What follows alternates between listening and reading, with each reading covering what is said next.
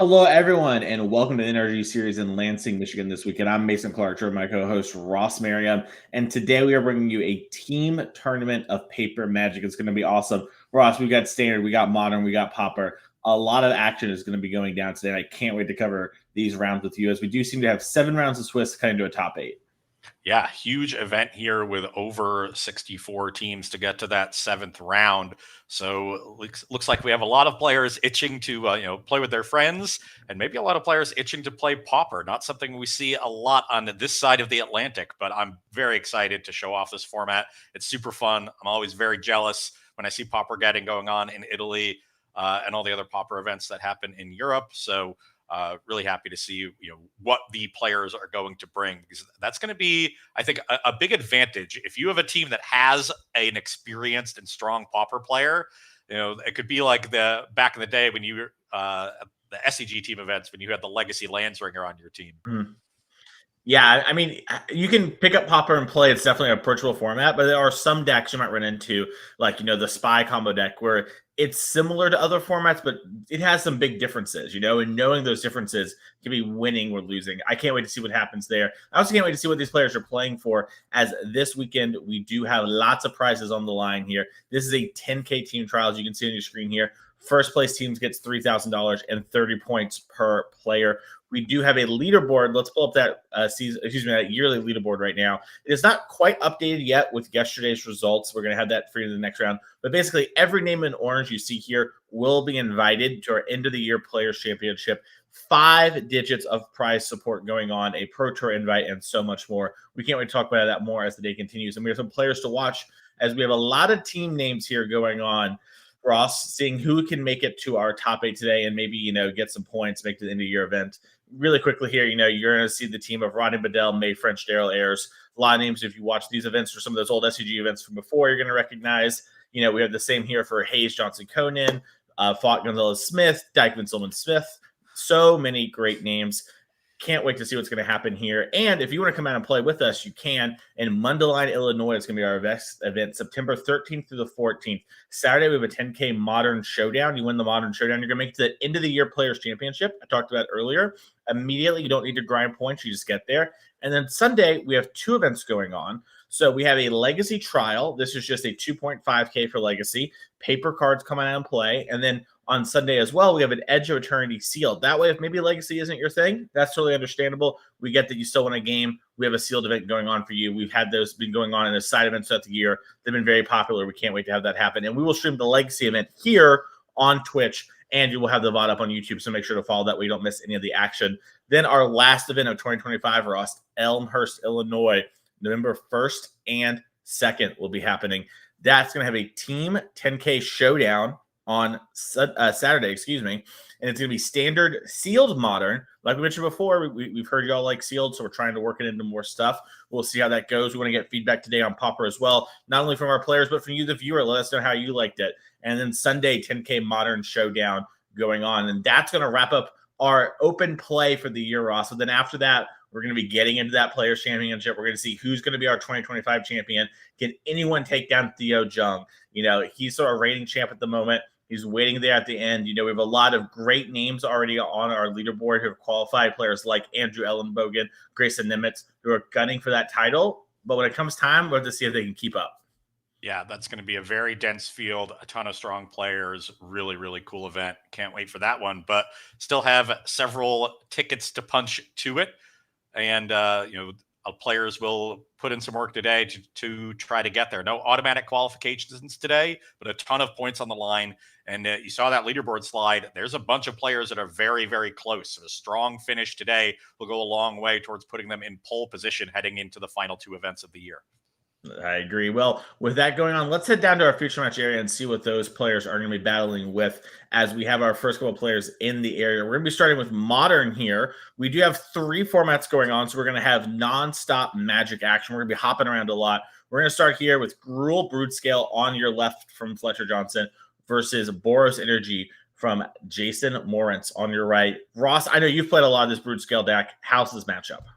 This is a really cool matchup, and the numbers are slightly favored towards Broodscale, but it's one of those matchups where Broodscale wins a lot of the close games, the games that go a little bit longer. The games that Boros Energy wins tended to be non-close affairs and very fast affairs. So it's a matter of the Broodscale deck getting out ahead, early with those cheap creatures, and then finishing off the game with Bombardment Ajani. Goblin Bombardment is a really key card for them because the Broodscale deck can come back from a lopsided position on the battlefield, especially post-board with the sweepers. But in game one, it's really going to be all about Emrakul in the late game for coming back. So the Broodscale deck needs to, generally, you're not looking to combo as much early because the Boros deck has a lot of cheap removal. So you're looking to play defense early, use the threat of the combo to make the Boros deck slow down and hold up interaction so they don't die, and then use that extra time to get to your powerful end game and those Emrakuls. Okay, I'm excited to see it. As these players are resolving their mulligans, the Sixers double checking. Our other matches you can see on your screen is the Blue Terror Mirror. If you're not familiar with Pauper, we know it's kind of a burgeoning format here in the West. We'll get you the lowdown on that. Pretend it's the Blue Jund deck, and then up in our standard match, which don't worry, we're not going to anytime soon. We have VV Cauldron, Demir Midrange. Maybe if VV isn't over there, we'll take a peek ski poo. But for right now, Ryan Hayes top-aided our event yesterday on VV, and his teammates said, back to it, boy. More VV for us. Get back into the salt mines. Yeah. You top aided yesterday? Great. You're locked in on VV. No blue-white control for you. And we are going to see a fetch into a forest into a Vexing Bauble. Yeah, not a great one in this matchup, but fortunately, Bauble can cycle later in this game. Another classic MH3 card. Very important one in a lot of matchups, usually the ones involving Solitude. Yeah. I was going to say, this is in the dark here. Maybe Fletcher knows the opponent here, but in theory, this is, in the dark situation. And Vexing Bauble is really good in some of these matchups as a turn one play. As we are going to see Malevolent Rumber off the Urza Saga, and we have some options. Yeah, so Eldrazi Temple is the best card in the deck. But if he has his mana all set up, then the Fleshraker is definitely the best threat among them. And looks like that is the choice. All right, Glaring Fleshraker does go to hand. We get a Scion out here, and then we're going to pass the turn. Fleshraker, part of the secret second combo in this deck, which is 2 Fleshrakers, almost always just ends the game with Kozilek's command. Plus spells. Yeah. The old, Kozilek's command for X is a lot, and then do it again, take a lot. Yes. You dig for the second Kozilek's command with the first one, also make a bunch of spawns, then sink all that mana into the second K command, make more spawns, they die. Oh, yeah. That's a boom moment. And they're going to see a fetch into a Surveil land. We're going to bin Ragavan. Draw Ragavan. Fetch here. There was no 1-drop for Jason here, so she's off to a little bit of a slow start. Is not a good sign in this matchup, but this Boros deck can go from 0 to 60 pretty fast. If this is something like a Guide of Souls plus Ocelot Pride turn, if there's a Johnny this turn, then Bombardment next, that would be a great follow-up. Yeah, it does look like I see a Bombardment hanging around in hand, as here's a Guide of Souls into Ocelot There Pride. it is. That's not too shabby. Gain a life, gain an energy, make a cat, do it again. Now, I see Walking Ballista in hand for Fletcher Johnson. So with a land, can play that for 2 and pick off the Ocelot Pride while leaving the Ballista around. And Ballista Blade is a very strong sort of mid-game play from the Broodscale side of this matchup. Can clean up a lot of the Boros battlefield. All right, Eldrazi Temple comes down. You mentioned that being one of the best cards in Fletcher Johnson's deck. Had one rolled up, and now thinking about, do I want to play this Fleshraker? Do I want to play this Ballista? Do I want to make a construct? How am I going to play this game? Yeah, now the turns get very interesting. There's Fleshraker and Chrysalis in hand, but no red mana for the Chrysalis yet. Wouldn't be surprised if this Urza Saga gets Springleaf Drum next turn so that they can play the Chrysalis, but... Ooh. All right. Fleshraker into Walking Ballista for 1. Trigger the Fleshraker. Make a spawn. Take 1. Take another 1. So choosing to throw away the Ballista in order to establish the Fleshraker early. All right. Right. Because I think there's a second Ballista in hand. Yeah, I was gonna say it looks like Ballista and Writhing Chrysalis Okay. are so this makes a bit more sense.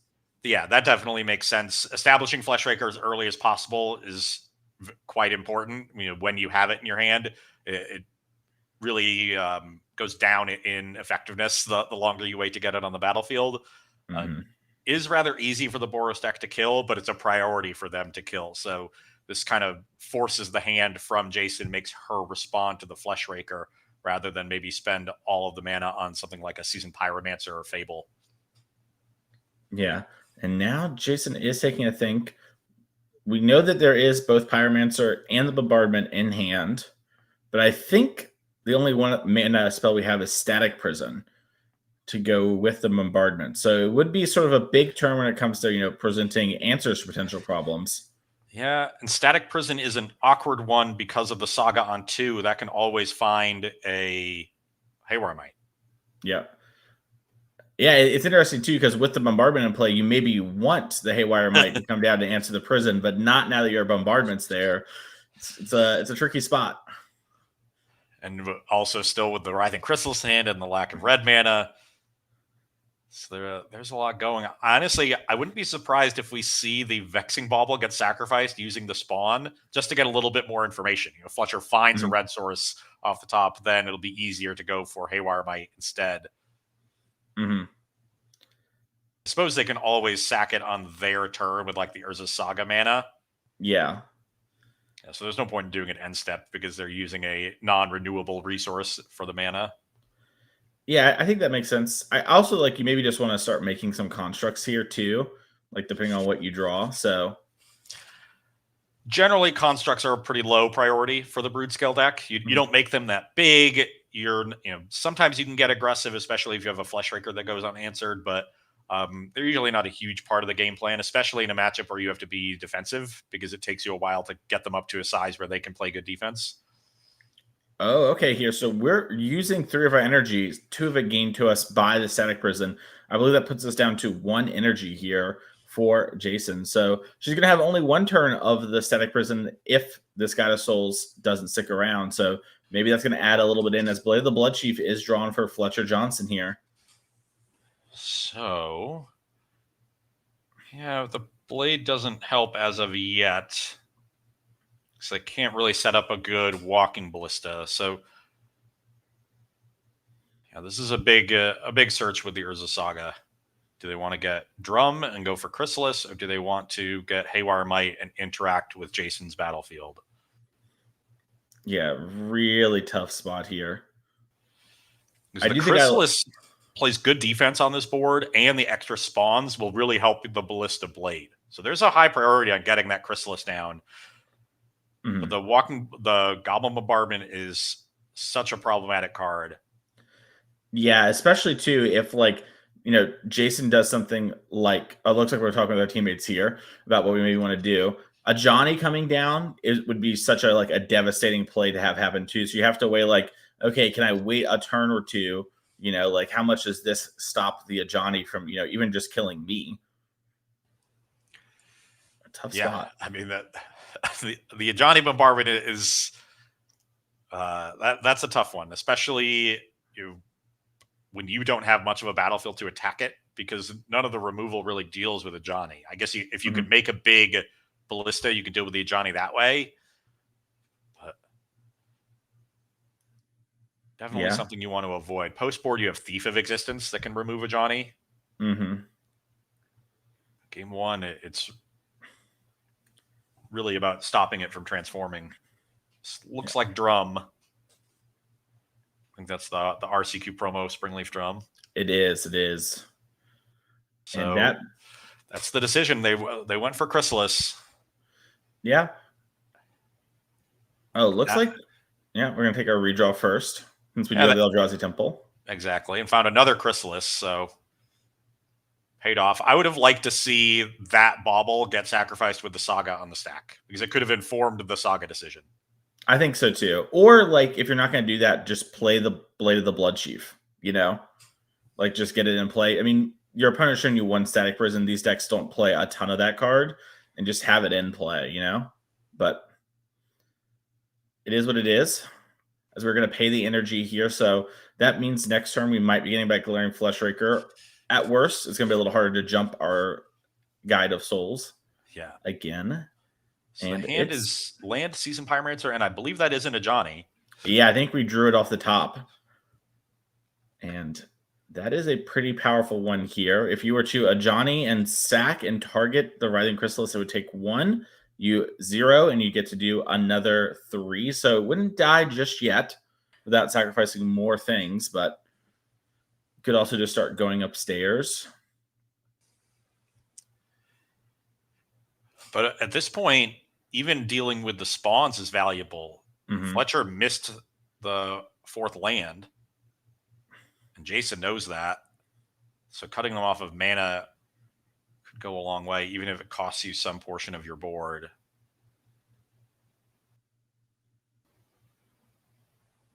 And by the way, the team of Hayes, Johnson, Conan both just got their game 1 wins in the other games here. So Johnson might be, in a little bit of a bad spot as an army of different cat memes hit the battlefield too, representing the cat tokens here.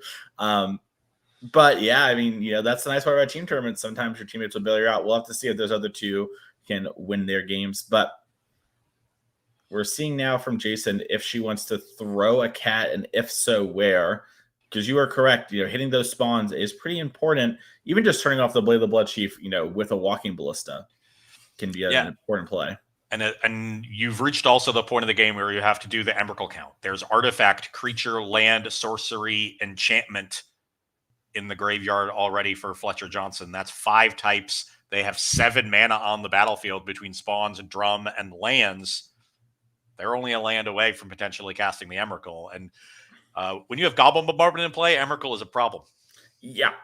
Things would go pretty bad pretty quickly here for Jason if that was the case. So we're going to use the cat. We're going to throw the cat at the Writhing Chrysalis. That makes me think we're going to be committing a lot towards the old Writhing this turn. As Ajani flips. So 1 damage on the Chrysalis now. The Ajani will be for 3. So if Fletcher wants to save the Chrysalis, they will need to sacrifice 2 spawns. All right, Ross, I have decoded the hieroglyphics that is Jason's token army. The cat with the fist is the 2/1. The cat with the helmet is the 1/1, because I guess it's bombardment fuel. And we're just going to let the Writhing Chrysalis die to the Ajani. Yeah, I like this. I think the spawns and the mana is too important. That makes sense to me too, especially with the other Chrysalis in hand.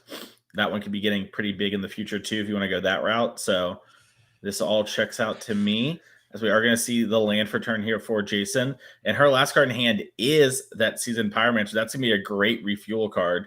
Plenty of energy to that Glaring Fleshraker isn't going anywhere, as a forest is the draw here for Fletcher Johnson. And this will be lethal next turn between the Guide of Souls attack, the Ajani trigger, and the Seasoned Pyromancer adding to the potential damage from Goblin Bombardment. Yeah, kind of a tough spot for Fletcher. The old, if you draw lands, then you get the redraw. If you don't draw lands, I get hit for more. As we see Writhing Chrysalis come on down again. More. So that will get in front of the Guide of Souls at the very least. Or it'll soak up the Goblin Bombardment, or the Ajani trigger. Yeah.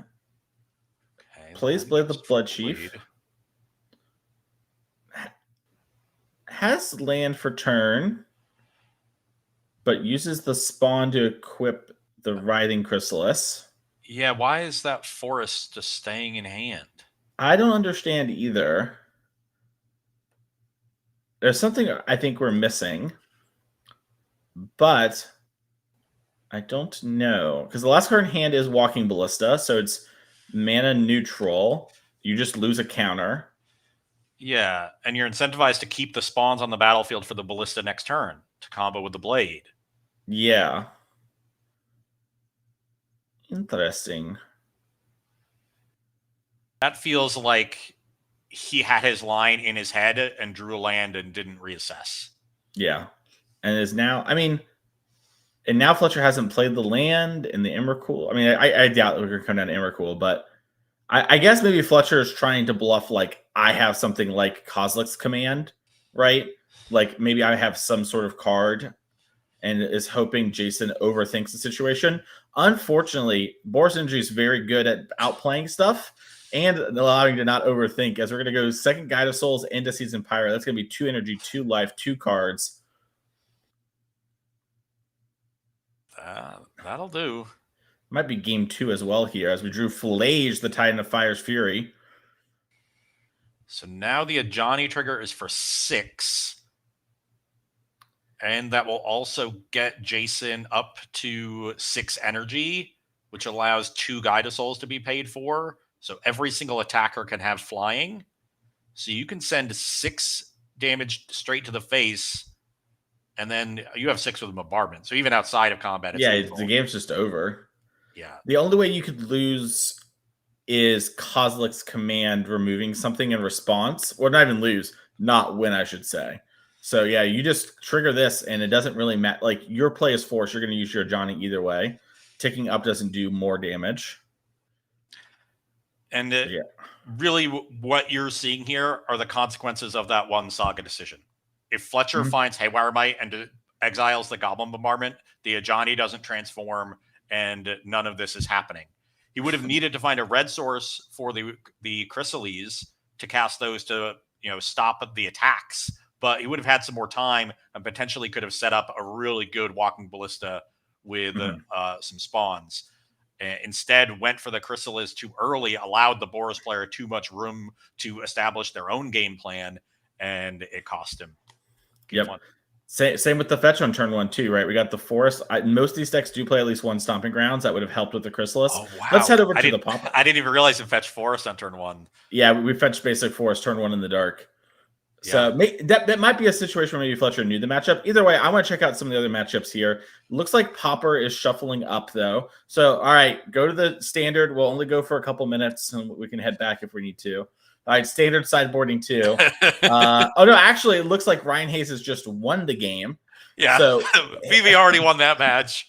Yeah. So for us, y'all can't see it, but we actually have a secret magic window where we can see some of the other games going on when production lets us. So they were just putting away their cards here, and Pauper is shuffling up. So with that all happening, let's quickly talk about one of our upcoming events, the next one happening here, as these players are going to sideboard. We'll do a quick little sideboard discussion with them in a second. But Mundelein, Illinois, 10K Modern Showdown on Saturday. You win that showdown, you go straight to the end of the year player championship. Sunday, 2 events going on, Legacy and at Eternity Sealed. We're going to stream the Legacy here. I was talking about it before, Ross. I want to see some Deadpool. I know there's some cards that aren't on MTGO. Bring it out. Let me know. September 13th to the 14th, just a couple of weeks from now, we're going to be back here doing it again. Can't wait to see that. And Ross, Elmhurst, Illinois is going to be our last event of the year, November 1st and 2nd. Team 10K Showdown, Standard, Sealed, Modern on Saturday. Sunday, 10K Modern Showdown as well to wrap up the year. So going back to our feature match area really quick here, the Pauper players have shuffled up and they are ready to battle. So this is the blue Terror Mirror. This is the debut of Pauper on the NRG series. Ross, what is going on in the blue Terror Mirror? So both of these are typically trying to play a tempo game, but when you have the tempo mirror, it's really hard to gain a decisive tempo advantage because both decks end up playing very low curves, and you're just not able to get underneath them. So if one player stumbles and the other is able to gain a significant tempo advantage in the early turns, it becomes really hard because tempo decks are both good at playing from ahead and bad at playing from behind. So it's a compounding issue there. If neither player is able to get ahead early, which I think will happen most of the games, then it becomes very much a card advantage game. Who can leverage their brainstorms best to not flood? Who has a card like Deep Analysis I'm seeing in Estrope's list as one Deep Analysis? That could loom huge. And then it's about who can win counter wars. So making land drops, sort of like a control mirror, is how the late game ends up going. Like who resolves more of their Talarian Terrors and Cryptic Serpents, because neither deck is good at removing those creatures from the battlefield. Yeah, that makes a lot of sense. So we got a blind Delver flip here from Jake on turn 1. Very powerful into another Delver. Lauren revealed found a land. Might be a situation where we kept a land light hand. Unsure quite yet. Julius, fortunately, did not flip the Delver, but does have the second land. Yeah, so not transforming Delver Secrets could end up being a decisive advantage for Conan, especially if this second one transforms here. It looks like he's going to try to ensure it does with this Brainstorm.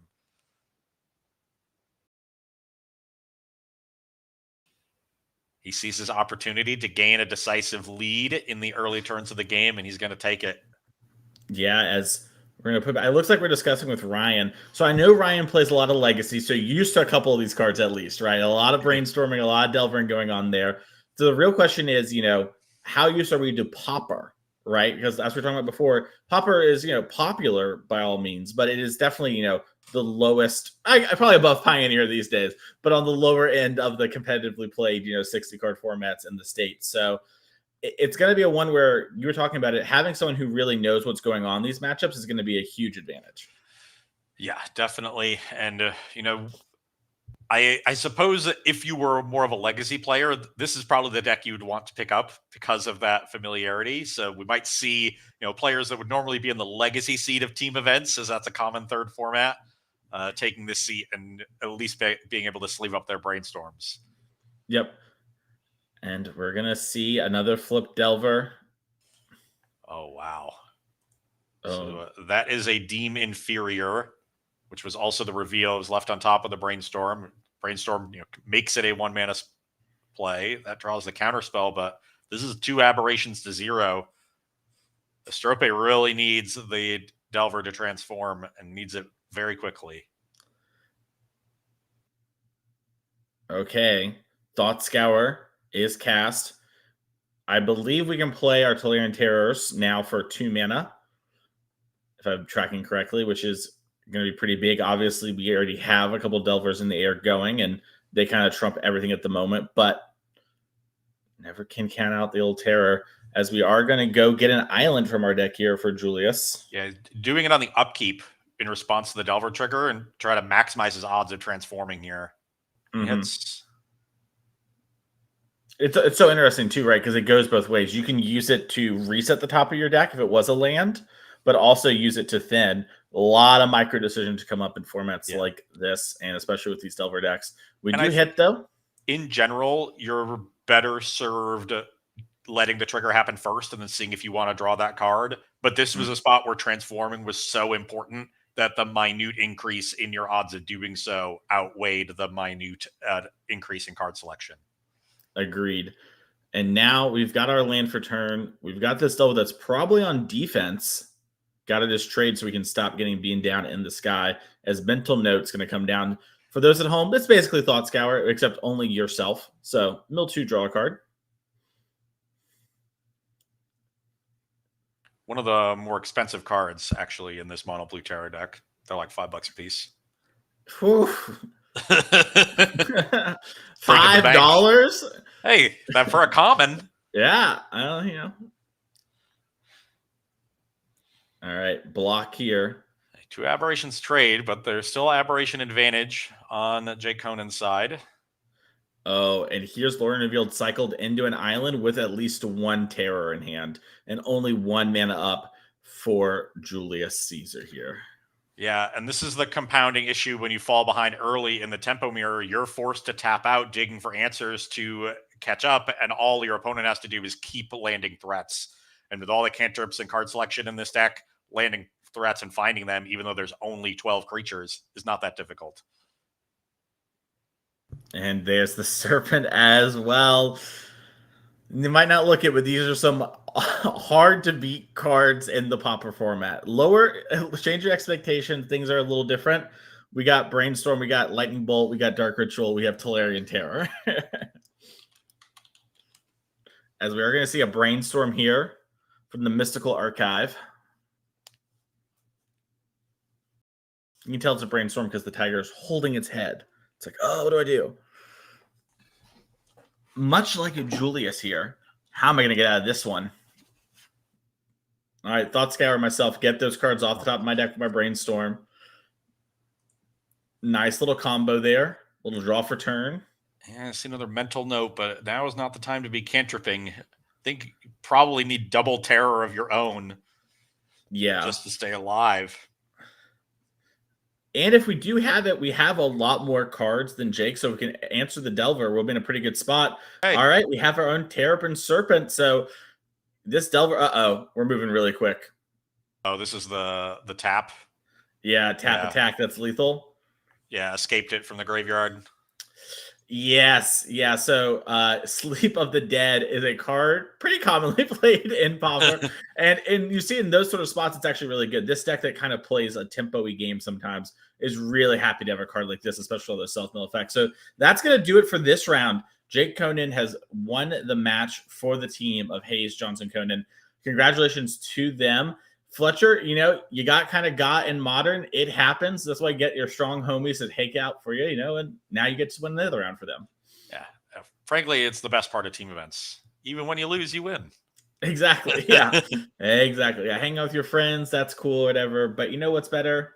Getting the free wins, even when you take the L. But we are going to get an interview with that team here in just 1 minute. They're putting away their cards. And I really like the deck selection, I think, from the team. I think Broodscale is a deck that's a little underappreciated in Modern. I think I'm assuming that for Pauper, most of our players stay here that play the NRG series regularly aren't super familiar. So I do think Terror, like we mentioned before, is a good deck to pick up and play. And then VV Cauldron is just the deck you're supposed to play in Standard. So really solid selection here. Yeah, completely agree. On all three counts, the Terror deck is, I think, the easiest in for competitive players, especially if you have experience playing Legacy and playing with Brainstorm, playing with Delver, and things like that. So yeah, really strong selection and a good round one. Nice. Well, as those players are heading over, Ross, your wife is really big into Pauper on the Pauper committee, so I'm sure you played a little bit. What's your Pauper deck of choice? So if I was playing Pauper right now, I'd be playing High Tide. I would be that guy. So. Yeah, I can see you being the High Tide. Well, enough of this guy. Let's get down to that winning and see how they're doing. Congratulations to you all. How are you doing today? Let's start with Ryan, since we didn't get to see any of your standard gameplay. Believe it or not, Ryan, we didn't want to show it. How was your round? You had so much star time yesterday, friend. It was just like we had to get the other people on the team. Just trying to spread the wealth. Yeah. Fair enough. But how is the event going? How are we feeling today? Feels good. Deck's crazy, I guess. It's good. Real good. Play it. Play for Riddlers. Sounds good. Jake, how are you feeling? I'm feeling great. This is like exactly the kind of Magic I want to be playing, casting a bunch of Brainstorms and Delver Secrets and stuff like that. I'm having a good time. Awesome. Always fun to play a mirror match too. My opponent was really good. And it was fun. But yeah, fair. Mirror matches are fun. Are you familiar with Pauper?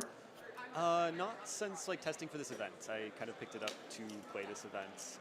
We were talking about this before. Fletcher was 13-2 testing for Pauper, and then I was really enjoying it, so he let me play kindly. That's so sick. Fletcher, how are you feeling in Modern, I guess, as I go down the line here? Great. Modern's in a really weird spot right now where there's tons of decks are viable, and kind of the meta online just changes every week. A couple weeks ago, Blink was the best thing to be doing. Energy's always a great thing to be doing, but then more recently it's just been tons of combo decks in top 8s. So there's not really a definitive best choice Ryan got over there in Standard. But I think Broodscale is pretty well set up against the midrange decks and also the combo decks because Kozilek's command is just kind of insane against everything. That is very true. We got to see your first game there, Fletcher, and I know that the key moment of that game was the Saga Chapter 3, where you had the choice to go get your Red Source and Springleaf Drum or get Haywire Might for the Goblin Bombardment. Talk me through your decision process there. So, I was looking through my deck and was gonna find those two just to look at both of them and kind of see what I thought about it, because I had the Writhing Chrysalis in my hand, but obviously didn't have the red mana to cast it. And I kind of wanted to also get the Haywire Might because I had I just drew a Blade for turn and then had a Walking Ballista in my hand, so if they had any X1s, I could just shoot them down. But then Ryan told me, I think you should probably get Drum. I'm like, all right. And that seemed to not work as well as I would have hoped. Yeah, unfortunately, the Ajani punished you for not answering the Goblin Bombardment. Yeah. Pretty tough. That punished you, but Ryan bailed you out for the play by winning the match, so it all plays out in the end here. Nice. So before we all let you go, I wanted to ask, how did we end up playing the modern Broodscale deck? Because you mentioned Modern's kind of in this interesting place. We're getting close to the RC season for everyone. Obviously, we're going to have Spider-Man here pretty soon, which might add something, maybe a little Doc Ock, who knows. So how do we end up on Broodscale for this weekend? So we've been like testing a lot of different decks. Like Jake was testing like Mono Blue Belcher, and it wasn't going as well as he was hoping. And then I've tested like a little bit of Energy and a little bit of Zoo. But our team for what was supposed to be the last NRG Mini, our team kind of, a lot of us was going to play Broodscale. So we came together and like built a list that we ended up really liking. Like we found that, Ugin is just kind of an unbeatable card for Blink, and we found out we just got to a point in the list that I really, really liked, and this is just exactly what that was going to be in Mini. Okay, that makes a lot of sense. Well, thank you all so much for coming and sitting down with us today to talk about this. We're going to let y'all have a little bit of time to go relax before the next round starts. I'm sure we'll be seeing more of you all this weekend. Thank you so much. Ross, I liked what they had to say there. They kind of shortened to the point when it came to standard. Hey, I really like Pauper, let me play. And then I don't really know, but I like Broodscale a lot. And so I had some plans. I stuck to it. And I think that's like a really good spot. It's not like Broodscale is a bad deck, right? Totally reasonable deck. You have plans that you like. You feel well prepared on it. Pull the trigger. Yeah, and I completely agree with that assessment of Modern right now. There is a ton of viable decks, something like 10 or more that I think could reasonably win a given Modern tournament. So you have a lot of choices to make, and the critical part is being well practiced with your deck, having good plans. Ugin definitely is the haymaker in the Blink matchup. It's an excellent card there. They have 2 copies in their 75, one in the main, one on the sideboard. So very clearly coming prepared for that matchup. I think that's going to be a popular one today. So it's a good, good bit of tuning to position yourself for that matchup specifically. And I think it'll serve them well, even if it didn't work out well in the Modern scene round 1. That's fair. Well, our round 1 is about to be over, so we're going to take a quick break and set up for our round number 2, but we'll be right back with more Magic action. See y'all soon.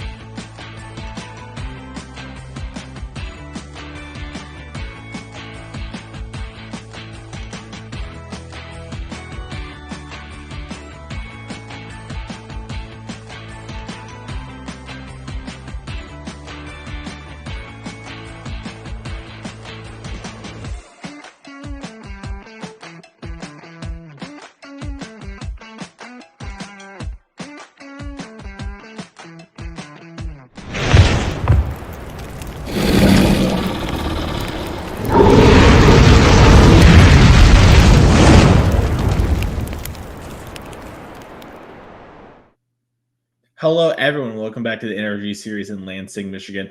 I am Mason Clark, joined by Ross Merriam, and today we are doing a team event, Ross, and we have round number 2 just about to start. But before we get into that, let's look at our players to watch leaderboard and see how everyone is doing. As Ross, we got winners. Clean sweep. Yeah, everyone out here is crushing it. So all of our players that, we kind of keep an eye on for, whether name recognition or on the leaderboard, they are all crushing it. And speaking of crushing it, we have 2 very awesome decks in our feature match area here to start off our round with Pauper. And Ross, let's talk about that as these players are shuffling up here really quick. And I think maybe letting their friends know they're in the feature match area. Yeah, gotta let everybody know. So you can see the names and matchups here. Starting in Pauper, it's going to be Mono Blue Fairies against Affinity. Now, we saw Mono Blue in round 1 with that Terror Mirror. This Fairies build is a very different take on a Mono Blue strategy. Still aggressive, but very, very creature heavy. Not nearly as many counter spells. There's 29 creatures in the main deck for Garrick Alford. The key ones are going to be Moon Circuit Hacker and Ninja of the Deep Hours. These are the ninjutsu creatures. This is the reason why you play all the sort of underpowered, cheap 1-drops. So that you can start ninjutsuing these creatures as quickly as possible. Obviously bouncing something like Fairy Miscreant. If you have a second copy, you can draw extra cards and generate value off of ninjutsu. And then bouncing Spellstarter Sprite, another awesome card to bounce and get some more counters going. I also really like these 4 copies of One Mind because there are a decent number of humans and non-humans around. A lot of the ninjas are humans. A lot of the early creatures are fairies. So you're able to turn that into a 1-mana draw 2 in a lot of games. Yeah, this deck does a really good job of sort of playing, like this kind of tempo-y but game plan, but also has a lot of customization, right? We were talking about before this round sort of started here. Garrick has a lot more creatures than the average, blue Fairies deck, right? And a little bit less counter spells. Yeah, he's leaning into the aggro plan. We'll see how that works out for him. His opponent, Eric Hennig, on Affinity. Now, if you're used to Affinity from way back in the day in Standard, from its time at the top of the metagame in Modern in the 2010s, you think of Affinity as an aggro deck. That is not the case in Pauper. Pauper Affinity is really a mid-range or even control deck. It uses things like Ichor Wellspring and a Reckoner's Bargain and Fanatical Offering as its card advantage engine. And then it gets incidental artifacts both from its lands and from Blood Fountain, from Nile Spellbomb, if you want some graveyard interaction. Black Mage's Rod is a recent addition to these decks. So you're casting a lot of spells, triggering the Rod. You also have an artifact that stays around there. A few big creatures, but the card I really want to highlight in this matchup that's going to play a big role is Krark Clan Shaman. So we can pull that one up. Red for a 1/1. Sacrifice an artifact. It deals 1 to each creature without flying. Unfortunately, that includes the Shaman itself. So you only get 1 shot to sweep the board with a Krark Clan Shaman, but you can frequently sack things like Nile Spellbomb and Ichor Wellspring, draw a bunch of cards, and sweep the battlefield. So that's going to be a really critical card for Eric Hennig in this matchup against the creature-heavy Fairies deck. There are some flyers in the Fairies deck, but a decent number of non-flyers as well, like Brine Barrow Intruder, Moon Circuit Hacker, Ninja of the Deep Hours. A lot of those critical cards are non-flyers. So if you can deal with those, the rest of the deck is like a bunch of poopy 1/1s that are meant to enable the really good ninjutsu creatures. And that can go a long way towards getting the Affinity deck a dub in this matchup. Makes a lot of sense to me. Well, these players are on mulligan to 6s here as they shuffle up. In our other seats, we have a VV Cauldron Mirror up top in Standard. And then in Modern, we have a Neo Brand versus Jeskai Wizards matchup. So we'll have to check out that one maybe if, there's still some time left after we see some Pauper goodness. Yeah, love me some Neo Brand. Some people don't. I am not one of them. Big fan. Well, we'll have to see if time goes. At least that's a very interactive matchup. They probably just have a little bit of time. As looks like Eric was maybe waiting to see if Garrick is going to keep before looking at the cards. You might notice these players are wearing similar jerseys. Both these players and the whole teams, I believe, are on Team Flex Slot.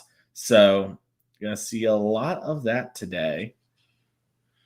As it looks like Garrick is keeping 6 and Eric going down to 5. How does this Affinity deck mulligan? Well, with all the card advantage in the deck, it actually is going to mulligan quite well. Historically, Affinity is not mulligan well because you want a big opening hand and spew as many permanents on the battlefield as quickly as you can. But the completely different strategy that Affinity takes in Pauper turns it from a deck that mulligans poorly into one that mulligans pretty easily. You just need to find that combination of Ichor Wellsprings and ways to sacrifice them for value. All right, well, let's see here. As I do see at least lands and spells for Eric here. Yeah, and I think there's also a Reckoner's Bargain at the top of that hand. Yeah, one of the interesting things about Pauper, is just how good Sack Draw 2 is. That's the card draw spells you got in common. Yeah, and listen, they're very good, especially with Ichor Wellspring, like you mentioned before. It turns them into little draw threes. As there it is. Very Miscreant hits the battlefield. Tap land. Could have even gone further and gone for some Cryogen relics. Eric opting not to. This deck is actually mainly Rakdos kind of splashing blue. So Cryogen relic can be a little awkward on the mana. All right. Moon Circuit Hacker gets Ninjutsu Dan. And it was a 1-lander for Garrick. So we missed on our draw for turn and draw from the Moon Circuit Hacker. And this is bad. This is a deck that actually does not want to be playing one spell a turn. That's not how your deck functions. Well, found the second land here, so that's good news. 2 or 3 lands and you can function just fine. The deck is full of 1-mana plays. Mm-hmm. Yeah, this is actually the Pauper deck. I've been on a little bit of a Pauper journey, and I just finished picking up the cards for this deck, and I've been surprised how happy I am to even hit the 4th and 5th land in some games. As we see Ichor Wellspring come on down. This is basically Ancestral Recall for all intents and purposes. You're playing this format. This card's going to be unbeatable. As Brineborn Intruder gets flashed in here, a little 1/2 human of 1 mind technology turned on. Looks like another Moon Circuit Hacker, this time different art, or same art, excuse me. We have the different art for the preview. Pick up our flash creature. And will it connect, or is there another removal spell in hand? Yeah, it's interesting. Once you let the first ninjutsu happen, if you have the second ninja, you can't actually Galv Blast, right? Like, because you just ninja again. So I don't know if Garrick was posturing that I have one to maybe try to trick Eric. But that is just like one of those weird things you learn from playing Pauper. It's like once you get to the no block stage, those ninjas are going to hit you. Yeah, and that is another incentive to keep making your land drops. Mm-hmm. As now Spellbound comes down, and here we go again. 1/2 flash enters the battlefield. Brineborn Intruder. This is Ninja of the Deep Hours. Oh yeah, That's the OG. A little 2/2 when it hits, draws a card. One of my favorite cards of all time, Mason. It is an all-timer card. That is an easy all-timer. Yeah. I played that card in Standard for about 8 months straight. Yeah.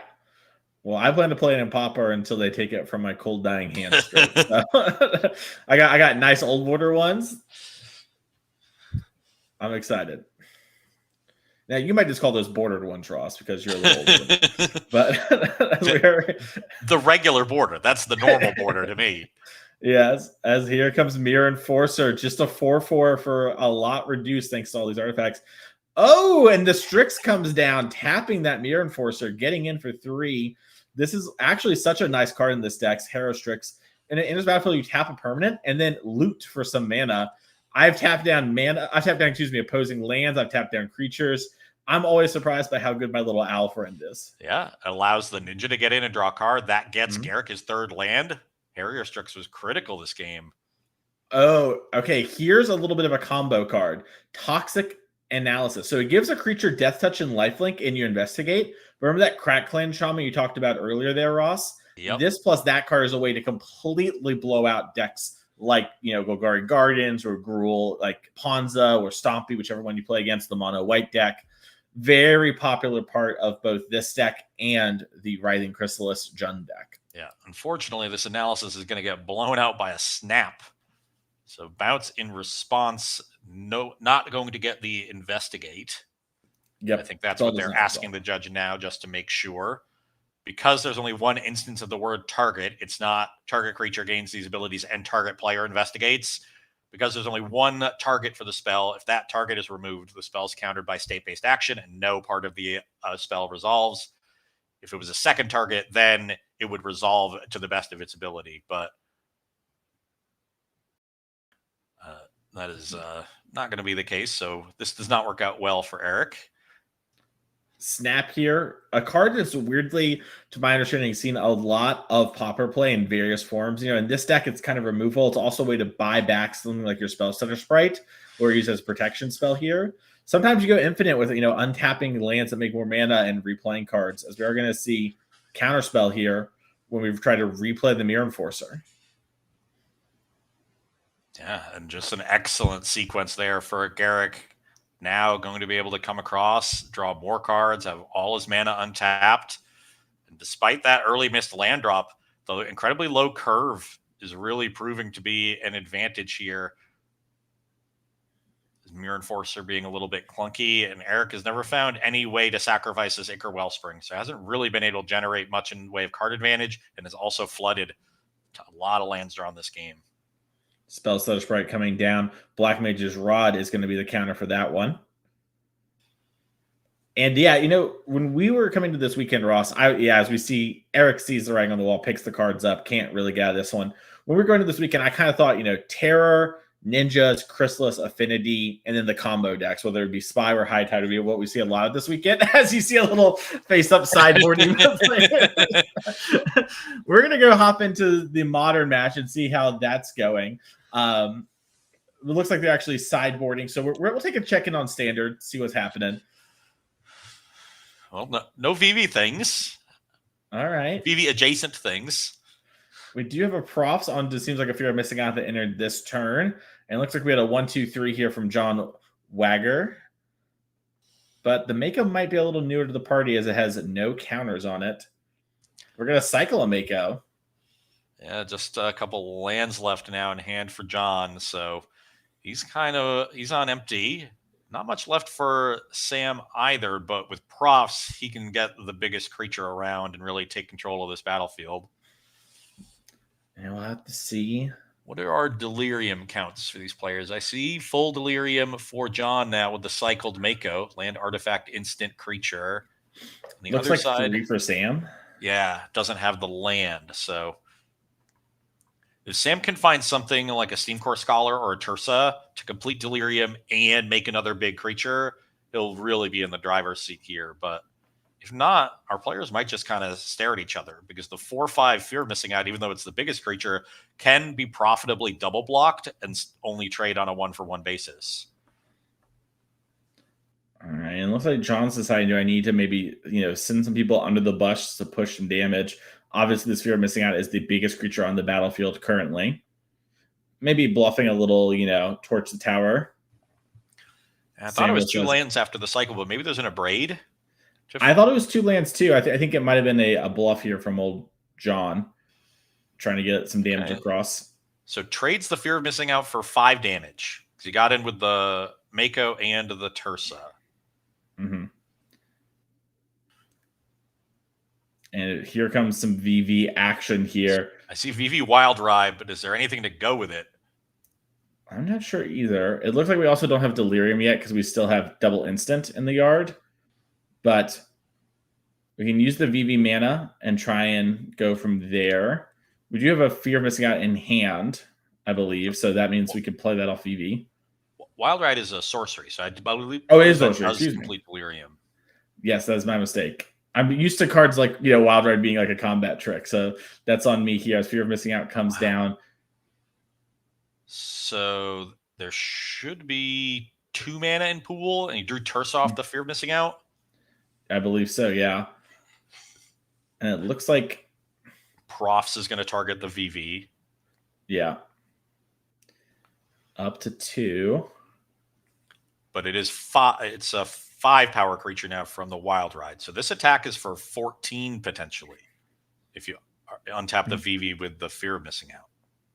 Yep, and you got that extra prof trigger too, which is always such a powerful end game.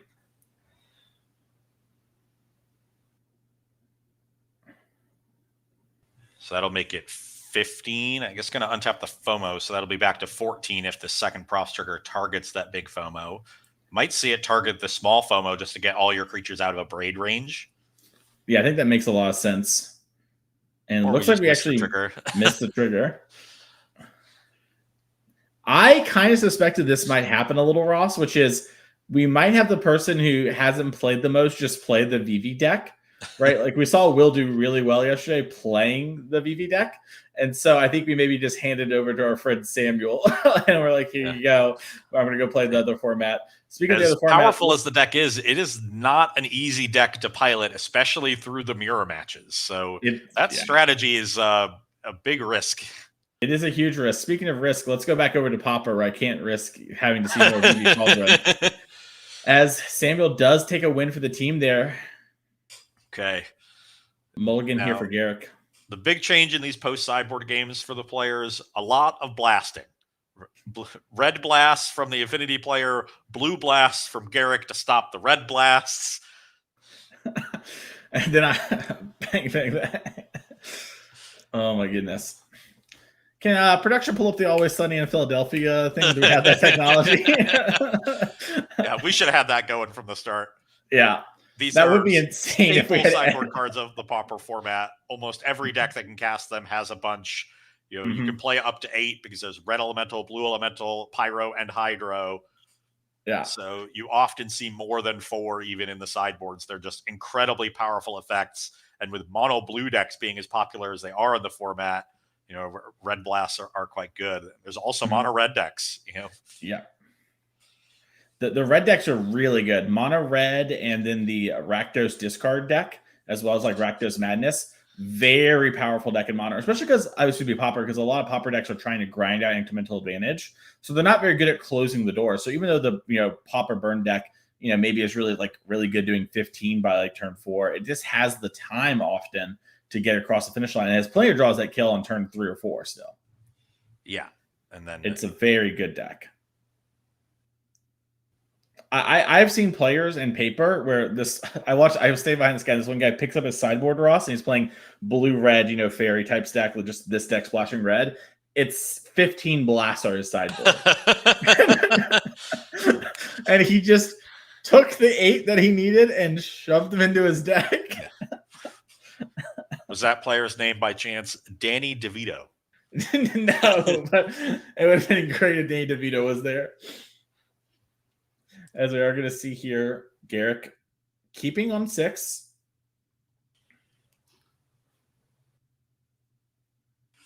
Eric here, I believe, going to 5, as I believe both players. I believe Eric has mulliganed twice now, but I could be mistaken. That's a rough go of it. Like I said, if he finds a way to start sacrificing Ichor Wellsprings, he can draw out of mulligans very easily. I see a Pyroblast there. I see a Galv Blast. And this deck has non-color specific blasts. Yeah. All the blasting. Blast typal. As we do see also 2 Mirror Enforcers hit the bottom here for Eric. So we're just trying to not die early. Speaking of not dying early, I was about to say how Zach had won game 1 against Will, but then Will very quickly won game 2 for Brand. Probably a little turn 2 situation. So they're going to be going to a game number 3 as anyone here on Alfred's team wins. One step closer there as, a little refurbished familiar come on down. Yeah, a nice little value creature. Can also block the Fairy Seer, prevent any ninjutsuing. All right, Ross, you want to hear what could have been a horror story? I remember wanting to buff this card to a 2/2 so it didn't die to red and 6 because we wanted Affinity to land in Modern. But luckily we didn't do that. It's pretty good already. Yeah, it gets the job done. Another one-lander for Garrick Alfred where he misses land 2. And this is kind of the awkward. I mean, you want to have your mana because you want to be interacting. Now, Garrick is on less interaction than we had talked about. But even here, if you're to ninjutsu, if it gets blasted or whatever, you're in a pretty tough spot. As Garrick doesn't have anything there to protect his flyer. All right, we have another one. Kind of surprised that Eric would go after the 1-drop instead of allowing a hacker to be ninjutsu'd and killing it after the ninjutsu. There's no mana up to protect them. I think he did take the 1 because Eric said one and then end step it. Yeah. Does have another blast in hand. Drew a red blast at one of these early turns, and now still has the pyroblast back for a later creature. But Illvoid Galeblade seems pretty low on the priority list for your spot removal spells. Agreed. Yeah, I think I've been really happy just sitting here on all my kill spells and just being like, I'll fight over the 8 ninjas, call it a day. Maybe you fight over one of the things if like you're afraid of one mind, right? Like in a turn they play a human with flash. Okay, sure. All right, second land has hit the battlefield. Galv Blast here, end of turn. This could get spell stutter sprited. Or Garrett can just sack the Galeblade and draw a card, say, I'll go up a card, but then he's tapped out on this turn. I do think Garrett's going to Hydro this. Excuse me, just spelled that. My mistake.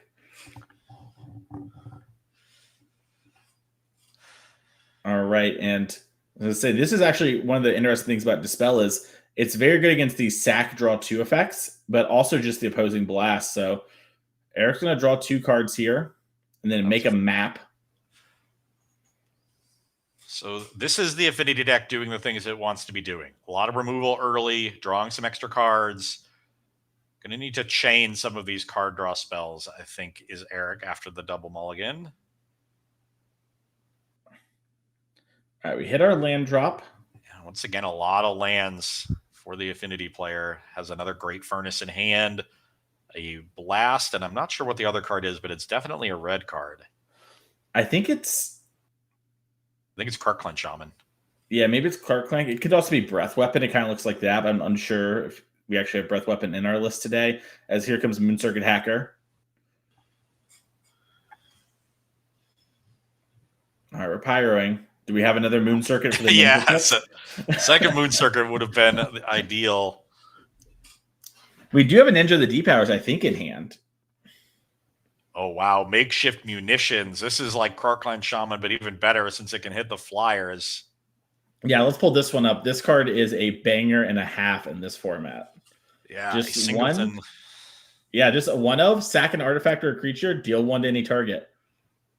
Yeah, tap that makeshift. Show what's what. All right. That is Karkland Shaman. And we're going to pass the turn back. So now Eric just wants to draw a string of Ichor Wellsprings at this point. So if his top 4 cards were 4 straight Ichor Wellsprings, he would be ecstatic. Yeah.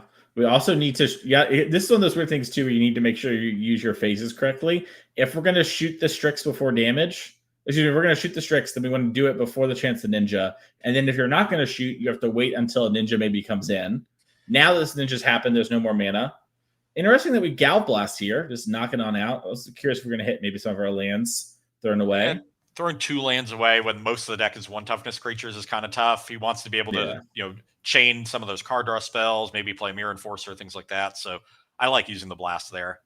Makes sense. As we drew another blast, I mean, the upside of having so many, it looks like Refurbished Familiar as well. That's actually just going to be a blocker. Pretty huge. We're just going to Sinister Sabotage. But there's another Pyroblast. One of my first games of Pauper, I play against this Fairies deck. On the draw, I play my bridge, and they Sinister Sabotage, and I move to discard. I was done. I could never do it again. As Karkland Shaman gets in for 1. And Dispel drawn here for Garrick. Lots of stuff going on, but no real way to take over this game. And you see the difference here. If the Fairies deck can't protect or stick a thing, it can be very awkward. And this is why keeping 1 landers can be a bit of an issue. Counterspell here on the Refurbished Familiar. Untapping. 3 in again. And this is what you can expect from Pauper. Yeah, this kind of grindy game plan, the Refurbished Familiars and that 1 Fanatical offering were sort of all the card advantage that Eric needed because he had this never-ending string of removal. And now there is the Ichor Wellspring, but a Sabotage. Steal Sabotage once again. Bounce an artifact. Traumatized. Land. And we have a Ninja of the Deep Powers in hand. We could hardcast it. I don't know if we have any more actual counter spells. Garrick's a little too quick even from my hand reading abilities. Warp speed over there. I think he has a Dispel. mean, he has to. Oh, wow, another Wellspring. But he has to get something going quickly. Otherwise, the makeshift munitions can start going upstairs. And Yeah, I there's mean, 7 artifacts in play. So yeah, that's just lethal. you're just dead. You just sack. Boom, boom, boom.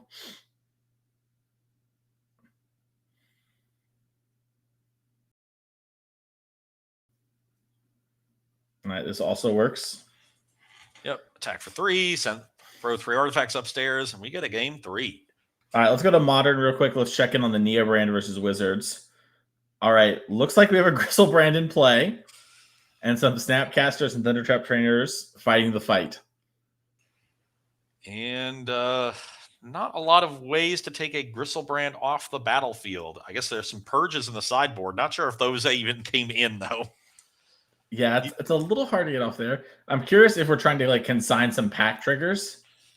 It looks usually like, how the Gristlebrand games go. You end up casting a bunch of packs, drawing a bunch of cards, and then you can consign all the pack triggers with one replicated consign.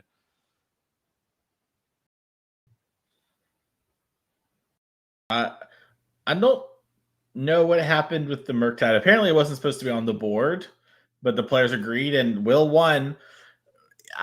You know what? It works. That might have been the card that was pack negation, and they just kind of quickly moved to the upkeep, knowing that it was just a matter of finding the consign. Sure. That's my guess as to what was going on there, but the Gristlebrand, as it usually is, was enough to take down that game. All right, we jump in on Samuel. Samuel has figured out the interaction with Profs. Maybe saw it happen on the other side of the table. And attacks here, and is looking like a good position. That's a lot of counters.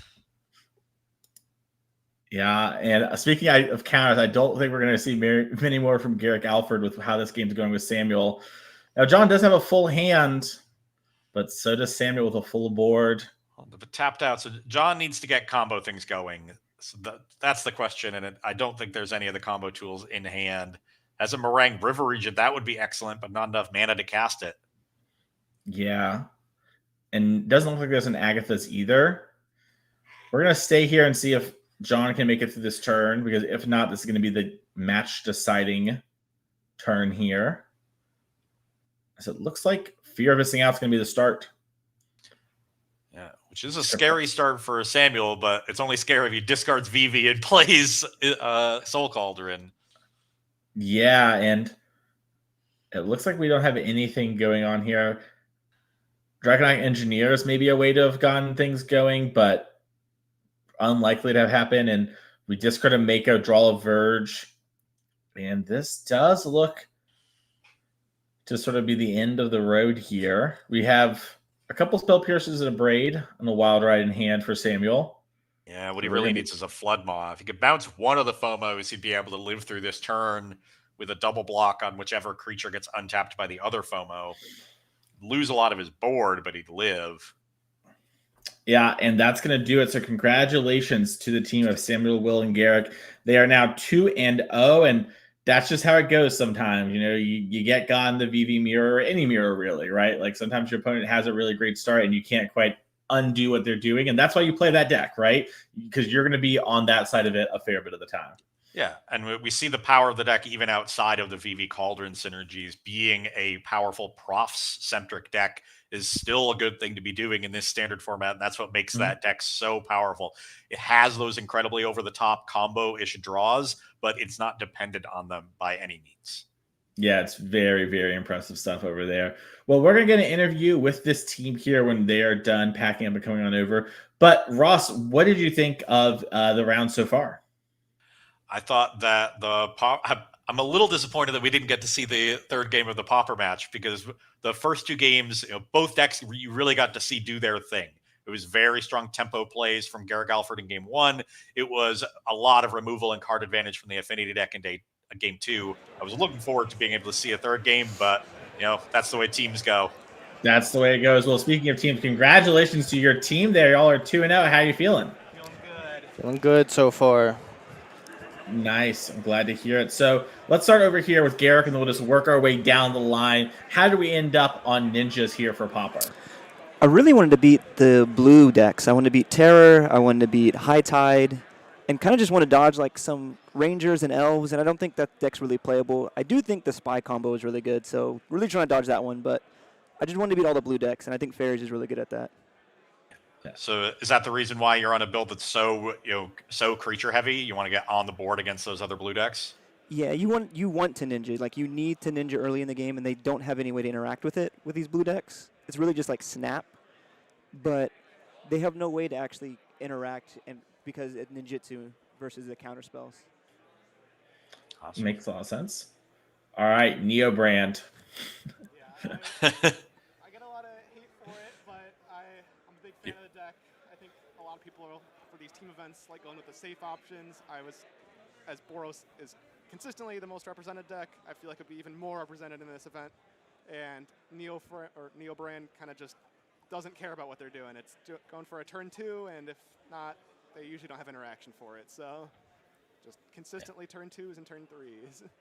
Well, you will not get that hate from me. I am a fellow Neo Brand enjoyer. Good to hear. Oh no. They see who I'm stuck with all day too. And let's talk about this innovative deck we had here in Standard. It looked pretty good. How did we end up there?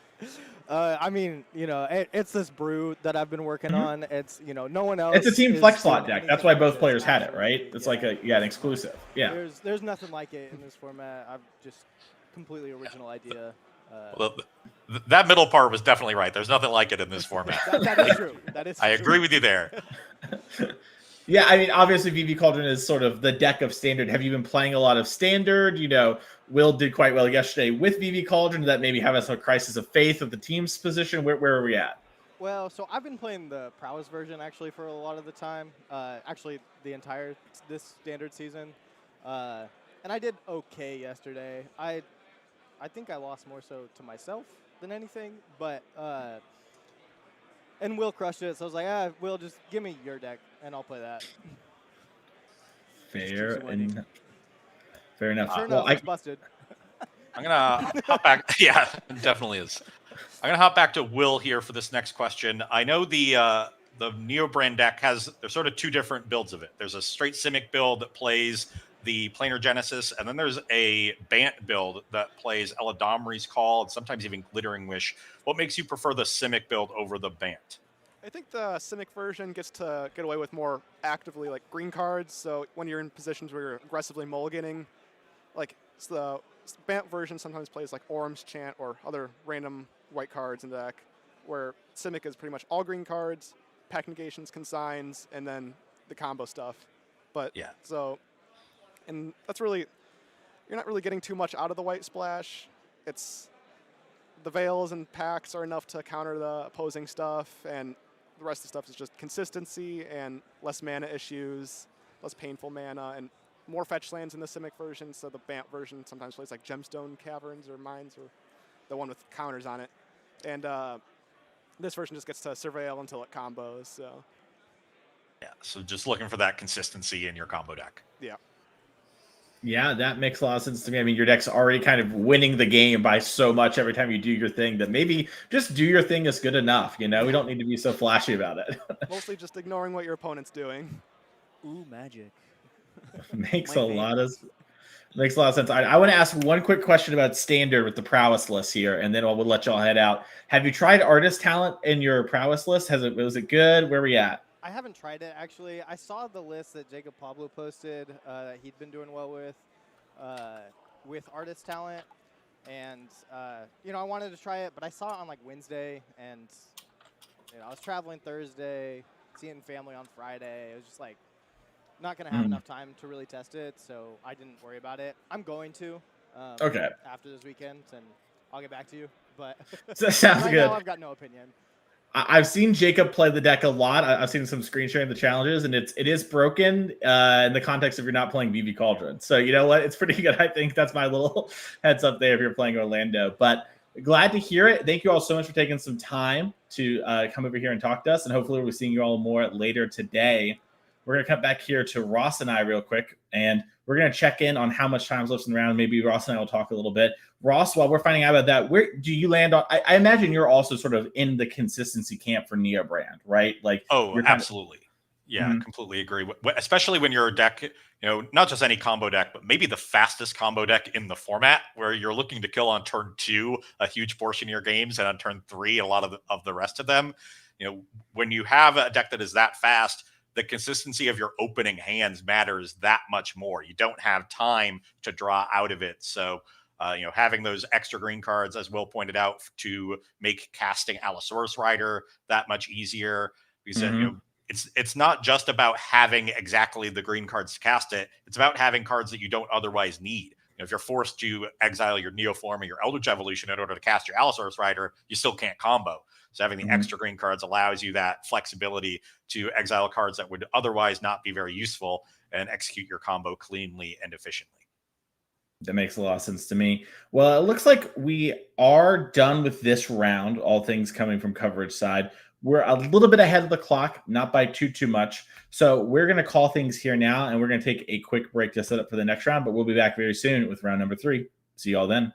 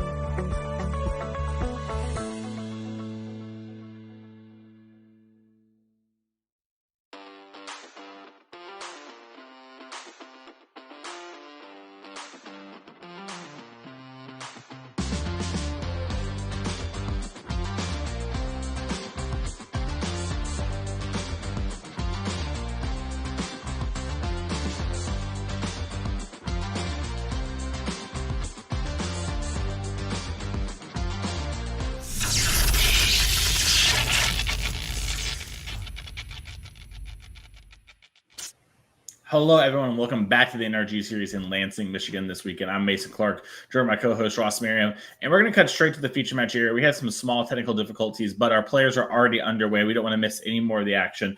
On your left here, Nagara playing the Ephemerate Tron list versus Noah Smith on Claw Gates. Ross, talk to me a bit about this matchup. This is a really interesting one. The Tron deck is a sort of 4 or 5 color. I guess this build is 4 colors, and we're really using Prophetic Prism as a way to turn the incredible colorless mana generation from the Urza lands into the colored mana necessary to cast these various spells. And then you'll see things like Ghostly Flicker and Ephemerate to blink various artifacts and creatures that draw cards, and that's its main card draw engine. And then that's the way it's generating card advantage, and you have a little bit of interaction with various counter spells and removal, and then eventually you win the game with something like Mizian Elder or Murmuring Mystic. But really, it's all about blinking Mnemonic Wall, blinking Cryogen Relic, blinking Prophetic Prism to draw a bunch of cards as you interact with your opponent and generate a huge mana advantage from the Urza's lands. So it is really a control deck. And speaking of control decks, on the other side here, Noah Smith playing Claw Gates. Can you explain this one for the people at home who have not played against the old Claw Gates deck before? Yeah, very much a classic sort of blue-white control deck, but the cheap creatures look kind of strange. Squadron Hawk we've seen in control decks before, way back years ago in Standard. Sacred Cat doing its best Squadron Hawk impression, offering a lot more bodies. And they exist to take advantage of Basilisk Gate, which is kind of this deck's win condition. So you have a lot of other gates in the mana base, and then Basilisk Gate can pump those small creatures and really let you turn the corner and increase your clock. But beyond that, it's a lot of typical Azorius control cards. We have Counterspell, we have Brainstorm, we have Dispel, we have Lorien revealed in the mana base, the Modern Age, which both provides card advantage and becomes another creature to pump up with Basilisk Gate. Journey to Nowhere is your main removal spell. There's also Thraben Charm. And then Prismatic Strands is a nice one. Just for, this is a Pauper format staple, really, and one that plays really well with Sacred Cat and Squadron Hawk. Yep, big old fog effect, essentially. As we see Prophetic Prism come down here for Dustin. Yeah. So I think in this matchup, in terms of dynamics, there are so many powerful late game plays from the Tron deck, and only the 4 counter spells in game 1 for Claw Gates, that I think they have to take a more aggressive approach to the game. Really, get some creatures down, establish a bit of a clock, try to close out the game with Basilisk Gate a little bit faster than maybe they're used to, and use the counter spells to stop any big things that happen over that time frame. Because eventually they're going to run out, and Nagara can set up these Mnemonic Wall loops in the end game that are really difficult to beat. Yeah, let's pull up Mnemonic Wall just so people who haven't seen this sort of effect before can get a look at it as Ghostly Flicker is getting cast here, targeting said wall. So when this enters, return target insert a sorcery from your graveyard to your hand. You're going to use that on Ghostly Flicker, which flickers it. Very similar to Ephemerate and Eternal Witness, if you've seen that before in Modern. And so now you're going to get a card here from the Prophetic Prism. You're going to get this flicker back. And then, with those little sorcerers, from Final Fantasy, you can also ping your opponent. So it's kind of all encompassing over here. Yes, it's 3 mana, draw a card, ping you. I can cast that over and over and over again. Eventually you get to the second wall, then you can start flickering 2 walls, rebuying these other spells from your graveyard, and it gets out of hand. All right. Brainstorm to start things off from Noah. Classic Brainstorm into Sacred Cat. You can see the Squadron Hawks go back on the deck here. You can then shuffle your deck with a Squadron Hawk. Also get those cards back in hand if you want. Yes. Incredible synergy between Brainstorm and Hawk. It is really, really good. As it looks like Noah's thinking about maybe wanting to use the gate. Let's think about all the options here. Island cycling.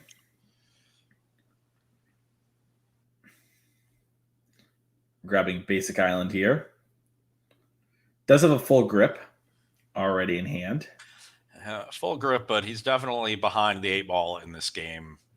Nagara has set up really every part of the engine. Has Tron, has a ton of mana, has Prophetic Prism to turn the colorless mana into colored mana, has Mnemonic Wall, Ghostly Flicker. And there's not a ton of ways to get in the way of this. A Journey to Nowhere on the wall would actually help. There we go. All right. So that's pretty big. You were just saying that's going to be helpful. And now we can get in the air with the Modern Age flipped. And boom, Sacred Cat. Which we're joking a bit about now, but if you can't like kind of infinitely ping, we can buff this cat a whole lot. With lifelink here, you're gonna undo multiple turns of these like incidental pings that you just don't really care about. Yeah, one of the sort of limiting factors in Pauper is the strength of players' end games. There's all these card advantage loops and a ton of ways to draw cards, but there's not that really big over-the-top effect. You don't get to play Emeralds. You don't get to play these giant creatures that will completely dominate a game. You have to really sort of out attrition your opponent down to nothing, and that can be hard to do. Or use these weird pinger effects to kind of slowly kill your opponent. And the Sacred Cat plus Gate can really put a wrench into those plans. All right, we're going to Ghostly Flicker. All right, we're going to get another token here and flicker the wall so we can pick back up. Yeah, so that's a great way to start increasing the clock. Yeah. So start making more wizards. Now every spell is 2 damage. We can flicker again, target wall. And do we want a third wizard or another card from the prism? Yeah, I think we should have been flickering the wizard even before, because our hand is so gassed up right now. Even before this all started happening, there's just like, yeah, let's just kill our opponent and force them to have to use their mana on the Sacred Cat. I like this a lot here from Dustin. Yeah, this is awesome. Now your damage output is increasing faster than linear. And when that happens, you win very quickly. Yep. If I was with a different commentator, I would say exponential growth, but I know that you know what that word means, so I won't trick you here, It's also not exponential growth. That's what I'm saying. Exactly. This is why I don't do it with you. But if I'm with Devin, Doomway, he backs me up. He's like, that's not what that word means. So I'm ride or die with Mason right here. Ross, you're a man of the people and the truth of what the words mean, so I gotta be careful with you. I gotta use the words right. As it looks like Squadron Hawk is wanting to maybe come down here. Very awkward spot for Noah. Can't undo some of this, damage by buffing up the Sacred Cat like we talked about last turn, but all right, we're hawking. Yeah. It's also just not very many powerful sweepers in the format. So all these wizards sitting around, in Azorius, you don't have the mini sweepers like Electrickery and effects like that. Kirk Clan Shaman. So we normally associate Azorius control decks in other formats with sweepers, with those Supreme Verdicts, Wrath of Gods, any of those kinds of effects, but not here in Pauper, and that's a real problem. Mm-hmm. This wizard army is only growing bigger. All right, I think that's our 4th gate. So if we were to activate the Basilica Gate, our cat would be a 5/5. Looks like we're just attacking the air. Maybe holding up our mana. Attack in here for 2. Core Skyfisher. Pick up the Squadron Hawk. Yeah, he's saying we just pick up that Journey to Nowhere. And Ross, this might be lethal if we don't have a way to interact with this Ghostly Flicker. There's a lot of mana in play. Yeah, so you're going to start dealing 3, then 4, then 5. So 3 spells will be enough. All right. And yeah, with another Prophetic Prism, now there's 3 blue mana, so we can Ghostly Flicker 3 times. Yeah. For 9 mana. He has 9 mana with all the Tron lands. 5 mana. Looks like we're going to start with a Lorien Revealed.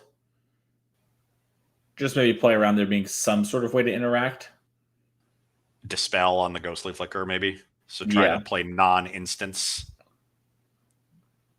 Just needs 2 more spells. There's an Impulse, and it can also play Flicker, and if one of them gets dispelled, who cares? Yep, and that's game. Yeah. Noah Smith knows that the Ghostly Flicker is in hand, so... Mm-hmm. Yeah, even if it wasn't the impulse, probably likely to get you there either way. So that's going to do it there for game number 1 of Pauper. That Ephemerate Tron list looking pretty exciting. Looks like the modern gameplay action is going on. So let's check out this Esper Midrange deck versus Affinity. Esper Midrange, one of the premier decks in this format. Affinity, sort of historically one of the oldest, but has come back after a period of dormancy. Checking out the list, this is so there's kind of 2 different Affinity decks now in Modern. There's Tomio Emery Cutter lists that have been around for a few months, and then there's the more recent lists that are all in on Pinnacle Emissary and Kappa Cannoneer. That is the list that we see from Matt Sims. All right. Definitely the more explosive build of the deck. As we join here, looks like Eric has a couple of different options going on. We've got a couple Solitudes, a Quantum Riddler, and a Witch Enchanter versus Urza Saga and 2 Baubles. And it looks like Eric is going to attack and flicker the Mishra's Bauble.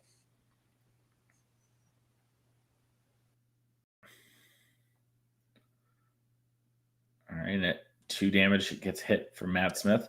Flickering the Bauble means that a construct there would have just traded with the Philia if they make the construct in combat, so doesn't force Eric into a weird spot where he has to Solitude before he's ready.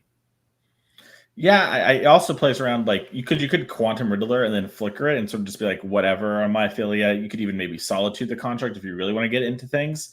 But this plays around Metallic Rebuke a little bit too, which there it is. It looks like we've declared a card from our hand and it's getting rebuked. Let's see what it is. Clearing Conquer. Yeah, that's an important one to rebuke. Yep. And now the Mishra's Bauble comes back. We draw for turn. This Urza Saga is going to tick up to chapter 3. Yeah. We're probably going to see either a construct or a floating of the mana. Notably, Sims not sacrificing either Bauble on the end step. So he has plans for either more rebukes that he wants to be able to improvise. I think there's a Kappa Cannoneer in hand, or maybe just wants his constructs to be big. The constructs are awkward in the face of Philia. Philia gets to just blink them out. So unless he has an answer to the dog, the constructs don't represent too much value. Activate. Still going for it. Might be a situation too where, don't have anything else you're really going to do this turn. Yeah. Could also have a Galvblast in hand. This is game 2. They're not in the main, but 2 in the sideboard. Also 2 Dismembers that could be in the deck. Mox Opal is the search off Urza Saga. And that was another reason to keep the Baubles around. Yeah, that makes a lot of sense. The Urza Saga into Mox Opal sort of mini Ancient Tomb play is always so impressive from these decks. The Springleaf Drum stuff we've seen in the past was good, but always required a little bit more work. And now that's just like, you're probably artifact heavy deck. Just gets to do it as Shivan Reef hits the battlefield. Speaking of hits, Dom Harvey there gets hit by Gabriel Roberts, down a game on VB Cauldron to Azorius Control. Witch Enchanter coming into play. That was one of the few decks that we saw yesterday in the Standard Showdown stand up to the Cauldron deck. Azorius Control had a good showing. It was the only non-VV deck in the top 8. So. All right. Metallic Rebuke on that Witch Enchanter. This Philia is going to get rid of this construct just like you talked about. Brutal moment here and attacking for the 2 and a passing of the turn. And now I believe there's a Kappa Cannoneer left over, but at this point, Eric is up to 4 mana, so a Solitude after he untaps can handle this. Yeah, and there is a Solitude in hand. We're going to stick things out here for a second. Looks like Eric might be winning this game. Fatal Push was the draw for turn. Now, this Affinity deck also has quite a bit of card advantage from Thoughtcast and Thought Monitor. There's a full 4 copies of both in the deck. So if Matt Sims can chain a couple of those together, he can get back into this game. But he needs some good top decks, and he needs them right now. All right, Phileas is attacking in.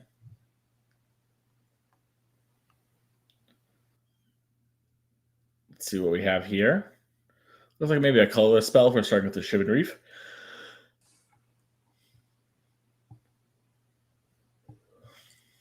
Thinking better about maybe thinking about casting some other card, maybe popping some Baubles. Obviously, if you pop Baubles, you lose Opal.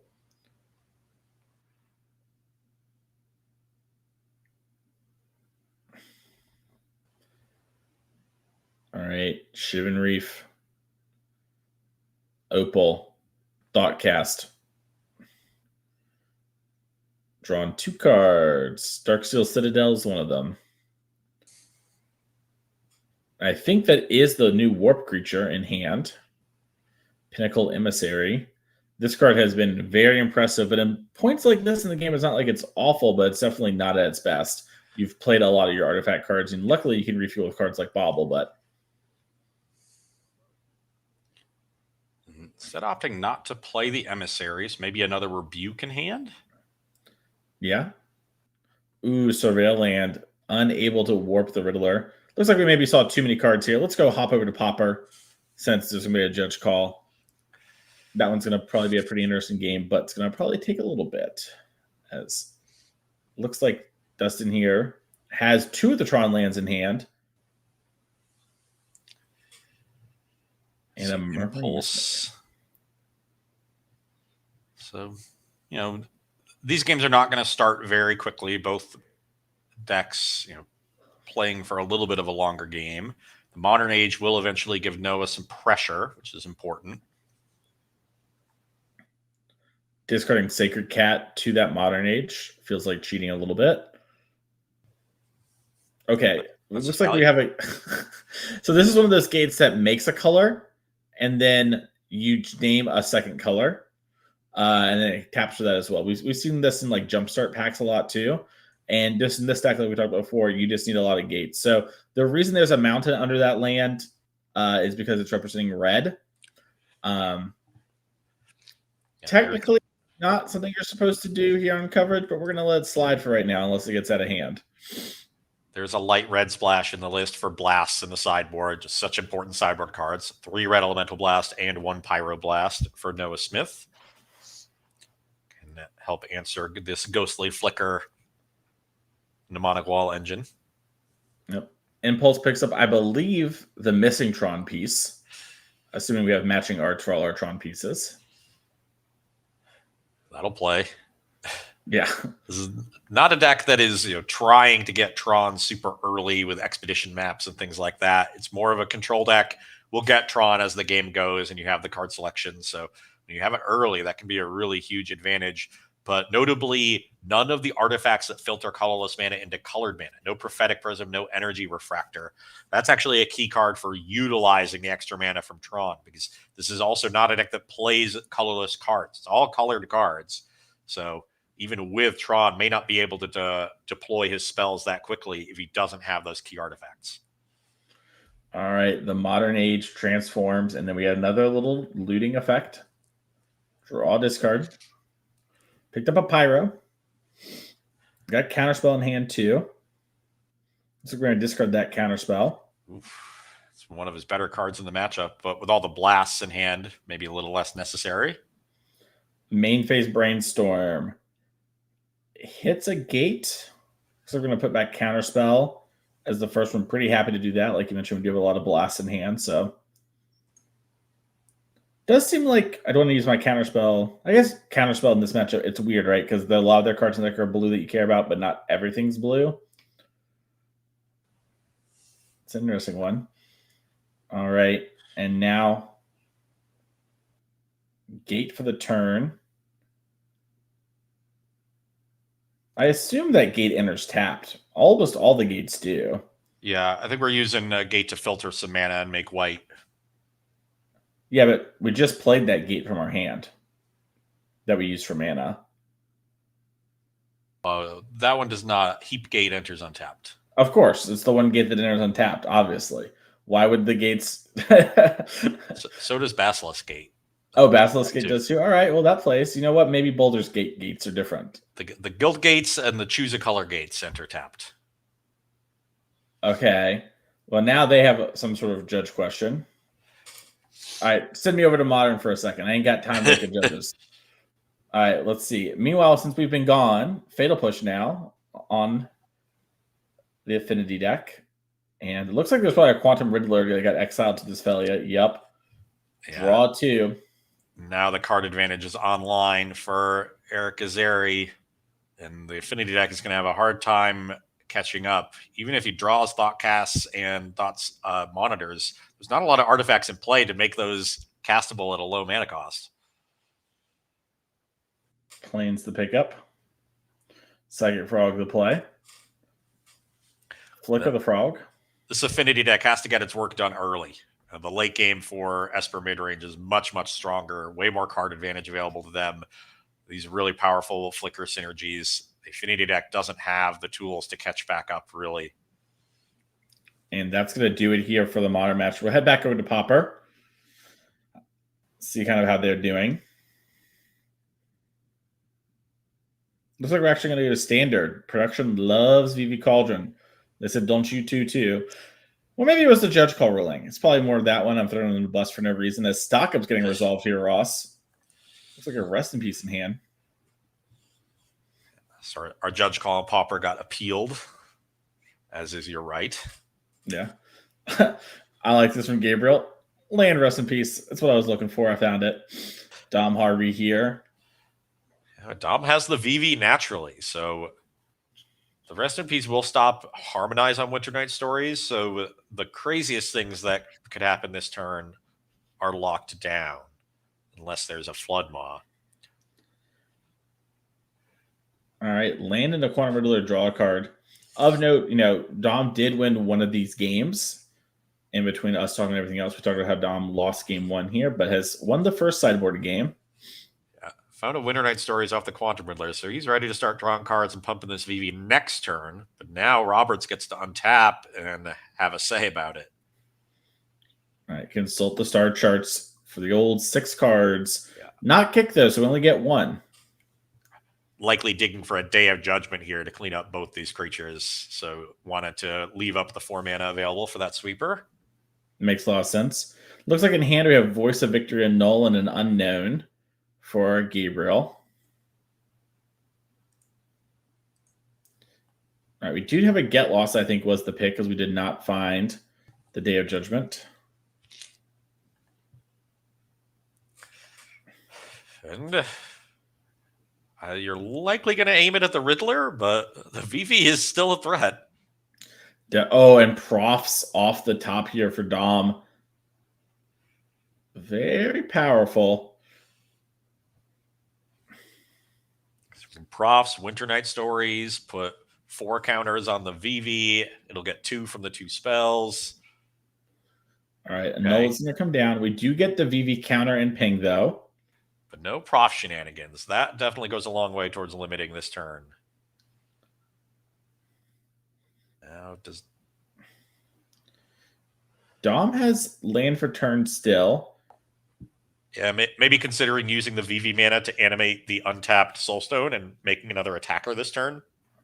Yeah, plays really hard into Day of Judgment, but does sort of put your opponent probably on a sort of 2-turn clock, right?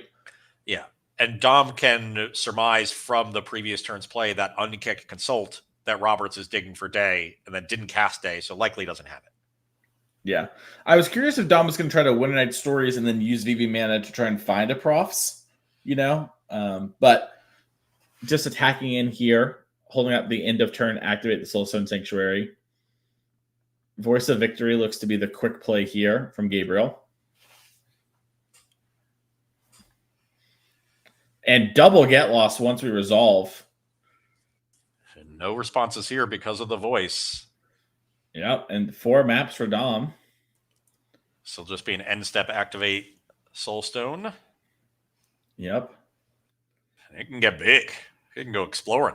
Yeah, it's going to be really huge. It could get massive or maybe save Dom from flooding out this game. We'll have to see how it all starts. We are going to stay here for a second as this looks to be potentially the deciding game of the match. If Dom ends up losing here, we're going to have at least the rest of game 2, maybe even game 3 from our Pauper matchup. Looks like Broadside Barrage is in hand and maybe wanting to be the first spell we cast. Getting rid of that Voice of Victory. Finds a FOMO. Not so bad. It looks like we're going to discard a Into the Flood Maw. Yeah, had 2 of those in hand, so 1 to spare. Now the land can be discarded to the FOMO if he wants, or do we want to crack some maps? Get more damage in. I do like cracking at least the first one. Let's see what we had on top of there. Ooh, NRG series branding's covering it up, but I can tell you it's blue. This is interesting. Ross, do you just, play your land for turn, pop 2 more maps, and attack in here for 6? Well, the Fear Missing Out isn't worth a ton because of the Rest in Peace, right? Yeah. It's just a vanilla 2/3. So, yeah, I kind of like getting value from the maps when you can. So Dom bend the Spell Pierce, which was the first card, hit an island, then popped the land, another map after playing that land, excuse me. It was another land that went to hand. Now has popped the last map, and it's Wild Ride on top of the deck, which weirdly, actually not a terrible one to have in your hand as a way to kind of play through a Day of Judgment type effect. And multiple get loss have been used. You expect your opponent doesn't have Day of Judgment in hand. They're kind of low on cards, so there's a good chance this Soulstone is going to continue getting in. And so that'll really quickly put Gabriel Roberts into the range where Wild Ride is lethal. He's already down to 10. His body language is terrible. It's like he just has nothing. So it looks like Spiral of Canal was one of the lands picked up by Dom off the maps. And now has a couple different options. Could animate the Soulstone. Could Winter Night Stories. Could play FOMO. Yeah, it looks like we're just going to shove here. I like this. Attack in for 8. Dom senses weakness, and he is going for the jugular. Gabriel can animate this Restless Anchorage to save some life here. Just jump block. Maybe not the worst play ever. And he goes to 2. I like this. Dom then main phase 2 Winter Night Stories hits 3 lands off the stories. Going to discard Spybluff Canal and a mountain. And then it's going to play Surveil Land. Actually, he's going to hold it. I think he realized he already played a land that turn. That'd be a good reason not to play another land. I missed it. And Beza off the top. That's pretty good. Yeah, this might actually even be the everything mode. I'm not exactly sure on lands. I mean, 2 of them are creatures right now. Looks like we're tied on lands. Yeah, tied on land, so no treasure, but 2 fish, 4 life, and a card. Yeah, very nice stabilizing play here from Beza. Into a stock up. That's what you like to see if you're Gabriel Roberts. And Get Lost found along with the Shiniest Tidebinder. And we see, there you go, body language-wise, Gabriel has sat up, ready to game now that we're back in it. Now, Dom has another Floodmaw in hand, right? So you can bounce the Beza, then I guess you make a haster with the Wild Ride, but that's still not enough with 2 blockers from the fish. Yeah, it's close, but no cigar here. Now, if you have a VV, you can maybe go a little crazy with it. So Wild Ride, Winter Night Stories.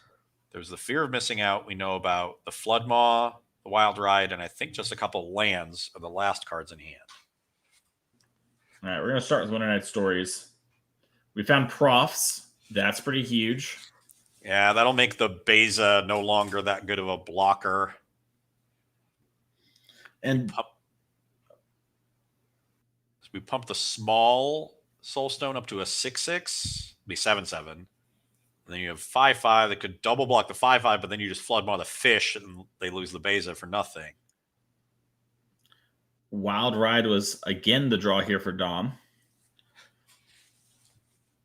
And yet you see here how powerful this deck is. No VV Cauldron shenanigans the entire time, but easily grinding out this control deck. So much card advantage from Prosthetic Memory, Winter Night Stories, Quantum Riddler, the creature lands giving him utility from otherwise useless cards, all coming together to give him this huge resource advantage over Gabriel Roberts against playing a control deck, the type of deck known for being more resource heavy than others and winning that battle consistently.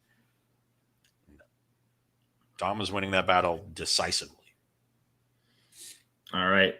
Attacking here. Looks like we got a double block on the one and then a chump on the other. This end of the Floodmaw on the fish. Oof. All right. And then Dom just gets to pass the turn. Steam Core Scholar in hand picked up off that Winter Night Stories.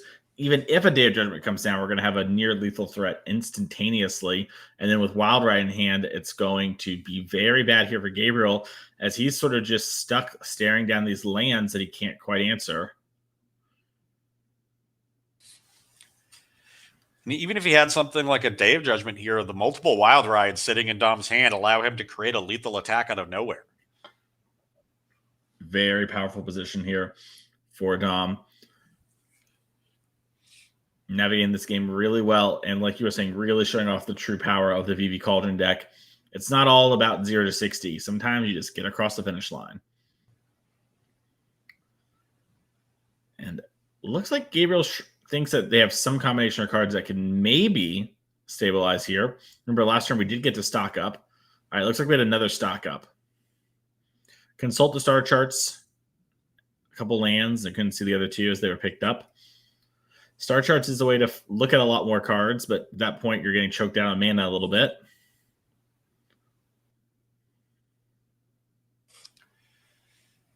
Well, let's see what he finds. They've got to be good. I mean, he knows about one of the Wild Rides, so he can't feel comfortable tapping out. Maybe that's the only play he has. Okay, Elspeth Archangel makes some dudes. Yeah, and Dom's sort of like, you're at this. He's like, yep. And then Dom, Steam Core Scholars, Wild Rides, lethal. And looks like Quantum Riddler for the style.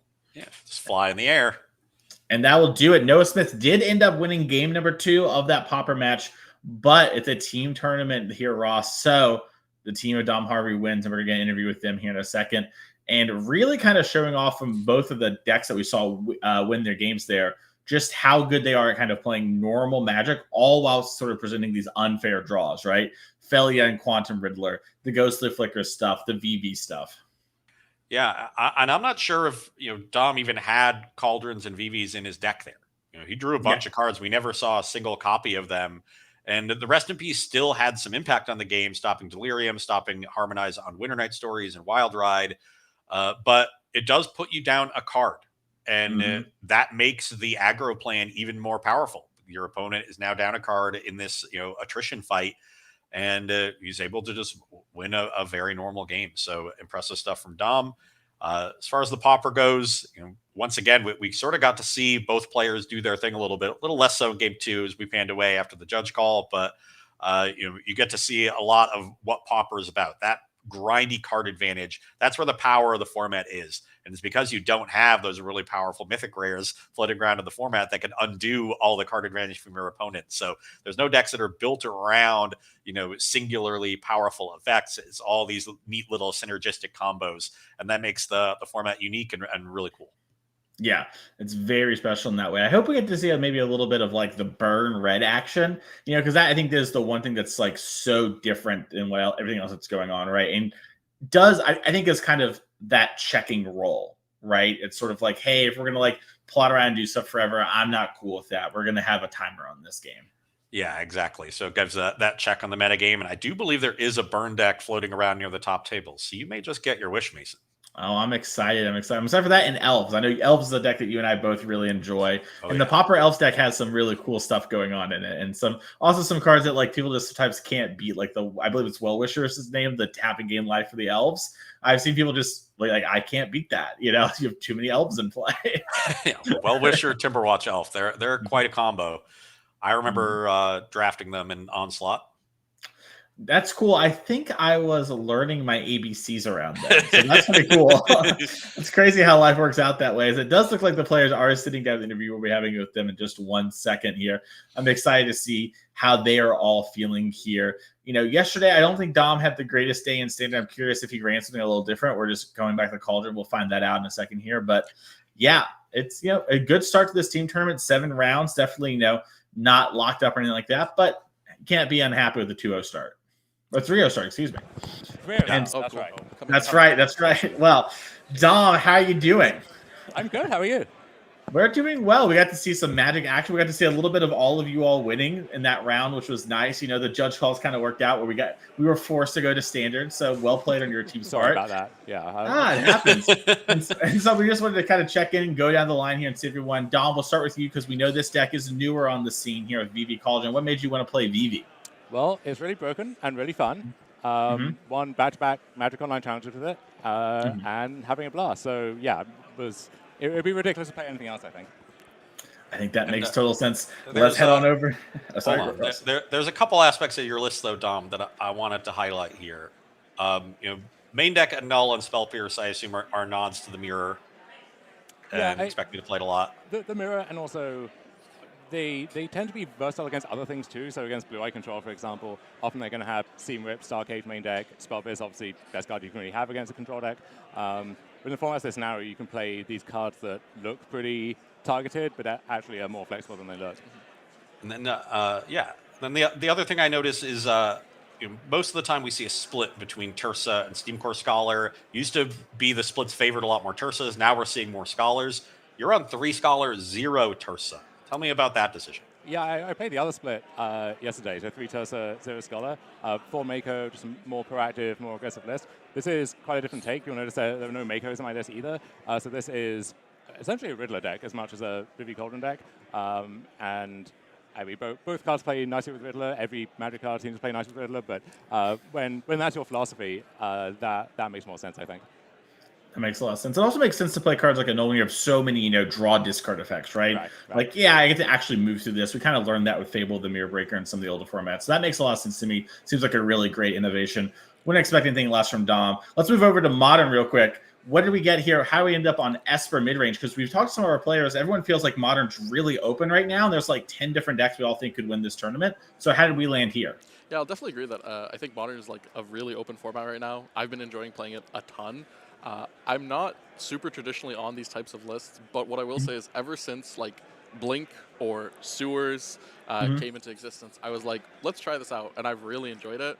I still remember like the very first event where Ketramos was legal. I'm like, we should probably be playing like 2 to 4 of these, and did very well at that event. So honestly, I took a pretty big step back from Modern for a while, was jamming Standard, and then when this event came up, I was like, let's revisit this. I see Esper Blink is a thing. I played around with Orzhov Blink too, but just having Consign and Psychic Frog is so good. And then obviously, like as Dom mentioned, Riddler just plays well with every single card in existence. So you might as well play those Riddlers too. Riddler, if you're from Quebec. Of course, yes. Sorry. Rizzler if you would as well. He goes by many names. Of course. All of them feared. Yeah. And then Pauper. I mean, I've seen this Tron deck some online for sure. Do you play a lot of Pauper? Was this something that looked cool? How did we end up here? If I'm being honest, I tried like a couple different things. Like I tried High Tide, I tried the like Jund Wildfire deck, I tried a couple other things, and the Tron was like, it felt the most like powerful when it was doing its thing. I haven't played Pauper a whole lot since I used to play the Broodscale deck, obviously when that deck was just broken. Since that got banned, I haven't really found like a deck that I'm super in love with. And it was also kind of a card availability thing. Like I wanted to try Spy, I couldn't find Winding Ways. I'm sure if I tried harder, I could, but I was like, I asked them, they're like, how much do you guys care? They're like, play what you want. Like, don't work yourself too much. We asked after the last round, so what are your good matchups? And there was a pregnant pause. And I was like, okay, that's fine. Don't worry about it. So it definitely was not mono blue from the first 2 rounds. If I'd been warned about that, I would have said, could you please play a deck that has some good matchups? But it's fine. We're figuring it out. I will say I am the weak link on this team. I will accept that. But, I mean, try to win some games. The weak link is still pretty good. These guys have carried. They've won both their matches the first 3 rounds. So at least this one I won a game. I was going into game 3 when you won. So. You won it decisively. I'll say that. We were watching. He did very well. He started growing, doing crazy stuff. The opponent was sort of just playing their stupid gates, doing what they could. So, hey, I'll back you up. You were doing your best. Your deck also just takes 55 minutes to win.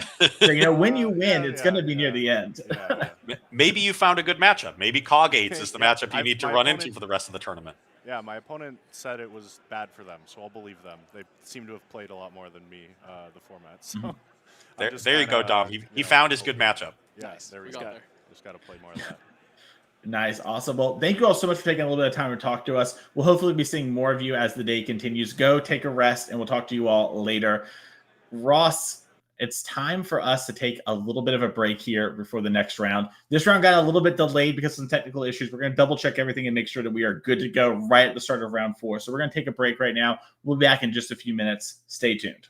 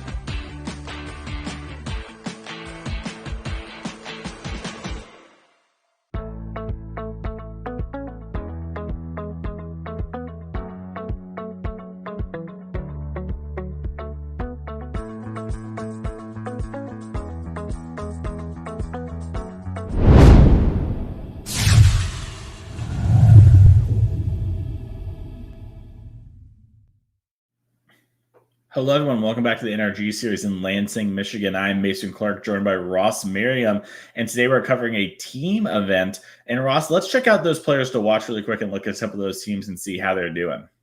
They're doing quite well. A lot of 3-0s among these teams. You know, team events end up being the domain of some of the best players in the room because they get picked up by other great players that they're teaming with. So no surprise to see the cream rising to the top very early here.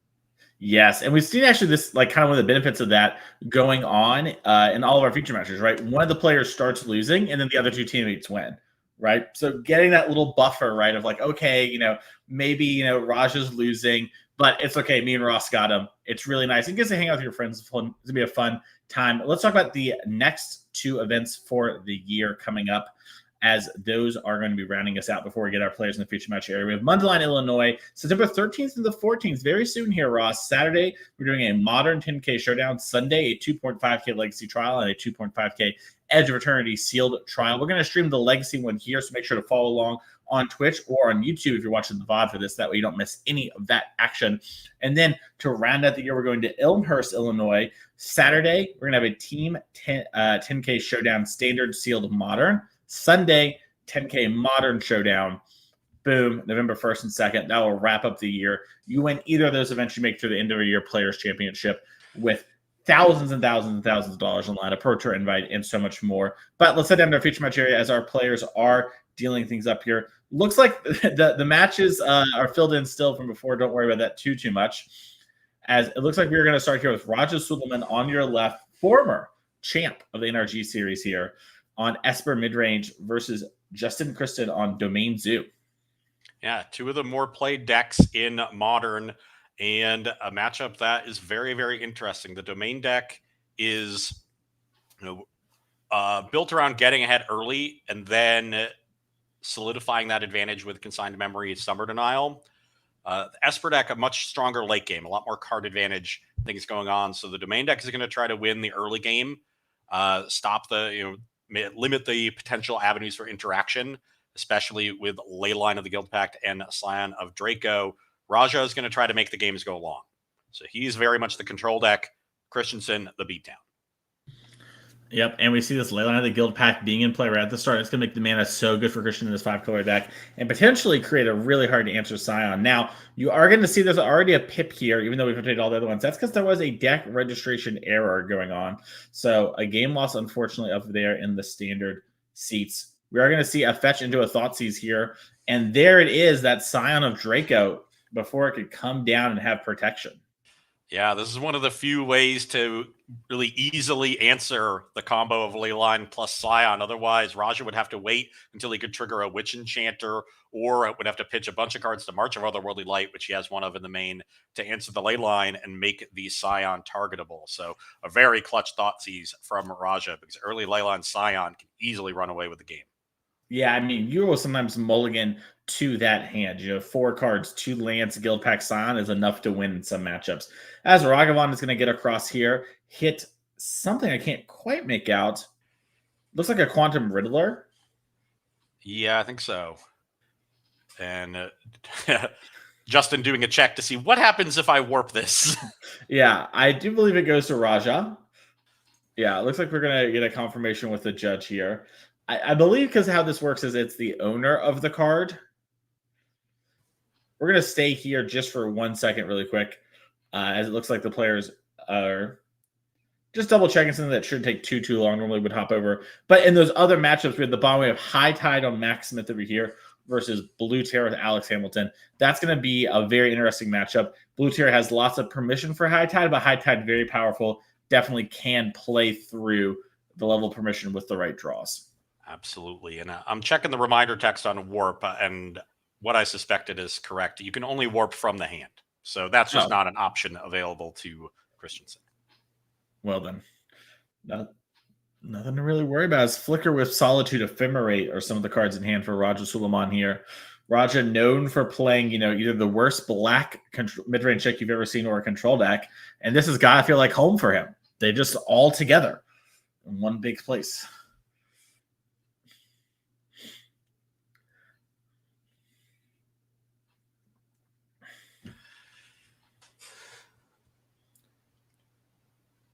Interestingly, no play there from Christensen on 3 mana. That is pretty rare for the Zoo deck. It's a big sign to Raja that there's not really any gas left in the hand. So he has some breathing room here.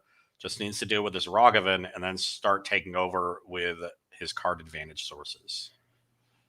Okay, Emperor Bones is going to come down. That's going to get rid of the Scion. The Scion could even come back later. But notably, too, will make Flage, China Fire Sphere, a little bit harder to bring back. And now we're going to see some fetching. Maybe get some surveilling action happening here for Justin. All right, looks like we're going to get the Plains.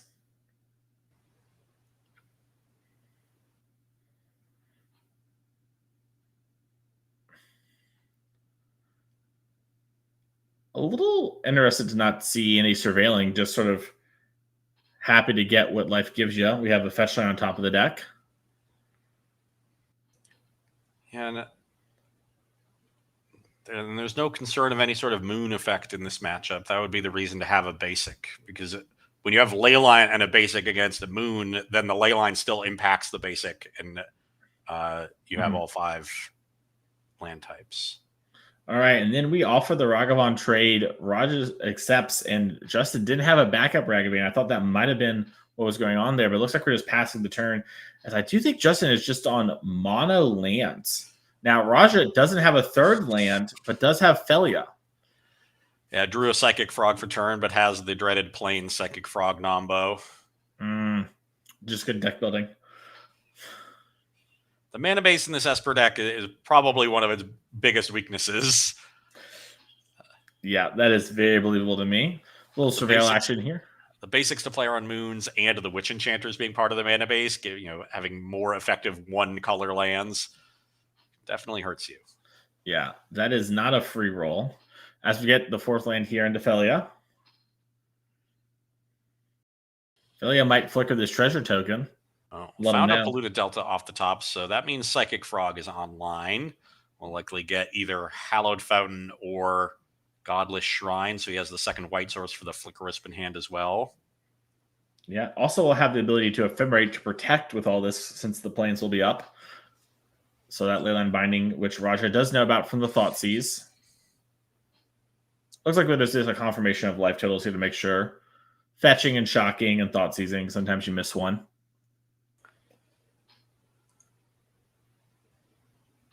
Raja can play the Psychic Frog out first if he wants to flicker it in order to get a counter on his Felia in the long term. Looks like we're going to attack and then get rid of this treasure.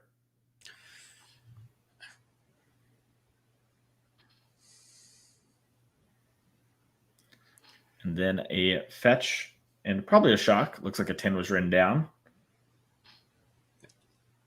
Godless Shrine or Hallowed Fountain. I would guess Godless Shrine. Yeah, this is very much a black-white splash blue deck, so you'd rather get the 2nd black source than the 2nd blue. Makes a lot of sense to me, as does developing the Psychic Frog onto the table. Yeah, and now the pressure's on. And as I mentioned earlier, the Zoo deck, not known for incredible sources of card advantage. It's really, a couple Fables and a Flage is the late game plan. All right, notably here, Raja had Ephemerate, but is holding it for the Solitude Flicker Wisp combo in hand here. Maybe clean up some potential threats from Justin in the long term. Could have Ephemerated that Psychic Frog to keep it around against the Leyline Binding, but decided to hold.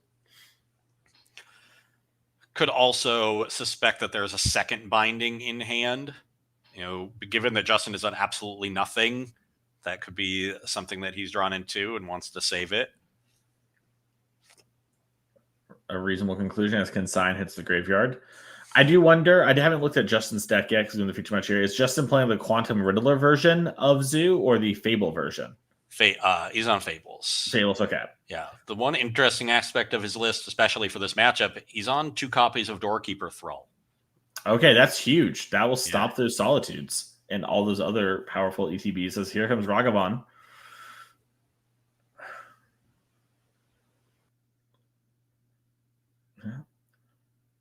Raja deciding, do I want to Solitude and Ephemerate this? Going to go down to 8. See what's on top of the old deck here.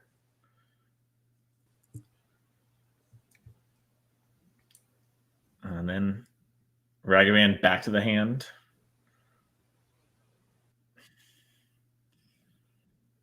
Thoughtseize, the draw for Raja. So now he gets to see everything that's going on and understand that Justin's hand is quite weak. Yeah. And honestly, it's funny. You're going to want to cast the Thoughtseize. It's going to get the Ragavan at worst. But you're definitely like, I'm getting kind of dangerously low against this Flay's Tribal Flames deck. Yeah, and he doesn't have a lot going on. Maybe going to end up regretting letting his Psychic Frog go.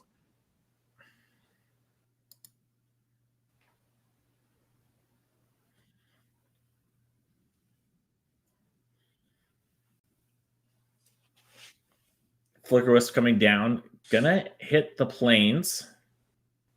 Then we're gonna failure the Flicker Wisp. Could have flickered out the Leyline Binding and then failured out the Psychic Frog and have the Binding come back before the Frog and force him to take something else. That would have been cool. That would have been nice. The failure gets a counter from a thing being exiled. Just wants the land to hold up Ephemerate. And I think the real motivation is exiling one of his own permanents. So now the Philia is a 3/3. It can check the Ragavan next turn. Definitely. Looks like Flicker Wisp is going to hit the Leyline Binding, which is going to get the Psychic Frog. Okay. And then now the Ephemerate is up to Ephemerate whatever the Binding hits on the way back. Yeah. And since this is in the end step on the Flicker Wisp, we'll come back in the end step of Justin. It's kind of a weird interaction. As Flage tied into Fire's Fury is the rip here. Whew. And Justin has a lot of mana as well. Looks like we're sitting on 6 currently. If we have another land in hand, that could be the ability to return it immediately to the battlefield.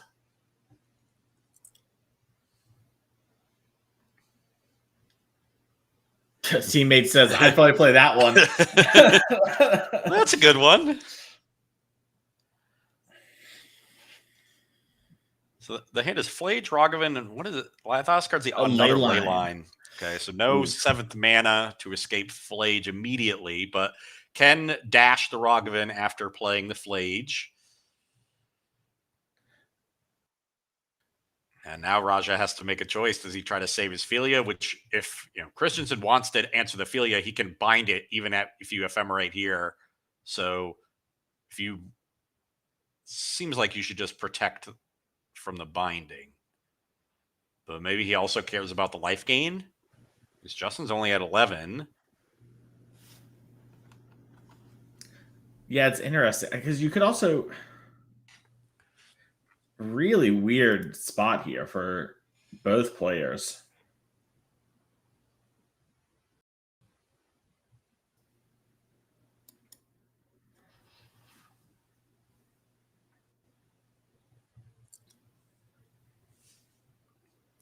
Yeah, Raja is going to give up the dog.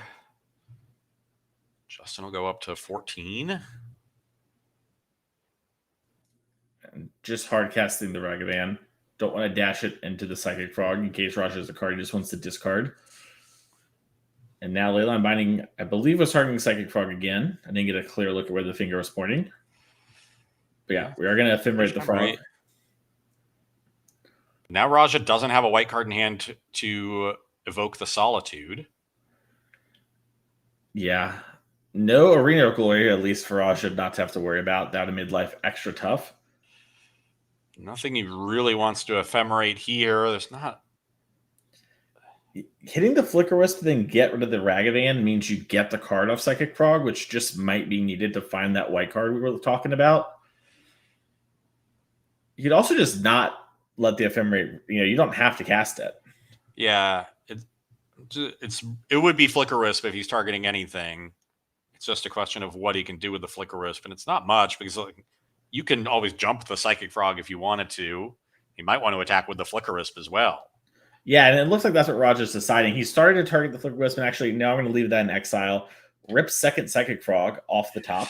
That one does not help very much. Can't double spell with Thoughtseize and Frog because of that Plains, and it doesn't really help him in the face of this Flage. Yep, Frog jumps here. And attack in for 4.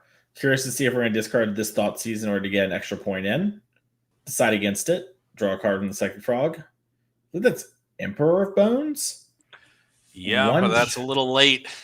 Yeah, that had been one card deeper. It would have been an absolutely absurd draw.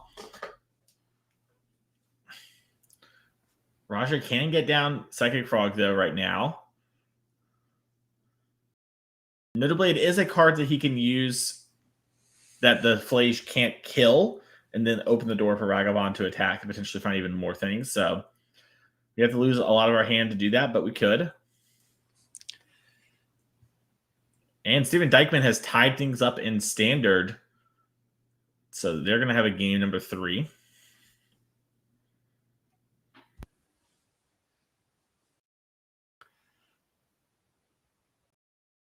Okay, so this turn is really just about how Justin wants to use the Flage.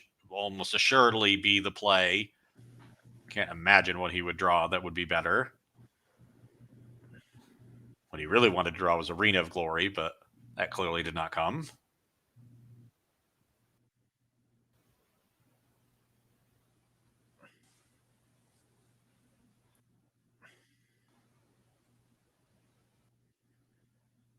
Flicker Wisp down. Just doesn't want to deal with any of the frog nonsense. So thought we might see a target on the untapped frog and then an attack with the Ragavan to either get a Ragavan attack in or force a trade, but looks like Fatal Push was the draw here for Raja. Fatal, he has no way to turn on Revolt. Yeah. If he had a white card, if he could evoke Solitude, then sure. And it looks like he's just going to jump a Psychic Frog. I wonder if he's going to discard all the non-Solitude cards to the frogs and then jump again. Yeah, just to try to hit the white card and give himself 2 draws to it. Yeah, I mean, it's you're all inning, but like you're kind of in that sort of position either way. All right, it looks like Raja's just going to hope the top of the deck is good. He hits Psychic Frog. Ugh. 3 straight non-white cards for Raja Suleiman, and now he is really under the gun against this Flage. Yeah, and of note, I mean, so if the Flage shoots the frog, he can let the frog die and then Fatal Push, which is something. But yeah, I mean, Raja is sort of getting pretty unlucky not even to draw land, because at least with lands, he could have gotten close into casting the Solitude on this turn. You know, if he had just been flooding out, he could spend 5 mana, but hitting the very few number of cards in this deck that aren't white, like you're saying, this is mostly a black-white deck. And yeah. Looking at the mana base, the fetch lands are still in play because of ley lines for Justin Christensen. There's 1 card in the graveyard. So if say Justin kills the Emperor of Bones here on the Flage attack and Raja Fatal Pushes the Flage, can he potentially bring the Flage back immediately? You can fetch for a Surveil land and get up to 3 non-Flage cards, and the other fetch is number 4. You need 1 more. He has another fetch in hand.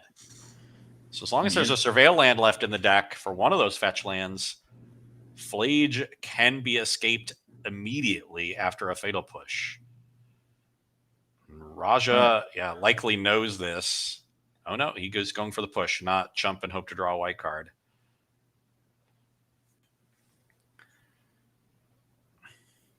Yeah, maybe hoping to actually try to win the game here with these Psychic Frogs. But Territorial Kavu comes down. Land, notably a fetch land for Justin. Yeah, that's also a little late. The push has already been used. Raja's still missing the white card for Solitude. This fetch land does let you get a Surveil, though, and a card in the yard to jump the frog. So you get some looks. And for as much as Raja needs to answer this Flage, the Kavu is really threatening as well. Yeah, and this is kind of what the Zoo deck does, right? It plays a couple pretty good creatures that can kind of carry the game on their own, maybe a little hard to answer or, run away with the game quickly, and just plays removal spells from there. And Justin hasn't had a lot of ways to clear the path, but it's been very frustrating for Raja, despite you might thinking on the glance that this might be an easier matchup. Yeah, at one point in this game, Raja had Solitude Ephemerate, Flicker Wisp in hand with Philia Psychic Frog, and he kind of used the Flicker Wisp for very mediocre value, thinking he would find another white card later, and just didn't. Yeah. And that's sort of been his undoing. Now the Solitude is sat useless in his hand, and there's another non-white card, but just a Swamp. So if he can survive this turn, the Solitude could be hard cast next turn. Yeah, and Hardcast Solitude is a good way to get back to the game. We are going to start seeing some fetching here. I'm curious to see, is Justin going to, how many Surveillance do we have? What are we exactly going to get? So first we're going to start with the Indatha Triome. Then we're going to fetch with the Flood Strand. Usually there's 2 Surveillance in these lists, Thundering Falls and Lush Portico. And that's a Steam Vents.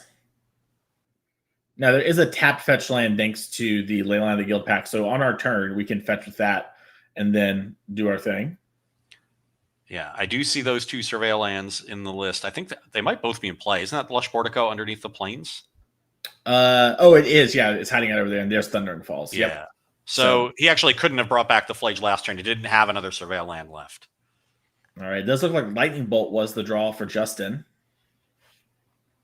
A lot of reach here. Has Territorial Kavu. Draw discard. Or discard draw, pardon me.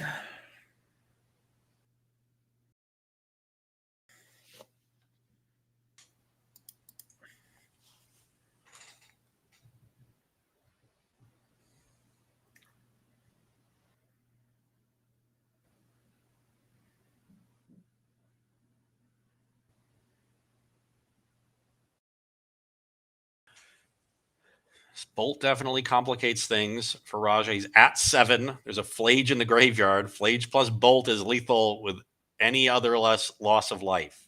So, and Raja's going to be thinking about that, thinking about Tribal Flames. Definitely is going to want to try to block if at all possible. Yeah, imagine we'll see the Thoughtseize get discarded to the Frog on Ragavan just to keep that around. And then the other Frog will get lost to the Chump block. And then there's a real question of whether Justin wants to go upstairs with the Flage or go towards one of the Frogs. Yeah. Going towards the Frog means Raja will either lose it or the 2 cards in hand. While going upstairs sort of puts you at any damage source away. Got a 2/3 with 2 damage on it and a 1/2 with no damage on it. So the 2/3 is both the juicier target and the more vulnerable one to damage-based removal. Yeah, you don't really want to give Raja the choice, I think, here. Like if you want to kill the Frog, you want to kill the Frog. So we are going to exile 5.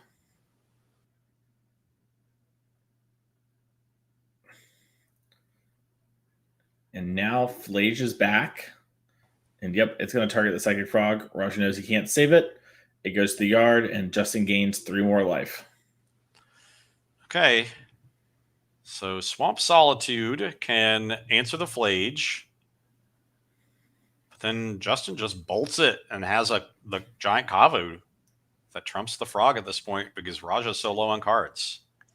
Yeah. Raja does have the ability to jump this Frog. So we can get in another look.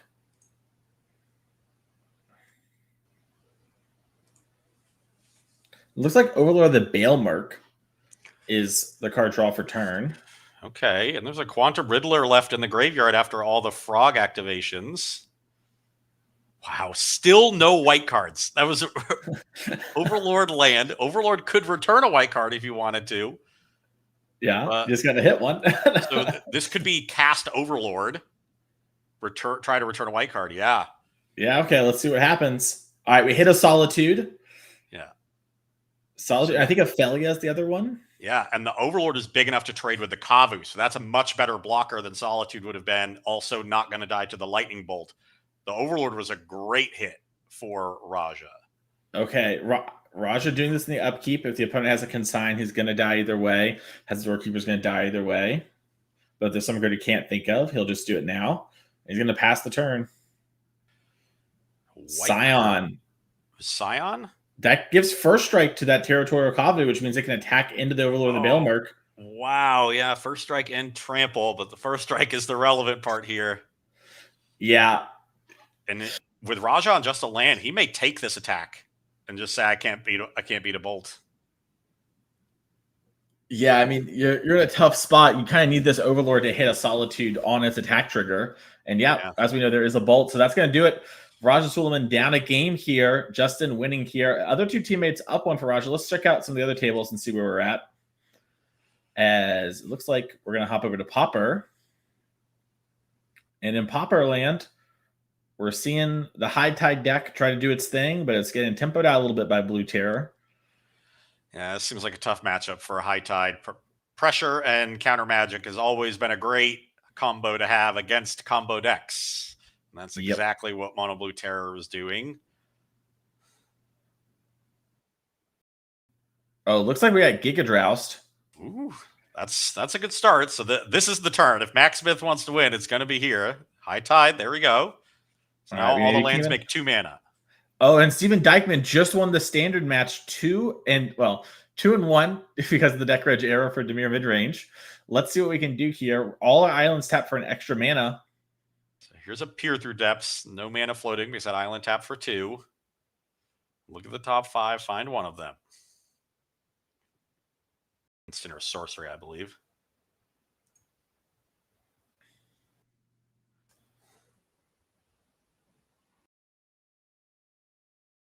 All right. That's a Reach Through Mists. Preordain in hand as well.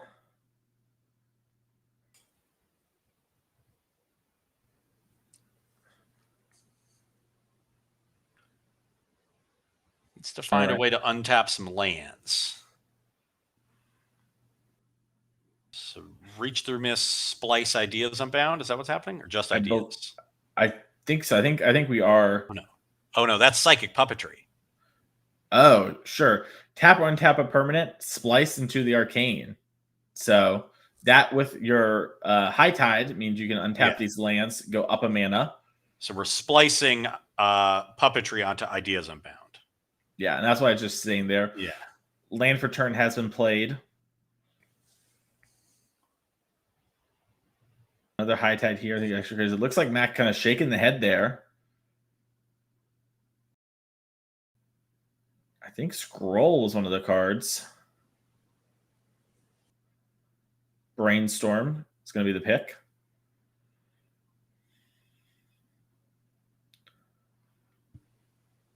We mentioned this before. It's sort of do or die moment here for the High Tide deck.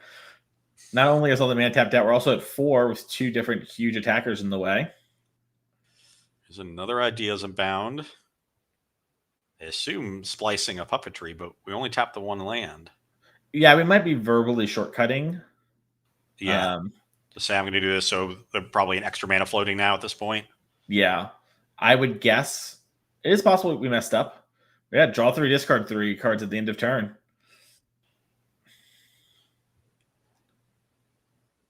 Yeah, this would seem to indicate we talked about before. This should just be free. So should still have 1 mana floating from the previous splice, and there's another High Tide. Yeah, but is it too late? I'm not exactly sure. So we High Tide here. Now all our lands are making 3. Okay, so we did have the 1 floating. Yeah. That now 3 mana. Does he have another way to splice the Puppetry? I don't think so. Goes for a Brainstorm. And then picks up the cards.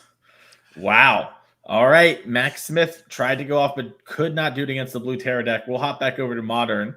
Maybe we'll see what's going on here. As it looks like game number 2 is starting up. Once again, Steven Dykman did win game 1. So Raja or Mac just need to win in order to win the round, but the other team needs to sweep it. Leyline of the Guild Pact on a mold of 6 here.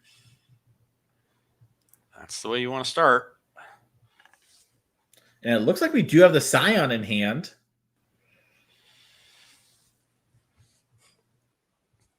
Raja does have more ways to potentially answer a Leyline and then answer Scion after board. Has another March. Has a Teferi Time Raveler that could have come in.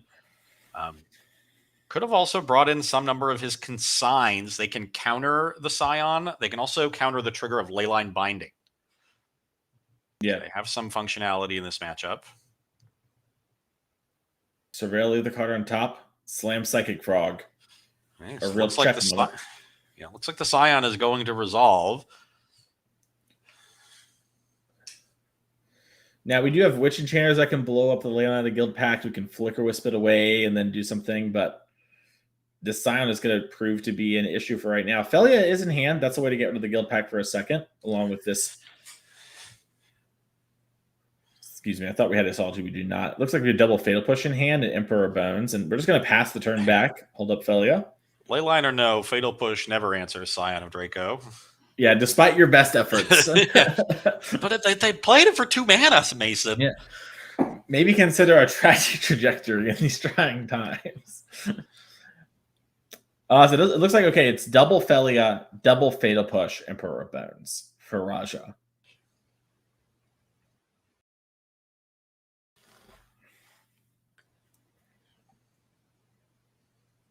Sean here might be talking. This looks like Psychic Frog's going to get Leyline bound. Trying to maybe clear the way for this Scion of Draco. We have another one in hand as well, and a Doorkeeper Thrall. Thrall will definitely play. That'll stop the Flicker Wisp from exiling the Leyline, even temporarily. But there's multiple Fatal Pushes waiting for it. Yep, here comes Felia. No, it's not Flicker Wisp, it's Felia, so Thrall not so good against the dog. Yep. Yeah, it's double dog. There's another one in hand there in case this one does get bolted or whatever. Yes, the double dog dare hand. Yes. As here comes a little surveilling action.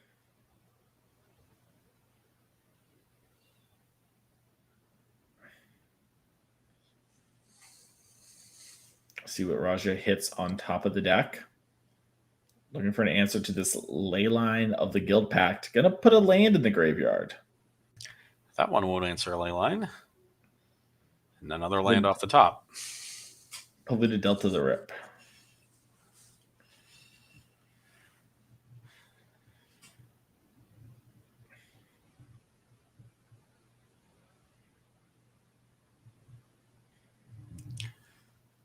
Emperor of Bones, not particularly impressive here, but we'll check future Flages.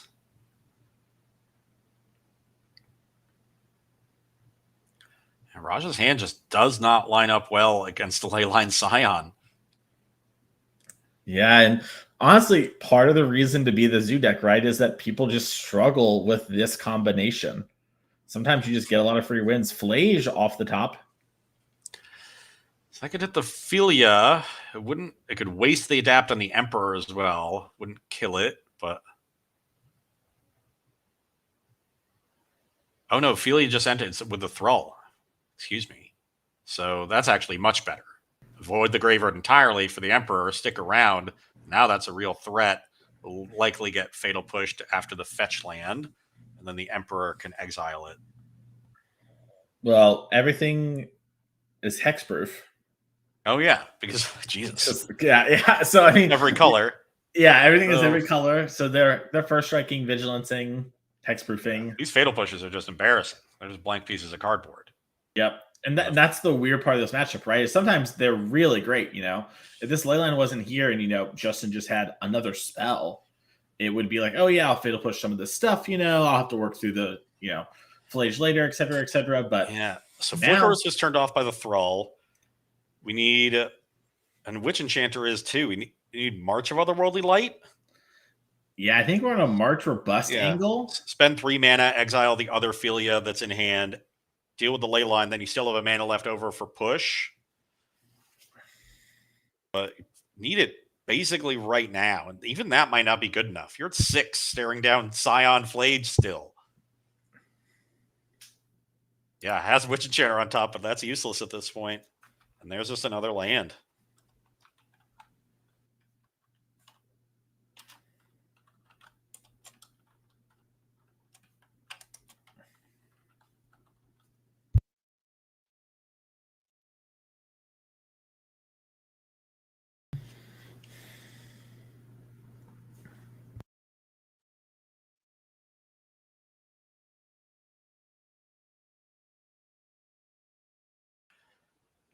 Raja staring at his cards, desperately hoping they will change into better cards.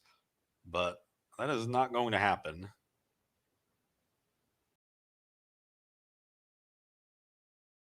Good news, Raja. Your Pistons are a lot better than they were 2 years ago. So at least you got that going for you. Yeah, take the win so you can get it. Getting the Witch Enchanter under here will be helpful if we ever do answer the ley line, right? Because then we can blow up the Scion. We'll blow up this binding if we need to. But I've got a feeling we're going to have our first Game 3, Match 3 moment of our tournament today on coverage. So Felia can flicker.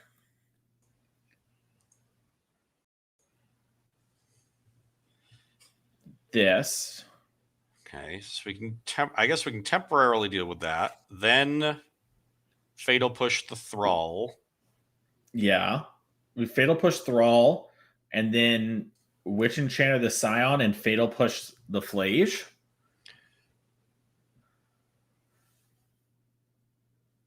That should work out.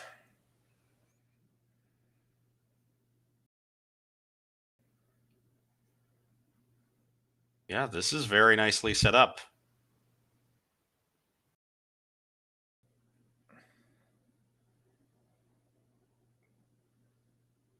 Okay. And now you might have to fetch Shock because you don't have a Delta to get your Swamp. And that is quite scary. Down to 3. So any Bolt, Tribal Flames, or Flage. Well, how many fetch lands are in play? There's at least 2 with 2 cards in yard. So that's dangerously close. So it really just needs another untapped land. So it can fetch for a Surveil. Yep. Leyline comes back at the end of turn from the Felia. And looks like we drew Territorial Kavu. And it's Kavu Leyline. So well played from Raja to find the line out of it. Surveilling into the Witch Enchanter actually worked out. Got to put that in the graveyard and then use the Felia to just deal with the Leyline long enough. Certainly not out of the woods. He's definitely not out of the woods, but kind of closing in. And this is part of why, Raja Suleiman was one of our NRG champs 2 years ago. Excuse me, 3 years ago now. Soon to be, at least. Time flies, as Territorial Kavu does look to be the play. Witch Enchanter, of course, had to be exiled on end step. Players forgot that, but fixed it there. And Quantum Riddler off the top. We can warp that in, draw 2, and then Felia it. Yeah, hopefully play some cards before Feliaing it and drawing 2 more on the second trigger. Be still my heart. If Raja can find something like Solitude White card as well, he'll be safe from the Flage. Oh, I guess this Emperor Bones is actually going to eat the Flage now. Oh, yeah. It survived the turn cycle. My mistake. Okay. Maybe Raja just goes for a hard cast so he doesn't have to attack the Felia into the Kavu. Reasonable. It's weird because he has the other Felia in hand, but that is a card to pitch to Solitude. So, all right. Thoughtseize and Polluted Delta were the draw here for Raja. Not good. Not exactly what the doctor was wanting. Flage is at. He has the board stable. Answer the Flage. Probably wants to play the land for turn still, just to get closer to triggering a Quantum Riddler later. Maybe also have a use for the mana. 3 and 2 and 1 are all basically the same against this deck. As Flage is gone, and yeah, we're just going to hold back, it looks like. Make sure this Territorial Kavu doesn't cheese us with a Leyline binding. Yeah, has a good double block regardless of any removal spell, so. Okay. Justin here can fetch. End step fetch Surveil. Yeah, I wonder if you fetch twice just to, get the land out of your deck and then Surveil. Could fetch again with the Surveil trigger on the stack. Get a little fancy with it. But if you find something you like this turn, you may want to save the other Surveil land for next turn. Well, you've already got one in play though with the Portico. Oh, this is the last one. Yeah, the Portico is hiding. It's hiding this time for you. As you see, trigger on the stack. I'm going to fetch here. Ship this land out of my deck. I think we're just double checking to make sure we have the mana in case something happens to the ley line of the Guild Pact in play. That way we don't have to play the other one to have perfect mana. It's small but could matter. Looks like Sacred Foundry.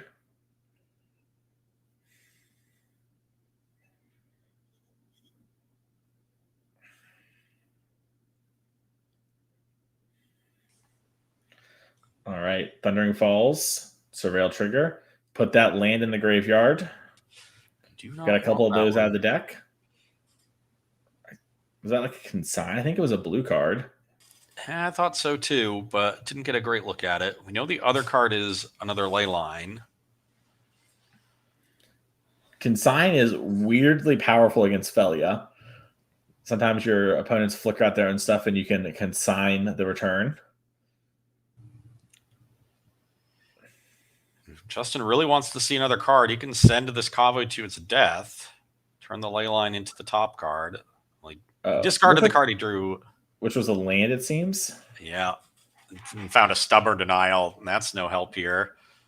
Raja playing around a Leyline Binding with a triple block. It's still only one creature that Justin's going to trade for here, since the two smallest creatures still combine to 6 toughness. Okay, going after the Emperor of Bones, leaving Felia behind, has another Territorial Kavu.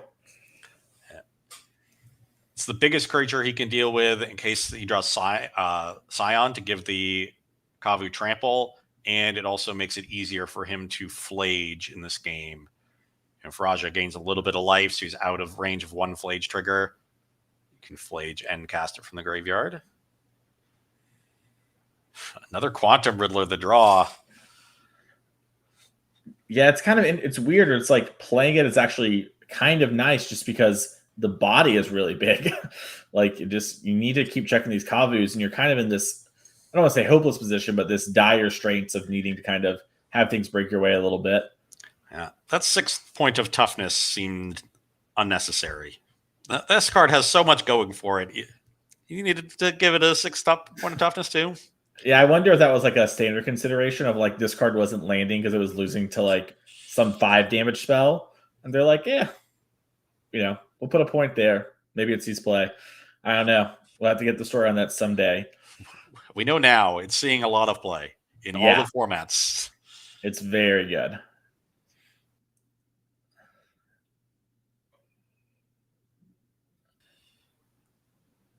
Raja getting aggressive.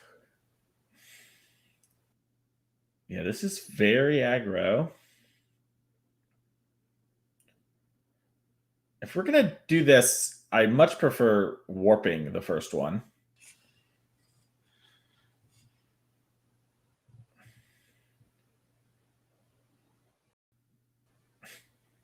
Okay, so gives up the first dog.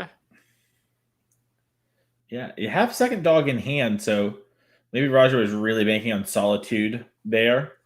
Stubborn Denial number 2 here for Justin. Excuse me, another one. Pardon me, not a number 2. This is this Leyline of the Guild Pact you can discard. But if you don't find a lethal burn spell, your Kavu goes away. But what else is it really doing besides holding back Riddlers from attacking? Weird spot. Yeah, again, enter the point where the Zoo deck's lack of card advantage and card selection is really killer. You draw a lot of blanks in the late game, extra ley lines. Your deck doesn't flood nearly as well. On 4 lands and a land is completely dead, while Raja's over here using 5 and 6 mana every turn. And Raja draws the 3rd Thoughtseize. He needs them in the early game to stop the Leyline Scion that we saw was so powerful. But here, just basically blank draws. I also wonder if Justin sideboard out some of the Lightning Bolts and Tribal Flames, and that's part of why we're not attacking, right? Like maybe game 1, we go for the loot here when we have so many hits. This game, maybe we know we're on a little less. Emperor of Bones comes down. Anything juicy in that graveyard? I don't think so. The Witch Enchanter is exiled since that was returned earlier. Yeah, we don't have a white card. Actually, we don't have a Solitude, excuse me. We have a Felia and a bunch of Thoughtseizes. All right, so Emperor of Bones. I wouldn't mind putting the Scion underneath this, because the Scion can temporarily give your Quantum Riddlers hexproof, and the Emperor can put it into the battlefield at instant speed. I really want Doorkeeper Thrall for Flage, but maybe I'm a coward. Yeah, that would also be a good one. A lot of options here. I mean, he doesn't have an answer to the Flage in hand either way. He'd have to rip one the next turn because the Flage would stay in play with the Doorkeeper Thrall. Yeah, but at least I don't know. I guess I don't see the vision on the Emperor Bones as much. Well, all right, there's Leyline Binding. That Leyline Binding is going to be really awkward.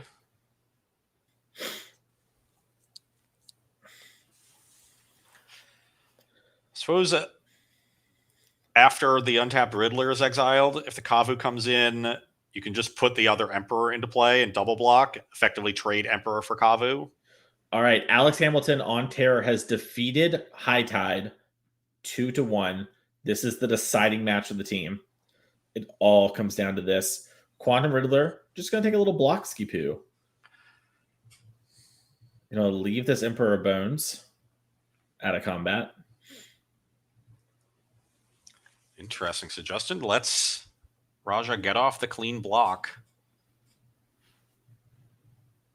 Wonder if Raja's going to try to set up one really big attack. You end step, activate Emperor, put in Emperor. Then on your turn, you activate the second Emperor after exiling a creature with it, say like Scion or Kavu that's in the graveyard. Kavu would be the most damage, and that's 21. Yeah, and it looks like here Raja was double checking his mana, because now if we try to Leyline Binding this Emperor Bones, we can adapt again in our response. We will obviously lose the Emperor Bones, but so yeah, this is 12 damage currently, 14 with the Emperor Bones. We don't put any mana into it. And if the Leyline gets used on Emperor, it's still 17. You just lose the first Emperor to Leyline, get the second one, get Kavu. You have 3 4s and a 5. So I think Justin figured that out and realized that he has to let this one go. Yeah. And actually has to exile. Yeah, the fresh one. The one that's didn't cost Raja a card. And that will also stop any shenanigans with his own territorial Kavu. All right. It's so funny all this too, because if Raja draws Solitude, so many of the outs just go away, right? He does Solitude his own creatures. So, lot going on here. We'll have to see what's going to happen. Felia comes on down.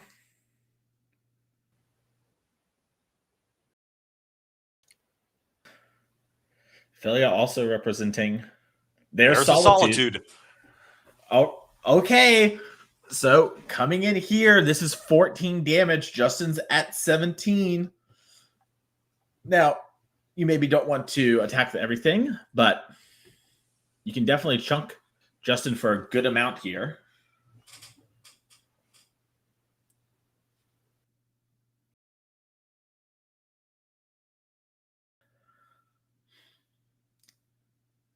I'm kind of partial to attacking with one of the Riddlers, flickering the other one with your Felia, and hitting for 6 down to 11.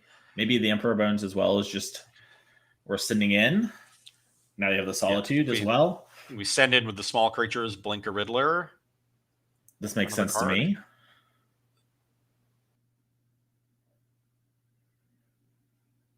Just play a little patient, go for the kill next turn. Which is what he, would have had to do anyway, but doesn't need to do max damage this turn in order to kill next turn. So might as well have some blockers back. Finds a Ketramos.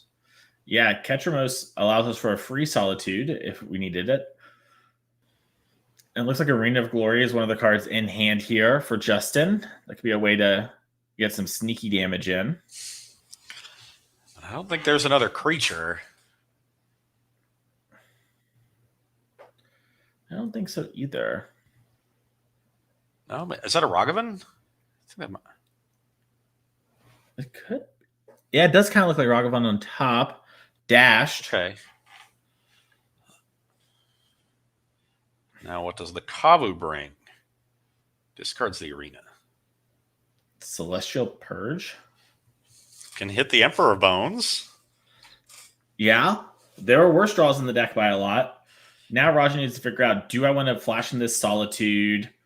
Do I just want to block? Where am I at here? I think Raja just wants to throw guys in front of guys, and yeah. Make Justin commit more. There's no. I feel like you should have had a counter from the blink last turn. So yeah, might have also been a thing that they said, but just forgot to grab the die, especially in the heat of the moment like this. Very easy for everyone to be like, yeah, this is a 3,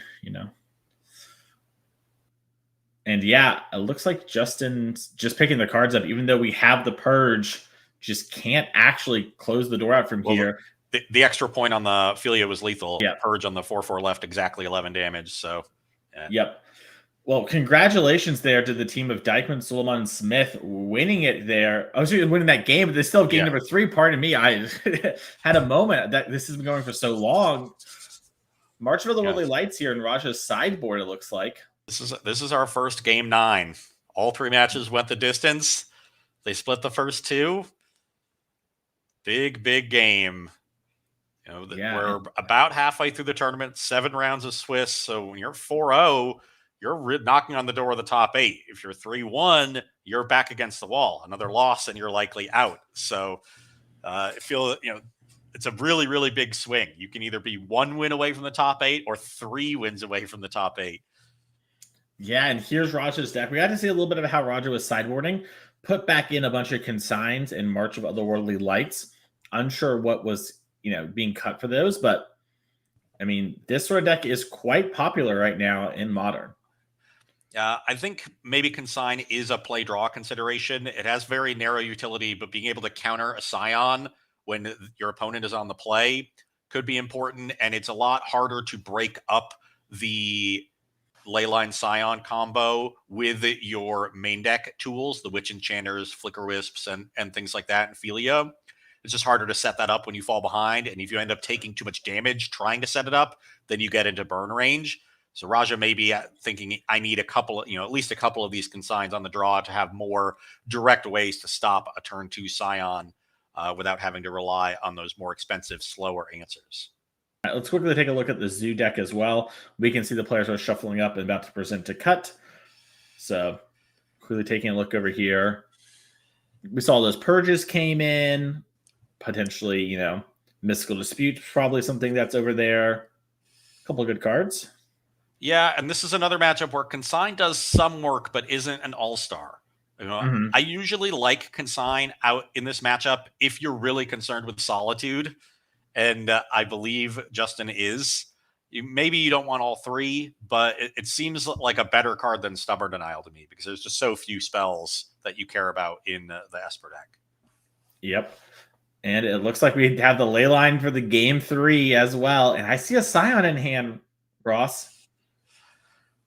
And, not Turn 1 Ragavan. I thought we were going to have the nuts, but just a Nile Spellbomb. So that came in out of the sideboard. There are some graveyard elements. It's a little awkward against Overlord, though, because you can't actually stop the Overlord if they mill a creature with the trigger. Yeah, all you ever really do is if they had something they wanted to with it on the stack, you can get it, or trigger on the stack, I should say, as well. But it does come with, a very low opportunity cost because it cycles. If that was something like Tormod's Crypt, no, I don't want it. Yeah, definitely. Exerting the Scion here. No consign for Raja. And yeah, I mean, we're at 15 now. It's beat down a clock. There is a March of Otherworldly Light in Raja's hand, so we may see him pitch a couple cards to answer this ley line. And it's a high price to pay, but a price you have to pay if you're going to be able to kill this Scion. Obviously, Raja has a couple of the ways to temporarily remove the ley line, but not many permanent ways. Especially in time, too. This Arena of Glory, getting in this attack a turn sooner is so massive. Yeah, effectively, 1 fewer turn, 1 fewer card. That is a huge deal. Yeah, and Raja's deck fetch shocks a lot. So, I mean, it's pretty fair to assume that Raja is probably going to hit 12, which means he knows he kind of has 3 turns for this game. Maybe he can string together enough basics and fetching tap to make it work, but it's not an easy task. Then you also have to consider the burn out of the Zoo deck. So maybe you only have 2 hits that you could really afford to take. True. Consigns the draw here for Raja. He kept it on top with the Surveil. A little bit late. A little bit late. If he had that one last turn, he'd be in great shape. We do have a Psychic Frog. That's kind of our very strong turn 2 play we can make. Okay. Looks like we're kind of checking out time here. Plains, not very good at Psychic Frog. Once again, well, it had a Marsh Flats in hand, so clearly just didn't want to play Psychic Frog. Yeah. That was a conscious choice by Raja. All right, fetch land. Looks like we have Purge and Leyline Binding in hand here for Justin. So we are just playing the Delver game. Up to 28 goes Justin. Down to 11 goes Raja. Passing of the turn. We do have the Spell Bomb. Time is called. Okay. So I believe Justin be turn 0 here as Felia enters the battlefield. Leyline Binding that Felia. Get it out of here. It's going to protect our Leyline of the Guild Pact. Thoughtseize the draw from Raja. Raja was turn 0. Okay. So now we're on turn 2. So Justin has 2 more turns of his own to try to close out this game. He might come up just a little bit short. And players are in a position where a draw is a lot better than a loss. Yep. We had 71 teams, I believe, just over the cutoff to get to a 7th round. That usually means that X11 is quite safe.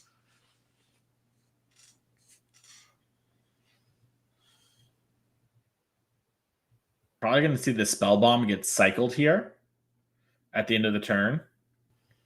Just to try to draw into some sort of creature like Territorial Kavu or Burn Spell. We do have this Arena and a Bolt in hand. So Raja's at 8.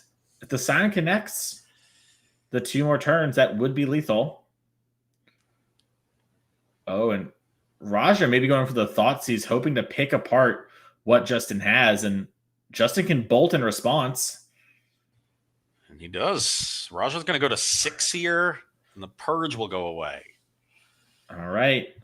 Purge down. A couple huge draw steps for Justin Christensen. Can he find some creatures to give haste with this Arena of Glory, get over the finish line in the last 2 turns of round 4? Yeah, I mean, and can Raja stop the Scion? Part of the issue here is these fetch lands, too, are losing us life. All right, Upkeep, we're going to fetch for a Surveil land, try to find one of our many 2-mana or even 1-mana creatures. But you take yourself off of Territorial Kavu haste this way. Ooh, you do. That's true. So it's really only Ragavan and Scion. And burn spells. And burn spells. So quite a lot. So the extra look on slightly fewer cards, I think, is worthwhile. I think so, too. Leyline of the Guild Pact. That was just an Arid Mesa. So now we could pop the Spell Bomb and still hit Burn Spell, Ragavan, or Scion.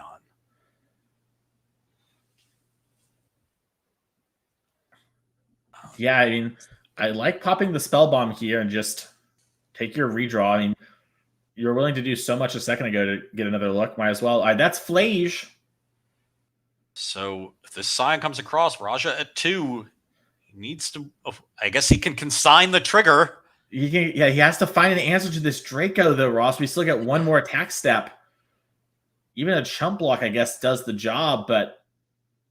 Yeah, if Raja can find one of his other basics and be able to play Psychic Frog, hold up Consign, and just block for a turn, consign the trigger, he can live through turn 5. It's so crazy, too, because if we main phase the Flage, we get to use the Consign, right? Which would give us the... we can discard cards to jump. Excuse me. Okay, I was thinking we needed to have the cards in the graveyard. Okay. Yeah. All right, Raja, we got outs. Let's see what we draw. Swamp! Let's just play the Psychic Frog. Now, and he has enough cards in hand. Plenty here. Here's Psychic Frog. Oh my God. Now there's still some good draws here for Justin Christensen. A Ragavan, because he can haste with the Arena of Glory and still have 3 mana for Flage. Another Burn Spell. But it would have to be a Bolt.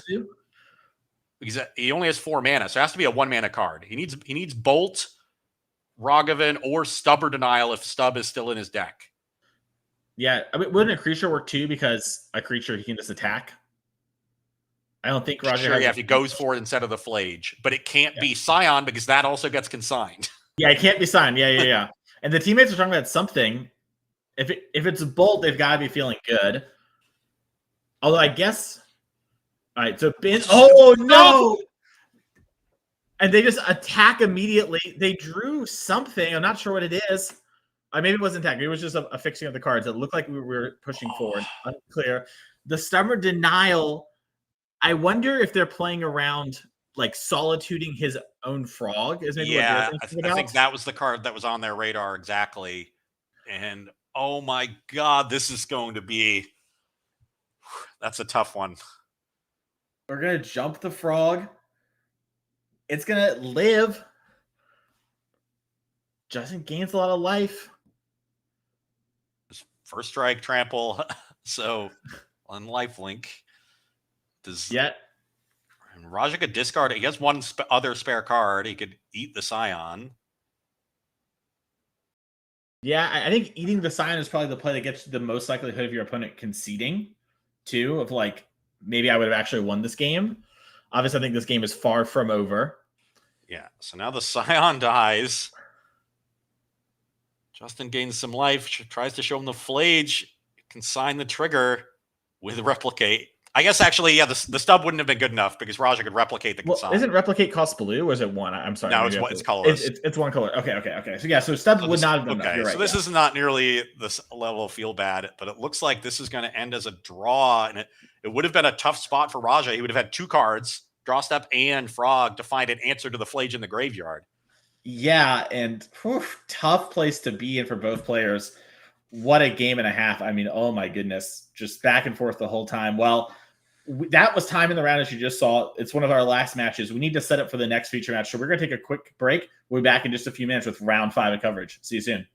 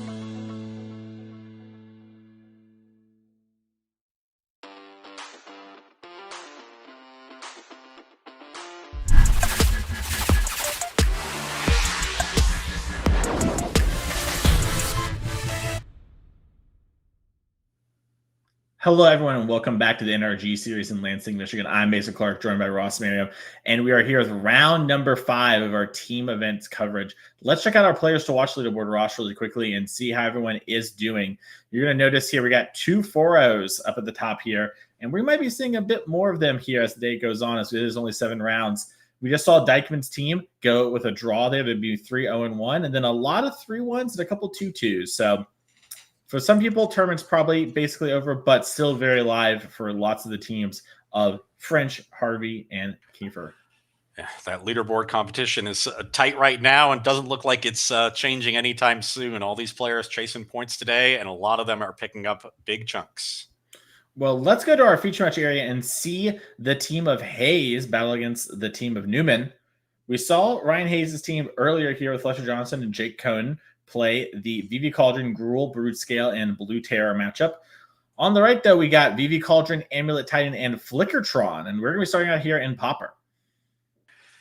Yeah, and we've seen both of these decks before. I think Terror is one of the more popular decks in the room. We talked about how this is a pretty easy deck for players that are a little newer to Pauper to pick up. The Brainstorm Delver kind of play style is something that's going to be familiar to players, especially if they've played a lot of Legacy, and it's performing quite well. The Flickertron deck, definitely the control deck in this matchup, trying to get to the end game, set up that powerful engine of Ghostly Flicker plus Mnemonic Wall. But that is going to be tough in the face of all these counter spells and the early pressure from Mono Blue Terror. All right. Well, Terror is on a mulligan. It looks like Tron has kept. Looks like that sleeve might be a little dirty. Clean it up. Battling hard out here. So taking a look at the list for Jake Conan, 4 counterspell, 2 dispel, 2 spell pierce, all in the main. So has 8 good counterspells for the matchup. But what he's looking for right now is a turn 1 Delver. There it is. All right, pass of the turn. Mine of the Urza variety. Delver taking a peek-ski-poo. Not revealing, but maybe cleaning up the top of our deck. Lorian revealed. We're going to go search our deck for an island.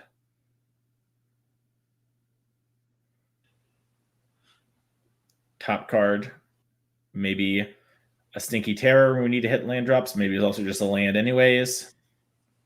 Yeah, nice little bit of card selection. It's like Fetch Land Mishra's Bauble, right? This is the Pauper version. Yeah. I even see another Delver in Jake's hand. And that's a good play. If those transform next turn, this game could be over quickly. Yeah, we saw earlier, and we talked to Dom's team as well, the Tron deck, where they weren't really sure exactly what its greatest matchups were, but they knew it took a while to win. And these Delvers are very good at punishing decks like that. Oh, is that Camp? Oh, that's Prismatic Prism, excuse me. Yeah, that's a Prophetic Prism, which is what you wanted as the Tron player, but no second Tron land. You know, Prophetic Prism and Natural Tron would have been the ideal to catch up from this double Delver start. So not going to have a huge mana advantage as of now, and staring down a ton of pressure. All right, and we're going to mental note to actually mill that Ponder. We don't want it. We had another one in hand after we flip the Delvers. Maybe looking for stuff like Tolarian Terror here. At this point, if you're Jake, you're just looking for counter spells. You have the pressure. This is a 4-turn clock, just barely. Thought Scour. Yeah, a couple counter spells here should clean up this game. Looks like we have a couple lands in hand. Maybe regretting getting rid of that Ponder now that the other cantrips didn't show the goods. We're just bouncing Prophetic Prism back to the hand to kind of cut off the colored mana. We talked about it earlier. This deck plays a lot of spells that cost actual mana of a colored variety, and uses these filtering lands and Prophetic Prism to pay those costs. So early on here, that's going to be pretty terrible. Looks like we do have some Moment of Pieces in hand, so maybe some fog action coming our way. Double Moment's Piece, which means 4 fogs available. Okay, that will buy Michael a lot of time.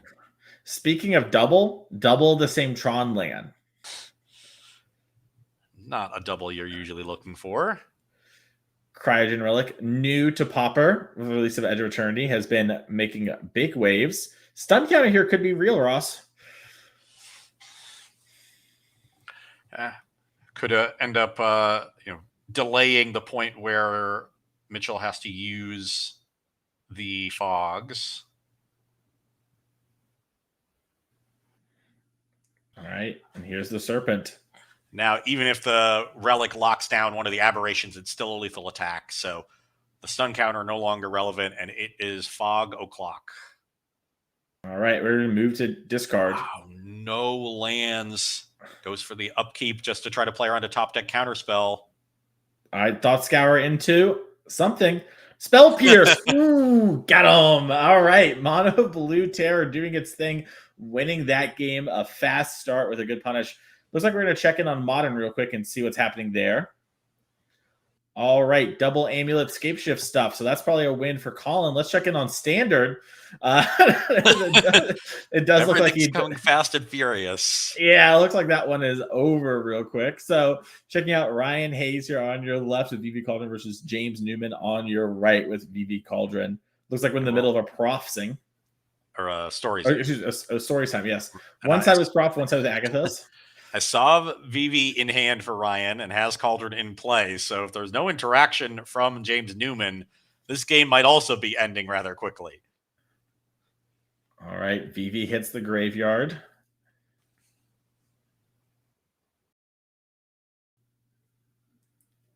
All right, we're going to target the Agathos.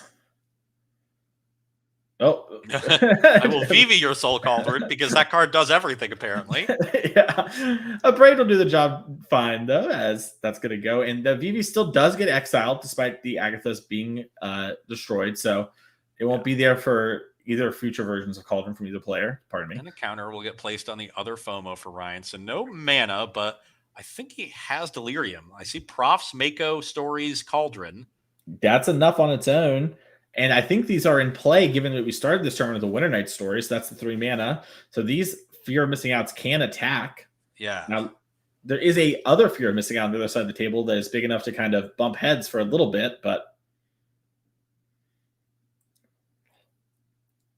attacks with 1 Fear of Missing Out, untaps itself. Now, when the second one attacks for the first time, he'll get another trigger and a third combat. It amounts to the same amount of damage here. It's advantageous to stretch yourself to 3 combats if you have Profs or Steam Core Scholar that can take advantage of the additional one, but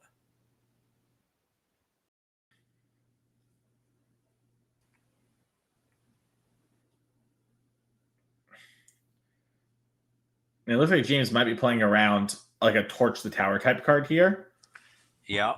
And then Ryan kind of bluffing said Torch by attacking. Could have left it back to potentially defend, but it's going to play this Agathos post-combat. But as you said, the VV gets exiled, so that was not available for Ryan. I think his hand is Marauding Mako and a land, so not a great hand, but does have the Winter Night Stories in the graveyard for next turn to find more action.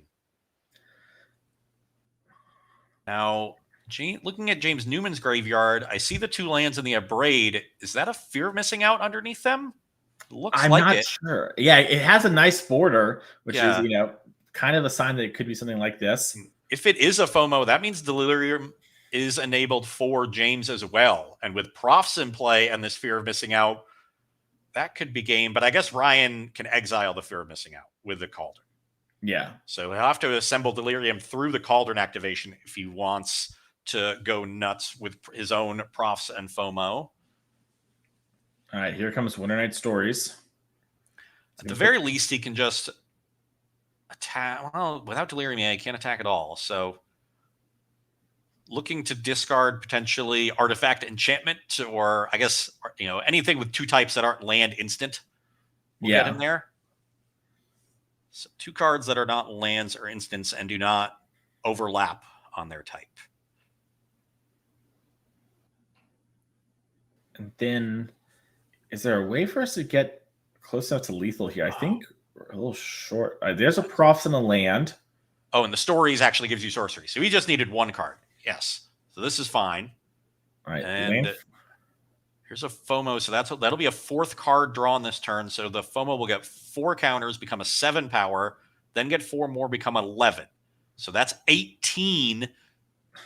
Newman needs to draw 1 more card this turn, but doesn't have any mana left. Yeah. Now we could just put a bunch of counters on the first Fear of Missing Out, hit for a lot, and then beginning of the next combat, put it on the other one and just have big blockers. Yeah, that seems like it will likely be the play here. Yeah, we're double checking. And we're going to stay here till the end of this game. It looks like it's about to end on one of these turns. Yeah, James takes the defensive line. And he's pretty well set up. Yeah, and now Agatha's. Okay, that was a Fear of Missing Out. That's going to help reduce Delirium a little bit over there, but also just put a counter on our Fear of Missing Out for attacks. And we drew a Torch to the tower. That one's not any help. The FOMOs are too big at this point. Yeah, I mean, if Ryan can cycle this Marauding Mako as a way to get some redraws, if he finds something like a Profs that could help start to burst down this wall. Looks like he's just going to hardcast the Mako. And then flashback Winter Night Stories. A Braid, one of the pickups, along with some lands.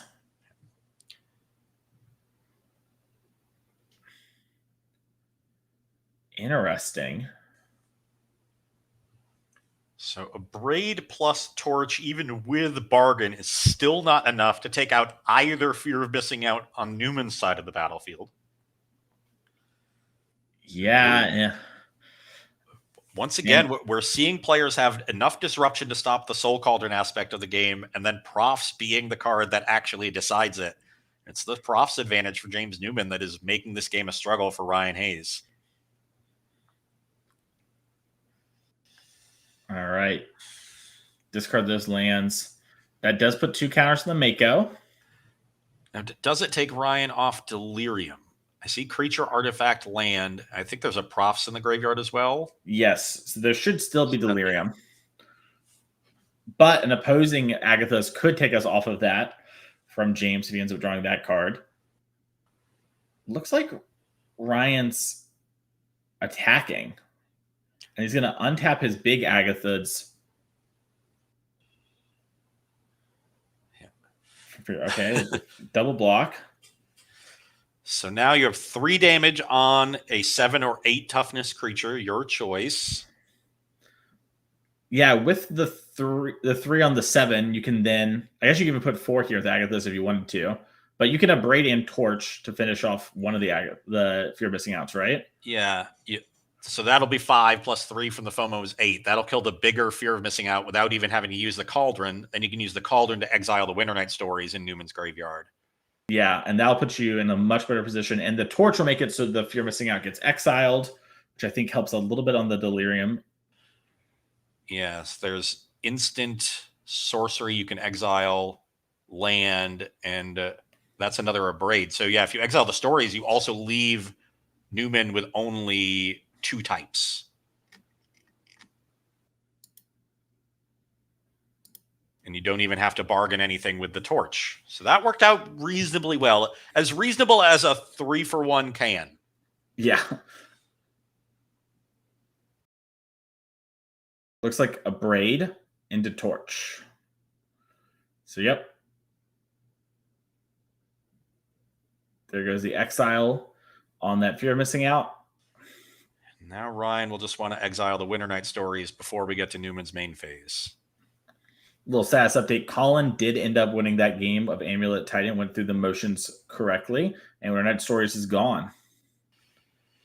Okay, I see a Vivi in Newman's hand. Not sure what else, though. Is that another Winter Night Stories? I think we did draw Winter Night Stories. Oh, my God. All right. Here's a Marauding Mako. That'll not only make the Profs incredible, it'll also likely reestablish Delirium. He gets sorcery just from the stories, needs to discard any 4th type other than land, instant sorcery. So just a creature, which is what you want to discard the stories anyway.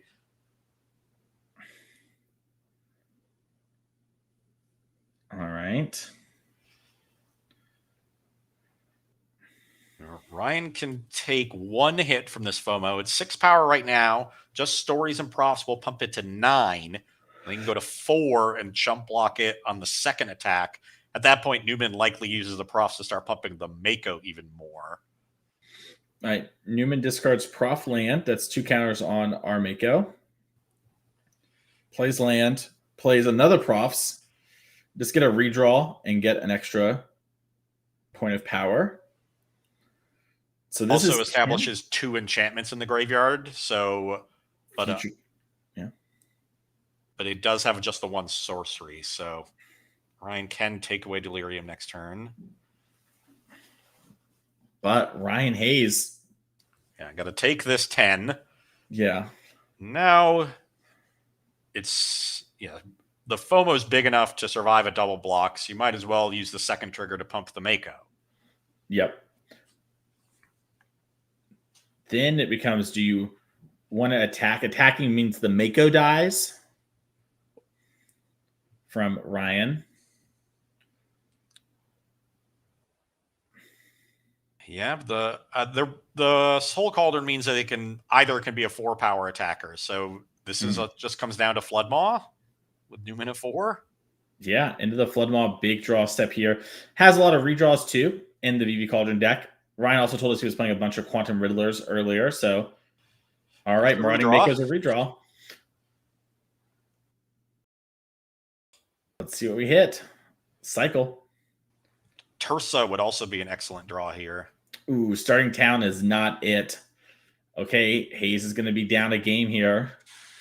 Unless there's something in graveyards we couldn't see. Like a hidden Winter Night Stories, but it doesn't seem to be that way. And Ryan's going to pick it up. And then, as we said, that Pauper won already by Jake Conan with the blue Terror deck. So let's go check out Modern here. Okay. And see if Colin can tie up this match. So no early Amulet for Colin Sabor. Looks like just an Arboreal Grazer getting some more mana. Boseiju happened on a Damping Sphere for Colin against Fletcher. So Fletcher up a land. Thanks to that Boseiju. Yes. So the tough part about this matchup from the Broodscale side is you don't have a ton of interaction for the really fast draws from Amulet. But if they let you set up, you have the ability to find Haywire Mites. You have Boseijus, postboard, you have Damping Spheres. You have some ways to disrupt them, and you can combo yourself. So usually you're looking for just a fast combo, but you can also win a disruptive game if they don't have a fast Amulet draw. See Torpor Orb in Fletcher Johnson's hand, so that came in out of the sideboard as well. Yeah, it seems to be coming down this turn. It looks like we have 2 Glaring Fleshrakers in hand for Fletcher. We talked about that when we saw this team earlier, how in multiples those can kind of get some sneaky wins with things like Kozilek's Command. Yeah, this game could easily end in 2 turns for Fletcher with that double Fleshraker. So pressure is on Colin Sabor. Untaps with 3 mana in play, but not working towards us an Amulet via Saga. May have an Amulet in hand, but okay, there it is. No lands. Could still have a bounce land that he wants to keep in his hand and didn't have a reason to show, but still not a good sign. Kozilek's Command. Okay, so we can play the 2 Fleshrakers this turn, and then next turn try to Kozilek's Command into a second Kozilek's Command. Yeah, I think that's a lot of damage, right? Like your second Fleshraker this turn is going to deal 1 and get you a Scion back. And then next turn, if you draw no lands, you're going to have an X6. Excuse me, X4. Pardon me. With 2 Fleshrakers, Kozilek's Command deals 2 times X plus 4 damage. You get 10. Yeah. You get 4 damage from the triggers of the Fleshrakers. You have 2 triggers that each deal 2 damage. And then you get 2 damage for each of the spawns from the X paid for command. Yeah, that seems pretty good. We're also going to get a Urza Saga pop. So we'll be able to kind of get something from our deck. Maybe get something like a Blade. Because you still get to attack with the Fleshrakers in the next turn. That means we have 2 damage coming across, assuming there's not anything that can block. Besides Set Laser. And yeah, Glaring Fleshraker.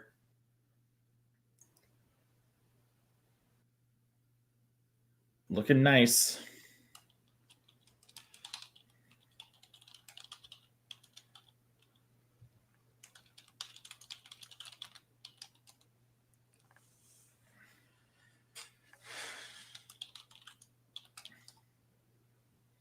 Looks like we're doing a little counting here. Maybe figuring out if we want to use the construct to be a thing, but we talked about this before. Don't get the world's biggest constructs in this deck. Definitely not. But with the Torpor and the Flesh Rakers, one construct, just representing a few extra damage can be relevant.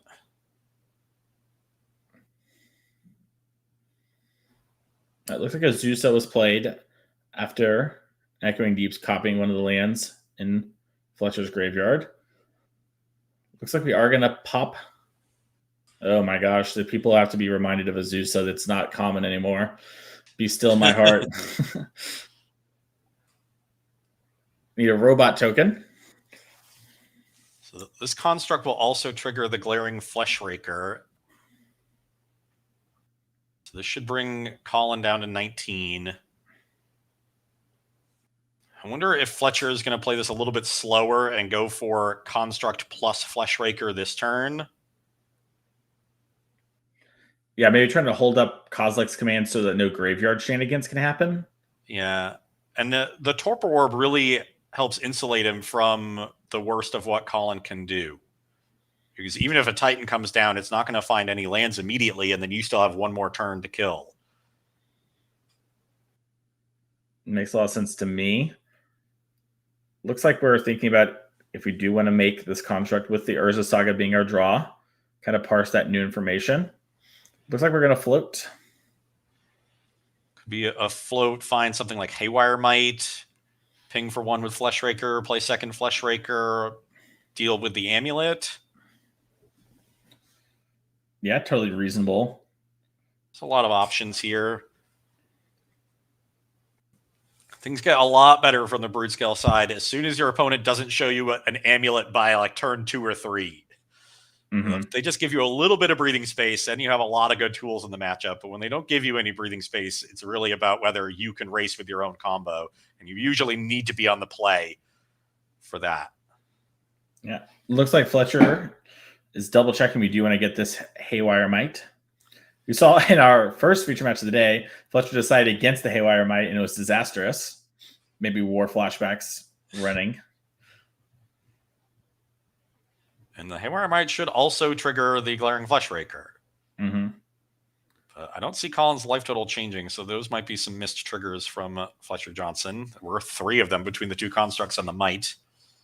Yeah, every damage matters, especially if we're going to end up winning with these Kozilek's commands and chaining them together. All right, Urza Saga, land for turn.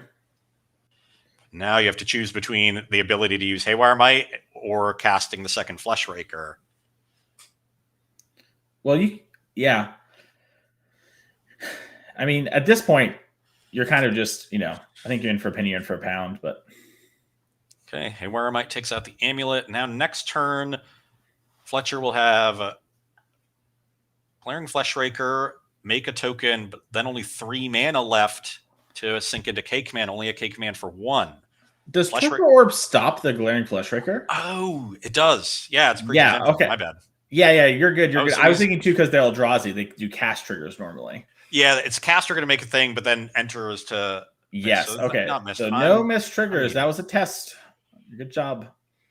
The rest of you passed. Yeah, no, I was just thinking so many Eldrazi are cast. That's very awkward. This Torpor Orb is shutting down the entirety of Fletcher's draw. He has the combo with double Flesh Raker, and with it. Yeah, and I mean, this probably explains too. I saw multiple Damping Spheres when Fletcher flicked through the deck, but only one Torpor Orb, right? Yeah. Going to have a card for Storm, but also can't have a lot of these as you're playing against Titan.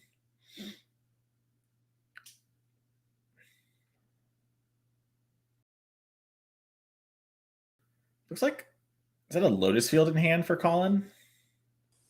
I didn't get a great look at it, but it's just a big burst of mana.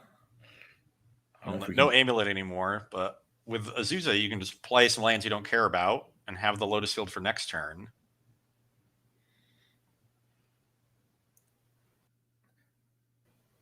Yeah, just pick up your land, replay the forest. We have Scape Shift in hand. Nothing we can do with it, though, because we don't have an Amulet. Yeah, taking out the Amulet was a big game for Fletcher Johnson. And Walking Ballista was the draw here.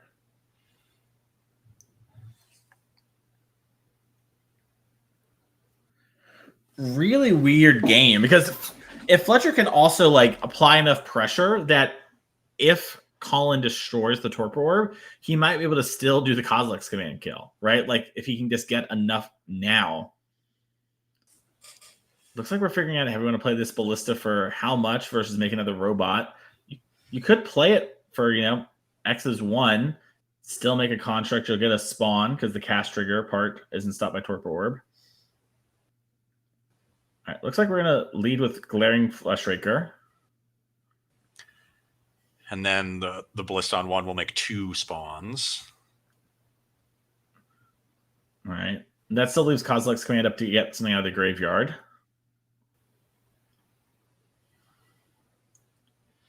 Now there's 4 artifacts, so Construct's coming across for 8. Fleshraker coming across for 2. Fletcher doesn't even want to risk losing the Fleshraker. Maybe Endurance. Yeah, Endurance might be the thought, and then also Arboreal Gracer is just going to be able to block it pretty freely. Obviously, maybe you're okay with that because then the robot gets through, but Fletcher doesn't want to risk it.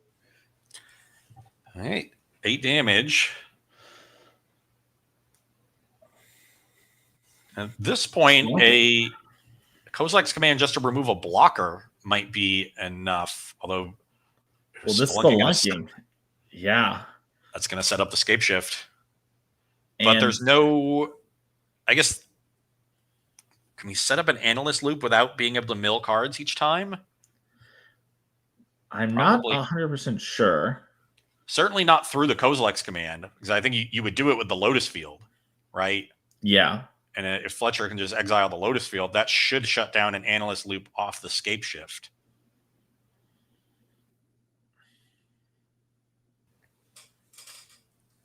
Can you Scape Shift for anything that can keep you alive? We don't really play Colony Gardens much anymore these days. You can get a Titan into play if you wanted to. It wouldn't find any lands, but it would be a 6/6. Colossal Dreadmaw mode. Yeah. Sometimes you got to do what you got to do. So there's Lotus Field floating 3 mana and then sacrificing itself. I imagine we will see the Scape Shift in next, although a little awkward to Scape Shift now with only 3 lands in play because of the field. All right, Summoner's Pack now. Maybe we're doing all this too with the hopes of sort of sitting up and maybe Fletcher messes up. I don't even know how he could, but that's Aftermath Analyst. Is there a Shifting Woodland in the graveyard? I'm not sure. I don't think so, because if we came in a turn late, but there was only Boseiju, I think, at the time. Yeah, so there's the only lands in the graveyard are Boseiju and the Vestige and the Lotus Field, which is 6 mana.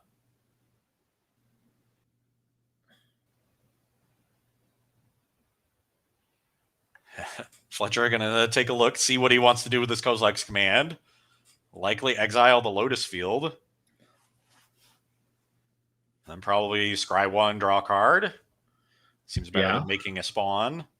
Could exile the Arboreal Grazer too if you wanted to clear away the blocker.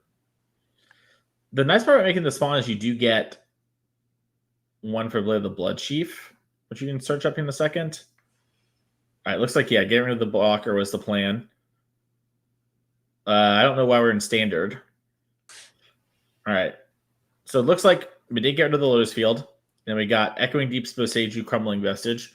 Deeps is, I think, entering as a copy of Crumbling Vestige. Okay, so this is 7 mana then? All right, here's Scape Shift. Oh, it's 5 mana. There's no other Lotus Field. Yeah, there's no other Lotus Field. So now we can Scape Shift. All right, with the Analyst in the graveyard, and you can get, but we're going to have Scape Shift, Analyst, land, I guess you need to get an Urza Saga, a Lotus Field, a Shifting Woodland. And if you can get those 3, you can put the Saga in the graveyard to complete Delirium. Yeah. And then sack that during each loop of the Analyst to maintain the Delirium. And then from there, but can we win this turn? I think it's looking close. Well, eventually you just return the Boseiju with a bounce land, then deal with the Torpor Orb that way and continue going off. So true. I think this is a combo through the Torpor Orb. Yeah. I wonder if we were supposed to get rid of this Aftermath Analyst then? Yeah, if you just get rid of the Analyst, then the loop is not a problem. There still might have been enough mana, because then like there's no constraint on trying to get Delirium. Then you just go for mana, Teleria West, Boseiju, and multiple bounce lands, and try to go off with Titan. But you're down Lotus Fields. You might not be able to go fully off with Titan with only the one Spelunking. To me, the story of this game is Torpor Orb. I think it actually hurt Fletcher more than it hurt Colin. Colin was able to win through it here, and it slowed Fletcher down multiple turns by shutting off the triggers from Glaring Fleshraker. Yeah, I mean, this game would have been so different without that Torpor Orb. If it had just been like, the third Damping Sphere or whatever, it also just would have been a very powerful card against Colin still. All right. Yeah, it looks like we're doing it.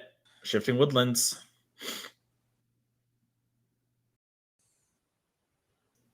That Spelunking was a very good draw. We've reached the explain portion of the game. Yeah, it's easier if I just tell you what's about to happen. Yeah, this one is very weird. I remember the first time this happened to me, I was like a little lost in the sauce. But once you kind of understand the basics of it, it all makes sense. And yeah, it looks like Fletcher is just double checking or walking through it together. And then, yeah, we have the Teleria West in hand, which will get a Boseiju, and we'll Boseiju, and then get a Pact, and because it'll be my graveyard, and get bounced to my hand. And yeah, I have infinity mana from here. Colin knows how this works. Yep. So he's going to take down this game and match, leveling the team match at 1 apiece, which means this one's going to come down to standard and our VV Cauldron Mirror. Yeah. And this is deterministic from here. They're just double checking the mana, I think, at this point. And let's head on up to standard, since there's actually something going on. Even if it is VV Cauldron, it has got to be a bit more action-packed than that. Well, the script is flipped here. It is Ryan with the profs and the giant FOMO. All right. Hayes has got to hold it down for the team. Top 8'd yesterday on standard, playing the same deck. Yeah, lost the finals. So even though he missed out on the automatic invite to NRG Champs, if they make another deep run in this tournament, he'll have a ton of points to be up there on the leaderboard. Look to punch his ticket to that tournament. Winter Night Stories getting harmonized back here. VV Dylan 1 getting some mana, or some counters, excuse me, for future mana.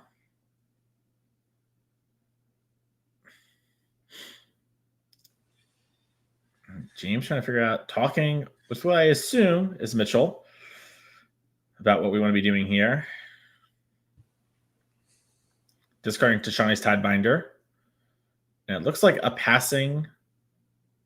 Oh, there's a profs off screen. Okay, okay. So now this VV has a ton of mana. 6 to be exact. Although at 4 life with all these creatures, into the Flood Maw, the fear of missing out. Play this profs to redraw. Down to 13 from all these triggers as well. Yeah, and the VV I think is at 9 counters. Is big. Yeah.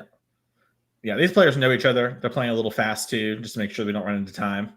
Yeah, especially Ryan, because if he wins this game, they need to play a third. Yep.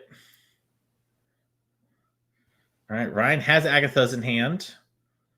Can't make out the full graveyard, but there's 2 fear of missing outs in hand as well. And I think that's a Winter Night Stories. Ross is the last card. That'd be pretty good if there's a VV floating around in either graveyard. Yeah. All right. Looks like we're going to discard something. It's looking like it's going to be Winter Night Stories. Oh, maybe hold it. See if we draw a land. Yeah, kind of a weird spot because you could keep the fear of missing out in order to take another look. You get to draw a card, Ryan. Don't worry about it.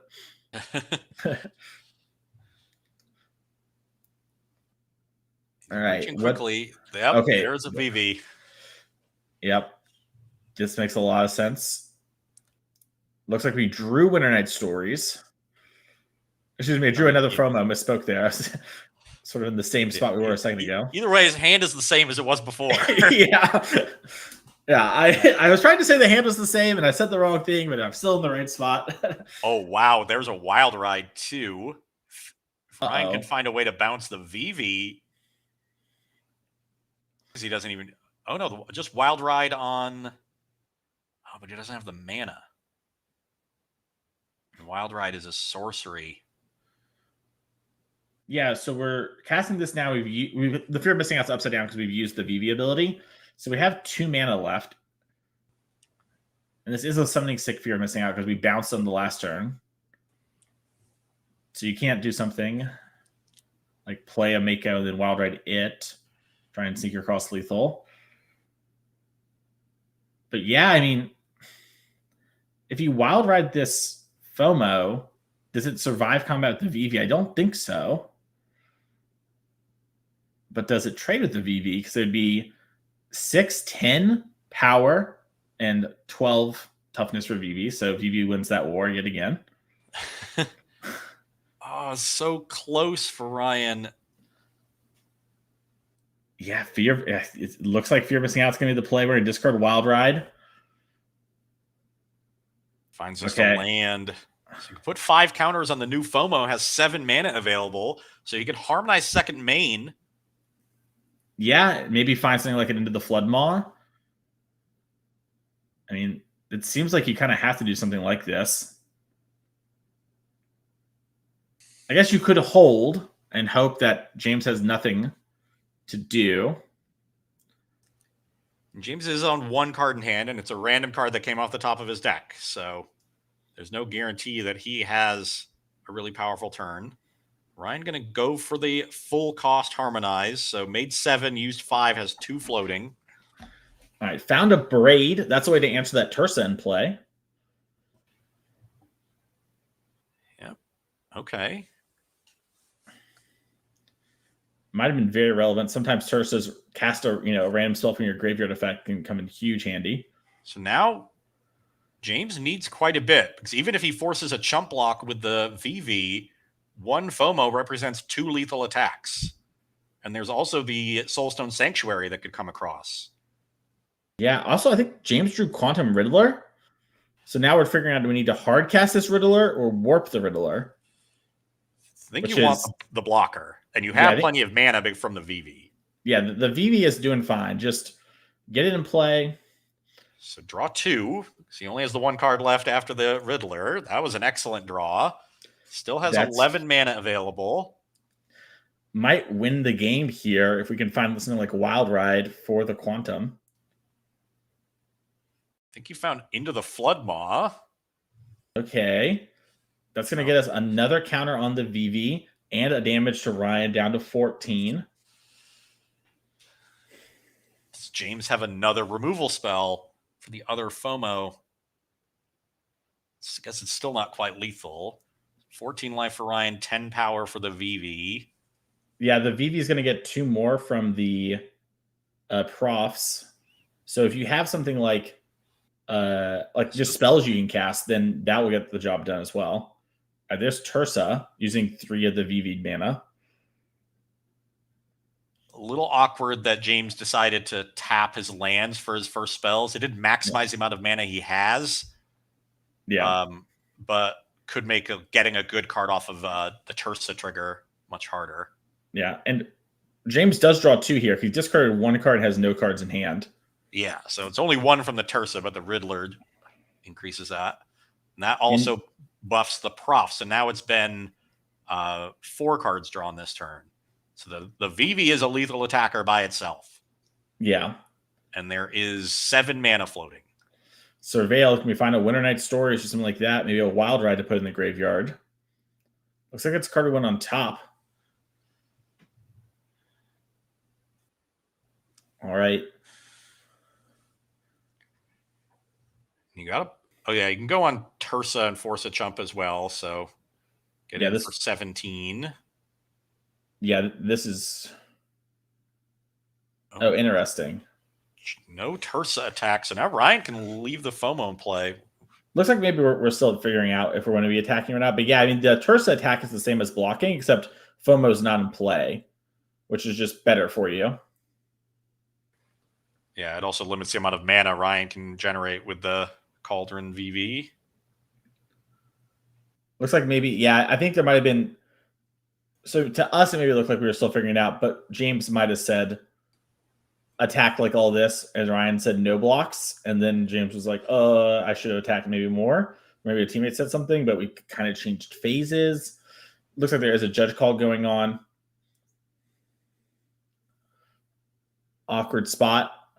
Big advocate of think through your entire turn and then execute, even in these like really tough spots. Will end up being sort of faster and prevent little stumbles.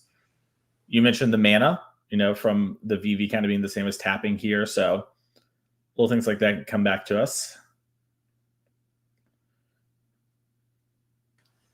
Ryan here, it's going to take damage either way, though. He's either not blocking or he's jumping and taking some. So He's going down. Hand does Fear of Missing Out, and I don't remember the second card because so much has been happening for James. And there is a Wild Ride in his graveyard. So there's the potential for, even if the Fear of Missing Out has to chump, there's the potential for Ryan to generate several big attackers.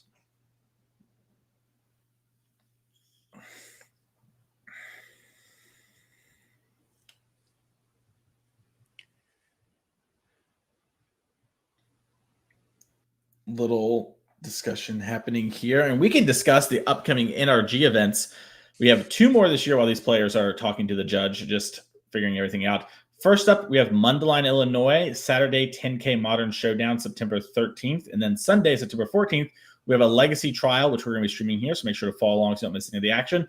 And then an Edge Eternity Sealed Trial as well going on there for the players there in case you don't want to play Legacy. We understand that can be a format that maybe is a little hard to get into, so come on down and have some fun. And then November 1st and 2nd, we're going to Elmhurst, Illinois for a Saturday Team 10K Showdown, Standard Sealed Modern. Is going to be that format. The winning team of that will all go to our champs at the end of the year. And then Sunday, last event of the year 2025, Modern Showdown. Winner goes to champs as well, along with our leaderboard stuff. And we'll be keeping you updated on all of that. So don't miss the action, whether you're in town, you can go play in it, or here on Twitch.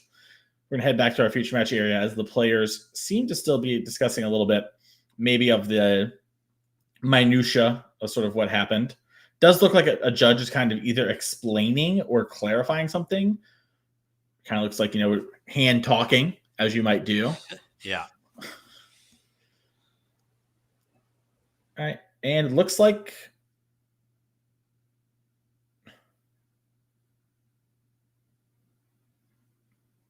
trying to think how Ryan can get 2 attackers next turn if the FOMO is gone. You animate the Soul Stone, you put a counter on it with the Cauldron, you get your 4 mana back from animating it. Okay. So looks like the ruling is we are going to get to walk back. That not enough had changed / we don't know all the details. We were, inferring a little bit there. So Ryan's going to pick a random card. It's going to get cast. It's a mountain, or be able to be cast, excuse me. I believe we already played a land this turn. All Ryan needs is a land here. Yeah, because land goes animate Soulstone, give it the VV ability, FOMO, Wild Ride, go crazy. You FOMO Wild Ride tapping the Soulstone, then you put a counter from the drawn card from Profs, make it so it trades with the Riddler, because now it's a 6-power FOMO, and then you untap the Soulstone with the trigger, and now the Quantum Riddler's gone, and on your second combat, you kill with the Soulstone, which is a 4/4. It'll get another Profs trigger to a 5/5. But he needs an untapped land for that. He animates the Soulstone, makes it a 4/4. He has Soulstone, another land, and that's 6 mana. He needs 7 for FOMO plus Flashback Wild Ride.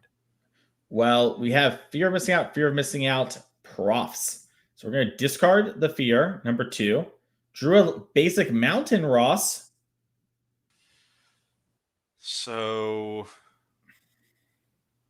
Oh, this could have also worked if he kept the other Fear of Missing Out instead of the profs. He plays land 5, plays Fear, plays the Wild Ride on one Fear, tapping the other one. I guess he doesn't need the other Fear. So you play land, you Wild Ride, you go to beginning of combat, you put a counter on the FOMO, you make mana before you declare attacks, activate the Soulstone, attack, untap the Soulstone, then on second combat, you get a counter from the profs on the Soulstone for lethal. So land Wild Ride was lethal here, but I don't think Ryan saw it. I don't think so either, and I can see the Wild Ride hiding out over there. Seam Core Scholar, draw 2. We found End of the Flood Maw. That should be good enough. Yeah. But can he Wild Ride, though, at this point? Yeah, so let's see here. We've drawn 3 cards because of profs, right? So that means we're going to go to 5 power, 6 power with the Agathas. Wild Ride, I believe, is 5. Well, total. Wild Ride's it's a sorcery. Oh, yeah, but we need to do in the beginning. That's right. So we can't. Yeah, and he had to discard the land to the Winternight Stories. He can put a counter on one of these creatures, but now he has... So you put a counter on the Scholar. You make 3 mana with it. You tap it to Harmonize. You target the FOMO. Then you go to combat. You profs onto the FOMO. You use that mana, and you're good to go. Yeah, with the Into the Flood Maw, it's easy. Actually, he didn't need the Flood Maw. This was still good enough. Well, this is a tough turn to say the least. With perfect information, we had to do our powers combined, but it looks like Ryan Hayes has found it. Wild Ride here, and then it's going to show the Flood Maw. Yeah, he just has the mana floating from this. He gets 3 mana, and he needs 5 plus reduced by 3 from the Harmonize. So he has 1 floating. Okay, so we're going to have a game 3 here. We're going to pull up these 2 VV lists, talk about them really quick here. So over on the sideboard, Ross, what jumps out to you as things you might want in the mirror? So the things you want in the mirror are definitely a Null, definitely Quantum Riddler. Those are the guarantees. Some players like Pierce in the mirror, some don't. So that's an alternate for Ryan. And then there's a question of some of the removal spells. They're kind of clunky, but sometimes dealing with an early creature that got some profs counters, like a 5/5 Tursa or a 3/4 FOMO, can be relevant. So you might want some number of Obliterating Bolts or Broadside Barrages. Mainly you're relying on Into the Flood Maw in the mirror. But Quantum Riddler and a Null are the definites. Oh, and the Ryan has the Abrade in the board. That'll come in too. A lot of people have 3 Abrades main. Ryan has gone for a split. That makes sense to me. Now, we don't actually have James's deck list. A little behind the scenes here. Our thing is getting a little bit here, but we imagine it's going to be very similar. There are some small differences that come around between these VV Cauldron deck lists as players are still trying to optimize those last few percentage points. And there's going to be some kind of shifting week to week, right? Maybe some weeks you expect more of this deck that's trying to prey on you. Some weeks you expect others. Maybe you want more things for the mirror, right? We saw how Dom had no Makos and a Nulls in the main deck. So there is a lot of variation still going on in this deck. Oh, absolutely. Some people are on Meringue River Regent. We saw that from Will Kowalczyk in the top 8 yesterday. A lot of players on Riddler, but how many exactly? Ryan is a huge fan of the card. He plays the full 4, as did our champion yesterday, Harrison Canfer, but most players are playing more like 2 or 3 copies of that card. Some players have cut Marauding Mako entirely. That's what we saw from Dom Harvey earlier. And then there's the split on Tursa versus Steam Core Scholar. So there's definitely a lot of choices here on exactly how to build the list. All right, and these players are shuffling up. I'm going to get a time check here on the round 2. I'm going to guess, Ross, that we're in sub 10. Oh, absolutely. Yeah. I think we might even be sub 5. I'm willing to think we're sub 6. They have 7 minutes. Oh, no, Ross. They have a time extension as well from the judge call. We have been hoisted by our own petards as we have double Verge into Agathas. It looks good from a distance when it comes to the mana, but up close, it's just a bunch of fancy mountains here for Ryan Hayes. Is this a Tursa? All right, Steam Core Scholar, very powerful. That's a nice one. Build some card advantage, make a big flyer. And Steam Core Scholar is the card that really allows you to dominate combat. We've seen these profs games come down to who can make the biggest thing. Steamcore Scholar not only will be the biggest thing if you can pump it, it'll also be vigilant, so it plays offense and defense and flies. So definitely the best target for Prof's Eidetic Memory. Definitely. Looks like Into the Floodmaw was the discard there. Got Agathazed. That's why it's exiled. Ooh, just a Marauding Mako for Ryan. So he is behind here in game 3 on the early going. Will need to find Into the Floodmaws of his own to reset this Scholar and then start trying to build his own battlefield. Looks like he has a Null, a Braid, Wild Ride. So nothing really to help him contain what's already on the battlefield from James. He can stop a lot of the further bleeding. And then maybe try to steal this game with a surprise Wild Ride attack, but that's going to be tough in the face of a big Scholar because of the Vigilance. Yeah, Scholar's Vigilance is so huge with this card. It comes up in so many different matchups. All right, let's see here. James talking out with teammates. There's a Verge into Agatha's. Attack for 4. One of the things you always want to do when you're ahead on the battlefield is make sure you shut off any potential combo turns from your opponent. So that Soul Cauldron doesn't do a lot here, but it gives James a lot of peace of mind that the worst possible things aren't going to happen to him. Yeah, it's interesting. Ryan had a Null, but also has a Braid, and was thinking about maybe upbraiding this Agathas instead of annulling it. Yeah, the more mana efficient play, and that's what he goes for. No Pierce for Newman. That would have been devastating. Yeah, Newman has his own Abrade. We can just remove all the Agathas. It was a Braid after all. It's a little Marvel reference for you there, Ross. I know you're not a... Actually, I don't know that, but I assume you're not a big... I went right over the head, Mason. Hey, you know what? That would land for somebody, and that's what they're here for. As another Agatha Soul Cauldron comes down. Once again, it looks good from afar on Ryan's mana here, but it's just all mountains, which I forgot about myself when talking about a Null, because I'm tricked by these Verges. They look like dual lands. Yeah. They aren't always. This is about as awkward as the mana can get.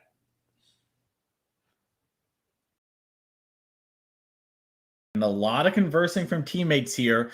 It's good to check in on the super important plays, but like we talked about, time is important. Winning here locks you for top 8. Drawing here, it's not the end of the world, but it's a lot worse than locking it. As here comes VV into the Flood Mob, bounce this Marauding Mako, get a counter on my VV, and then attack here for 4 again. Ryan Hayes down to 12. And Ryan just checking what's in the graveyard, trying to keep Delirium down, gets rid of Agathas, draws Profs, can cycle the Mako and look for a blue or a mountain, Mountain would turn on these Verges. Hits Mountain! Okay, that might have been in time, but it is an uphill climb. Yeah, Ryan is definitely on the I need you to just kind of blank for a turn. If you do, I have Wild Ride, I have a Profs, I have a Quantum Riddler. I can try to do something.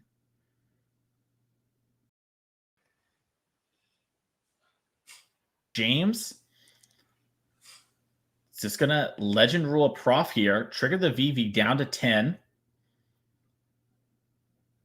Massive. Sort of representing 2 damage here. Yeah, so this is an attack for 6. 2 more spells would be lethal.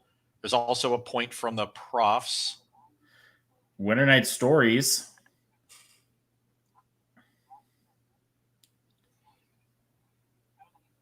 So that's going to be 4 counters there. And Vivi hasn't used mana yet.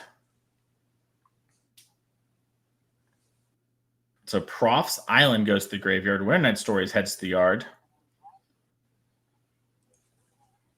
Going to use the mana to play Tursa from our hand, Ross. That will likely end this game. Ay, Dios míos. No discards. We're happy with what we got. And I'm going to move to combat. I don't think you have anything. And I don't think Ryan does either. Yeah. And yeah, he's going to pack it up. So congratulations to Newman, Sable, Orchestra and winning.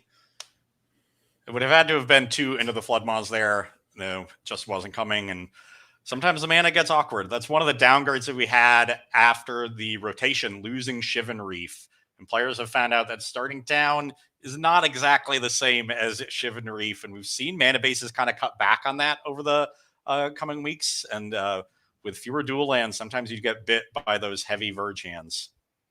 Yeah, it really can come back to bite you. So congratulations there. Ryan Hayes' team, not out of it yet. X-1 still has a very good chance to make top 8 still. But that's going to do it for me and Ross today in the booth. We're going to tag out and let Corbin and Devin take you home for the last rounds of Swiss in the top 8. So stay tuned. We'll see you soon.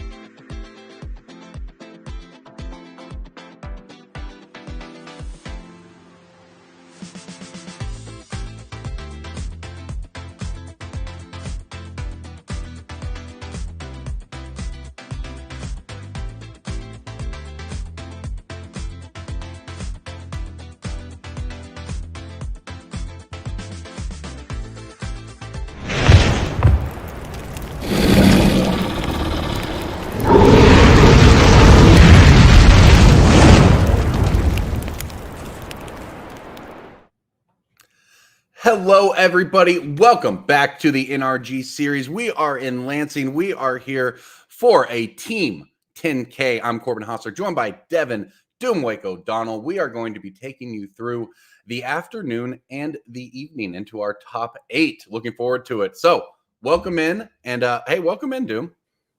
Oh, yeah, I'm happy to be here. Like you mentioned, we were talking about during the break, team events are always some of the best to watch. There's just, the camaraderie between the teammates, getting to play with a lot of your friends, and there's really nothing that beats team events, Corbin. That's true. They are the best. And you know what? We are deep into this one today. So we want to go ahead. We'll get down to our matches here in a minute. But let's take a look at how the players to watch in this tournament are doing so far today. You see it there. Look at these teams at the top. Dykeman, Suleiman Smith, 4-0-1. No losses. Going down the list there. A lot of these teams we've had our eyes on doing quite well. You may recognize lots of these names from the NRG leaderboard. 4 teams there you see at 4-1, including a whole bunch of players from that leaderboard. Moving on down the list, 3 and 2s, and still struggling. Brickman Hickman calling at 2 and 3.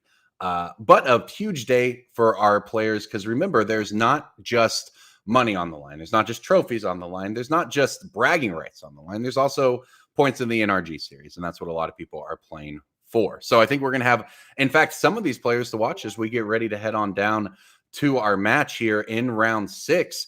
And there you go. You see on your left, Harrison Canfor, Alden Cates, Grayson Nimitz taking on Miguel Chavez, Ryan Bellamy, and Patrick Selly. We are starting things off in, and I think you all will like this, the Pauper seat. Oh, yeah. Oh yeah, so two very, very interesting decks here. You have Is It Terror on I think we actually have them swapped. Is It Terror is on the right-hand side of your screen, and Burn is on the left-hand side. Now, you might think of that, this Burn deck and Pauper. Traditional Burn decks have a whole bunch of lava spikes, and you do see a lot of that in the Pauper version of Burn. There's stuff like Fiery Temper, Fire Blast, Lightning Bolt, Lava Dart. But this Burn deck is really interesting, Corbin, and the way that it's sort of constructed. It's utilizing a lot of discard and draw. So you saw Faithless Looting there cast from Patrick, stuff like Grab the Prize and Highway Robbery to take advantage of the madness cards like Fiery Temper. Discarding a Lava Dart to the graveyard just gets you some extra value. And I'm not gonna. Well, it's already in the graveyard, but you'll notice there's a gold card in the graveyard. That is Sneaky Snacker. If we can get that one up on the screen, this deck list has 18 mountains. And that's it. We're not casting that card. We are getting that thing back from the graveyard to the play, from graveyard to the battlefield when you draw cards off of things like, Grab the Prize, Looting, and Highway Robbery. I'm not a Pauper aficionado by any means. It was the first format I ever played in Magic 18 years ago. But I have to say, when we queued up Pauper Burn, being a little unfamiliar with the format, I didn't expect Sneaky Snacker. I'm just going to tell you that. I didn't expect Faithless Looting, but I really didn't expect Sneaky Snacker. Yeah, a lot of these cards you would not normally associate with Burn, but it's not necessarily trying to be as fast as the modern Burn. Like a lot of times when you see modern Burn, they just kind of look at their hand, and it's a simple math equation. It's Can I cast 7 of my 3 damage spells before my opponent kills me? And there's some of that, right? There is the Fiery Tempers and the Lightning Bolts, but no lava spikes, no bolt waves, none of that stuff. Really just utilizing, like trying to play a little bit of a longer game with some more card advantage type stuff. And it'll be very interesting to see how this matchup plays out. My guess is that Grayson's deck on the other side playing the Terror deck. So for folks who are maybe not familiar with that, it's similar to like Delver style things where you're playing a bunch of removal spells and cantrips early on, some interaction along the way like Counterspell and Lightning Bolt, and then you're trying to stick a big threat, something like a Tolarian Terror, which is a mainstay Pauper threat, just gets a huge discount after playing all these cheap spells. And speak of the devil, there it is. Yeah, this is we'll get some more Pauper on queue today. This is fun. We got a player on the left playing their commander deck where you just burn all your opponents with every spell you cast. I'm a big fan of that. And on the right, the Terrors, you mentioned it. That was a limited archetype in Dominaria United. It's also been at times a standard archetype, Simic Terror, where you just play a bunch of spells and the 8 creatures that were like the Terror. But then you go further into Grayson Nimitz's list here, and you see not just modern all-stars like Lorien Revealed or Preordain, but straight up banned cards like Ponder, Brainstorm. You Oh have yeah. anything you want. But then what I love about Pauper, of course, is that they are alongside cards like Murmuring Mystic. You know, the Guilds of Ravnica make birds whenever you cast a spell, 4-drop. Great and limited. Only playable in this one constructed format of Pauper, and that's actually why Pauper I think is pretty cool. Yeah, and what's really interesting about like you card you brought up, the Murmuring Mystic, Yeah. a card that was not initially released as a common. This was an uncommon all the way back in Guilds of Ravnica, Mhm. but due to the supplemental products, it eventually ultimately got released as a common. I think it was like a Battle Bond or Commander Masters set, something along those lines. And the ruling is if there's a card that got printed as a common, it is legal in the format. So able to play those threats that would normally not be able to due to those the supplemental products. And Terror coming into the red zone. This is kind of exactly where Grayson wants to be. Has a big threat in play and presumably has some sort of interaction here to be able to, stop Patrick from casting a lethal burn spell. And also at 15 life, we're pretty far away from getting bolted out. Yeah, if you are Patrick, right, a lot of what you want to do is you get some of these 2-drops into play that are going to ping your opponent every time you cast a spell. Heck, the deck's even playing Gutter Snipe at the 3-drop spot.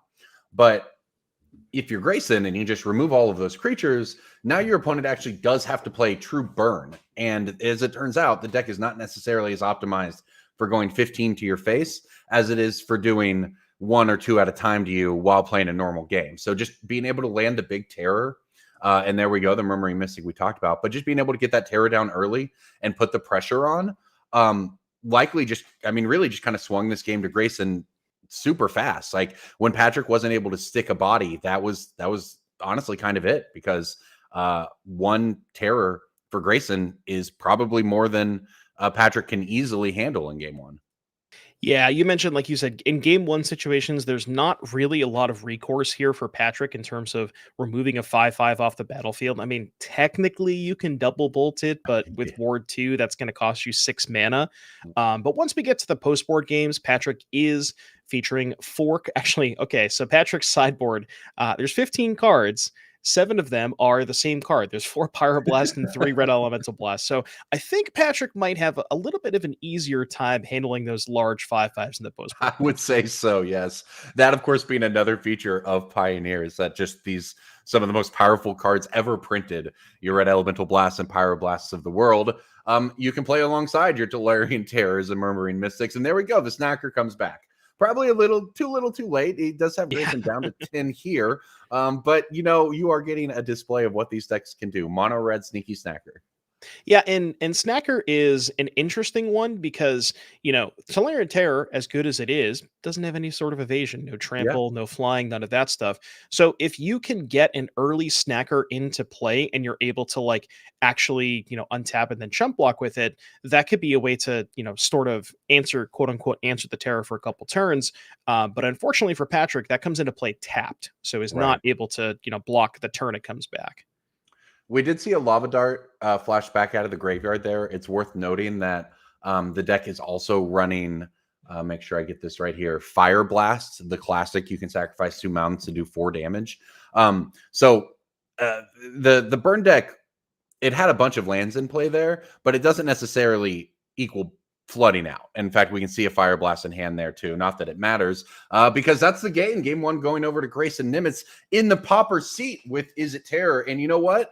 We have what shout out to the backing crew was calling the red zone of Magic today. Now that name is a little maybe the NFL wants it. Maybe I'd say it's pretty good in Magic too, though, and that means we can hop right into another match. So here we go from Pauper over to Standard. We are going to go Miguel Chavez on your left with Vivi Cauldron, Harrison Canfor on Vivi Cauldron on the right. And they're deep in the mirror here, but it does look like Harrison is in fact deep into the combo phase of the mirror. Yeah, I wanted to point out we were going to take a look at the modern match because I know how much the folks at home love watching the VV Cauldron Mirror, but the modern game, the Amulet Titan player was in the middle of comboing off, so it looked like that game was just about to finish. So we're going to go ahead and go over to the standard match when we absolutely have to. And This is, like you mentioned, a VV Cauldron Mirror. This is not the first time we've seen a mirror match on camera today, and probably not the last, given, well, Yeah. there you go. It's already There we over. go. We missed it. Oh, man. So it looks like all 3 matches in sideboarding, actually. So let's see who picked up, if maybe we can get a winner on that middle match. But as it looks like, the team of Kate's, Canfer, and Nimitz is going to be up a pair of games, one in Standard, one in Pauper. Now, obviously, in this team event, we are not seeing a ton of the Vivi Cauldron Mirrors. It was, as anyone who watched our Standard event yesterday knows, extremely successful. We saw some blue-white decks kind of rise up to fight against it, but a week Our after, hero, Dylan Brown. yeah, that's right. A week after the Arena Championship, though, the Vivi Cauldron deck seems to be as good as advertised over in Standard. But hey, the team events give us plenty to watch. Where are you at on we've talked Pauper, we've talked Standard, Doom. What about Modern? If you're on an Amulet Titan side of a matchup here, are you comboing off with Amulet these days, or you like to be on the fair side of things? I myself, I don't have the requisite math degree like Ross Merriam to be able to play Amulet Titan, so that one is not really in my wheelhouse.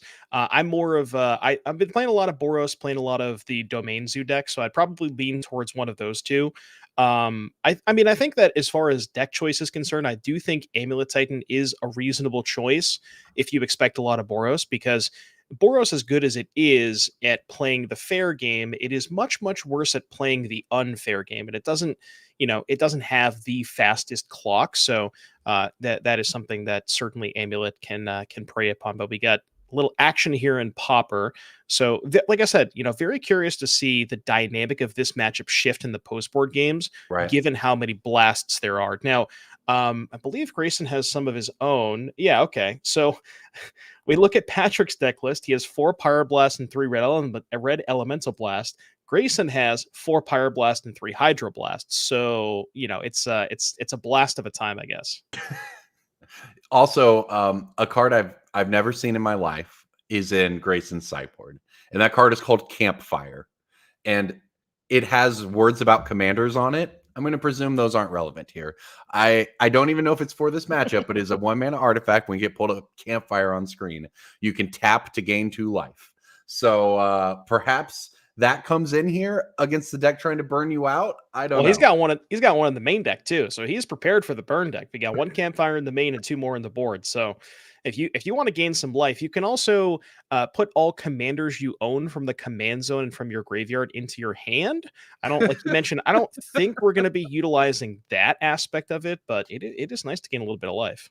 Yeah, that's an interesting, just very cheap, repeatable life game. All right, here comes the highway robbery that was plotted on the second turn by Patrick, setting it up. Ooh. Discarding a Fiery Temper, and this is the value, right? Because that's a madness card. You can just point that when you discard it at the face, pay the alternate costs, which for Fiery Temper is just 1, and that's Lightning Bolts 5 through 8 when you get to do that.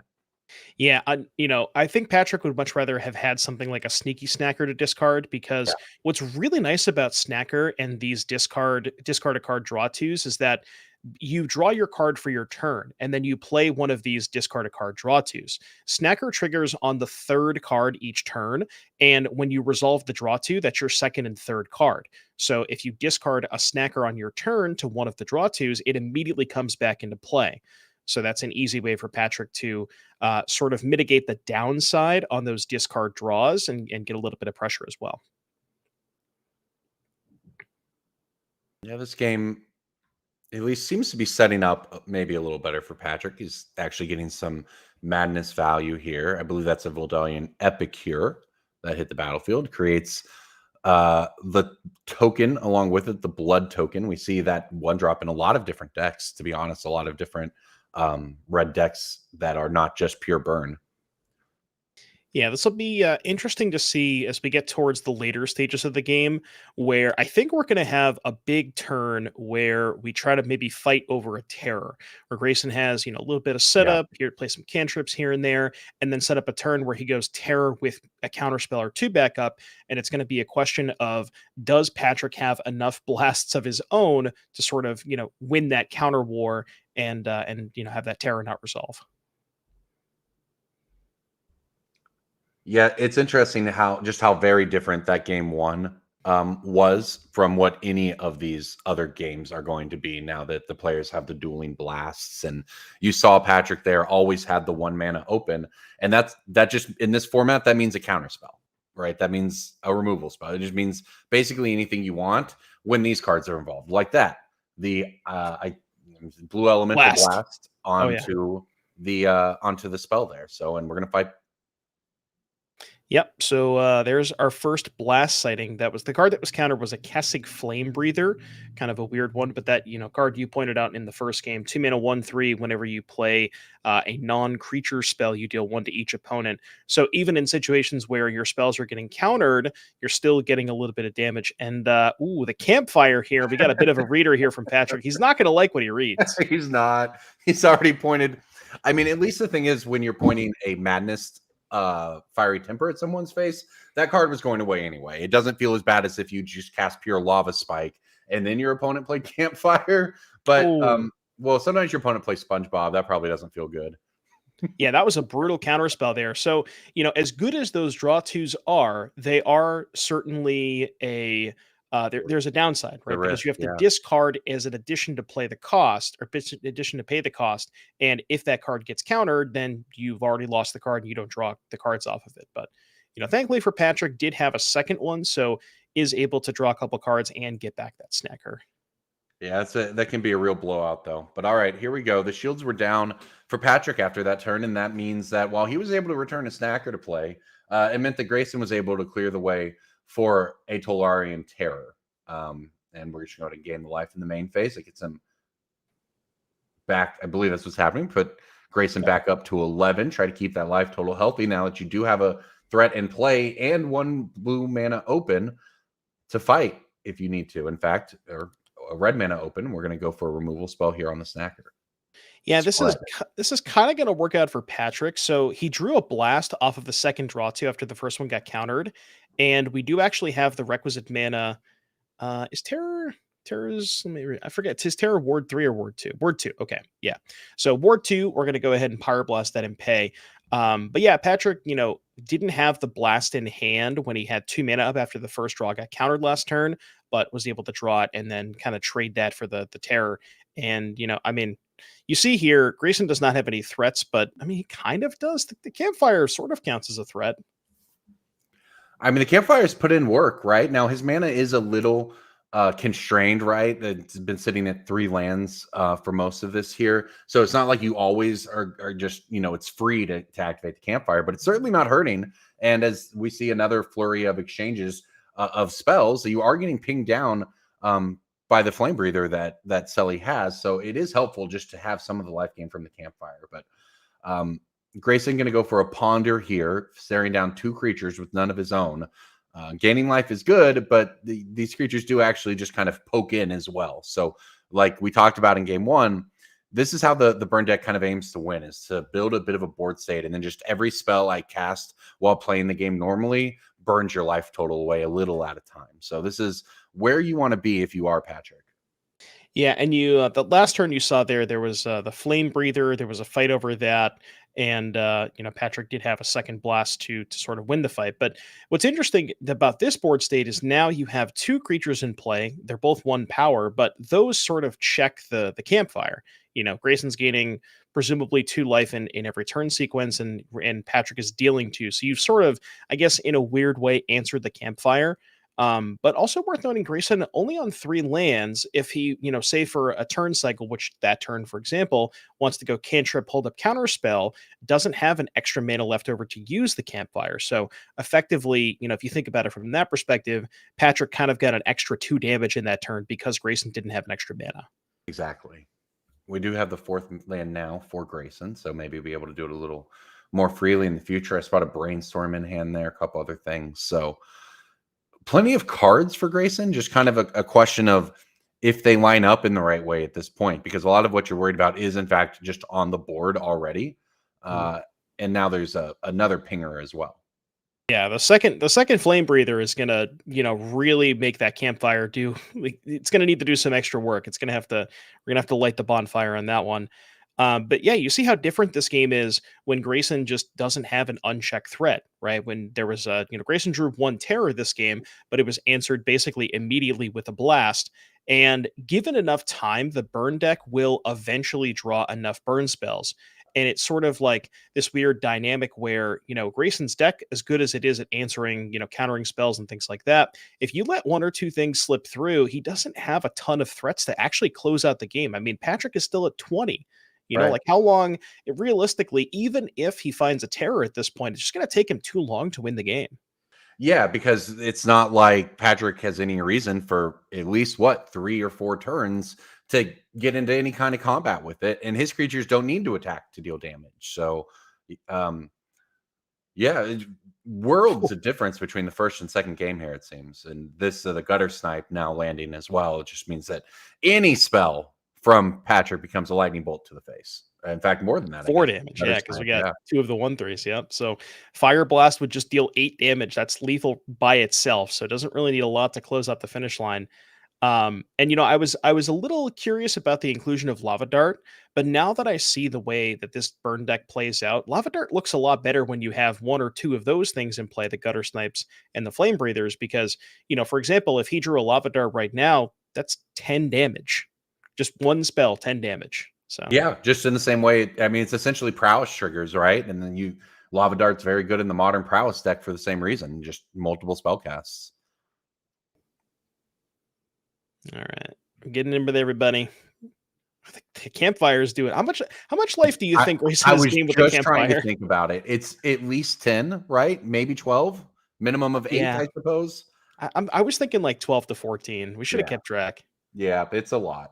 It's funny you asked. I was literally just trying to think about, I wonder how much life he's gained off this campfire this game, because it's quite a bit. Not enough, though, as it turns out. Grayson is at 2 life, staring down 3 creatures. Don't think we have very many board wipes available to the Pauper Ace deck here, but he hasn't picked them up quite yet. So in Grayson's deck list, in the main deck, there are 2 copies of Breath Weapon, which is 2 in a red instant Pyroclasm. Well, it's 2 to each non-dragon creature. I don't think there's going to be a lot of dragons in this matchup. The weird thing about Breath Weapon is, yes, it kills stuff like Gutter Snipe and Voldaren Epicure, but it doesn't hit those Flame Breakers and the Flame Breathers, and there's 2 of those in play. Yep, that 3rd toughness just being huge in this matchup. So a virtual 4 is Grayson with the campfire. And you know what? This isn't bad. He has the Murmuring Mystic in play, is able to go for a removal spell on 1 of the pingers. So unfortunately, Lightning Bolt from Patrick. Doesn't matter if you have the ping, Lightning Bolt goes upstairs. 1-1 in the Pauper seats are we between Patrick Selly and Grayson Nimitz. I think that means we've been trying to get over to it, Doom. Let's jump into Modern. Let's do it. Boros versus Amulet. This is game number 3. Players have, I think Ryan took the first game and Alden took the second game. So coming back here in game number 3, what are we looking at? So there's an Amulet and a Spelunking in play for Ryan, couple of lands, and a whole bunch of cats on the side of Alden. You would imagine that's where you want to be with Boros, and a pile of energy. I'm assuming we have entered here. This is what I'm going to guess. I'm guessing that Ryan has 1 turn to win the game as we see the slow peel, and if not, he's dead. Taking a peek at that last card. No, I think you've nailed it. It says he is a 12 life, but it is Guide of Souls, Ocelot Prides, all kinds of things happening over on Alden's side. But look at that. We've got an Amulet of Vigor for second one for Ryan, number 2, which means he may or may not get there, but he's going to do some stuff. And this is looking pretty good, actually. Here comes prime time. Yeah, I'm going to assume it's enough. I'll be honest with you, Corbin. I haven't played Amulet in quite a while. I played it like once or twice a while back, but these Amulet decks just keep evolving and changing and adding different sort of kill conditions and packages. Yep. You see Ryan's deck list here playing 3 copies of Scape Shift. That's been a more popular recent inclusion. You can set up a Scape Shift kill with multiple amulets and Aftermath Analyst loops and all that kind of stuff. So Ryan's got to go through the motions. I'm pretty sure it's going to involve utilizing Mirror Room to make up, copies of Primeval Titan, and we'll see. So, if we assume that Ryan is winning this game, maybe we should go take a look at the standard side, because this game looks, or actually, is Pauper playing? Has Pauper started? I was going to say, it looks like Ryan is well into his combo there, and I just assume that if you're an Amulet Titan player and you have 2 amulets and a Titan, you're probably winning the game, right? Like, seems to be how that works. That deck itself is just one of the most fascinating deck building stories ever in Magic, but certainly probably the most interesting history in Modern specifically. Very, it's a beautiful evolution of that deck to get to where it is today. I know, it's crazy how much the deck has gained over the years. If you go back to the first Pro Tour, I can't remember the name of the person, but Justin. Justin Cohen, right? Yes, there we go. Okay, Thank you. Justin Cohen. Through the power of teamwork, we got there. Yeah, and the initial list had stuff like Hive Mind in them, and all these kind of weird things, and they've just been getting refined over the years. But game 3 here in Pauper, we got Burn against Izzet. So just kind of players sort of jockeying for position. Corbin, in the graveyard, I don't know if you took a look at this, there's 2 snackers in the graveyard. So any draw spell is going to put 2 of those into play. And this is one of them. That's a Faithless Looting. That's why it runs right into that Hydro, or that's a Blue Elemental Blast, I think. Maybe a Hydro Blast. I always get them mixed up. From Grayson there. That would have done it, though. That would have been huge, because that would have just been so much power, basically playing almost a mono-red Dredgeless Dredge deck at that point. Just bring these creatures back from my graveyard without casting them on turn 3 would have been huge. Conversely, though, with Grayson having that counter spell, pretty big. Now, you can flash back the Faithless Lootings, of course, from the graveyard eventually for Patrick, but Grayson bought himself a lot of life by having that counter spell there. Yeah, and unfortunately for Patrick, didn't have a second draw spell there to kind of pair with it. Patrick does have a lot of draw spells. If you look at the deck list, 4 looting, 4 grab the prize, and 4 highway robbery. So the full 12 ways to get back those sneaky snackers. As we see a blood token, and then it was a little fiery temper action. So even more ways to utilize those madness cards, just to sort of give you a little bit more value. And big turn here for Patrick. Really wants to find one of those draw spells and will preferably resolve them.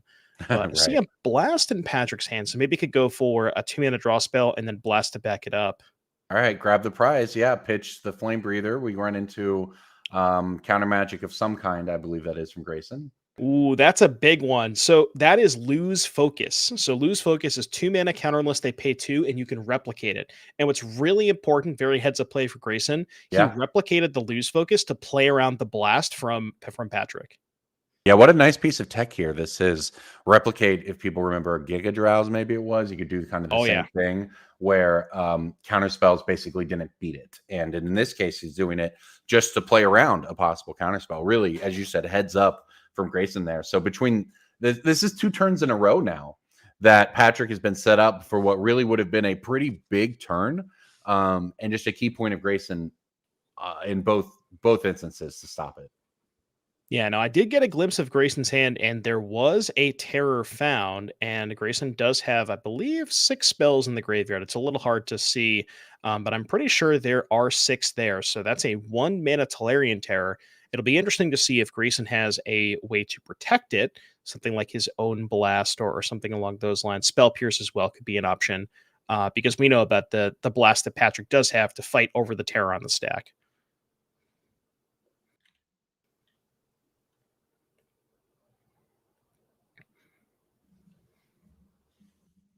This has been a good one. We're getting deep into game 3 here, and now it looks like we may be coming to the big turn, because there is the terror, there is the blast, there is a second terror. So it didn't have a way to protect it, but just had the second terror anyways. So it works too. All right, it'll work just as good. Spot, because remember, Patrick doesn't have to attack to deal damage, although in this case, I think it's just that Epicure in play. He would, but the Terror is a long way from killing him still with only one of them. And now Faithless Looting is going to resolve, and now the Snackers become part of the equation. So this is truly a kind of a novel spot we find ourselves in. Yeah, and I wonder from Grayson, maybe that is the thing about tapping out for the second terror. There is you do open up the window for Patrick to resolve this looting, which will get those snackers back. But as I mentioned, in one of the previous games, they are very good at blocking, but only every other turn. So Right. even though they can be good blockers, you still take a big 5 chunk of damage every other turn. But I guess with 2 of them, it's different because you can We're right. I block. mean, it's 5 on Yeah. 5 right now, right? I mean, the second is fair, terror I guess we're- obviously changes that, but Ooh. like up until this point, Patrick was doing okay in the race, but now a second terror is going to make that very difficult. And the Crimson Fleet Commodore turning Grayson into the Monarch, I believe that is. King It's Grayson. gonna add another layer. Yeah, and that card, if we can get that one up on camera, that is a 4-mana 5/2 trample. So we mentioned earlier how the Snackers are very good at chump blocking terrors every other turn. You can't chump block that thing. You could trade for it. It only has 2 toughness, but you are going to take a big chunk of damage given the fact that it's trample. And that's going to provide Grayson more card advantage as well. Maybe can find some removal spells. That's the other interesting thing about the Snackers is that the removal spells aren't normally good against creatures that come back from the graveyard. Right. But because they come back tapped, then Patrick has to wait an additional turn to be able to block with them. So it really can, put Patrick in a really tough spot. And we don't have a lot of turns left here. Oh no. Right? Like there is 15 in power in play for Grayson. And while Patrick a turn ago probably would have felt pretty good about racing with the Snackers, I'm not sure that is. I mean, there's a lot of math involved here, but it looks like we're actually going to go for the Power Blast paying the ward to get rid of the one terror. So now, do we keep back a Snacker to block, or do we send them both in? That's the question. Yeah, this is tricky. You can attack with one. Let's see. The thing is, I think Patrick kind of has to assess like how long does he want this game to go? Because if you leave both back to block, you could we had a kill spell for the Commodore anyways. I was going to say you could trade for the Commodore and chump block, but now with the bolt on the Commodore, I like this. Just racing and stealing the Monarch too. Yeah, I think Pat that whatever led to this line, we saw the discussion there with his teammates pointing in to his hand. One of the best parts about a team event, of course, being that you get to make these decisions as a group. And I think that this line was really good for him. You were actually able to get rid of 10 power in play. Grayson only had 1 card in hand that he had just drawn for being the Monarch. You have at least a couple. Like, again, Patrick decided that I don't need to race. I think I can actually play this game straight up because your terror doesn't have trample. I can block it long enough. I can get in damage. And I think Grayson is now dropping down to just 6 life. Now, of course, more spells mean Grayson with that Mystic can make some blockers, but it also means if he just whiffs, it's over. Yeah, and with Patrick having the Monarch, it's going to be pretty easy for him to find a couple of burn spells to close this one out. So, in Patrick at 15, Grayson is not really anywhere close to killing him. The Mystic can maybe help a little bit if, Grayson can find some spells to be able to do that and find some more. There's a counter spell. That's big, actually. We've got a target for it. The Temper tries to go upstairs to knock Grayson to 3. Grayson has the SpongeBob for it, and that means a token gets made as well. Now he's going to drop to 5 from the Epicure, but that basically saved the game for him there, that counter spell, because it was in all likelihood going to be over. Now it may still very well be over, but Grayson needed that to have a shot. Well, and Grayson also has the flyer here, that 1/1 flyer that got made off the Mystic. Patrick's plan was to play the Epicure, chump block the Terror, and then hopefully hold the Monarch for a turn. But now that Grayson has found a flyer, he actually has sort of more options available to him, where now he can just attack with the flyer, take back the Monarch, leave the other 2 back to block.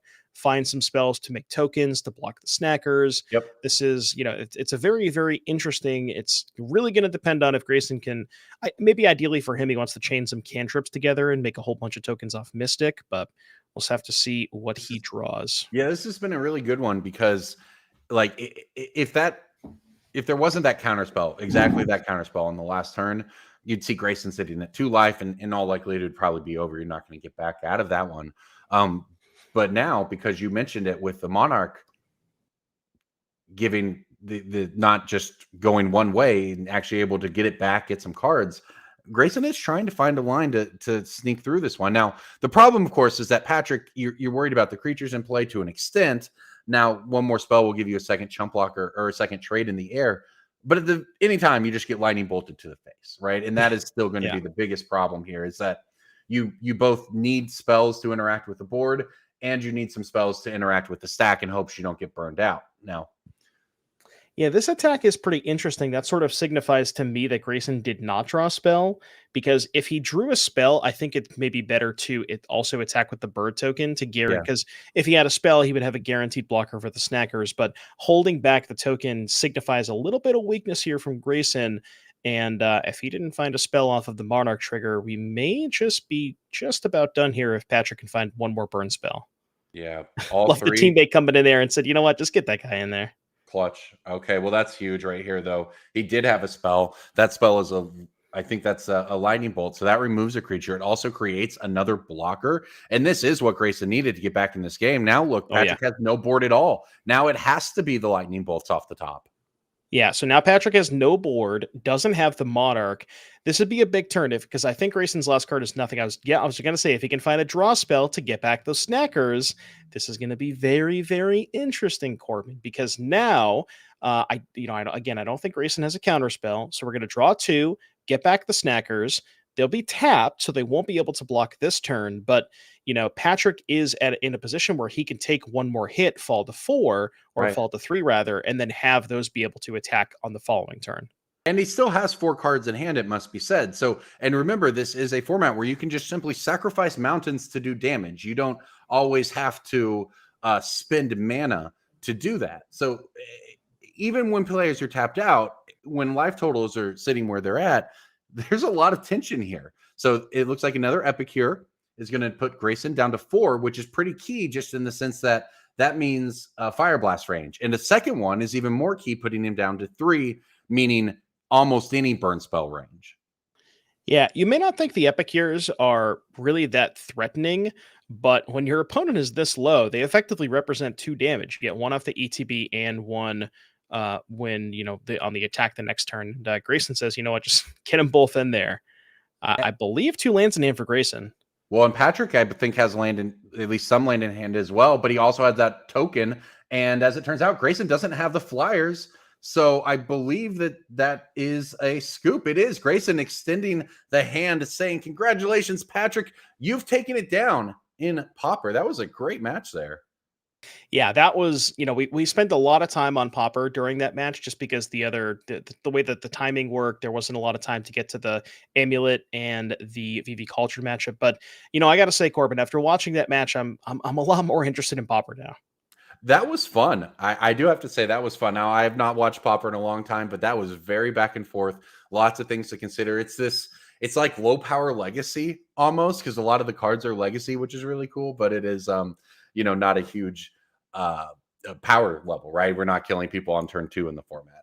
Pretty fun. I think we're going to try to get an interview with our winning team there. But yeah, well, welcome into the booth. I'm Corbin Hausler, joined by Devin Doomwake O'Donnell. We are in Lansing for our Team Trios 10K here at the NRG series. And there's been some fun matches. We have Standard, Pauper, and Modern on tap today. That's what we've been watching players battle it out in. And while Standard, we know what's going on there. Modern, pretty wide open. We saw Amulet and Boros, and that one kind of showing off what each deck can do. Ultimately, it came down to Pauper. I think we're getting the winning team ready in there. So we'll down to them in just a second. Hey guys, congratulations. Thank you. Thank you. Yeah, Corbin Hausler, Devin O'Donnell here. Tell us about that those 3 matches you just played. We watched a lot of Pauper there, and it was a blast. How tense did it come down to those last few turns? I was fortunate enough to draw very well, and he didn't, so I burned him out. There you go. Well, I mean, that's what your this time. it's all good. It's all good. Well, that's what your deck does do. Yeah. Speaking about the Pauper deck, I mean, do you play a lot of Pauper? Is this sort of like something that you've been playing this burn deck for a little bit? You were trying to figure out what to play for the event, or is this something you kind of just picked up and weren't really sure what to play? What round was that? 6? Yeah. That was 6. Okay, Yeah. I've played it for 6 rounds. Well, there you go. I've played different burn decks before. This is like pretty easy to pick up. I don't play Pauper ever. Yeah. I just, yeah. We were chatting, and I got- told him that this deck that gets to play Grab the Prize and Sneaky Snacker is just very nice. It's Arclight Phoenix, basically. Yeah. Sneaky Snacker equals Arc like Phoenix in Pauper. You know what? That statement actually that checks out after what we just watched. You They heard were it here great first. there. That was awesome. So talk to us about the other seats. Now we've got some Vivi Cauldron in standard. Shout out for one of you had to take the seat, so shout out for doing That it. was Miguel. Unfortunately, it was me. We decided whoever the weakest player was going to have to play VV Cauldron Mirrors all day. So here I am. Big fight in the hotel the night before to see who gets stuck with the seat. But you know what? Hey, you're doing a great job. You all are in a great spot now, 6 rounds in. One more round to go, and then possibly a top 8. How are you all feeling? Pretty happy. Yeah, Super pretty excited. good. Yeah. He's been having All to right, play well- VV mirrors all day, as happy as he can be. Yeah. Well, you're doing great work there. So your teammates appreciate it, and we appreciate you all for joining us. Good luck in the next round, and perhaps we'll see you once we get to our top 8. Hopefully. Thank you. That's the Thanks. dream. Well, welcome back in. I think we are probably headed to a short break here before we come back with our final round before the top 8. So Corbin Hostler, Devin Dumwake O'Donnell, we'll see you on the other side.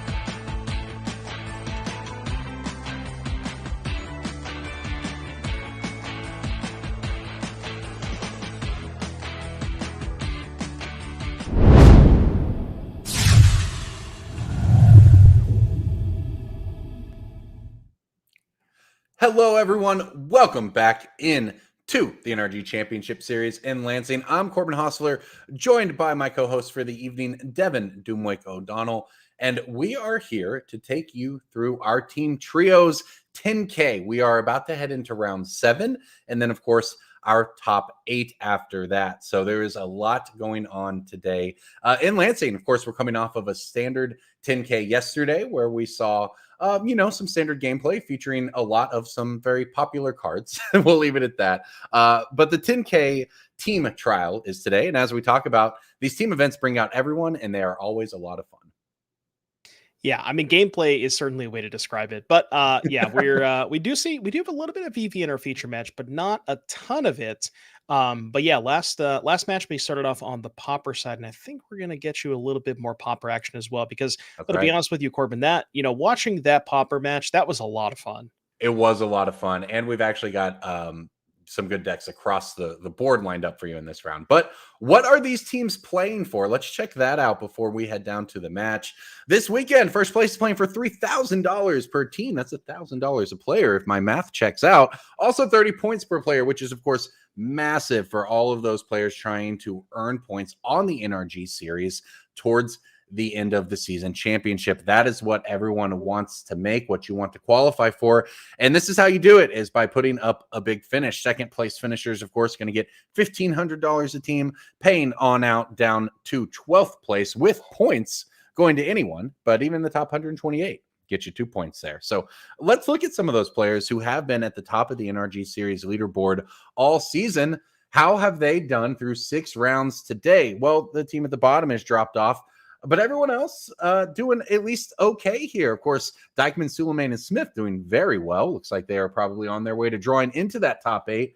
And 3 more teams at least on the bubble, as you see there.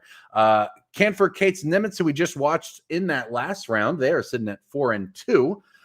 Bedell, French, Ayers, Fogue, Gonzalez, and Smith all at 3-3. So that is who you have been watching throughout the weekend. They hit up all of these NRG events. They've been putting up points towards that end of the season championship. Some of them you're going to see there. And I think these players who are still battling it out in round 7 are going to hope to join our already qualified players. So here we go. Coming in on Pauper, Patrick Selly on the left. We watched him in that seat last round burn out Grayson Nimitz. He's against Aaron Mitoki on Affinity this time around. Yep. So we're going to be seeing a little bit more Pauper action. I did just want to bring up, so you mentioned players drawing into top 8. There was a bit of a weird kind of thing that shook up with the standings. So after, towards the end of the round, it was looking like if both of the other X1 matches had concluded and finished in, not in a draw, then there would have been a clean cut. But we actually had we had a draw towards the end of last round, which created 2 separate win-ins here, pair downs, and it was not clean, so not everybody could draw. So, excited to see some win-in magic here for top 8. And, you mentioned we saw the burn deck from Patrick in the last round defeat the Is It Terror deck from Grease and Nemitz. This time, we're going to be playing up against Affinity. Now, if you're familiar with Affinity, in the current Modern and past iterations of Modern, it's really a lot about, fast mana, Springleaf Drum, Mox Opal exploding onto the battlefield. And this Affinity deck is quite a bit different than ones that you're maybe used to in Modern. They have a lot more card advantage, draw spells, things like Thoughtcast and Fanatical Offering and Reckoner's Bargain, and pairing that with Cryogen Relic and Ichor Wellspring, really trying to play a little bit of a longer game and utilize that card advantage.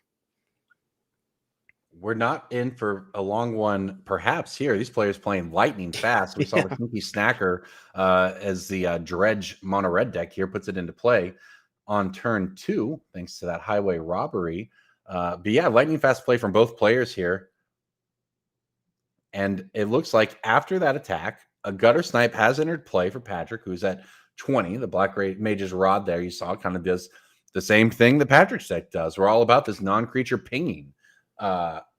And there we go. There's another Shaman coming down for Aaron. But he is down to just 12 life here, staring down a couple of power and play in addition to pinging.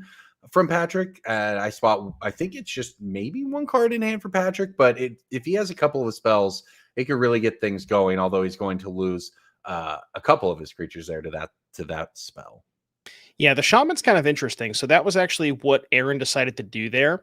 And there's actually a weird thing. So Shaman, if we can get that up on the screen for the people at home, it is a 1-mana 1/1. You can sacrifice an artifact to deal 1 damage to each creature without flying.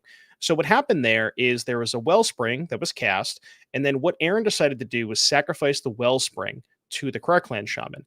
But then in response to the own Shaman, Shaman ability resolving, you can sacrifice another artifact to get the Gutter Snipe out of there as well. Yep, well explained. That's how you get up to 2 points of damage there.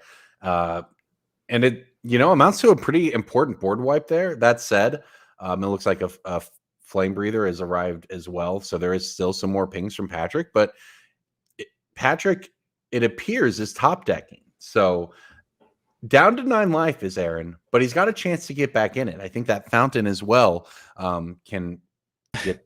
Okay, well, never mind. Yeah, I think there was a Fire Blast there from Patrick that just kind of ended the game. And that's a good one to have. Quick fashion. Yeah, that card has been ending games of Magic since the dawn of time. I was going to say, I was sitting there looking at that Fountain that Aaron had put into play, thinking, "Oh, there's a way back into this. There's a way back into this." Well, no, Patrick just ends it off the very, very efficient burn spells. And that means that we can take you over to the modern seats, where we have a deck that you know about, Amulet Titan on the left, but on the right, Jeffrey Carr is playing what we're calling Azorius Blink. Now, for those of you who were with Mason Clark and I yesterday morning, he was actually talking up this deck where you have Ephemerate making its way into some blue-white lists, and kind of, it's a controlling deck, but it's also got this whole other angle to it. So here it is in action from Jeffrey Carr as we join this game midway through. Looks like an Amulet, but not too much else going on the Ryan side.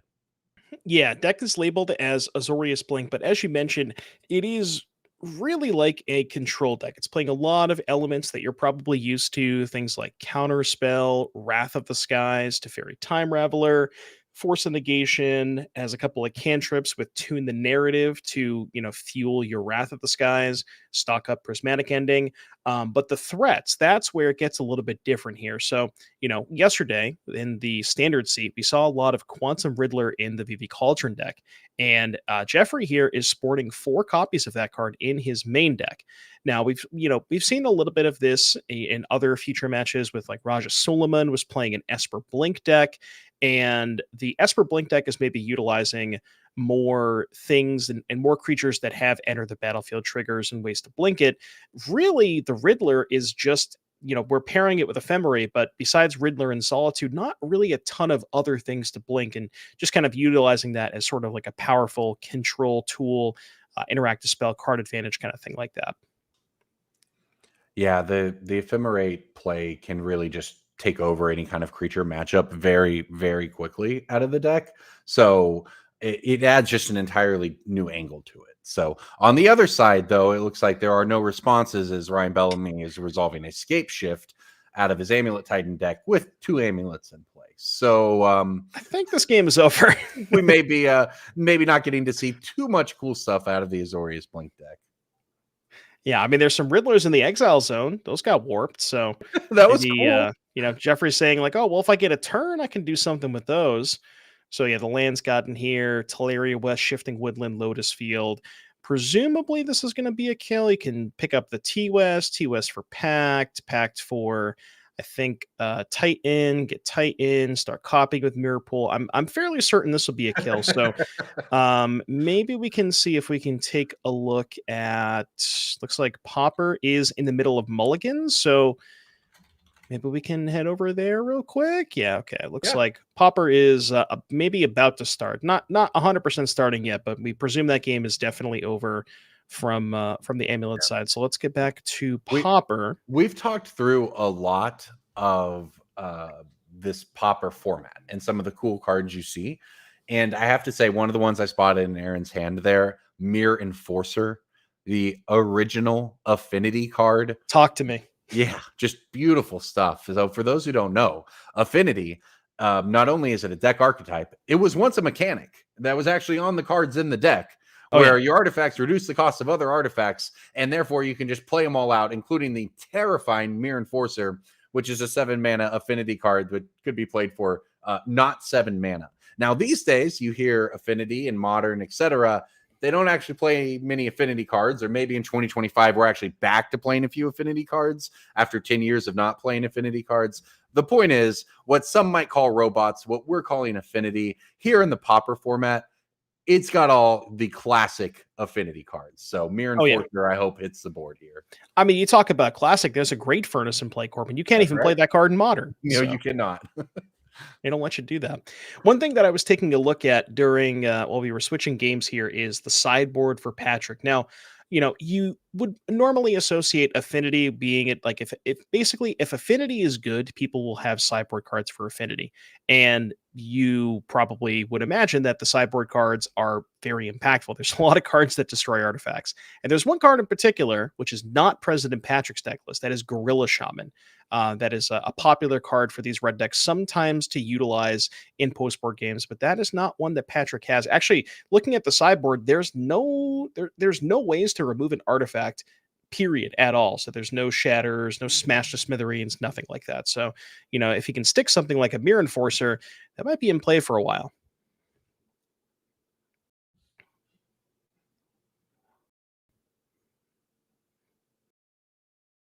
All right, well, here we go. We're going to get the action moving as Aaron fires off Galvanic Blast.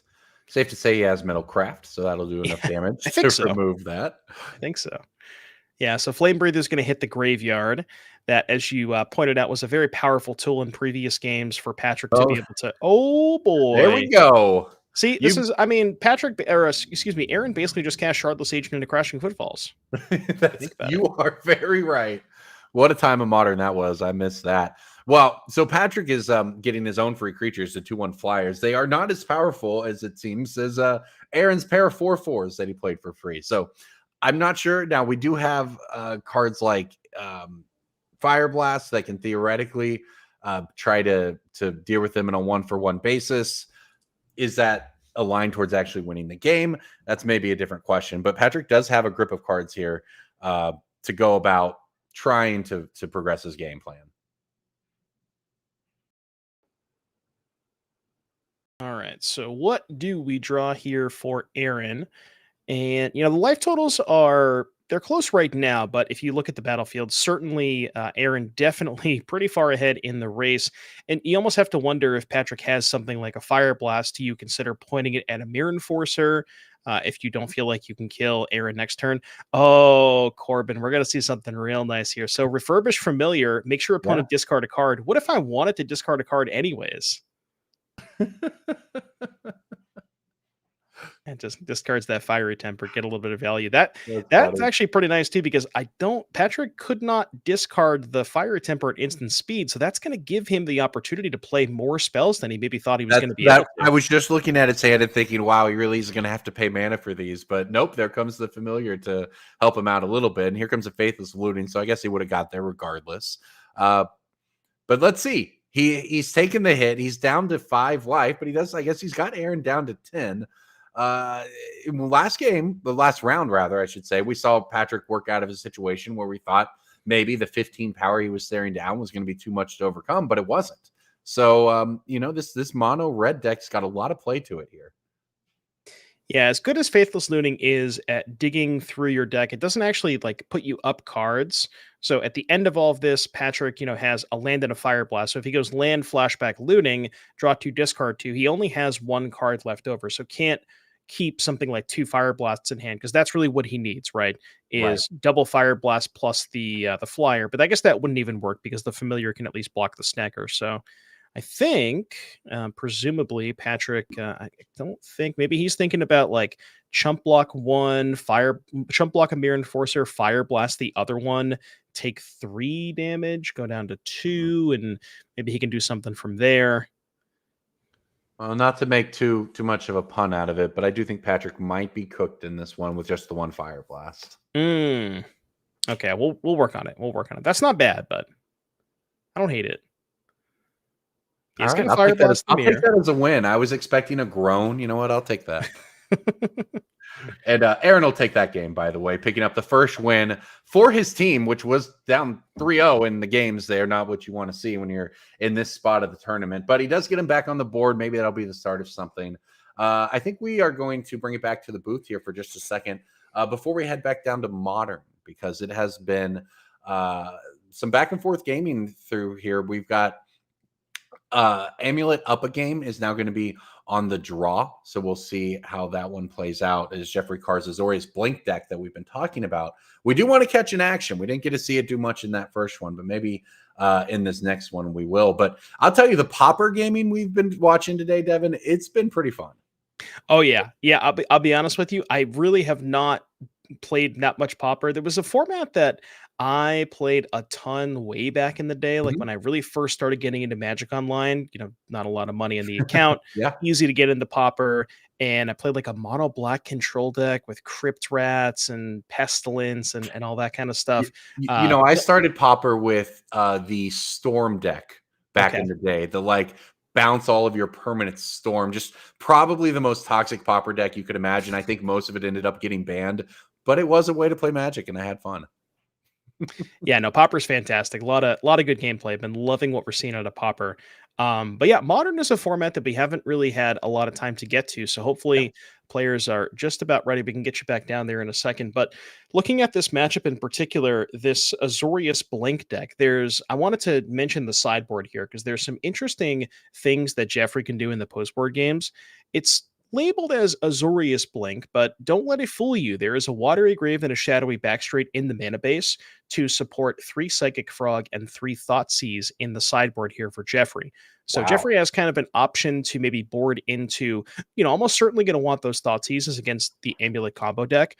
But I wonder if he wants to go towards something like Psychic Frog as an early threat that he can deploy, where you kind of do this kind of sort of Delver style thing where you just play an early threat and then start protecting it with a bunch of counter spells while the Psychic Frog is getting you more cards to be able to answer all of the things that you need to from the Amulet deck. Psychic Frog out of the sideboard, I think, is a really interesting choice, right? We've seen plenty of Psychic Frog main decks where that is sort of the game plan A of what they want to do. Bringing it out of the sideboard after your opponent thinks perhaps you're just on a much lower creature plan, at least in that kind of creature, is an interesting way to go about it. I'm not sure necessarily against Amuletide if it changes too much in what the sideboarding would look like. But there it is. You called it. There it is. The turn 2 Psychic Frog.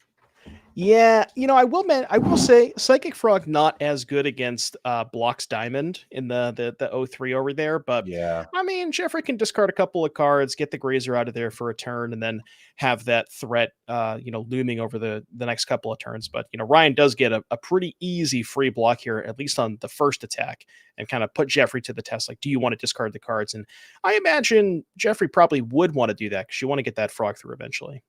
Yeah, and it does get, this gives Ryan the space to just cast this Malevolent Rumblings, which has been one of the Modern Horizons 3 additions to the format that took a little bit to come through, I would say, but it's been really powerful in several different decks, including this one.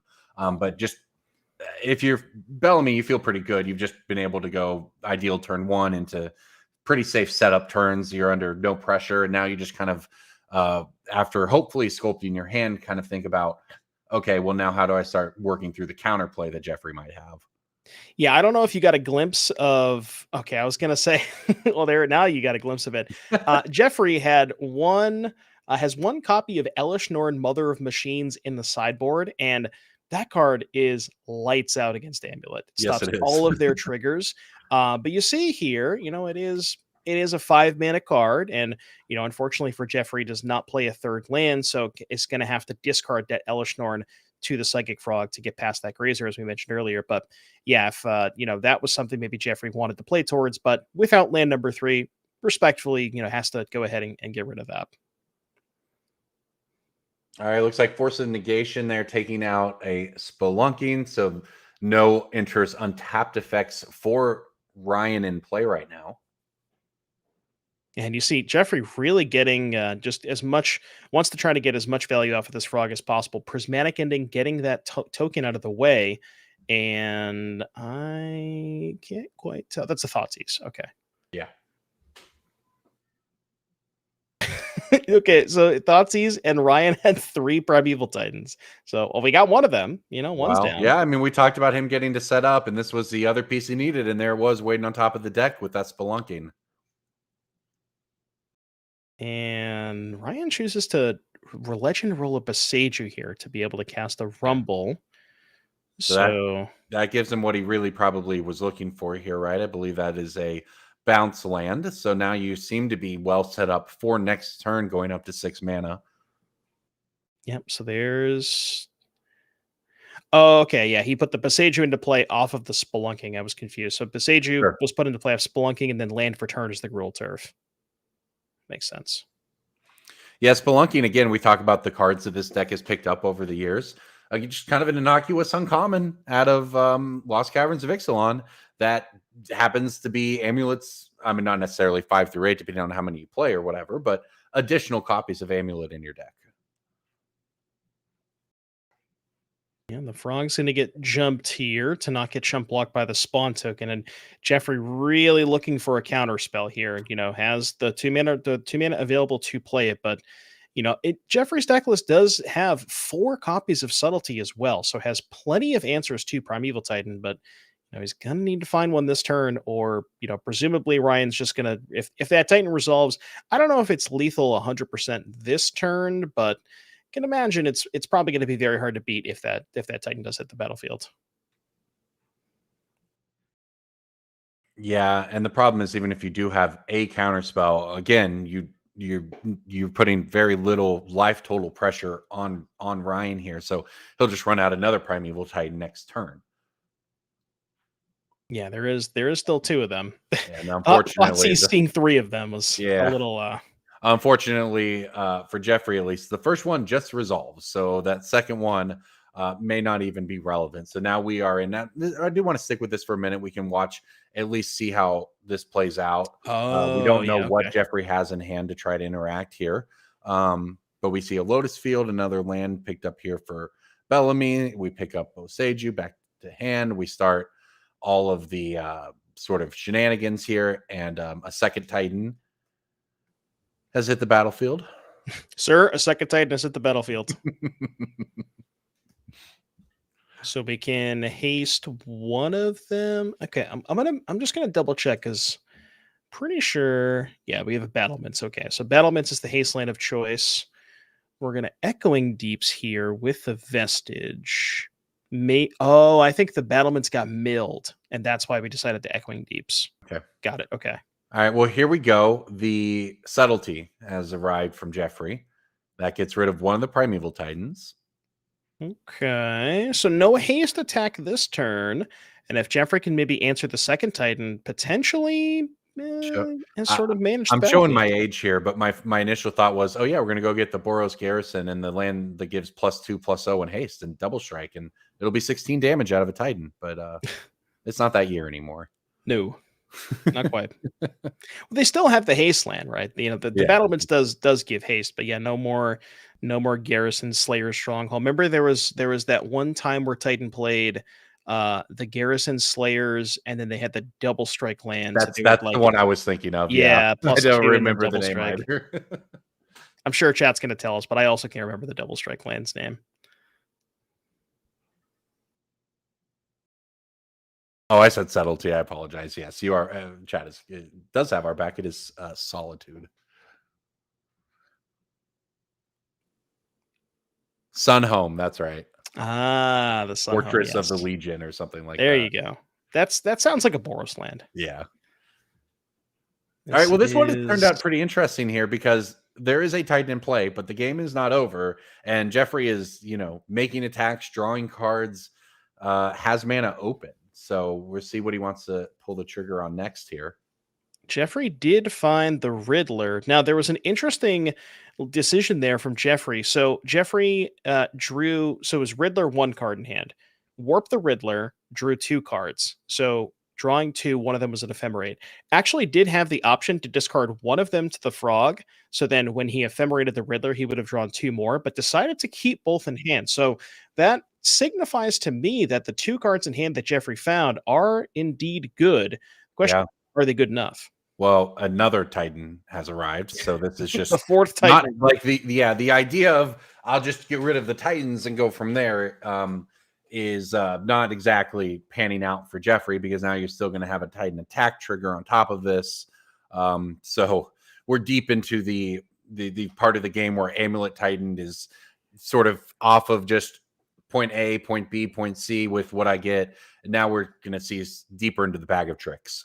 Well, hear me out, Corbin. You said you can't answer all of them. Well, now if you answer the two that are on the battlefield, Ryan literally can't play another one. It's true. That's Yeah. all. That's all. That's it. That's all of them. So now I don't know if Jeffrey can answer all of them, but we'll have to see. I'm guessing probably not. All right, is that the mirror pool that hit the battlefield there as well? That was the mirror pool. If we can get mirror pool pulled up on screen, that card has a whole lot of words that do a lot of very good things for the Amulet Titan deck when you are at this point of the game in particular. You can copy your spells should you need to. You can copy a creature should you need to, and that often comes up as well.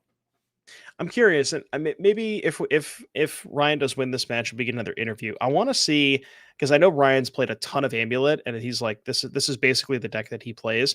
I wonder if he's ever mirror pooled an instant or sorcerer. I wonder in what circumstances that would come up. But Scape Shift, perhaps. Yeah, copy Escape Shift to play around counter spells. Maybe that was what I was thinking of. That's the only real thing I can think of. But yeah. Okay, I gotcha. Yeah, and we do remember that there's an Echoing Deeps in the battlefield. That is a copy of Hanweir Garrison. So that was a land that got milled over early on from a Malevolent Rumble. So that is the haste land. So if you're wondering if Ryan can haste, he definitely can. Excuse me, with that Echoing Deeps.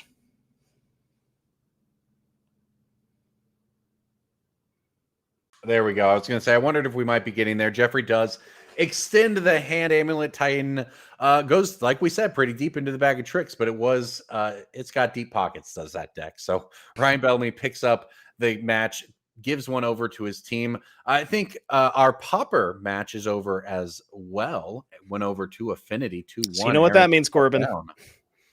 Yeah. It's time for Vivi. That's what that means. It's Vivi time. It's Vivi, and it's up a game on Demir Midrange from Dominic Delosio in the right. Miguel Chavez on the left. Wait, Vivi up a game? Weird. Hard to believe it. Now, we're pretty deep into this one by the looks of it. No creatures in play for Dominic, but a pretty large graveyard on Miguel's side, and it's not underneath there's no cauldron or anything like that. So as it turns out, 13-15 on life totals. Steam Core Scholars being the only prominent card right now. A couple of Vivis in hand, it looks like, for Miguel. Yeah, in terms of the Demir deck list, because this is kind of something that you want to take a look at and see if what. Obviously, Vivi is the tier 0 deck. If you're playing standard right now, you need to have some sort of cohesive plan against them. Whether or not that plan is good is yet to be determined.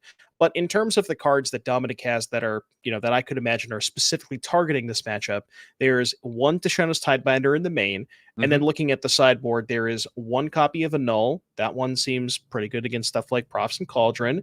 There is an additional copy of Tishana's Tidebinder, 2 Strategic Betrayal, which is an edict that also gets the graveyard, and then has access to some counter spells as well, and the Gate Spell Pierce. So, is respecting it as a decent number of cards, but again, it's, whether or not those cards will show up in time is yet to be determined. But Curiosity, I mean, if that one remains in the battlefield, that one can certainly close things out.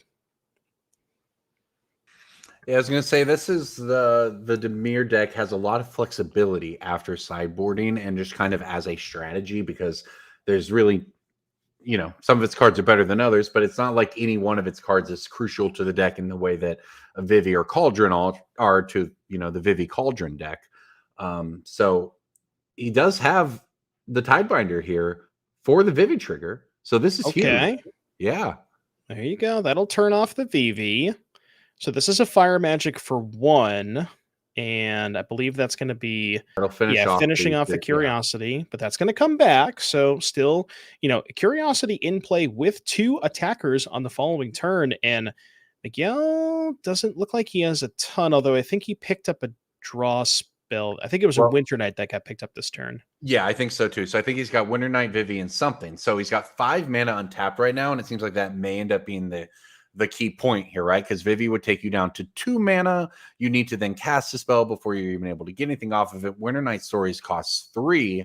So unless that other card in hand is a land, then it wouldn't be enough. And in fact, we just see Miguel pass the turn back.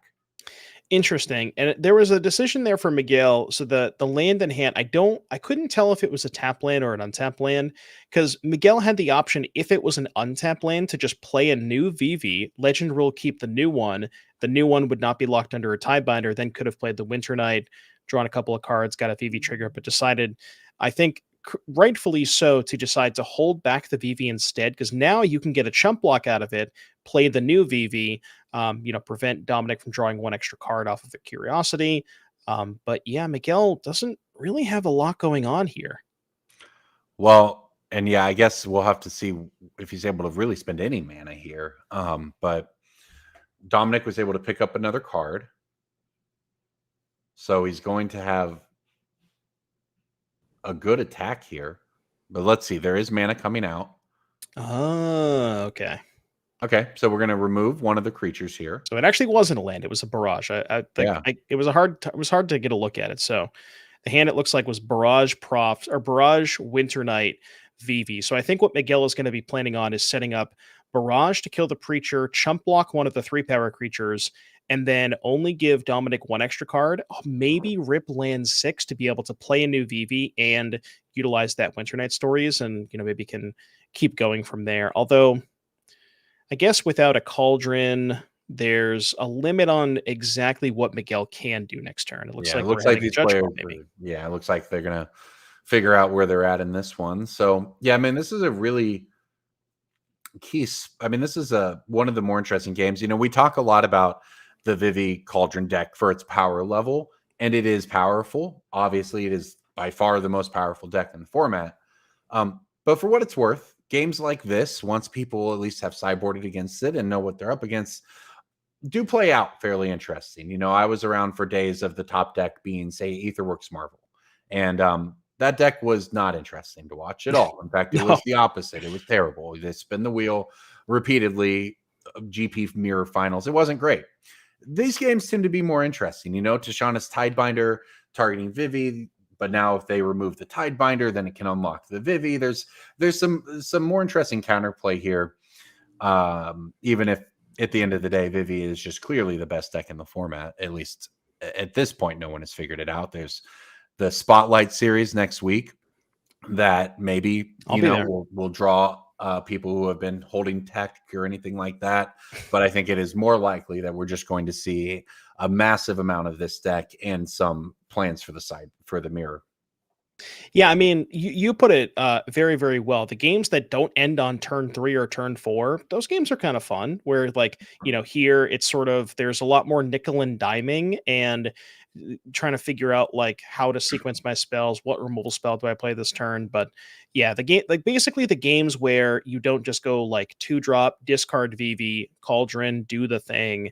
The games can get a little interesting. The deck does have a significant amount of play to it outside of those completely absurd busted draws. Yeah. Well, and the Demir deck is basically the one of the heaviest interaction decks in any format in recent years, because that's what all of its cards does. So it's pretty fun to watch. But here we go. We're catching back up. The removal spell does hit the Tidebinder. The Tidebinder does hit the graveyard. The trigger from the Preacher does resolve. And now, crucially, the Vivi in play for Miguel has been unlocked. Yeah, so I think what happened there is it looks like Miguel, instead of chump blocking with VV, decided to just kill the Tidebinder and just take the hit.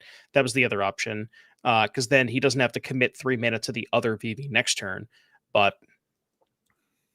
we'll have to see. Still know about that Winter Knight, so that could be a start to this. Yeah, there's the Winter Knight. There we go.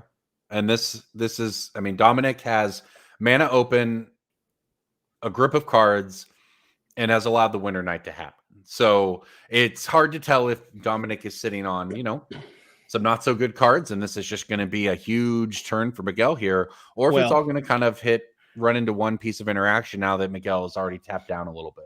Well, Corbin, Miguel discarded a VV and drew a Cauldron. So time to find out. time to show me what you got, Dominic. Gotta have something. Okay, we're thinking about responding. showing the team the hand. This is probably not great. Now, Yeah, I mean, if there's no kill spell, we're probably done here. But he's tapping mana, so we're thinking about responding. Kill it's spell? a Drowner. This is interesting. So the Drowner, the Drowner will tap the Vivi. It won't untap. It doesn't. It's not Trickster. It doesn't remove the abilities from the Vivi. I mean, it might make it a little harder for Miguel to kill this turn because now he needs to find the Wild Ride or set up a sequence where it goes, maybe Tursa into profs because Dominic's only at 9, so it doesn't need a ton if he can find, there's the Tursa. There's the Tursa. And there goes the Vivi and a land to the graveyard. We'll see what we hit here.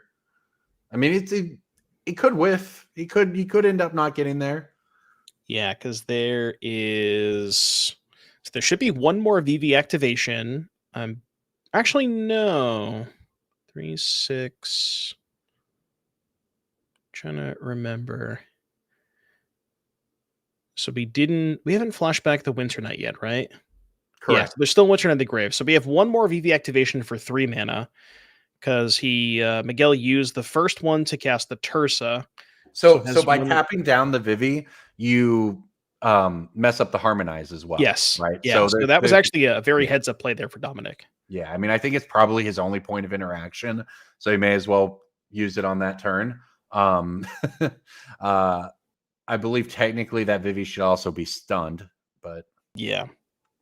Yeah, I'm not sure it's going to matter because I think this game is going to end either on Miguel's turn or on Dominic's next turn, one way or the other. Yeah, because if we do start looking back to Dominic's turn and start counting up that damage, I don't know. It's going to be interesting here, but it looks like we're actually just going to move to combat. We're going to get a Tursa attack, which means a Tursa trigger because, as we've talked about, Miguel has a fully stacked graveyard. So, okay, choose your doom. Choose wisely. Yeah. That was Barrage. I think that was the best hit. Pretty good hit. Remember, because the other Vivi has 2 uses of the mana because the Cauldron gives it a second instance of the mana ability. Why that works, don't ask me why. But it can make 3 mana inside of combat. So now, because Miguel hit the Barrage, you can actually cast that before blocks. Maybe you can hit the Soul Stone, give Dominic the option to double block. I think I like this better, just letting Dominic go to blocks and then likely using the Barrage to clean up the Preacher, I think is what Miguel's plan is. What a hit, by the way, for Miguel. Yeah, that was a good one.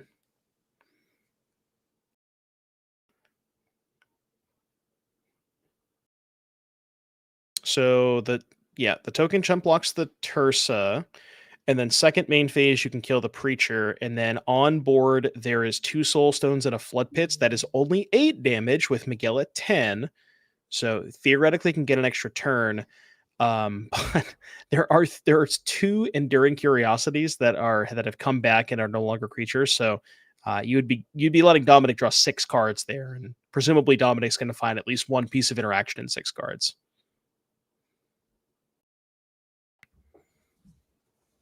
You got to feel like you dodged some kind of bullet there if you're Dominic and you actually get on tap after this. But I don't know if he dodged a bullet. I think he dodged a wrench.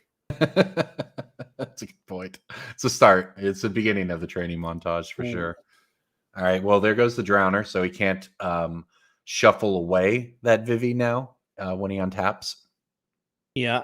That's pretty big, and that gets another counter on the VV, another damage. And now, more importantly, that actually is 2 less cards for Dominic, right? Yeah, because huge. Next turn, like Dominic doesn't have the capability to present lethal here.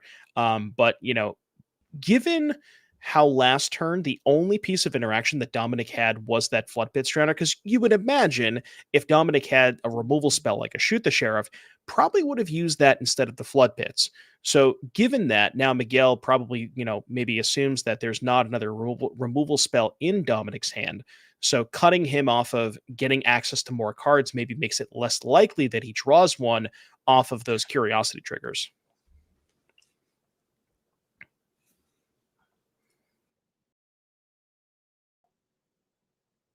Well, there's some nice basics. I don't know where they're from, but they're nice basics. I think those are the Pixel Secret Layer ones. Yep, those are you can choose truly anything for your basics these days. Oh yeah. Whatever your heart desires. Or whichever basic lands you find next to the draft pile, whichever. Yeah, I mean you could. You could. All right, is this a second Preacher then for Dominic? Now, Soulstone getting in there, so we're going to hit for 6, draw 4, and then Oh, Dominic has already played a land of return, but has access to 4 mana, so big draw steps here. Do we find a kill spell? I couldn't. Dominic's holding his hand close to his chest, so I can't quite tell. That is a lot. Sorry, yeah. So Soulstone hits give him a ton of cards here to pass back with. And he just says, go. Didn't find a kill spell for the VV. Oh my goodness.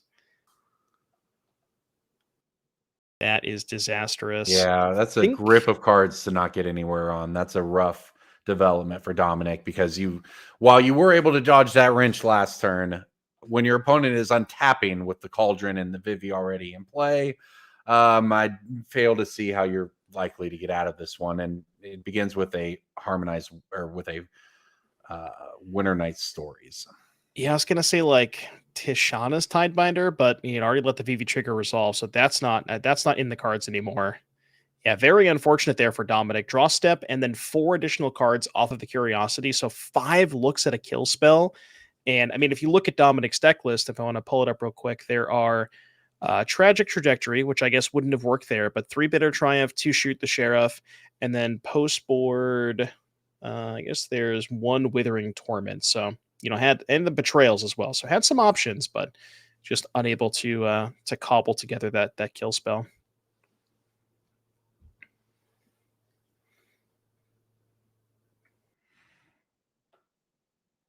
All right. Well, Miguel's taking a deep look through his graveyard here, trying to figure out how do we close this thing out now that things seem to be going the way we want them to go, because there's a lot on the line here. Remember, we are at a 10K Team Trios event right now in Lansing NRG Championship Series, and this is the final round of Swiss. Both of these teams trying to give themselves a shot at either the top 8 or, of course, just the best possible finish they can have at 5-1 and team records of 4-1-1. Yeah, I mean, it looks like Miguel bricked off of that Winter Night Stories. He resolved it, drew 3, discarded 2, and then immediately went to combat attacking with the Tursa. So, you would imagine if he had any other spell to cast, given the fact that he had access to, 18 mana, potentially more with the Cauldron.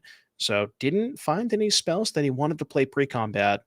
And now Dominic has a decision where, do you want to block? Now, if you block the Tursa, it's not a trade because Miguel has the opportunity to do this to make it a 4/4, but you do prevent 4 damage coming across, which maybe makes it less likely you die to a VV. But again, if Miguel had spells, he probably would have played them pre-combat.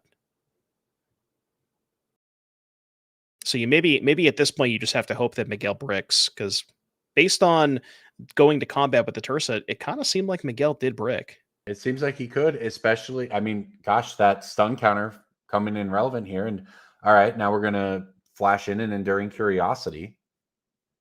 Okay, so now if Miguel doesn't have anything, this is lethal. The Soulstone dies and you have 7 damage. I guess not because of the Mako. We can chump block with that. I think there's an Into the Floodmaw on hand as well. Yeah, I think it's Into the Floodmaw, second Cauldron.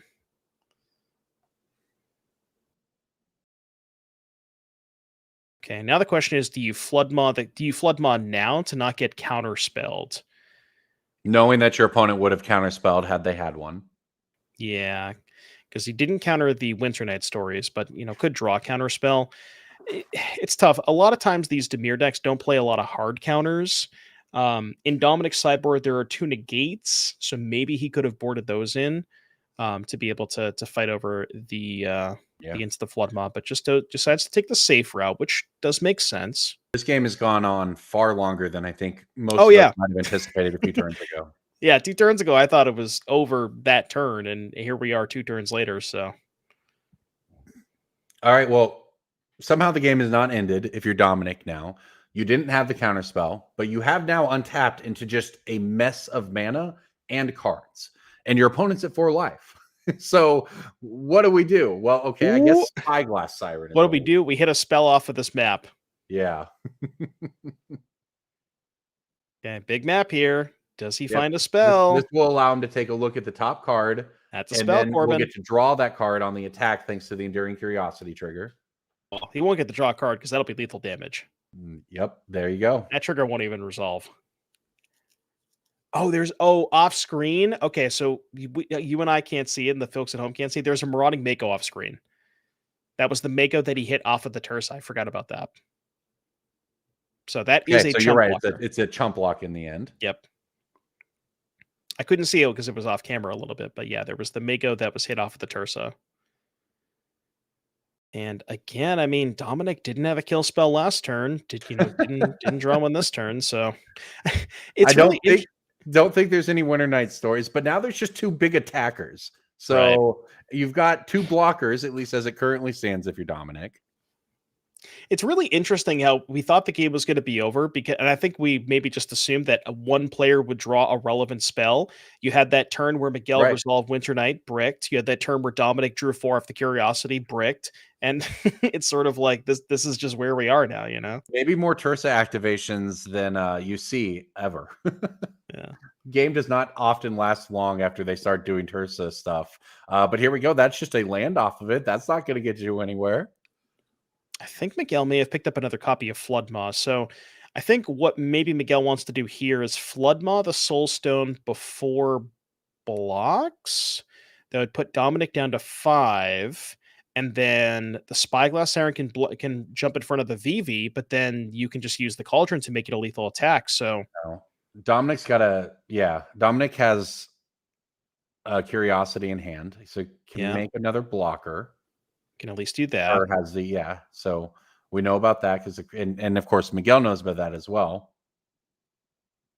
Yeah, Floodmaw's a weird card, but you can actually, if you just choose to bounce a creature, it doesn't say bounce a non-land creature, just return it a creature. So you can bounce the Soulstone as long as you're not gifting them a fish. But here's the Curiosity. So okay, so we blocked first and then played the Curiosity. Got it. Okay. So no Floodmaw cast, but if Miguel does have that Floodmaw, then he can just use it similar again to bounce the Curiosity. And then Dominic's in an even worse spot. Well, now it's interesting because Dominic played the Reef last turn. So Reef plus Curiosity, those are 2 lethal attackers. Miguel's at 4. Right.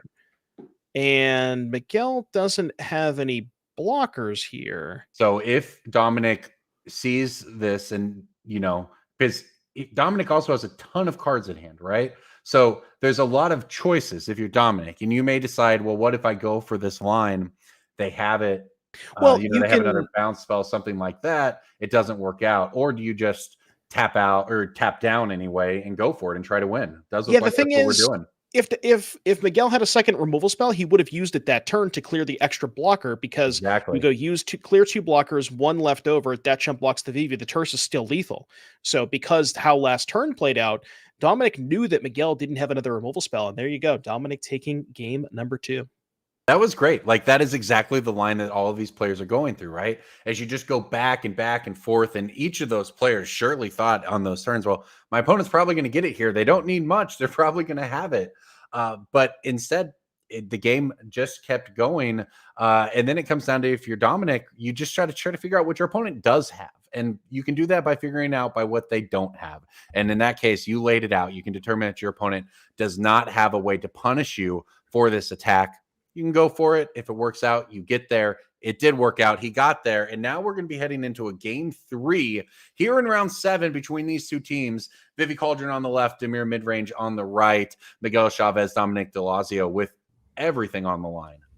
Yeah, and these players wasting no time shuffling up for game number 3. I don't know if we can get production to check on the round clock, but I can't imagine there is much time left, given how fast these players are shuffling and drawing their Yeah, hands. we'll we'll try to keep up with them here, but it's going to be good luck trying to finish this one in time. I think both of these decks are theoretically capable of very fast starts.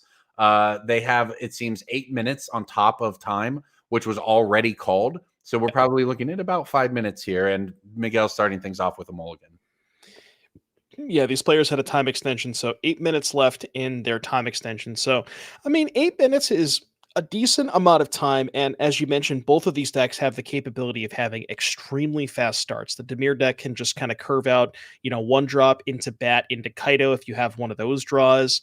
Obviously, we're familiar with how powerful and how ridiculous some of the VV Cauldron draws can be, so it's really going to be a question of who is on the play, which is Miguel, because Miguel did lose that last game. But Miguel is on a mulligan here. And yeah, just kind of see, if sort of Dominic on the draw maybe can handle the aggressive start, kind of pair that into an early curiosity and maybe ride that to victory. So I do want to note, chat's actually been talking about kind of the pace of play, and then we're talking about the clock. Team events are notorious for the final match of the team event taking much longer than the first two did. Yes. Because there are 6 people playing this match right now. That's what you should understand. Yeah, I mean, there it does get to a point where you kind of have to if a lot of this is where the kind of the experience sets in, because a lot of your teammates maybe want to give you a ton of input on each individual turn and each individual decision. There's definitely a period of time where if there's a very close decision, really not sure what to do, then that sort of a conversation can be had. But in these early turns, you want to maybe do that a little bit less and try to save that energy for those later turns where it matters a little bit more. Yeah, one of the most famous trios, the Peach Garden Oath, Redukes team, Huey Jensen's team back in the day, just the best Magic players in the world, and they would basically sit behind each other and not say a word until their teammate asked them for input, and then they'd have their conversation and their input. But you really don't want to mess up the player, because that player in all likelihood knows the deck better than you do, because it's the deck they've been playing all day. Yeah, there's a flow. You don't want to interrupt their flow, especially when they're trying to play incredibly quick here at the end. All right, Bat's going to clear the torch. That's the removal spell left over. There is still Floodmaw that can unlock it for a turn, but then, if Floodmaw happens, you can just replay the Bat and kind of move about your way. I love this. You're talking about time. Fetching with the Fable Passage and then passing, letting Miguel take his turn while you're fetching. Beautiful, beautiful sequence there for Dominic. Every second counts. I love that. I do love that. Because, I mean, these players are in a position where a draw eliminates them both. Yeah. Right? This was a win and in match for top 8. And if this match goes to an unintentional draw, both of these teams, I think, well, that's not true. Miguel's team it's devastating for DeLazio's team. Yeah, Miguel's team is good with the draw because they're X and 1. I forgot there was a pair down. So, yeah, Miguel's team, they can take a draw. They don't really mind. But, obviously a loss would knock them out. Well, this game, both players might have been hoping for a fast one. We didn't get it. It's turn 4, heading into turn 5, and there are no non-land permanents in play. Yeah, I mean, Dominic's hands looks pretty good. I think I saw 2 Tidebinders, a Curiosity. So it has a lot of options here. Well, the Curiosity on this instep is very big to get to get something going. And in fact, it's actually going to force a Torch the Tower, sacrificing the Soul Cauldron to pay the bargain cost to get the extra damage. Yeah, that was the Torch that was known, because the Flood Mob bounced the Bat to get the Torch back. I mean, that answers the Cauldron, I guess. This is pretty decent looking if you're Dominic. That was just 1 card out of your hand at instant speed, and now you get to come back with another Bat to take away one of these last 2 cards. It's a Barrage and then into the Flood Moth. So, okay, the Dimir player looking like they're in a good spot here. Yeah, I mean, Miguel's basically on empty at this point. Has that into the Flood Mob, but that's not a permanent answer to the Bat. Just draws a starting town for turn, and Dominic's hand is stacked. There's still 2 Tidebinders, and I believe another Curiosity as well. So, Just gotta try to close this one out while he can. Yeah, question for Dominic here. Do you want to main phase the Curiosity? Probably. I mean, you're just going to trade for the you're just going to trade for the Flood Maw, but I think I'm okay with that. All right, Flood Maw just goes on the bat. I was going to say, I think you got to just make a decision and move through it quickly. You just need to cast these cards in your hand. It almost doesn't matter what order you cast them in, given how few cards your opponent has, but you do need to get them cast. So the Riddler is coming down here. That's going to get Tidebindered. Yeah, I couldn't see them off screen. We this whole time we were thinking like, oh, Miguel's hand is, Miguel's on empty, but there's 2 Riddlers in exile. I did forget about those. Yeah, slow, right? That wasn't helping him on that 3rd and 4th turn, but now he's able to get one down. Now it runs immediately into the Tidebinder, but at least as a blocker, and in this game, that's an important place to be. Now the barrage is going to go underneath the bat. So it is officially 0 cards in hand for Miguel, access to another Riddler off screen. And removal on the first one unlocks a Tidebinder attack. Yeah, that's big. But now the question is, does Dominic have an answer for the second Riddler? Because that presumably is going to come into play here. Right. We're lining up some mana. I was going to say, we don't have to think too much about the mana tapping. Keep the mana open. You obviously can most likely looking for into the Flood Maw or something here. Oh, that was quick. Look at that. All right. FOMO is going to pitch a Scholar. That's 2 more cards. Oh, my goodness. The Riddler. Every single time we've seen this card on camera this weekend, it's been completely ridiculous. It sure has. Just in spots like this where the Cauldron deck is so good at emptying its hand, and it just so frequently, there's not only is it good at emptying its hand, but half of the deck says draw a card on it. And every single time you cast one of those, to draw an extra card, it's just this just massive swing on top of the fact that it's just also a 4/6 flyer. All right, so there was a Shoot the Sheriff though for Dominic. So the second Riddler gone as well. Just kind of the FOMO left, but man, Miguel saw so many cards right there to keep this thing going. And that is time for these players. Yeah, I saw that Dominic started to pause for a little bit there, and I kind of imagined that's what happened. So now time, which means Dominic is turn 0. Miguel's going to be turn 1. So Miguel's going to get 3 turns after this. Dominic's going to get 2. Remember, Miguel's team wants a draw. They are in top 8 with the draw. Dominic's team has to win this match. So the question is, can Dominic deal 14 damage in 2 combat steps? Seems Don't unlikely. know how easy that's going to be. Yeah. Because even if you have Tidebinder here, which I believe we know he even does, that's 4. Then that's going to leave you needing to do 10 on the next one. All right, it's a Mako for Chavez. Yeah, I mean, Dominic can deploy a Tidebinder end step. That's 4 damage. So in his first combat, assuming you can clear blockers, that's 4 getting through. That puts Miguel down to 10. You then need and then you have more 3. Yeah, 2 more 3-power creatures added. I don't even know if that's possible. I don't think he's going to get there, especially not since another Riddler has entered play. And even though it runs into Tidebinder, you might be feeling okay about the long game here if you're Dominic, but you're not going to get it done in time. At least if we understand exactly where we are at in this game. Yeah, I mean, I think if Dominic just had maybe like 2 or 3 more minutes, like this turn he could spend killing the creatures, getting in, and yeah, I don't think Dominic's going to be able to deal 14 over the course of two combat phases.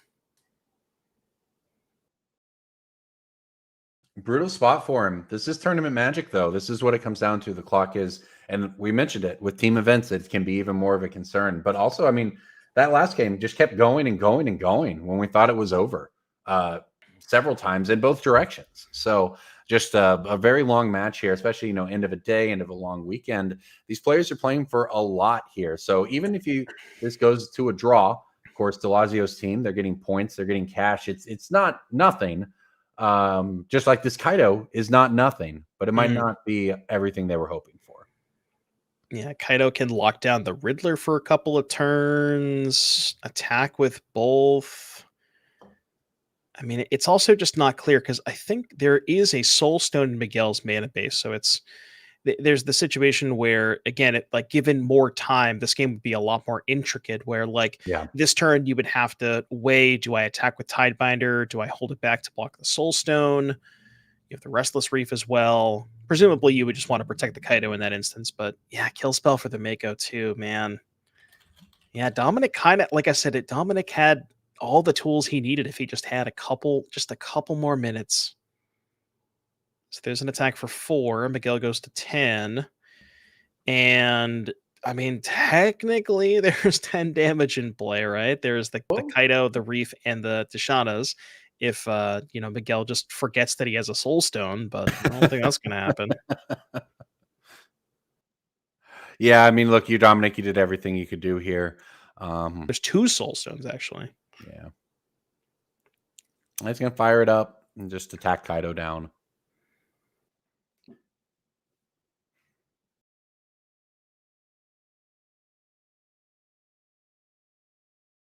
Talk about stressful for your last match, right? If this is if this, is in fact enough to propel Ryan, Miguel, and Patrick into the top 8, as we very well think it could be, they're going to have very little turnaround, that's for sure, and a lot of stress coming from their last round. But hey, once you're into the top 8, anything can happen. So down to possibly the key turn here. Yeah, I think Dominic picked up a Bitter Triumph for turn 2, so another kill spell that would be able to clear one of the Soul Stones. Be trade for the other one. Yeah, I mean, this game is quite a few turns away. Assuming infinite time, it would be quite a few turns away from natural conclusion.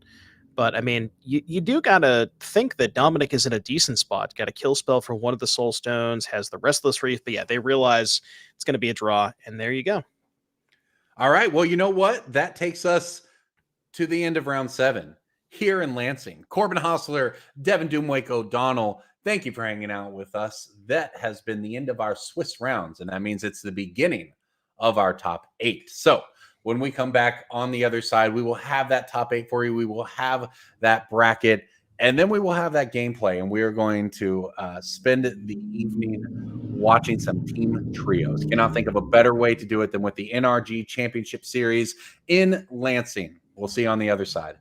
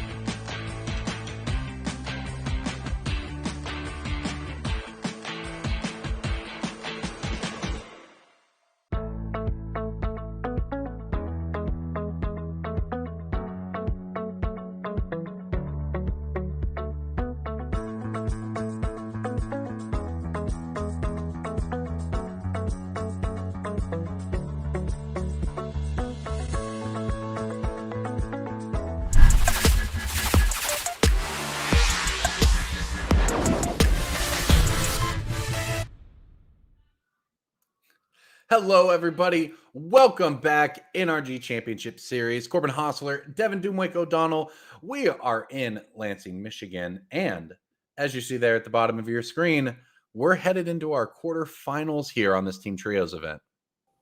Yeah, Corbin, we are about to get players are sitting down, just about ready to get started.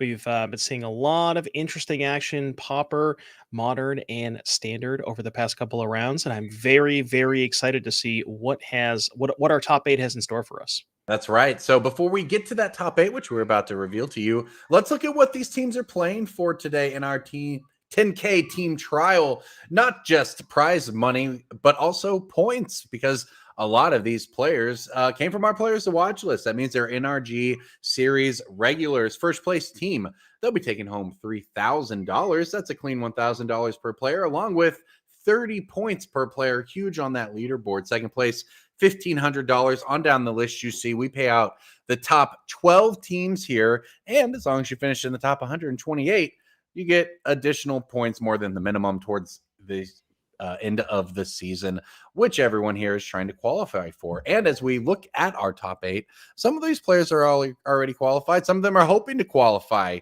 But welcome to the top 8 of this event. Newman, Sabor, Castledini, Canfor, Cates, Nimitz. We watched them earlier and, in fact, all weekend. For those of you watching yesterday, they'll be squaring off in the quarterfinals. We then have the team of Clayton, Kowalczyk, Alford against Harvey, Ziri, Naguera. So again, you'll note that players who you've been seeing pop up on our players to watch list all day long have now made their way into the top 8. On the other end, congrats to Dykeman, Suleiman, and Smith, who will be taking on Hayes, Johnson, and Conan in the first round. And rounding things out, Geertz, Bulger, Van Til will be taking on Chavez, Bellamy, and Selly, who we watched qualify their way here over the last few rounds. So a pretty stacked top 8, as many of them are these days. Oh, yeah. We're going to be starting in the bottom right-hand corner of the bracket there. Gerald, Bulger, and Van Til against Chavez, Bellamy, Selly, as you mentioned there. We have seen the Chavez, Bellamy, Selly team quite a bit over the past couple of rounds. There was a win-in last round that they didn't end up winning, but there was a Right. draw in their case. And then we haven't seen Gerald's, Bulger, and Van Til yet on camera. So we're going to get you down to the feature match area in just a moment here. I believe the players are, we're doing some pre-match things. So we're going to be starting off with Pauper, as we have been. Well, we're definitely not going to start in standard because VV Cauldron Mirror. We're going to try and avoid that as much as possible. Amulet Titan versus Boros Energy. That should be, like you mentioned, a classic matchup. Very interesting. I think typically does favor the Amulet side of things, but depending on what Kamari has in their sideboard, could maybe change things up. Well, we're going to start off with Isaac Van Til against Patrick Selly. So Patrick playing this Madness Burn deck that we've seen a couple of times. As I mentioned previously, not your grandma's burn deck. There's a lot more card advantage in this, where there's the draw 2s, the getting back sneaky snackers, and looking to play maybe a bit of a longer game. But you know who's not trying to play a longer game is Isaac Van Til, playing this really explosive spy combo deck that we haven't seen yet on camera. But I mean, there is a potential for an extremely fast kill here using the namesake card Balustrade Spy. And it looks like we're starting off very quickly with exactly that. Lotus Petal for the deck, trying to go fast. But also going fast is turn 1 Medallion Epic here. We actually saw that card do a ton of work for Patrick Selly over the last few rounds. I want to note, by the way, these team names here. We want to shout out the team names. Yeah, here we go. A popular thing. On the right, the Chavez, Bellamy, Selly team. I want to make sure I get this right here. That would be the Apex Predators, pretty aptly named, taking on Team Chicken Fried Rice. There you go. Team names are a thing of the past, Corbin. I remember way back in the day when we had team events, and there was the classic like Team CMU and Antarctica and all those like really, really classic, powerful teams. And it's a lost art, I guess I would say. But when it comes to the spy deck, so I want to talk a little bit about this one, because this is a deck we haven't seen on camera just yet. Sneaky snacker trying to sneak its way onto the battlefield there. But this deck is only playing 4 lands, 3 forest and 1 swamp. And what's happening here is there's a lot of ways to search out lands. You have Land Grant, you have, I believe, Winding Way. Yeah, Winding Way reveals cards till you hit a land. You have Sagu Wildling. So you have ways to search out these lands out of your deck. And then what happens is once you have searched all of your lands out, you now have a deck that is no lands.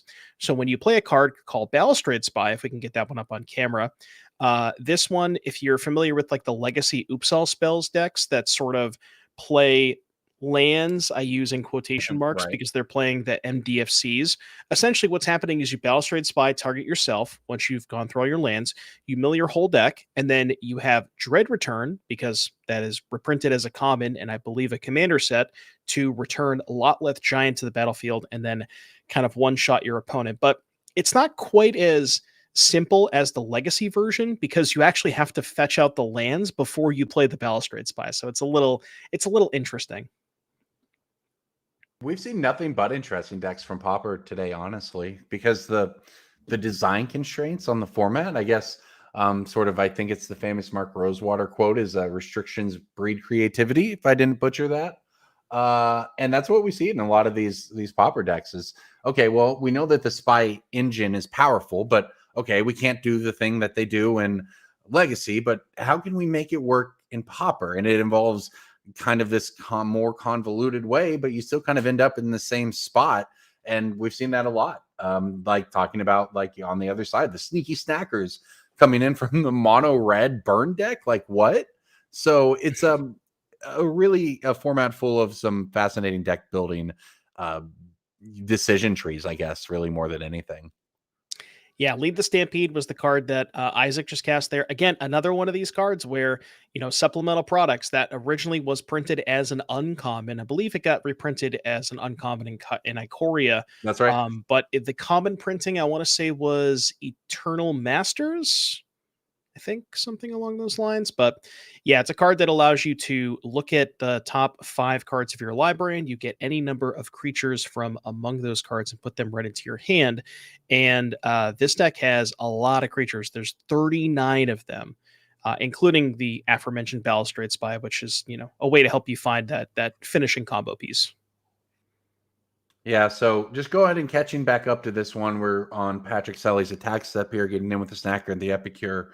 That will knock Isaac down to 13 life, I believe, and he's going to follow up with some highway robbery here. So what Patrick doesn't have that it does want to have are any of those pingers, right?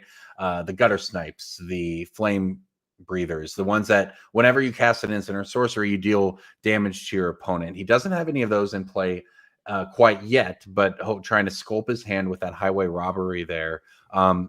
And Isaac is just really, honestly, he's just playing his own game over there, just trying to sculpt the perfect hand and perfect cards in the deck. Yeah, there's not a ton of interaction from the burn deck. And even if the interaction, this is the Spy combo deck is not really a deck that's utilizing creatures to win the game. It is, but it also isn't in a direct sense. Like creatures on the battlefield, it's utilizing your creatures that are here are mostly just mana producers. The Cerule Caretaker, the Overgrown Battlements. Yeah. You see the Axebane Guardian. These are just ways to generate extra mana.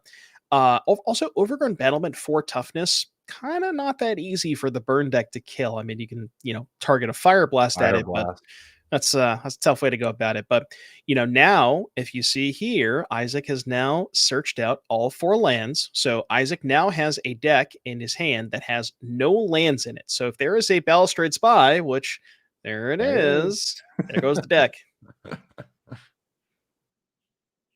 Yeah, so Isaac's going to mill his entire library, and then with those creatures in play, sacrifice those for Dread Return to pay the flashback cost, reanimate Lotleth Giant, and we can get that one up on screen here again real quick. I believe this one just deals damage equal to the number of creature cards in your graveyard to an opponent. So, there's more than 20 in the graveyard. Music to my ears. This is some classic. I remember the first time I ever looked at a dredge list with Dread Return in it. I did not even know what you were supposed to do. And here we are all these years later with the same combo leading to a different finish, but very much the end of that one is Isaac Van Til takes down game 1 for his team. Modern is in sideboarding, y'all, so we are going to hop in so we can get some gameplay into standard. Corbin, don't tell me. No, say it ain't so. It's very much so, and there's no Cauldrons and there's no Vivies, but we're deep into this one. Yeah, there's some other stuff going on here. So we are in game 1 here of the VV Cauldron Mirror, and as you mentioned, no Cauldrons or VVs to be seen, although there is 2 in Joseph's graveyard, so something to note there. We see, a lot of this matchup is just trying to manage what. So when there's sort of a couple of different paths that the mirror match can take. Path one is that player A has, they're on the play, they have the combo start, player B doesn't draw interaction, game ends pretty quickly. There's another path where both players have Cauldron, neither player can get a VV going, and then there's this other path where neither player draws Cauldron or VV, and I think the most important card in those spots is Profs, because Right. sizing on the battlefield is very important when you get into these like combat focus situations. Yeah, especially, I mean, look how deep we are into this one. Joseph was at 9, I think, before that, and Miguel was at 4. So just having the biggest creature matters quite a bit, as I guess that must have been a lethal swing, in fact, there. So, okay, we've got actually all of our games into sideboarding as these teams split. Remember, we are in the quarterfinals here of our 10K in Lansing. Pauper has been a lot of fun to watch, of course, alongside Standard and Modern. So you can see on your screen there, Kamari Bolger on your left is up a game with Boros Energy against Ryan Bellamy's Amulet Titan, who we've watched a couple times throughout today. Yeah, Boros Energy stealing game. Well, I say stealing, but winning game number 1 here. And, I wouldn't typically think that would be the case. Usually the Amulet deck is just a lot faster than what Boros can really muster up, and not a ton of meaningful interaction. I mean, there's stuff like, you have Thraben Charm to kill Urza Saga. You have Static Prison to tag an Amulet. But outside of that, there's really not a ton of interaction points that matter. So it really is just from the Boros side, just being as fast as humanly possible. And looks like Kamari was able to do that. Now, when it comes to sideboarding, that is, where Amulet maybe struggles a little bit in post-board games because people are more prepared for it. So when it comes to Kamari's deck list, Kamari is going to be looking at cards like Orm's Chant, potentially to be able to stop Ryan from setting up a really big combo turn, especially in response to a Summoner's Pact, where, say, if Ryan goes and casts a Summoner's Pact, Kamari Orm's Chance in response, now Ryan can't play the Titan and still has to pay for the Pact on that next turn. Maybe you can go towards something like Wear Tear, Wrath of the Skies to be able to kill multiple Amulets and Sagas. So Kamari has, I would say, a couple of options, but maybe not as much as you would expect to see from the Boros side of things. Yeah, so what's interesting, I do spot there, and I don't know if this is super commonplace these days, but that's a consigned to memory. It is. Yeah, So Kamari featuring... there is exactly one Hallowed Fountain in the deck, one Meticulous Archive, as far as making blue mana, but that's all you need. And there we see consigned to memory. Yeah, I saw that. So Kamari is playing 4 consigned to memory. So this is, you could call it technically Jeskai Energy. It's Boros with just splashing for some blue sideboard cards. Wasn't sure if those were going to come in, but thinking about it more, it does make a little sense. You can tag an Amulet with it. You can also hit a Primeval Titan enter the battlefield trigger. So sometimes if that's all you really need, right? You hit the trigger, stop them from killing you that turn, and then you can answer the Titan on the following turn. So it definitely at least buys you a turn, which is sometimes all you need. Yeah, and it looks like Ryan did have the second Amulet here. So it's at least not, I guess if you're Kamari, it would have possibly just been even more explosive. And Voice of Victory is a great 2-drop. Doesn't stop anything that's in play, though, which is now Amulet plus Spelunking. So Ryan's getting the setup that he wants. Makes the land drops. Okay, Vesuva. We're going to go fetch one out of our deck here with Talaria West.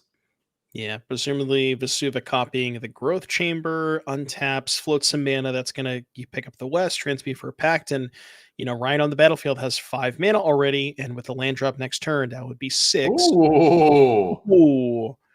Okay, how about a flashback spell there? And by flashback, I guess I should say throwback spell. Wear Tear for both the Spelunking and the Amulet of Vigor. That was a huge one. That was originally printed in Dragon's Maze, I believe. One of those split spells, but you can actually do both sides, which, hey, really makes it kicker because everything's kicker. And it really, it was a huge one there. It's another Spelunking for Bellamy, though, so trying to rebuild here. Yeah, massive turn, massive there for Kamari to have that wear tear. Nice one of in the sideboard, but like you mentioned, cleaning up the Amulet of Vigor and the Spelunking, able to make sure doesn't have the really can't or Ryan can't set up a kill on the following turn. And we see a Guide of Souls here. That's gonna get a little bit of energy here for Kamari, a little bit of life. The one thing here is Kamari's clock is not the fastest, right? Not you don't have something like can't quite trigger the Guide of Souls this turn, not going extremely wide, but something like Ocelot Pride, Bombardment, Goblin Bombardment would be a huge one here. Bombardment works very nicely with the Voice of Victory because you can sacrifice the tokens before they go away at the end of turn after they've dealt damage. Okay, well, now another Spelunking hits the graveyard. So just a ton of interaction for Bolger here. Like Thraben Charm, as you see there, that's just pretty clean. Disenchant your Spelunking, keep you from having any ways at all to do the broken thing your deck wants to do. And oh, by the way, Guide of Souls, Voice of Victory, that is a very real clock. Not only does that Voice of Victory give you extra triggers, of course, for all of your creatures, but it also it just kind of adds up when you just play it on turn 2 and then just keep attacking with it. Yeah, Ryan really looking for an untapped land this turn because the Spelunkings, the 2 Spelunkings and the 2 Amulets have all been dealt with. I think I saw a Vestige. So, okay, well, I said looking for an untapped land. Technically, that tap land also works because it produces a mana when it comes into play. So we will see a Titan hit the battlefield here for Ryan, but without an Amulet or a Spelunking in play, not going to be able to win the game on the spot. So Ryan really in a position now where kind of has to think about like what does next turn look like because he knows he's not going to be able to win the game this turn. So, Amulet deck has a plethora of options. There are 30 lands in the deck. So options maybe like you can get a Mirror Pool if you're trying to copy the Titan next turn. Could maybe get something like an Otawara and a bounce land to pick up the Otawara to use that next turn. Some options available. Teleria West. There is only one Teleria West in the deck, and that has already been utilized. So we can't go get Teleria West. Yeah, there's a also shift in just woodland. Trying to figure out if there's any other one-ofs or anything here that might be worth grabbing. It's always, when we get into spots like this, and maybe it works out, maybe it doesn't. But watching how deep these Amulet Titan decks can go to sometimes navigate out of spots you didn't think were possible is something to watch. Now, I don't know if it'll happen in this game. Kamari's had really just an excellent hand against everything Bellamy's had. But despite all of that, Ryan has still resolved a Primeval Titan, which is the goal. Yeah, so looks like Ryan got the shifting woodland, is thinking about Mirror Pool as the second option. Yeah, not a ton of this is kind of a weird spot where not a ton of good options because he already went through the Teleria West. Normally here you would maybe expect Kamari to kill the Titan next turn, and therefore you'd want to get something like Teleria West Bounce Land. But given the fact that he's already gone through the one West, don't have access to that. So maybe trying to think of like, okay, well, if Kamari doesn't have a removal spell for Titan, what is best case scenario? And this kind of makes sense because in that case, you can use the Mirror Pool to copy the Titan and kind of go from there. But that is Discharge. Going to kill the Titan. So no Mirror Pool shenanigans next turn. Yeah, huge Discharge there for Bolger, and that clears the way for the combat. Again, don't want to count out. You never count out an Amulet Titan deck, but again, things going to be significantly harder without having a Titan in play already. Oh, the pact too, right? Let's see. Yeah, and you have to pay for the pact. So not a lot of mana available for Ryan here. And remember, he's down a game already. So this would be it on the match. And his team, in fact, is down a game across the board. Interesting. So we're tapping the woodland to activate it.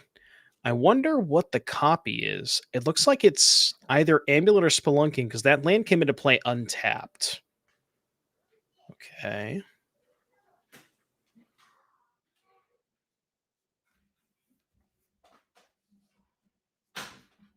Okay, so copy either Amulet or Spelunking, play the Growth Chamber, have 2 mana floating, then using one of that mana, play the Grazer, That's going to be, so Ryan has a blue floating. That's going to be blue, blue, green. Or just Jading Grazers. Okay. Hey, So- blockers or something here, right? That's why I actually went looking earlier. Oh my God. Wow, look at that. Okay, so this play was crazy. So what Ryan just did is he used Woodland to copy the Amulet in the graveyard, chain through bounce lands to pick up Grazer, then used a bounce land to bounce Vesuva to copy Kamari's Red Source to cast the Vampire's Vengeance. My goodness, that was quite the turn there from Ryan. This is what we said. The bag, as they say, for this deck is endless, right? Like you can go so deep to find ways out of things that you didn't think were possible, and yet here we are. And Ryan just continuing to pull out turn after turn in a game where we thought he was cooked after that wear tear. And I went looking to see even if there were Radiant Fountains in the list, right? The old gain 2 life land, which long there gone. Long gone. But you know, that card used to come in spots like where you just need to gain those extra turns and you start looping it and copying it. You see the deck these days, it's just so good at staying alive. Yeah, that was a massive swing. And now, now Ryan is untapping with all of the mana and now can just use the Woodland to copy the Titan in the graveyard and start getting in that way. Yeah, and Kamari just adding has the bombardment in play along with the Voice of Victory. This is the steam ran out very quickly on the aggressive start over there, and he was heavy on interaction, but now about to get swung at. I wonder if Ryan has enough to make the Woodland a Titan and use the Mirror Pool. I don't think so, because the Mirror Pool activation is 5, I believe. Let me double check. Yeah, Mirror Pool activation is 5. So not quite enough mana to be able to do all of that. There's a Thraben Charm. Okay, so Thraben Charm is going to exile the graveyard in response to the Woodland.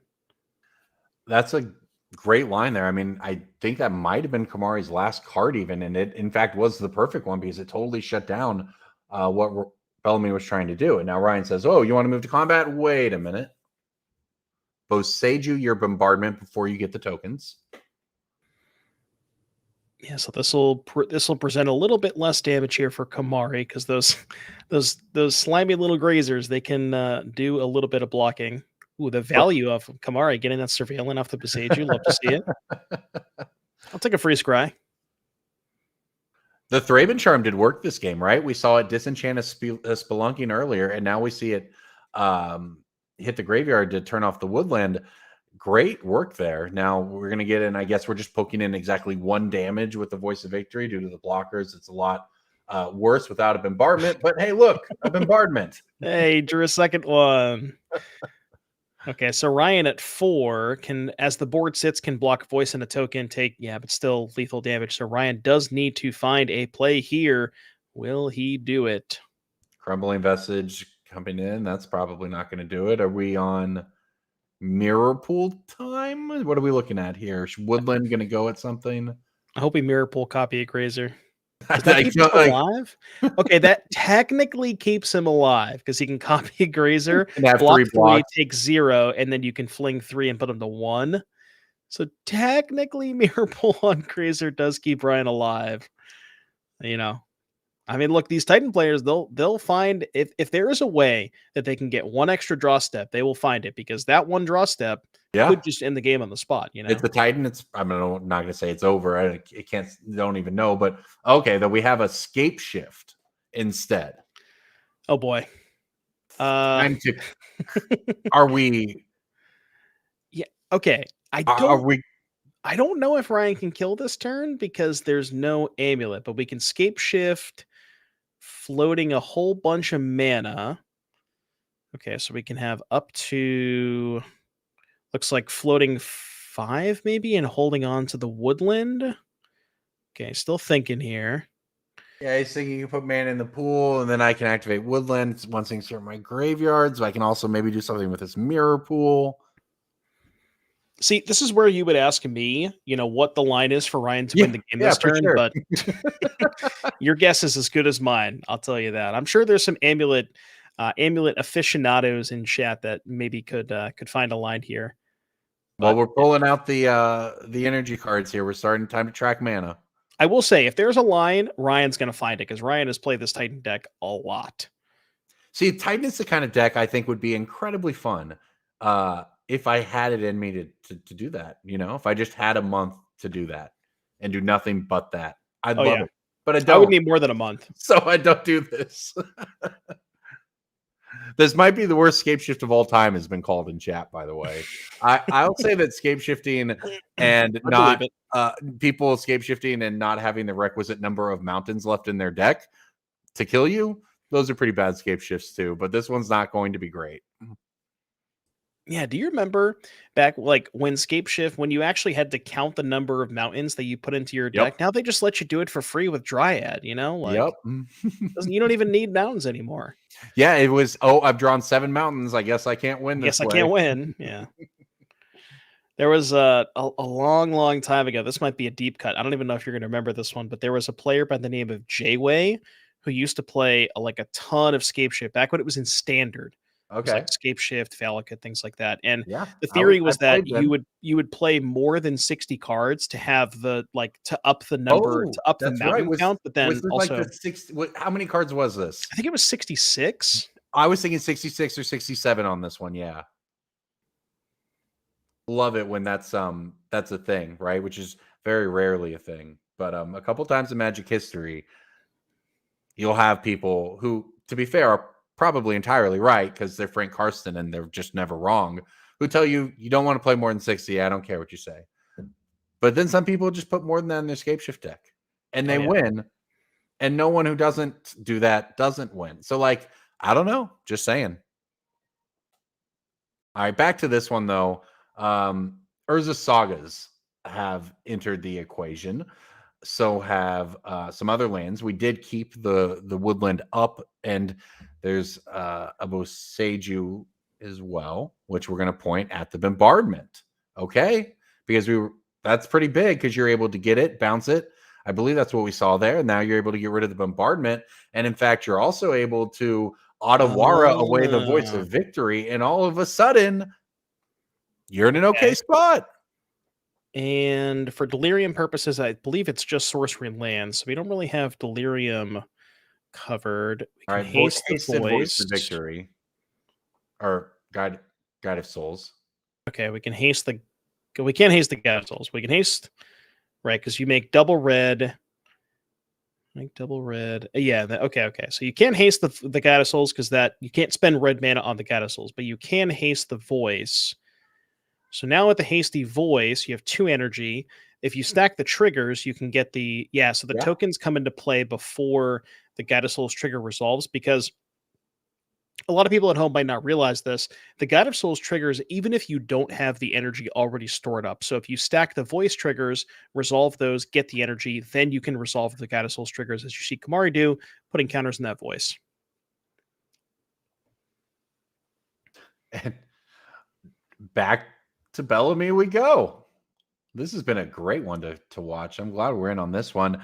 Taking stock of the rest of the match, Isavane Till did spy combo off again, or at least win with the deck against Patrick Sally's Madness Burn. So that's a 2-0 victory over to this team. And of course, Vivi Cauldron Mirror, Joseph is up as well. So Bolger has a chance to, if he can find a way to deal these last 3 points of damage to Bellamy, send his team into the semifinals.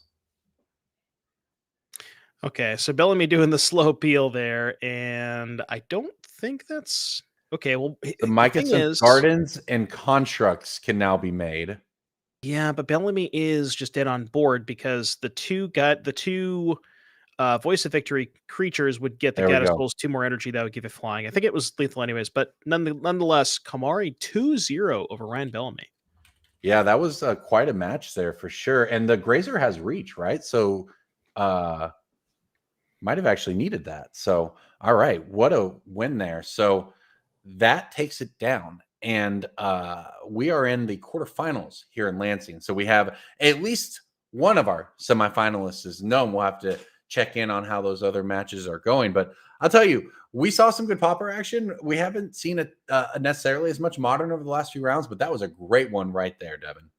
Yeah, I mean, I did come into that saying that I thought Amulet maybe had a little bit of an edge in that matchup, but as you saw there, Kamari just kind of cleanly taking down those games there. We didn't get to see how game one went, but the post board games, a lot of those sideboard cards did come up. That Wear Tear, being able to hit the Amulet and the Spelunking, that was a massive turn. The 3-bin Charms, all those sideboard cards, they really came in clutch. And Ryan put up a pretty good fight. There was that turn, drew the Scape Shift, was able to get the Otawara and the Boseiju to buy an extra turn, but in the end was just not quite enough.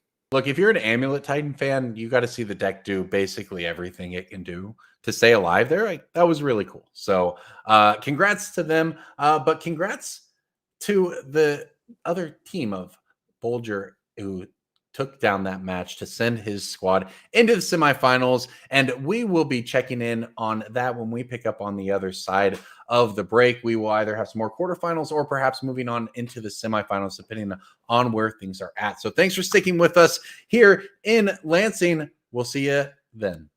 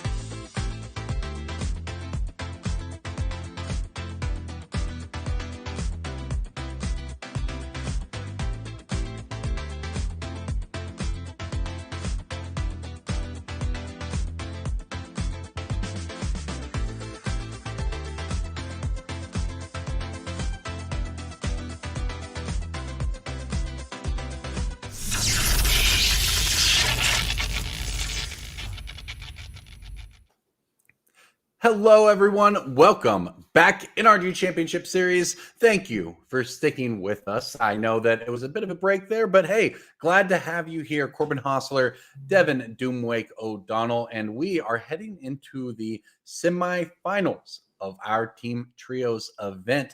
We've got to watch a lot of great Magic today, and hey, 2 more rounds to come, Devin. Yeah, there was a bit of a long match towards the end there, and it involved a Tron deck in Pauper, which is not just notorious for taking quite a long time to win.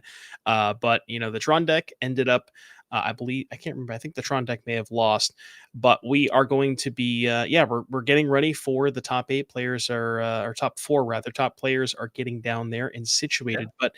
Very excited to see this particular Pauper matchup we have. We're going to be starting there, and some interesting decks that, one of which we saw on camera earlier, but this Mono Blue Fairies deck looks kind of sick. It's going to be cool. I can't wait to get to that. Let's check out the bracket real quick. Let's see how we got here before we go to what it's going to be. So check it out. Harrison Camphor still keeping the dream alive after yesterday has now picked up another victory into this semis, as did the team of Clayton Kowalczyk Alford. And as we saw, Geerds, Bolger, and Van Til. The other team will be Hayes, Johnson, Conan. And as Doom alluded to, we are going to check out these decks, starting with Garrick Alford. Go ahead and take this one away, Doom.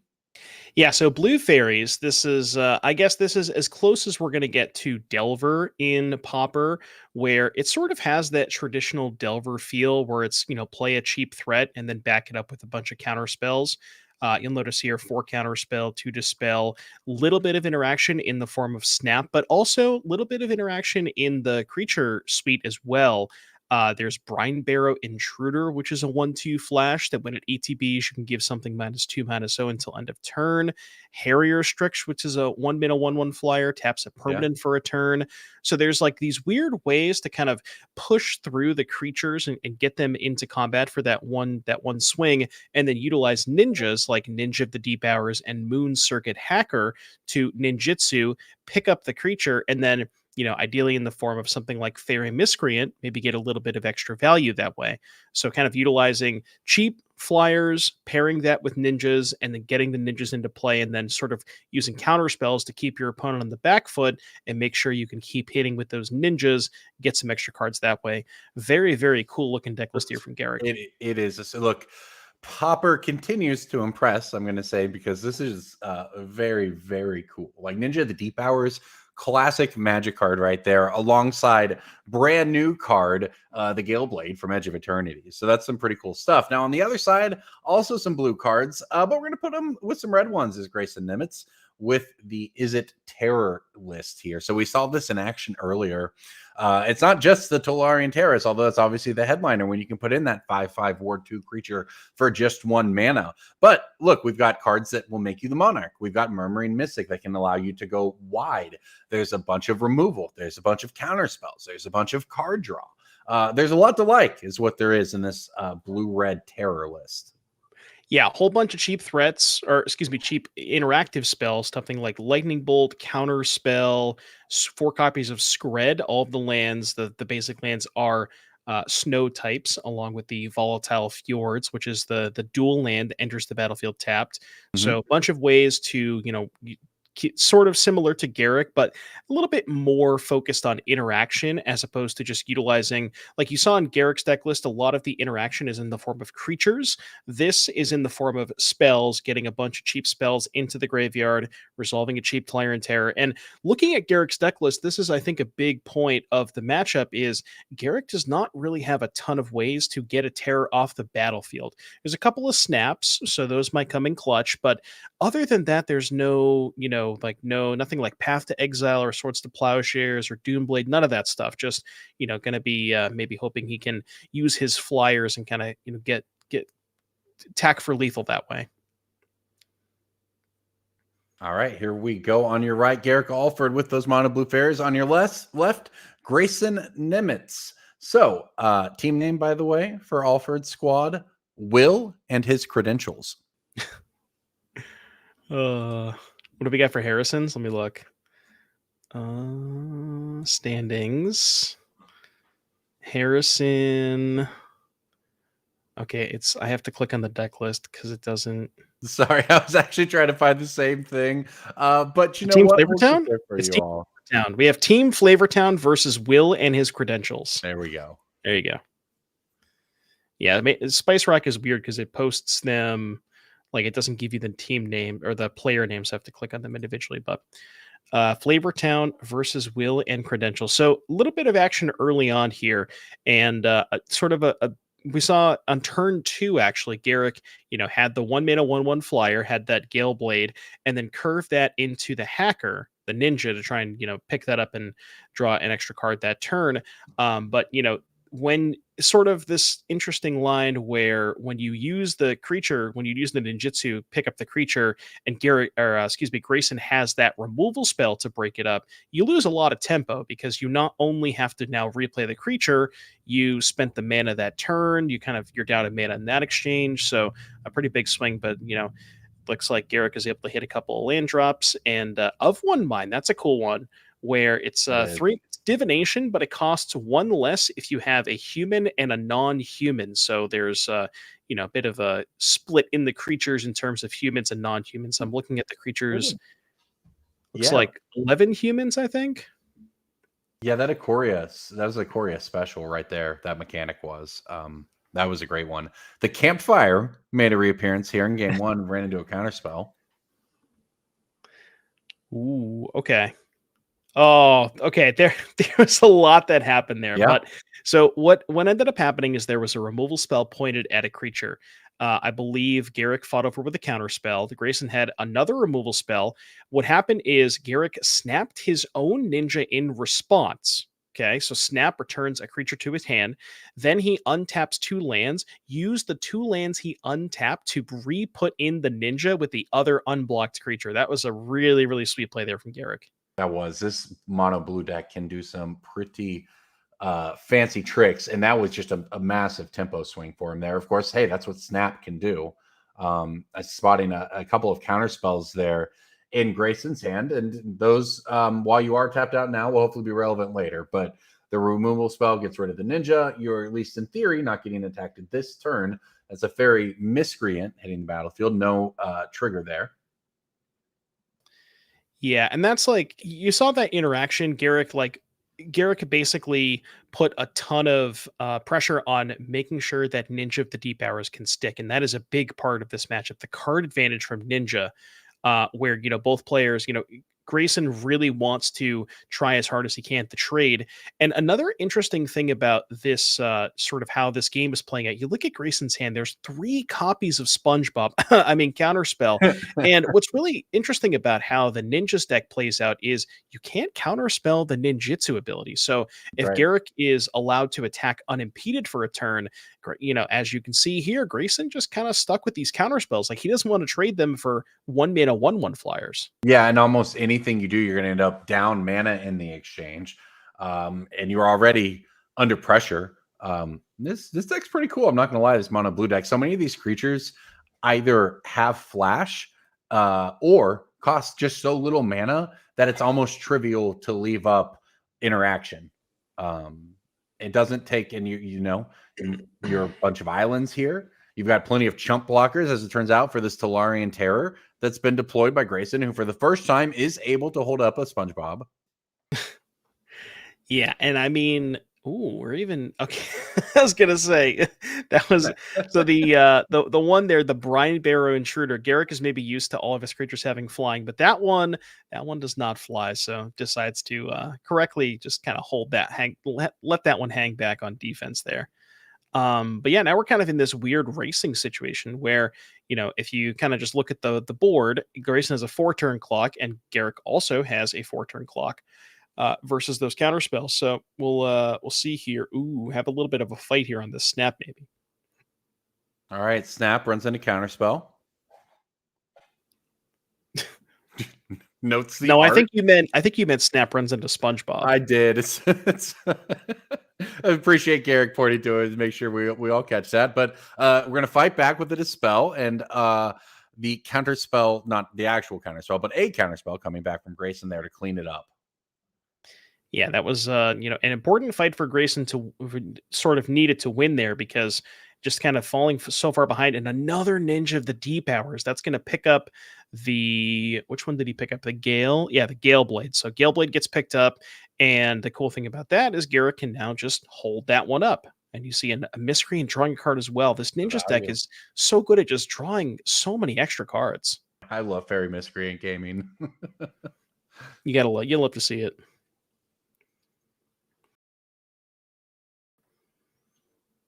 Yeah, you wouldn't expect to die to a bunch of 1-mana 1/1 flyers, but I mean, they really add up. Classic Magic, to be honest. Your flying men deck, as it were.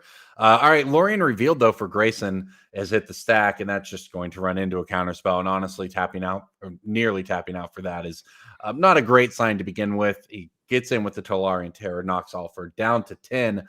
But that's a whole bunch of damage coming back across. Yeah, another of one mind here. Again, just like being able to. Wow, look at that. God. Just chaining up one minds, and now all of a sudden Garrick has 7 cards in hand and has a 2-turn clock, and presumably drew another counterspell or two in those cards. Yeah, just playing it super safe here, holding back the intruder to be able to chump block. We're thinking about holding 2 back. Okay.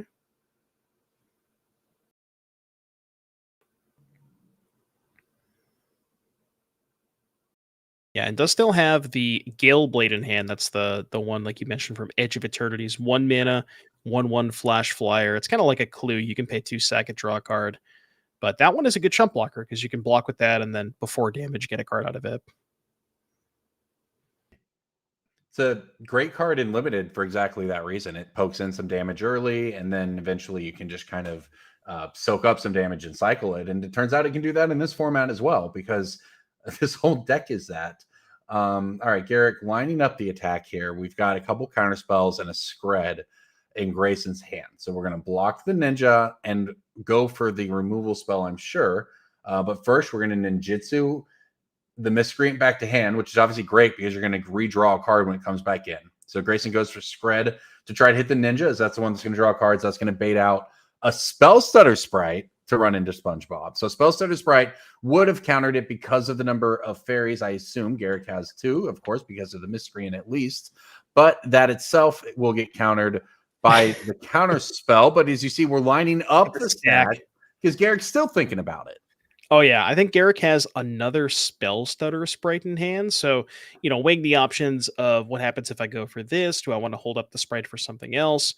And honestly, Garrick is in a position where, you know, all of his creatures cost so little mana, right? Grayson's all the way down to 2.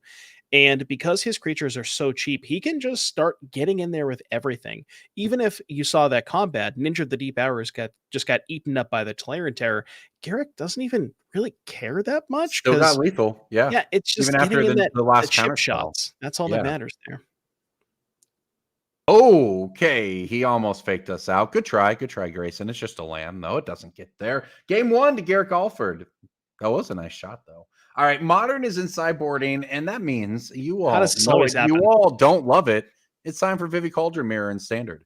How does it always happen that we start on Pauper, and every single time we finish game 1, Modern is always sideboarding? We got to tell these Modern players to give us a little bit. They just love shuffling, I guess. They do. They really do.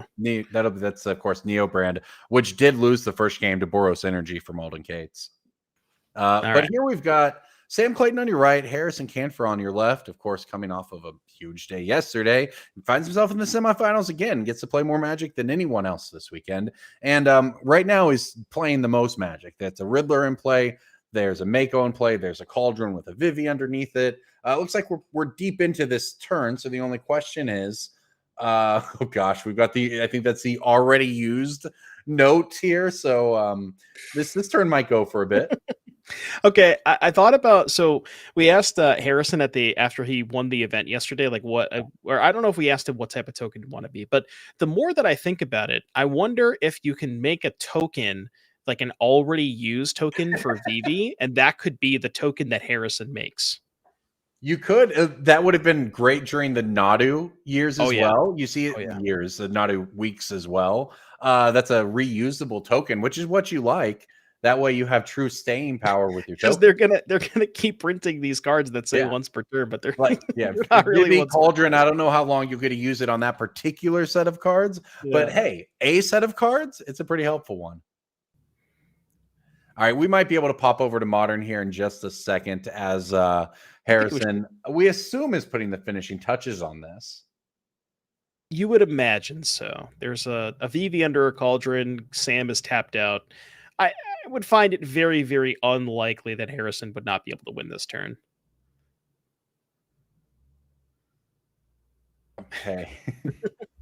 Lining up the blocks. Yeah, I'd like to block, please. Will you let me? The profs, though, that'll end it. All right, let's swing on over then as game one goes to Harrison. Let's check out Alden Cates on your left with Boros Energy.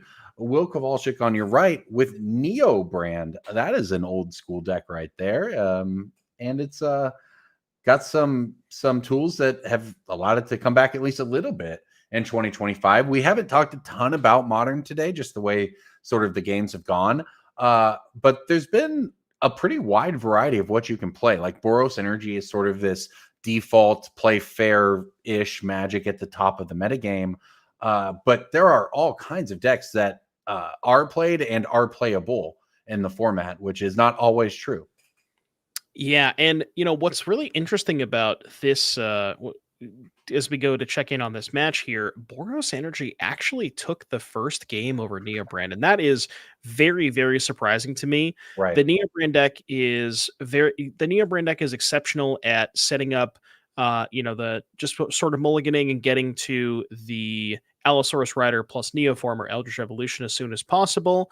And usually the Boros Energy, especially in game one, doesn't really have a lot of recourse when it comes to that. So, I'm assuming what happened is Will probably took a couple of mulligans. Alden had a very fast start, and Will's. I'm assuming there was some sort of like Will's deck not functioning going on in that first game. Yeah, it very much has, as we've talked about a couple times throughout the weekend, a fail rate, and Neo Brand is emblematic of that. Which is why, were you playing a 15-round tournament in which you needed to go, 12-3 to top 8, maybe you don't want to play a deck with such a high fail rate. But hey, when you just need to pick up a couple of wins and your teammates can help you, this is a good spot for it, right? Although you hate to lose game one, but you have the ability to just have a nut draw when you need it. And here in the semifinals, Will's hoping to see one. Yeah, and you see Alden mulligan to 5 there, really looking for some sideboard cards. Now, I'm going to go ahead and take a look at Alden's sideboard here because, mulliganing very aggressively towards them. What type of cards could Alden be working with? Yeah. So when it comes to this matchup in particular, Orum's Chant stands out to me. That one's really nice because you can respond to the Allosaurus Rider cast, use the Orum's Chant to make it so Will can't cast the Neoform after it resolves, and then from there you can untap and maybe use a removal spell at sorcery speed on the Allosaurus Rider on your turn. Because normally that one gets around removal because you just instantly cast the Neoform after the Rider resolves. So that one's pretty good. I'm going to be honest with you, Corbin. There's not a lot else past that, though.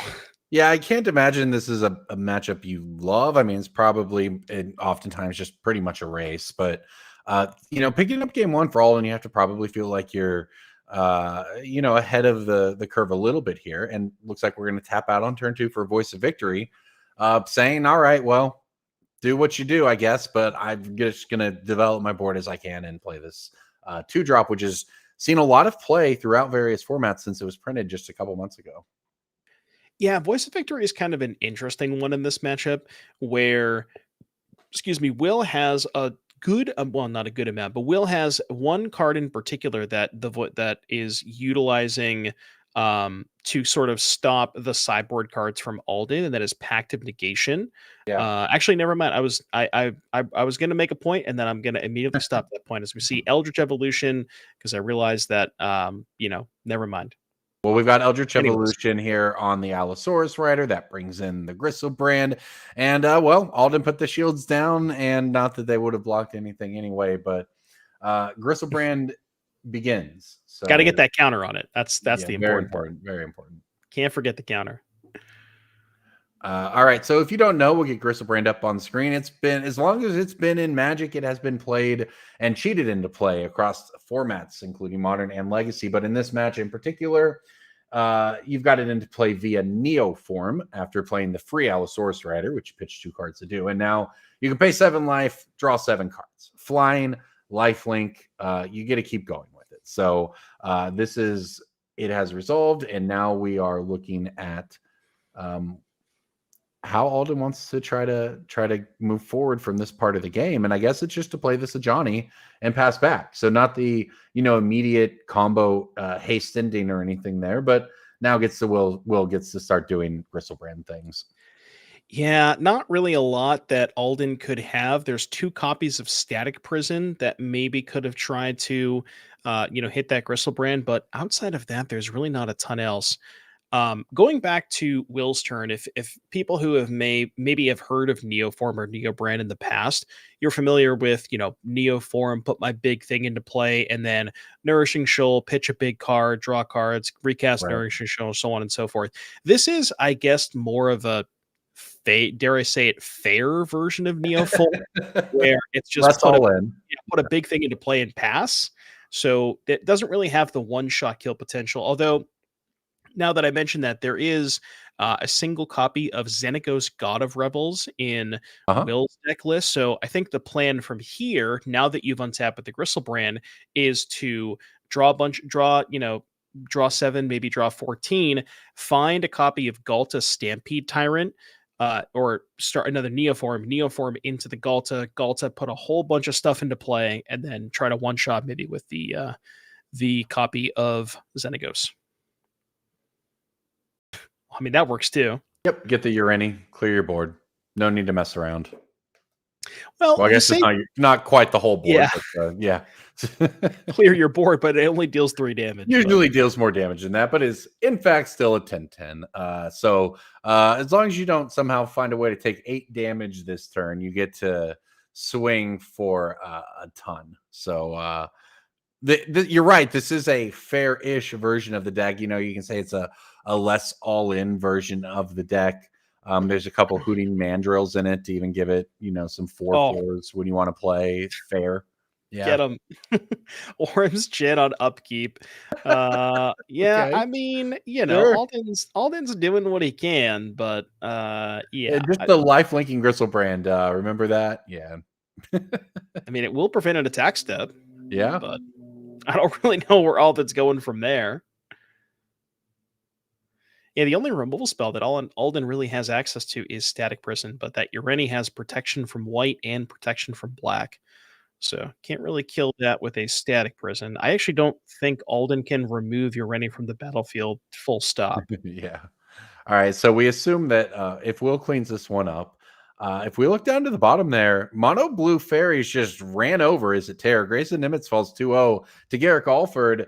And that means that Will and his credentials, they're up a game right now up a match rather, in this best of 3 of 3, as Harrison Canfer is up 1 on Sam Clayton. It looks like we're about to be evened up here in Modern. Another orange chant. Okay. I respect it. Eventually we'll be evened up anyway. You're not giving away free information because Will would have assumed that you're going to board those in anyways. So, All right, there we go. Officially, Will Kowalczyk takes it down, and we'll have to check back in on Standard. Which, hey, let's look in on that because they're just getting going here in the Vivi Cauldron Mirror. Sam Clayton got to have the play and is hoping, in fact, needing to come back from this 1-0 deficit to give his team a shot at the finals here in Lansing. All right, what are we looking at here? We're looking at not a lot in play. Fear of Missing Out cast here for Canfer. And do I spot is that a Vivi? Oh, I think that's a Vivi in Sam's graveyard. That is why sometimes it gets boarded out or boarded down in numbers, because it is a liability for your opponent to be able to do exactly this. However, I suppose if your plan all along was just to abrade it, now it's you've got that out of the equation for good, and all we've got left is the 3/4 FOMO.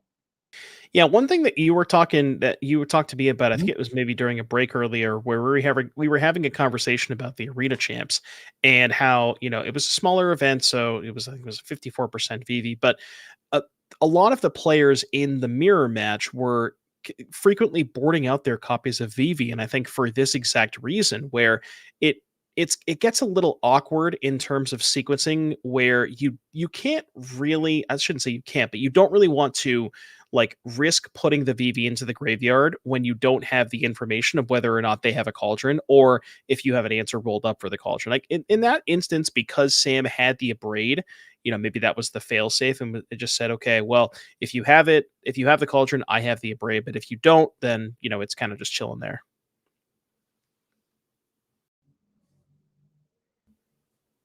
So we do see the profs hit the battlefield for Sam, and oftentimes that is considered one of the more important cards in these games, because if you start from this premise that neither player is going to let the other one just do everything they want to with Vivi, then any creature becomes good with profs.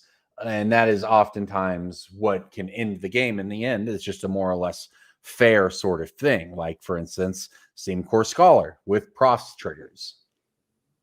Yeah, I mean, post board, if both players have like maximum annuls and maximum abrades, and they're both good at fighting over the sort of broken half of the deck, which is Cauldron plus VV, then what ends up happening is that these players it becomes like a fancy game of limited, where it involves a lot of combat math, and profs is one of the best ways to use or to make the race and the combat math go into your favor, where you just put a bunch of counters, especially on a card like Steam Core that has flying and vigilance, plays offense, plays defense, and that is one of the cards that can allow you to help win races faster.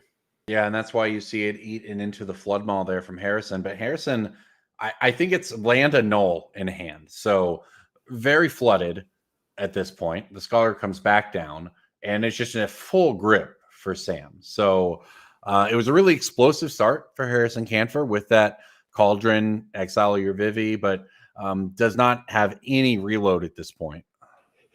2 lands in hand, even perhaps.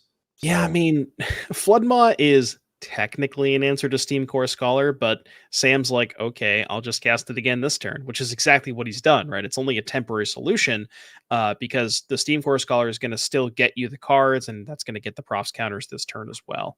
So still going to be able to make a 4/4 here, and like you mentioned, Sam's got a lot of cards in hand. Let's see how many of them are good. Doesn't want that one.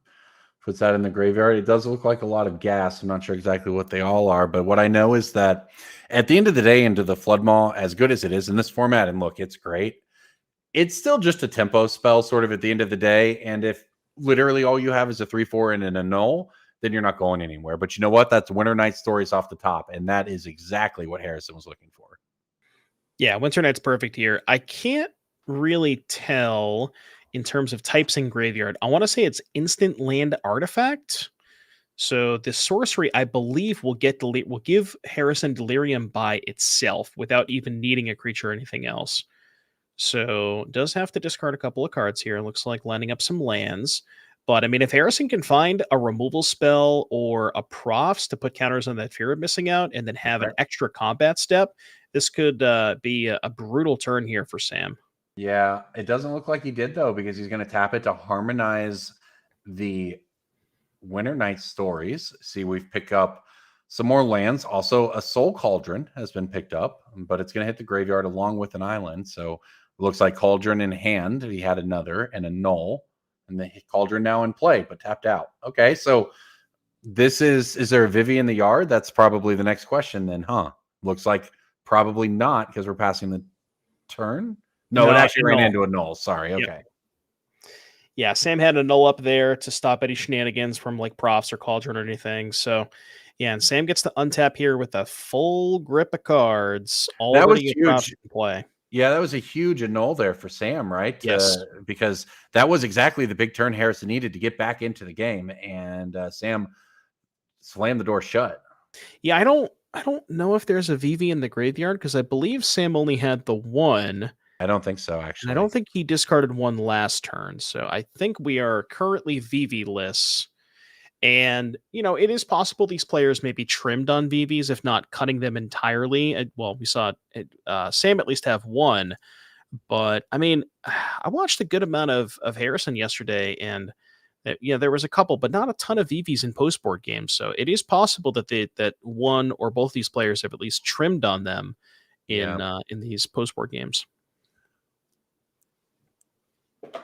Well, Tursa here for Sam is going to really power up, along with the FOMO, really going to power up the profs again. And like we called it out when it came down, it turns any creature into a threat. And now all of Sam's creatures are huge threats. 19 life is a long way to go, but you're going to get there pretty quickly at this rate.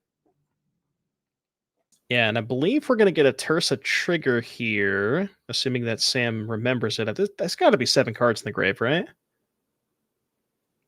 It looks like Harrison pointing it out. I don't believe that's a trigger you can miss either, so maybe it is. I actually don't know how that works.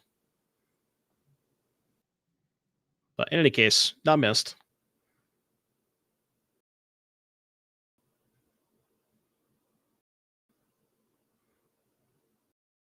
All right. It is an Abrade that's flipped up. That doesn't look like it'll do too much here. Yeah, not great. Sam definitely had some better ones in there that he could have hit. So probably not going to want to cast that. I mean, this is what, 6, 10 damage coming across. And like you mentioned, Harrison doesn't really have a lot of gas left in the tank, so maybe going to game 3 here in just a moment. Yeah, just a bit of a flood, I guess, here from Harrison, although was able to go pretty deep with that Winter Night story. It's like we said, that the Flood Maws, it all just kind of didn't line up in the right order, right? Still stuck with that Annul in hand, never got to play it. But profs basically just didn't give him much time here. So it looks like we found a Braid off the top. I guess that answers FOMO. Everything else is too big, though. Yeah, really wanted that Abrade last turn before the profs counters got put on. But unfortunately for Harrison, drawing it a bit too late. Now, does have the Rizzler. We do have the Rizzler. So that one can go in there, pick up a card. Yeah, Harrison had the decision to cast it for 2 mana or the full price. Decided to just use it for 2, leaving up some mana in case he found. Because, Harrison kind of assumes that he needs to have a big turn. Like, if he passes back to Sam, he's probably not going to get another draw step. So Harrison may be assuming that he has to try to win the game this turn, but ultimately just, kind of drew a blank here. There's a FOMO and an Annul in hand. Yeah, I think he probably is going to end up needing, as this deck often does, into the Flood Maw off of this FOMO. We didn't discard to the FOMO, right? Yeah, I don't think he discarded to the FOMO. Can we get a judge down there? Because he had Annul as his last card. His last 2 cards were Annul FOMO. Yeah, I think he just realized that now. His last 2 cards were Annul FOMO, and he cast the FOMO, picked up the 2 cards, but we didn't discard. Yeah, we'll get a judge down there, and we'll pop over to Modern and let that sort it out, yeah. Well, we got here just in time, because I don't know how much longer this one's going to go. That's a whole lot of tokens from Boros Energy. That said, we see a Gristlebrand in the yard for Will. Trying to figure out how we got here, because it does look like there's been an Eldritch Evolution resolved. Or at least an Allosaurus Rider, sorry. Remember how I said last game that Alton didn't have any removal spells for Gristlebrand? Well, it turns out if you make enough cats, the Thraben Charm can kill the Gristlebrand. All right. I guess you don't need that many because it deals twice. So the Gristlebrand becomes an 8/8 with the counter, so you only need 4 creatures in play, so it's not unreasonable. We've actually watched Thraben Charm do it all this weekend, right? We just watched huge against Amulet Titan in the last round. Here it is in an all-important match, right? Because if Will picks this up, his team goes to the finals. So if you're Alden, you have to have this, and it was huge there. So with that said, he's now got a ton of tokens. Will's at 5 life, so Will has to come up with a second combo turn. That said, Will has all kinds of cards to do it. Yeah, it's tough, right? Because like looking at the creatures in Will's deck list, trying to figure out which one of the ones can win the game by itself, Yeah. it would certainly have to involve a Galta plus Xenagos turn. And honestly, even Galta Xenagos, like, yeah, Alden just Doesn't has hurt. enough blockers anyways, I think. Well, you can get Atraxa, right? Would be the play and get some lifelink in there, I guess. But Sure. yeah, doesn't work out. And that is Alden taking it down, evening up the match for his squad, which means it comes down to everyone's favorite standard. We knew it was going to happen, you know. Harrison Canfor is up a game, but down in life to Sam Clayton here. Yeah, so I think we're still doing the judge call because those are the same 3 cards that when we stepped right. away, those are the same 3 cards. So I think trying to figure out how to resolve the situation. I mean, we can tell we knew it was an annul because we saw the annul in his hand before the FOMO got cast, but yeah, at the table they will not. We can go ahead while we are hanging out here, though. Let's look at where we're going next. It's Mundelein, Illinois, on September 13th and 14th. So just under a month from now. How about a 10K modern showdown? And then on Sunday, you can play some Edge of Eternity sealed. It's a nice format. Or if you're into it, a legacy trial, 2.5K on the line. Everybody, I think, is a fan of legacy as a concept, even if you're not an active player of the format yourself. And it is always a blast to get to watch it on air. And you're going to have a great chance to do that 3 weeks from now, September 13th and 14th. Mark your calendar.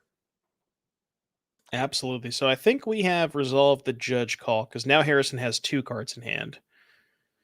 So whatever ended up happening there, it has been resolved. Oh, okay. So the annul, Yep. yeah, I was just gonna say the annul is still in hand. So what happened there is the opponent got to choose what the discard was. So basically Harrison revealed his hand and effectively got thoughtsseized. We know that it was an annul in hand. However, that is not the tournament procedure for fixing that infraction.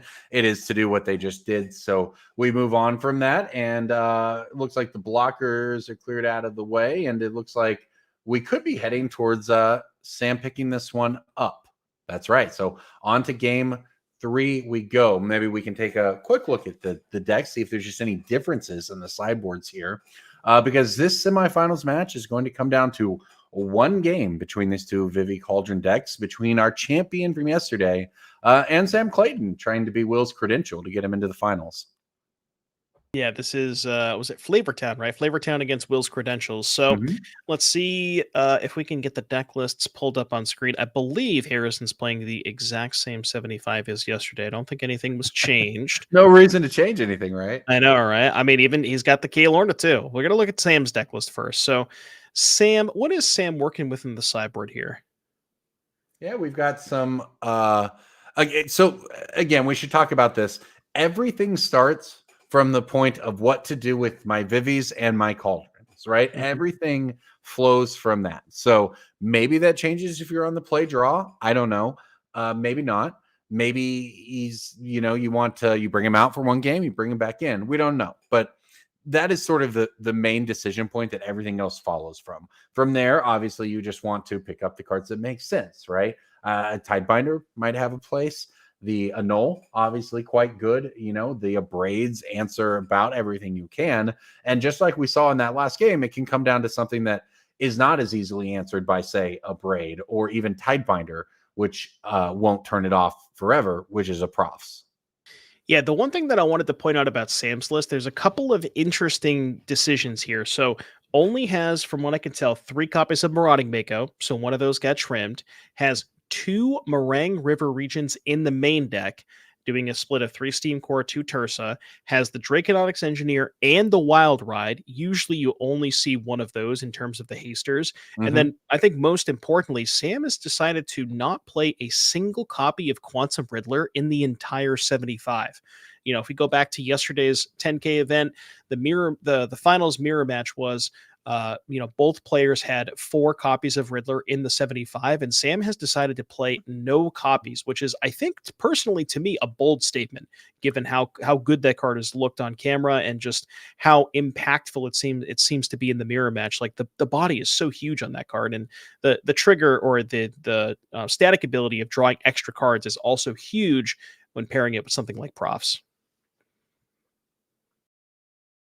Yeah, that card was not in sort of, so like if we actually want to trace back this deck, Paulo Vitor Damaderosa, 2020 world champion, played the Vivi Cauldron deck at Pro Tour Final Fantasy, where everyone else was playing Is It Prowess. And he went 8-2 in standard with it. And back then it had Voldaren Thrillseeker, where you could actually give all your creatures the ability to just sacrifice themselves to do damage. That card was easy mode. Yeah. So that's sort of, if we trace it back, that's where the deck came from. Okay. Then you hit rotation, Edge of Eternities comes in.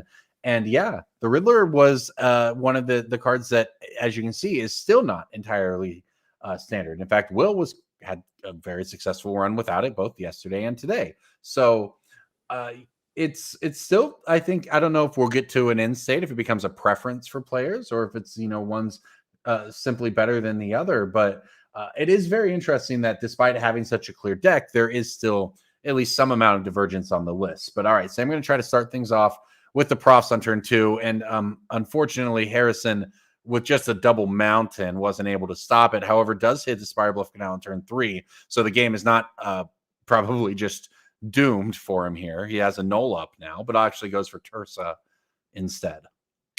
Yeah, Tursa just wants to utilize, be a little bit more mana efficient this turn, and going to discard the annul, which sort of makes sense because given the fact that he only has 1 blue source in play, if he Winter Night Stories, he needs to find specifically another blue source to be able to hold up the annul. Right. So maybe rather just discard that, keep the removal spells. I think it looks like he kept the FOMO and a Braid, I believe, and then picked up, I think, a couple of lands off the Tursa. The Tursa line also lets you be a little more aggressive, considering that your opponent did have that turn 2 Profs, the card we've talked about as being important in the mirror, the card that really hastened your demise last game.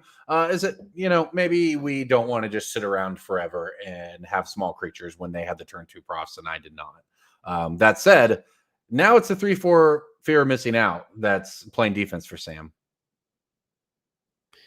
Yeah, and it's when one player has Profs and the other doesn't, it's really difficult to size in the battlefield. Now, for Harrison does have the Obliterating Bolt to go ahead and clear that 4 toughness creature. But yeah, I mean, any creature that Sam Winter plays, Night Stories, right? This is pretty decent. Yeah.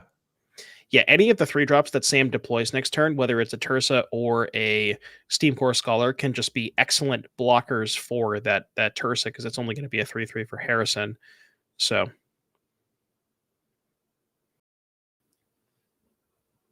well, this was a good swing from Harrison here. It looked like it might just be lights out if he didn't hit that blue source. Was able to clutch it just in time, and that has got us to this point where now you're starting to, you can develop a board even against Profs, right? We see some Abrades in there. There's only 3 mana available for Sam. It's not necessarily true that the Profs is just going to immediately get you, especially when maybe you're doing all right with your own Tursa here. So this game is in a pretty good spot as Sam goes to his draw step. Now remember, there are 3 players on each team. There are 3 players looking at these hands, thinking about what to do, and there's a lot to consider in these matchups. So, all right, here we go. Yeah, this is that Scholar I talked about. So discard, draw 2, discard some number of cards, and that's going to be a 4/4. And that most importantly for Sam can play offense and defense, because that one has vigilance. So, that's going to be a good blocker for the Tursa next turn. And Harrison's going to really need to see if he can sort of, keep serve here and find his own copy of Profs. That's really how Harrison sort of gets back into this. Barring any sort of like really big combo turn, Harrison really needs to find a copy of Profs.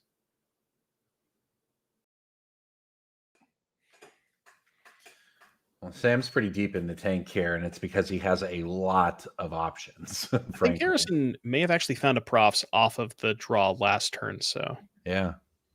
Yeah, I mean, this game is really kind of balanced on the edge right now. Each turn just so impactful for each player. We're actually going to pitch. Is that 2 cauldrons that got thrown I away? think so, yeah. Okay, hard committing that this is not the game we want to play.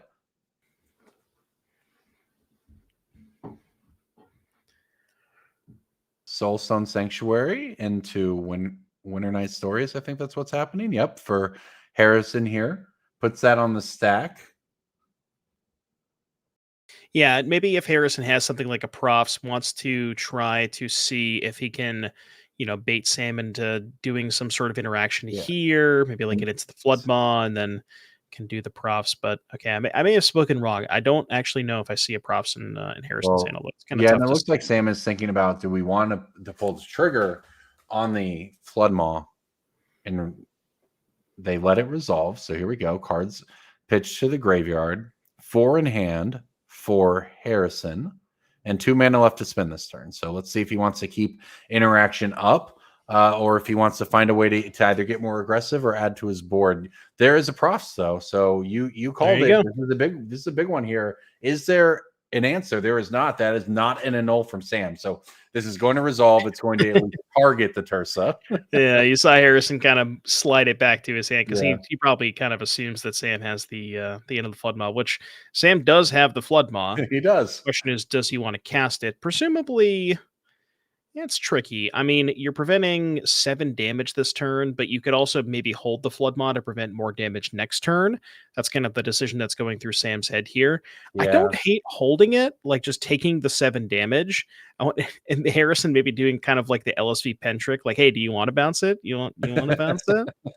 But I think Sam is going to hold on here. Basically, with a card like Flood Maw, it covers you no matter how big the creature is, so you might as well just hold it until it's a lethal attacker. And it does have haste. I mean, and here we go. All right, well, never mind. Okay, sure. So, all right. So it does clear the way, and you go down top. I mean, ultimately, that's just very mana efficient, right? Yeah. So, but here's the other thing. Because he let the Tursa attack, it actually exiled a card from the graveyard. So you are, down 1 for any future Tursas for Harrison there. Yeah, and well, Harrison also had the 2 Winter Night Stories, and I think it's hard to tell because the card is below the NRG series logo at the top. But I think he might have exiled the stories off of that Tursa trigger. Yeah. So if so, it's actually pretty heads up by Sam to recognize that, okay, letting you resolve this trigger doesn't hurt me, can only help me. And perhaps it did. And now with Profs and an active creature in play, the tempo is just all in Sam's favor here. Harrison putting the hand face down, the old F6. If you got it, you got it. Love it. Yeah, and one thing, so, you saw last game, Sam had a VV in his deck post-board, and it's not clear that Harrison does, because we've seen a lot of Harrison, and we've seen a lot of post-board games with Harrison, and I don't think I've seen a single VV. So Harrison may have boarded all of them out, but that doesn't mean that Sam didn't. So if Sam has, still VV in his deck, Sam maybe can find that to set up the combo. But I mean, from this point, you don't even really need to do the combo thing. You're just kind of beaten down with a big Steam Core Scholar here. Well, and you can see why so many players do end up or taking the card out of their decks, right? Because these games have just very much not been about that. Each player is pretty mana efficient at answering the other. And we do have this giant Steam Core Scholar. That's the most important thing, and that's because of Profs. Yeah, so Harrison looking at a grip of, I saw stories, but we're actually just going to go ahead and pass the turn. So potentially looking for maybe a bounce spell and a Soulstone activation this turn. Because presumably if there's no bounce spell, I think I might have spotted a Broadside Barrage. So it might actually be, the Scholar right now is a 7/7. I think it might be Barrage and a Braid to just use both spells to kill the 7/7 Scholar. I think that might be what Harrison is lining up here, which is a rough way to do it, but, it's better than losing the game. Well, yeah, and opted, of course, not to replay the Tursa or anything when on his turn, and we spot a Winter Night in hand as well. So certainly back up against the wall here. really hoping your opponent maybe didn't necessarily have a second creature to be able to start to power up. Yeah, very heads up line here from Sam as well, putting counters on the smaller one, even though that one can't attack, just to split up the power in case of something like this happens where, kill spell or bounce spell. So very, heads up there for Sam.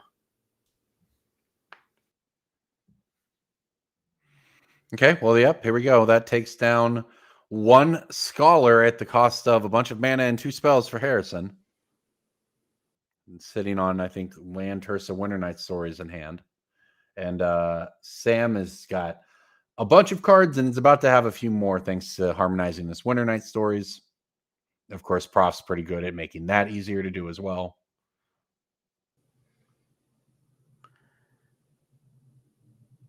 Yeah, now remember, this is post-combat, so, there's not really a ton of fireworks that Sam can really produce here. But I think I spotted it's a Meringue River region, and that one could maybe be a potential play next turn. Sam does have the requisite 6 mana. And that one's not that bad against the Profs because, if Harrison does make a large creature, the Meringue can kind of answer that one and just, set back Harrison a lot of the tempo, make him spend a lot more mana on it next turn. And don't forget, Meringue also has that buyout clause of just being a 4 mana draw 3, which, combined with the Profs can also mean more damage next turn. That's true. It can just make, and again, like we've been looking at this Tursa over on Harrison's side, right? But his life is at 13. He also has to consider a large hasty creature from Sam as well, thanks to how much mana now is available to dig. But it does look like Harrison is getting onto the board himself here finally. We have Tursa as well as his own Scholar. And it looks like he has picked up a Riddler. If he can make it to next turn and find a way to deploy it. Yeah, so right now this is the Scholar discard. So looks like a Braid, Riddler, Fear of Missing Out, and I couldn't quite get a look at what the last card is. I think it might be another Stories. Yeah, Stories. So it can discard the Stories, just one card, because the Scholar needs a flyer or an instant or a sorcery. So he's going to go ahead and get rid of that. The Stories there is leaving the Riddler in hand for next turn. Has a pretty good line next turn. Can just, maybe go draw land for turn, play land, and then sort of empty out the hand before deploying that Riddler. Yeah, opts to go for the counters on the Steam Core Scholar, which would have made it big enough to offer up a block next turn. Of course, that means that it prompts a removal spell from Sam, but that unlocks a Tursa attack here from Harrison, who is able to attack and get the trigger for what that's worth. Can we go 2 for 2 on exiling Stories? Yeah, so like this is an interesting spot. This time it's just in a Braid. Yeah, Harrison's graveyard is so flush that we had to just shuffle and cut it.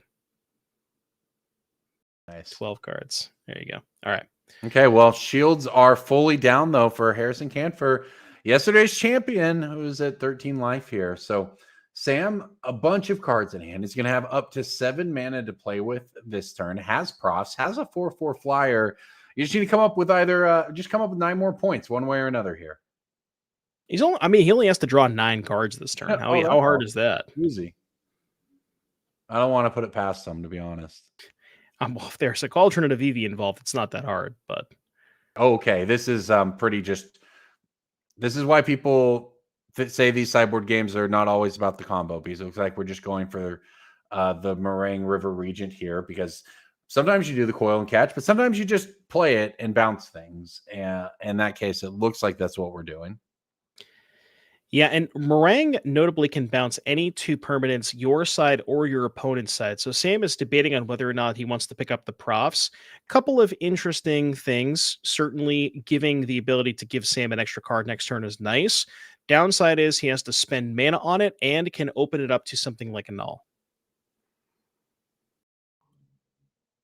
Yeah, well, you weren't going to decides I'm not going to get any extra counters off of it this turn, but just makes, sort of the fair play, as these games have been all about in the post sideboard. And this 5 toughness creature is pretty difficult to interact with in a lot of ways. So now Harrison, down to 9 life, has to worry about just I mean, already had to worry about basically everything, but it's just getting worse. So it's going to go ahead and go for the Riddler, and it's just going to go for warping it in for 2 mana here.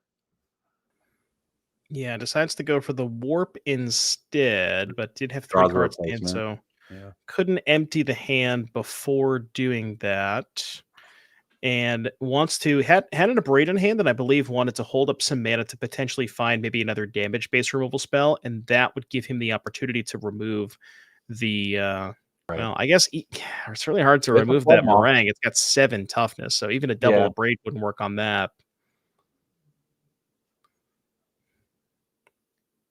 Yeah, and he's got a did pick up an Into the Flood Maw, which is going to be what you need, but Yeah, I can there's bounce going it to for be a a turn. yeah, there's going to be a Profs coming down for Sam next turn. So even if you assume you're Flood Mawing one of them, and that one being the River Regent, then the Steam Core is still going to get palmed. And Harrison's got to try and do this dance of Okay, put Ursa. enough stuff into play, use the props, put some counters. It's looking kind of rough for Harrison. Has the Flood Maw to not die next turn, but it's going to be really difficult to get out of this mess. I found him.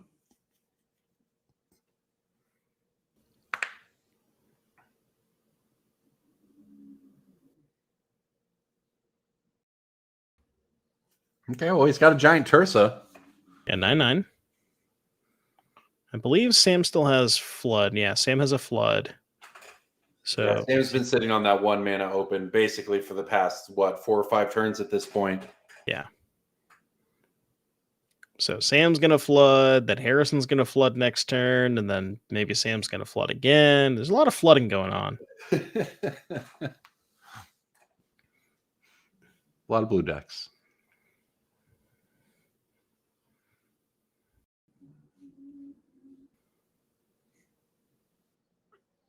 All right, Flood Maw happens. What else can Harrison do this turn? Probably not that much. Debating on Flood Mawing main phase. I think, yeah. Yeah. So Sam is actually playing 2 Spell Pierce in the board. I believe Harrison is on 0 copies. So Yeah, may these as players well. do have deck lists. So if you're going to do it, you have to. You might as well do it main phase. All right, well, now it's 9 points Although- of damage you need to try to line up if you're Sam, and you've got 4 of it already in play. Yeah, that's the interesting thing, right? Is now because you've done it main phase and you know about the props that's in Sam's hand. Now, if Sam can muster up a turn where he can just put 4? lethal counters onto it. Yeah, we're going to draw here, Yeah. right? This is then you're going to have Profs after this. So 1 short. Oh, I that's found a a Vivi. Vivi. Yeah, must have like 1 or 2 left. Yeah, if there's We a did Cauldron. confirm that Harrison boarded them all out, I think. Yeah, I don't think there's a Cauldron in Sam's hand, though. So it doesn't discard the VV. And there's a draw, and then the Wild Rat should seal it up, right? Yeah, that should do it. There, Wild Rat. Wow, good game. We got there on the handshake too. All right, Harrison Canfor, yesterday's champion. Great run today into the semifinals, but he does ultimately fall to Sam Clayton. And Will and his credentials are into the finals. So Corbin Hostler, Devin Doomwake O'Donnell here. It is the NRG Championship Series and Lansing Team Trios. And there's 1 more round to go. Devin, we are headed to the finals where we get to watch some more Team Trios play out. So thank you all for hanging out with us, and make sure to finish off the tournament with us. We'll be right back after a very short break, hopefully, and we will head to the finals.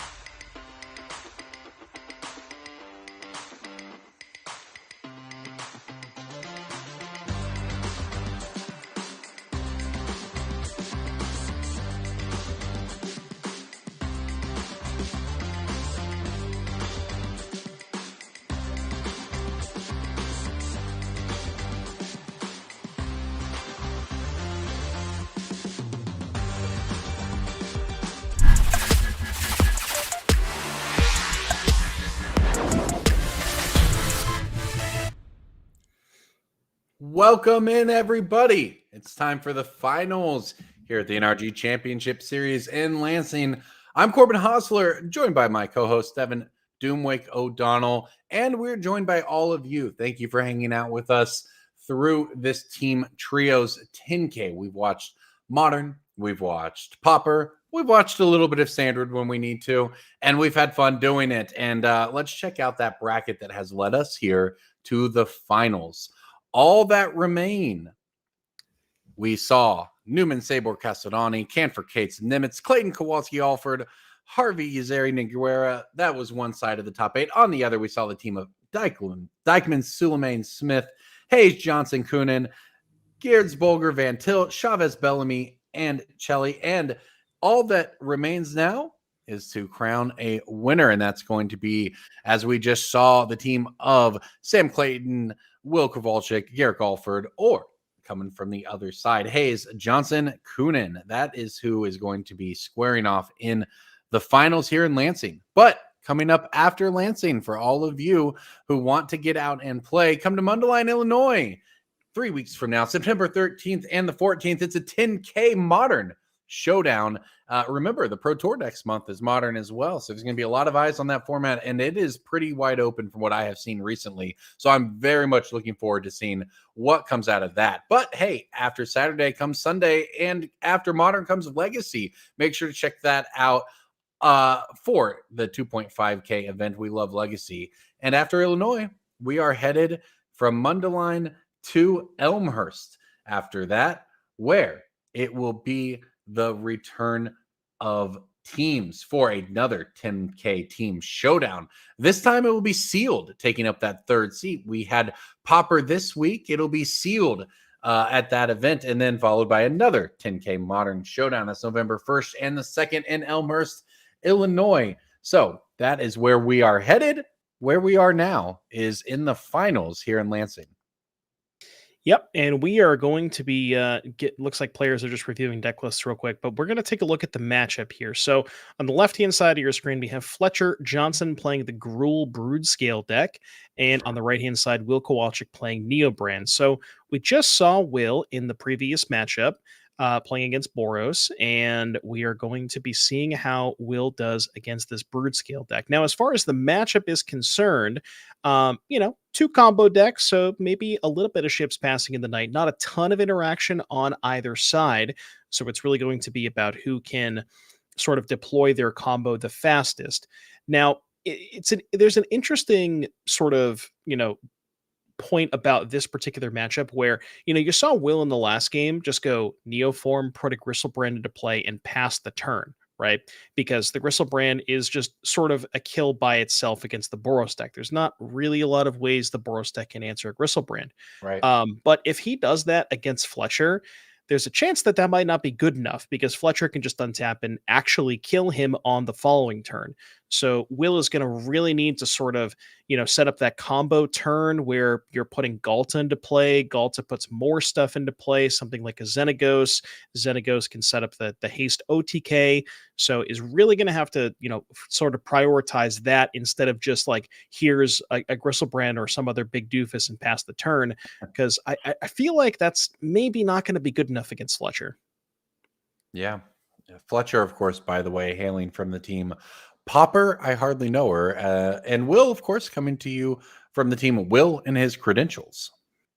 Yeah, well, there's Will. So his credentials being Sam and Garrick. Sam playing the VV Cauldron deck, Garrick playing Mono Blue Fairies.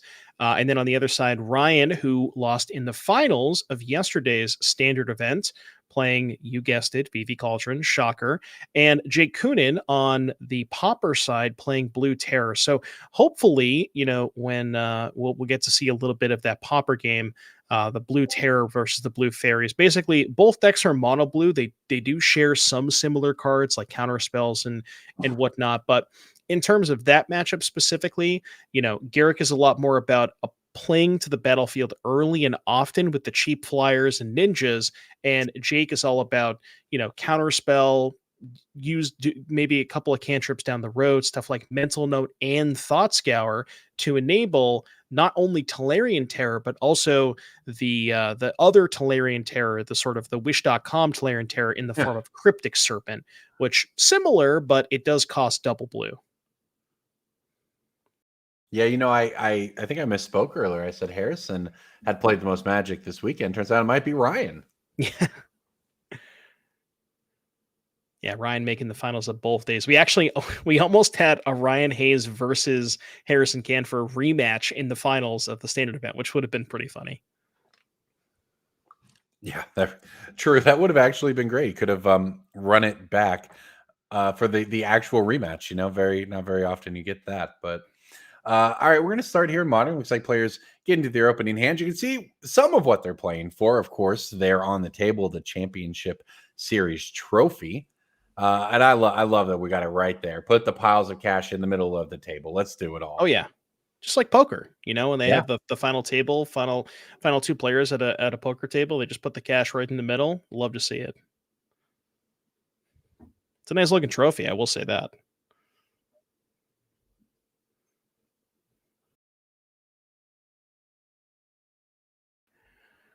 All right, what do we got for opening hands? Now, as far as the seeding is concerned, that is the one advantage here for Will. Pretty, sizable advantage when you're playing a combo mirror, being in the play. Shocker, very, very important. And because of that, I think Fletcher is going to be, not just because of the matchup, but also because he is on the draw, just, aggressively mulliganing to that really, really fast combo kill that Broodscale can offer.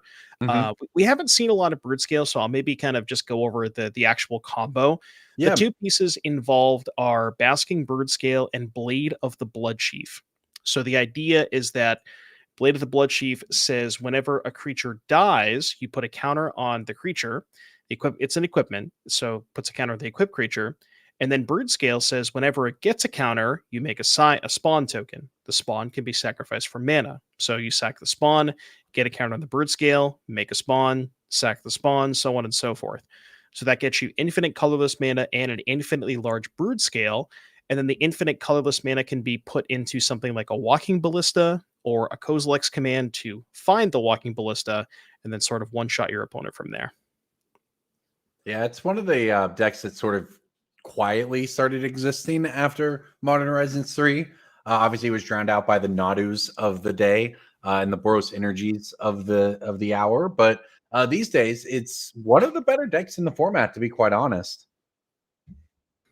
Yeah, and there's been this interesting evolution of the Broodscale deck where when that card first came out in MH3, a lot of players quickly realized the combo, and it was sort of maybe more of like an all-in fringe combo deck that was just playing, Broodscale and a bunch of ways to find the combo pieces. Chords and stuff like that. Yeah. Exactly. And it sort of morphed over time into this sort of hybrid like ramp plus combo deck where, Fletcher has the Basking Broodscales, the Blade of the Blood Chiefs, the Ancient Stirrings and Rumbles to find those, but then he's also playing Eldrazi Temple, Emrakul the Promised End, Writhing Chrysalis, and it sort of gives you this sort of like different angle of attack where Fletcher can, in the more fair matchups where his combo is being, under duress, maybe can play more towards that fair game. Although probably not going to see a lot of the not this one, I would say. No, that is a great explanation, though. Not to make the comparison necessarily, because I don't want anyone who's more familiar with the format to tell me I'm terribly wrong, but kind of like the Eldrazi Tron, where we take the idea of the two ideas of decks, smash them together, and you end up with something that has a low end and a top end, right? Or in this case, a ramp plan and a combo plan. So it's often a way of building successful decks. Going back to when I started playing Magic, Jerry T making Dark Depths Thopter Foundry combo deck, where he took two different archetypes that were having some success, found the overlap between them and the parts that truly mattered, which in the case of the Broodscale deck are simply the Broodscale parts of the combo. Realize that you can also do that with Urza Saga, and now all of a sudden you can just do that nearly for free in your deck that gets all the power of the Eldrazi archetype. And you're going to need it all in this case, Fletcher, because he did take, it looks like, a mulligan down just to 5 cards, possibly even 4. Yeah, 4 cards. So that's a rough one. Yeah, I mean, mulligan to 4 sounds brutal, and I'm not going to lie, it is. But, with Fletcher's deck, he really is only trying to assemble A plus B, and he has a lot of ways to find A and a lot of ways to find B. And you see the Urza Saga in play. Even if he doesn't find a copy of Blade of the Blood Chief, the Urza Saga can go and tutor one. So that is sort of a way to kind of get that even if you don't draw it. So that's effectively 8 copies of that. And then the Broodscale's not a direct way to tutor it like Saga for Blade, but stuff like Stirrings and Rumble can dig you a little bit deeper to find that Broodscale. And I think I saw Blade in Fletcher's hand, so we already have that rolled up too. Yeah, and he's got the Soul Guide Lantern in the main deck here. Of course, that's one of those pieces you can just go find with your Saga that sometimes come in quite handy. In worst case scenario, you can cycle the thing, which may be where we're at here. This is some Griselbrand matchups. Soul Guide Lantern would be quite good, but not. I know, right? Yeah, not this particular one. Usually, when your opponent's trying to cheat big stuff into play, Graveyard Hate's good, but not here. And another aspect of this Broodscale deck, kind of leading into that fair plan, as you mentioned, is Urza Saga, where it's this card that acts as a combo piece because it can tutor up the Blade, but then also can be this fair tool where against decks that are heavy on interaction and counter spells, you can just make a bunch of Saga tokens. But again, Saga tokens probably not going to matter that much in this matchup. Yeah. All right. Well, Malevolent Rumblings, though, is okay because you're gonna. This is we are working towards A and B, and point C is getting them together, and we're not terribly far off. Yeah, Fletcher has A and B rolled up. Now, the only thing, I guess I mentioned it's an A plus B combo. It's actually kind of A plus B plus C. Yeah, you're gonna need to pay where so Fletcher next turn can set up the Blade and Broodscale stuff to make infinite mana and infinitely large Broodscale, but without a way to actually convert that infinite mana is just going to pass with a 69/69 Brasking Broodscale, and that's probably not going to be good enough because Will can maybe kill him in the following turn. Math checks out. Oh my goodness, I think he drew a Kozilek's Command Corp. I think this is going to be a multi-4 turn 3 win. Welcome to Modern. Now, looking at Will's deck list in terms of, well, I shouldn't say that because there are 4 copies of Consign to Memory in the main deck here for Will. And there's one of them. Yep. Okay, well, we got a bit of a different game here, but you know what? Regardless, that is what was lined up. So very impressive. But the Consign to Memory, all-star of the format. Will has it in the main deck. A little bit of interaction. And, we've been talking a lot about the Broodscale deck. Will's just been kind of hanging out over there. Didn't go for any kind of Out of Source Rider, Neoform shenanigans. Didn't mulligan to 4. Just kind of hung back, but had a Consign to Memory here for the Urza Saga. And that is significantly complicated, I think, what Fletcher was hoping to do. Does get 2 mana out of the temple, though. Yeah, kind of. So obviously Will doesn't know this, but Fletcher has the Blade in hand. So from Will's perspective, the Consign stopping the Urza Saga is fantastic. Ooh, we're going to go for a Pact of Negation on the Blade. Okay. And this is so the funny thing about there we go. The funny thing about Pact of Negation, you might think of, Will cast Pact of Negation and it's just going to lose on his upkeep, but Will can sort of build his own Force of Will and just have, consign the Pact trigger on the next turn, which is really sick. Okay, well, the end result of all of that, which is, I have to say, there was a lot of fun interaction on what could have just been, scoop up your cards kind of turn. But instead, it ends with a Broodscale in play, the Blade in the graveyard, Consign Impact in Will's graveyard, still no Griselbrands to be found, and I guess, we've got this Grizzly Bear here. Beatdowns, Plan B. Look, you got to cross the finish line somehow. By the way, shout out to the raid, by the way, coming in from Anu with a rate of 176 on the party. Welcome into the stream, everybody. We are in the finals of the 10K team trios event in Lansing NRG Championship. It is standard, modern, and Pauper as our third format. And we are right into the finals here. This is game one between Fletcher Johnson on the left. Team name, Pauper, I hardly know her. And Will Kowalczyk on the right. Team name, Will and his credentials. Yeah, we got an Ancient Stirrings here for Fletcher. Taking a look at, I think I saw an Emrakul pulled up to the front. So, thinking about card types in Graveyard, we have Blade, which is an artifact, Urza Saga, which is an enchantment land, the Rumble, which is a sorcery, and I think there's a Flesh Raker in there as well for a creature. So I believe 5 types. So a little bit of a ways away from that Emrakul. So decides to go for a Saga instead. And I did say earlier that the beatdown plan is maybe not something that Fletcher is interested in, but honestly, the way this game is going and the way that Will's hand has sort of seemed to have just failed miserably, and I mean, this might be how we cross the finish line and just attack him with Broodscales and Saga tokens. Well, I mean, maybe, yeah, because he's got the Saga. He picked up another land, I think, off of cycling that Lantern. So, yeah, I mean, your opponent needs to put together their cards in hand to get there after burning a bunch to stop you. If you can just increase your clock by 1 turn, even that's a big deal, and you might even be able to get more than that out of a couple Saga activations. Yeah, so Will, taking a look at the Surveil, is going to keep it, likes what he sees. Now, presumably, given that this is interesting because Will kept his 7-card hand. There was no mulligans from Will, and kept a 7-card hand and just kind of didn't do anything in the first. Well, I mean, there were some counter spells, but didn't do anything in terms of progressing his game plan in the first couple of turns.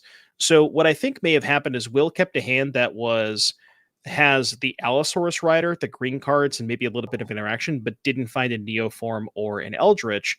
And potentially with the card kept on top, could be something like one of those 2 cards, and we might be seeing a large creature hit the battlefield this turn.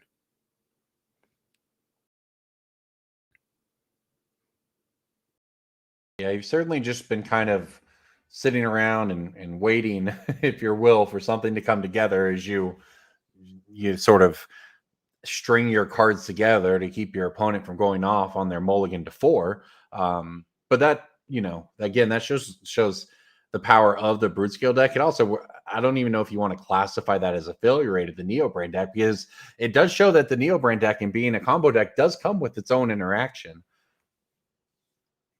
Consigned to Memory is just, of course, a house in the entire modern format. I think we might be in a judge call here, though, or we're just talking to our teammates about a bunch of math. Yeah, I think we're counting. I saw some counting. I don't know if we're counting permanent types in Grave, because open deck lists, Will is aware of the presence of the Emrakul. So, trying to think of if Fletcher has a Kozilek's command that can put 2 more types into the grave, because I think right now it would be artifact, creature, sorcery, enchantment, land. So that's 5. If you Kozilek's command, you can do X = 1 to make a token. That would be 7 types. The Emrakul would cost 6 mana. And right now, with the Temple, the 1, 2, 3, 4, 5. So if there's a land, then we can go for Emrakul next turn, and that's what Will is debating here. And yeah, after counting all of that out, very decisively decides on a line, which is, we're going to do it. Plays the Allosaurus Rider, goes and gets a Gristlebrand. Corbin, the reason, of course, we're talking about all of this. Go ahead. Hear me out, Corbin. So Gristlebrand. Oh, what's interesting is there's no counter. So I was going to say Neoform puts a counter on it to make it an 8/8. Then you can go attack the Broodscale into the Gristlebrand, go up to 14 Emrakul, and then that would be a multiple of 14 for Gristlebrand. But now, and that's sort of why Will was debating there, whether or not to go for Gristlebrand, because if there is an Emrakul that, maybe Fletcher could potentially just use the Gristlebrand and sort of, just pay all of Will's life to just sort of kill him in one spot. So this is, Fletcher had the option to take that Emrakul last turn, but decided against it. So maybe potentially regretting that, because I think I saw a command in hand as well.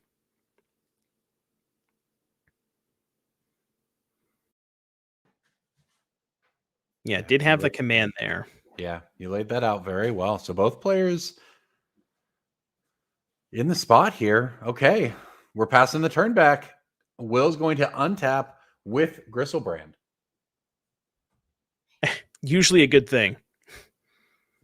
When you're untapping with Gristlebrand, usually good for that player. Now there is a Kozilek's command, so Fletcher can do X equals 4, which is not enough to take care of the Gristlebrand, but maybe do some spawns, maybe a little bit of digging, and try to see if he can find. Not sure. I mean, he is technically presenting the kill next turn because Saga can get Broodscale, Saga can get Blade equipped to Broodscale, do the thing, and then you have the command as the kill spell. But you would imagine if Will's drawing, 21 cards, can probably find a way to stop that, like more packs. Yep, and here comes Neoform again on another Allosaurus Rider. This one's going to go get, is that Urini, I believe, to wipe the board. And that should theoretically remove the threat of the combo. So it sure seemed like Fletcher had a way to either get to the combo. Obviously, he had the combo, but then it seemed like he was still going to find his way to the combo, or at least his way to a fair beatdown kind of win. And it all went sideways very quickly as Will's deck went from interacting to comboing just in a heartbeat. And now it's more of a desperation, I think, command than anything from Fletcher, who needs a lot of pieces. Yeah, so without the Broodscale and now using the Kozilek's command, now Fletcher is in a position where he needs to find a Broodscale and a payoff for the Broodscale. Broodscale plus Blade is not going to do it on its own. And we're just going to pack the command here. Which makes sense because if the card that Fletcher is looking for is the Broodscale, and you're going to pack the Broodscale anyways, he might as well just pack the Kozilek's command. Yeah, I mean, that's the... Don't get any surprises that way. Don't give him a second mode or any of those things. You ever seen Neobrand just pay 5 mana for a pact negation? I don't think I've seen that. We're about to. Unless Fletcher picks them up first. But yeah, I mean, because Fletcher is at 11 life, that is conveniently enough from from your creatures. I guess Urini could get there itself thanks to that 1/1 counter. So combo or bust here for Fletcher. And I don't even know if we can get there. Malevolent Rumblings, it looked like, was the pickup. There is a Blade in hand. You can rumble, leaving up the temple. That makes a spawn. You hit the Broodscale. But then, even if he hits the Broodscale, you don't have mana. Yeah. Not going anywhere with it. And where we're heading is to game 2, or perhaps more accurately, to another match. Because if you look down the right side there, Sam Clayton, Will Kowalczyk, Garrick Alford, all 3 of them picked up victories in their first game. So Will and his credentials are starting off strong. Looks like we might be able to head over. As usual, all of our matches are in sideboarding at the same time. But every single time. How does that always happen? Perhaps we'll come back to the booth and then maybe head down to Pauper. Well, welcome into the booth. Welcome in everyone who just joined us. I appreciate that raid. I'm Corbin Hostler, joined by Devin Doomwick O'Donnell, and we have been checking out Team Trios in Lansing all weekend. Well, I should say all day long. And thank you all of you for hanging out with us. We've had a couple games of this Gristlebrand deck now, and I have to say that was probably the most impressive yet because it actually was able to just stop its opponent's turn 3 win and play, I guess, a long game for the combo deck. Yeah, I mean, I had brought up in the before we got to the match where there wasn't a ton of interaction from either side. Yeah. And Will kind of proved me wrong there, using the consigns and the pact of negations at sort of the perfect time. There was the consign on the Urza Saga that stopped Fletcher from getting the first Blade. There was the pact of negation that was cut the clutch as well, that same turn countering the Blade, and then using the consign to counter the pact trigger. There was a lot of cool stuff there from Will. So maybe this matchup is more interactive than I thought it was. Well, that was certainly something that maybe we didn't think that the deck could do. You think of pact of negation for just sort of protecting its own combo. You don't necessarily think of it as just paying 5 mana in my upkeep to stop you from casting your spell. But that's exactly how it worked out there. But all right, we actually have a game 3 now. Jay Coonan on your left with the blue Tolarian Terror deck against the mono blue Fairies deck by Garrick Alford that we've got to watch through in a round earlier today, I was really impressed by it. It did pick up the first game in quick fashion against the Terror deck, but after sideboarding, Jake was able to take it down. So here we are, game 3. The winner puts their squad on the board. Yeah, and Garrick actually, Garrick won game 1, but actually took a loss in game 2 to Jake. And Garrick sort of designed this deck to beat up on the rest of the blue decks that are designed to go bigger. Because if you think about it, right, from just a matchup perspective, Garrick's deck has a lot of the same interaction that Jake's does with the counter spells, but Garrett can actually play to the board faster. And more specifically, the ninjas that are in Garrick's deck, the Ninja of the Deep Hours and the one that I always forget the name of, Moon Circuit Hacker, those cards play very well against the counter spells from Jake, because you can actually just ninjutsu, and ninjutsu, because it's an ability, you're not casting a spell that gets that ninja in under the counter spells. And if it's something like Ninja of the Deep Hours, then that card being able to connect over and over again, because one, Jake doesn't have a lot of removal because mono blue, and two, Jake can't really get a big threat into play, maybe like turn 3, turn 4-ish, and by then Garrick's already got a couple of cards off that ninja. It looks like we may be discussing a mulligan decision here, or just maybe giving input on another game.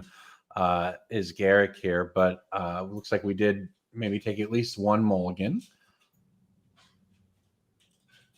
Team events, of course, the fun part, a really enjoyable part if you're a player, and I guess maybe the less fun part if you're not watching Garrick look off screen. But you get to play with your teammates. You get to help your teammates. You get to make decisions together, especially when they're important ones, like, say, what hand should I keep or what should I put on the bottom of my deck in game 3 of the finals of the NRG series Team Trios 10K. So that is the discussion being had right now. As all 3 players on his team are one win away, in fact, from putting their team on the board here. Well, the question is, do you think he asked Will, or do you think he asked the credentials? The other credentials. I don't know who's in which seat, and you know what? That means I have plausible deniability. Don't have to answer. That's fair.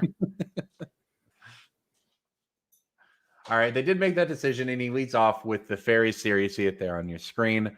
Scry 2 when it comes into play, just what a flying man looks like in the year 2025, and is playable competitively. I think that is pretty fun for Magic. And here's one, a turn 1 brainstorm.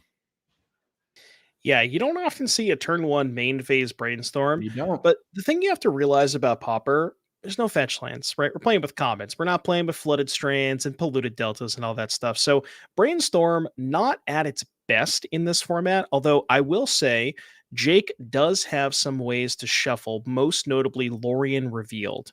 Right. So you can kind of set this up where you go, brainstorm and then upkeep before your draw, cycle the Lorien, draw a fresh card. And Jake is actually, this version of the Terror deck is playing 4 Mental Note and 4 Thought Scour. So those are like weird ways that you can clear the top after a brainstorm. Yeah, the Thought Scour line is nice, to be honest, because you're already incentivized to play that card, because it not only does it power up, by putting itself in the graveyard for your terrors, it can put other cards into your graveyard, discount your terrors. And the fact that you get to turn your brainstorm into an upgraded version of itself is pretty nice. And as you called it, there we go, a Lorien Revealed. Yeah, an interesting play there from Jake, deciding to gut shot the Fairies here. Probably doesn't feel the best, just because, Garrick got a little bit of value out of that with the Scry.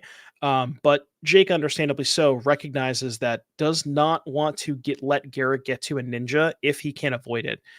Because once the ninja's in play, it's very, very hard for his deck to answer that. Let's see if we can get that card pulled up on screen, because I'm going to be honest with you. Sleep of the Dead. Sleep of the Dead. Sure. That's so this special right there. Theros Beyond Death. Yeah, this is my unfamiliarity with Pauper. Never seen this card, but this one's interesting because you can also mill it off of something like Thought Scour or Mental Note to be able to, tap some blockers, doesn't untap next turn. And it also can escape, right? So the Thought Scours and the Mental Notes can fuel the escape of the sleep. certainly can buy you a lot of time at a reasonable mana cost here, and another brainstorm to set things up. So, I mean, we can see how Jake Coonan gets there. This is just a lot of small advantages being built in. The gut shot is a really nice piece there, right? Because again, it's the kind of card you already want to play in your deck, and it just happens to be really good when your opponent's deck is full of a bunch of X1s that aim to be more mana efficient than you. Pretty nice piece in that situation. So Brainstorms puts a couple cards back on top. I spot a counterspell in hand there. See what else we've got. We're going to go ahead and tap 1 mana. And what is... Ooh, we got to get that one pulled up. I think that one is Deem Inferior. So, okay. Yeah, this one is a really sweet card here from Modern Horizons. This is 4 mana normally, but it costs 1 less for each card you've drawn this turn. Quick math on Brainstorm, that would be 3 cards. So this would be a 1 mana. An owner of target non-land permanent gets to put it on the library second from the top or on the bottom. So this weird, like, sort of submerge-esque type thing at sorcery speed, but really, really good with the Brainstorm. Yeah, that was nice. And it ends with a terror in play. And all of a sudden, Jake's life total is what seems to be a pretty safe 18 life, and we're just going to sleep down your creature again. Now you can't even chump block if you wanted to with that one, at least. And the race is on, and it's heavily in Jake's favor. Yeah, thankfully for Garrick does have a counterspell for that Cryptic Serpent, another version of Tolarian Terror. But yeah, you know, I did talk about how Garrick is, like, I thought Garrick was a pretty big favorite in this matchup, just like the cheap creatures combined with the ninjas. But it seems like Jake has really sort of constructed his sideboard, you know, like you said, the gut shots, and then as well as the main deck, the sleeps and the Demon Furiers, just able to utilize those to keep Garrick off of those cheap flyers, and just don't ever let him get the opportunity to ninja. You see Bind the Monster before? You ever had that played against you? Absolutely not, but it looks like a banger. You got to take 5, though. Does damage to you equal to its power? Okay. Huge chunk. Yeah, all right. Look, when you're playing mono blue, right? Yeah. You can't really be selective on your removal spells. You just gotta play with what you get. You know, sometimes it's Sleep of the Dead, sometimes it's Bind the Monster. Exactly. You know. All right. Well, I guess you don't get to play the offense. You don't get to play Into the Flood Bond Pauper. That's an no, uncommon. not yet. You know? Not yet. Yeah, until they reprint it in some commander set. Pauper goes through a lot of upheaval because of when they moved to the downshifting mini cards rarities. It led to a lot of upheaval in Pauper, but from what I understand, thanks to good work by the Pauper committee, the format is well maintained and generally pretty enjoyed by its players.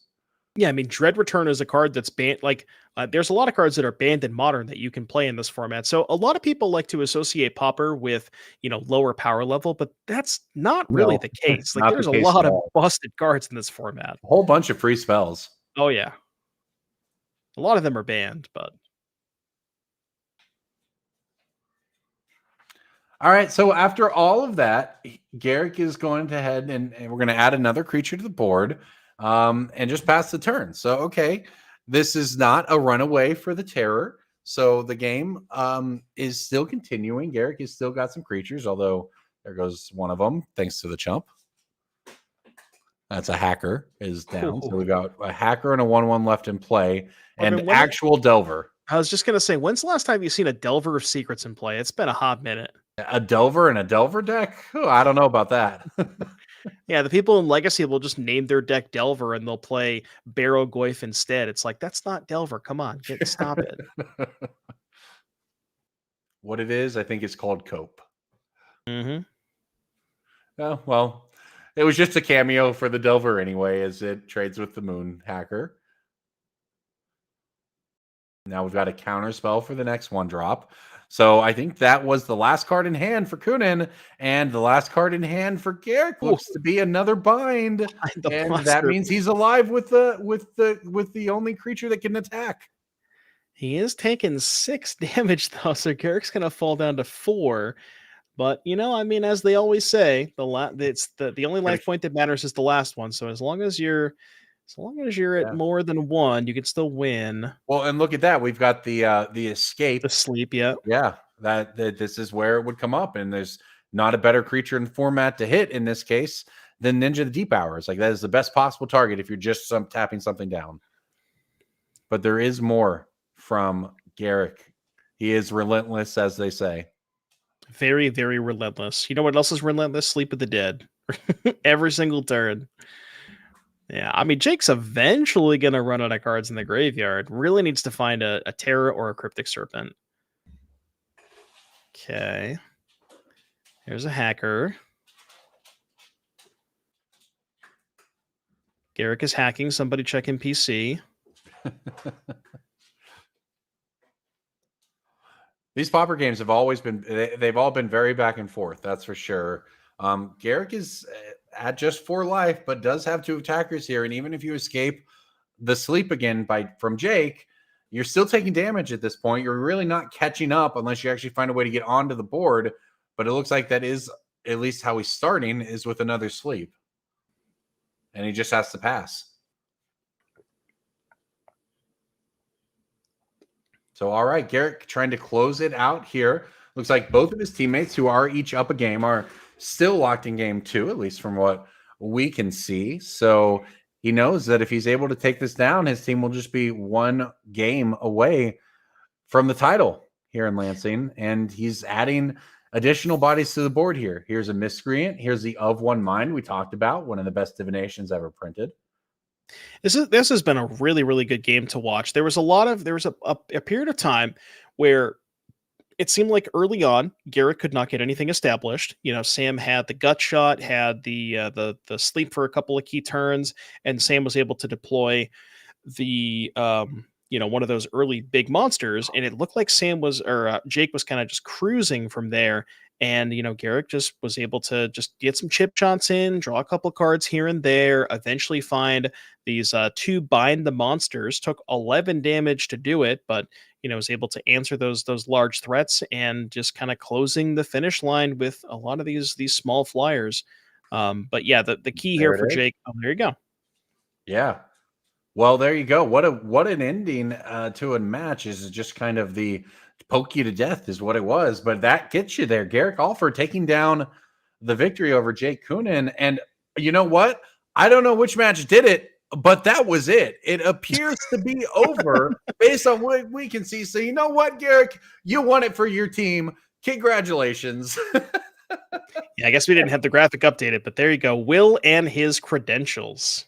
Welcome back into the booth, everybody. I'm Corbin Hostler, joined by Devin Doomwick O'Donnell. And you know what? I can already see our winners heading to the interview booth, Will and his credentials. So here we actually have an update from the production staff. Shout out to everyone making this happen over the course of all of these events. But all of those matches happened to finish at around the exact same time, or at least 2 of the 3 did. And that is how you had such a wild finish there. But you know what? That is a victory, and it looks like the winning team is about ready down in the booth.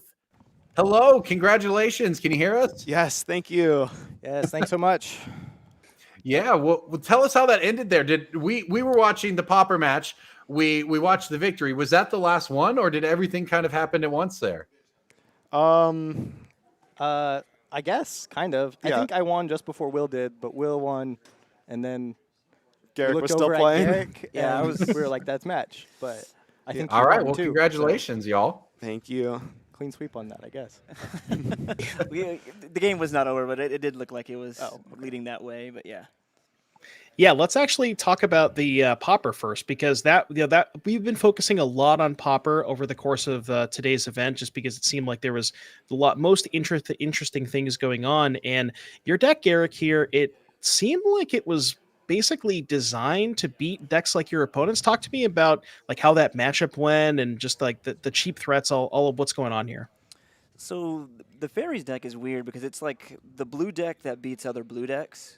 So it's very good at like trying to get to the board early. They can't counter ninjutsu, so ninjutsu is able to just push through.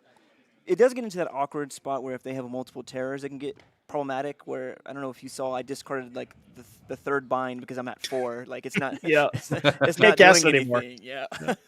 So, but once I had the 2 in control, and then it was just more to top decking, and he had to use the sleeps. Like it was looking very good for me. It was looking very good.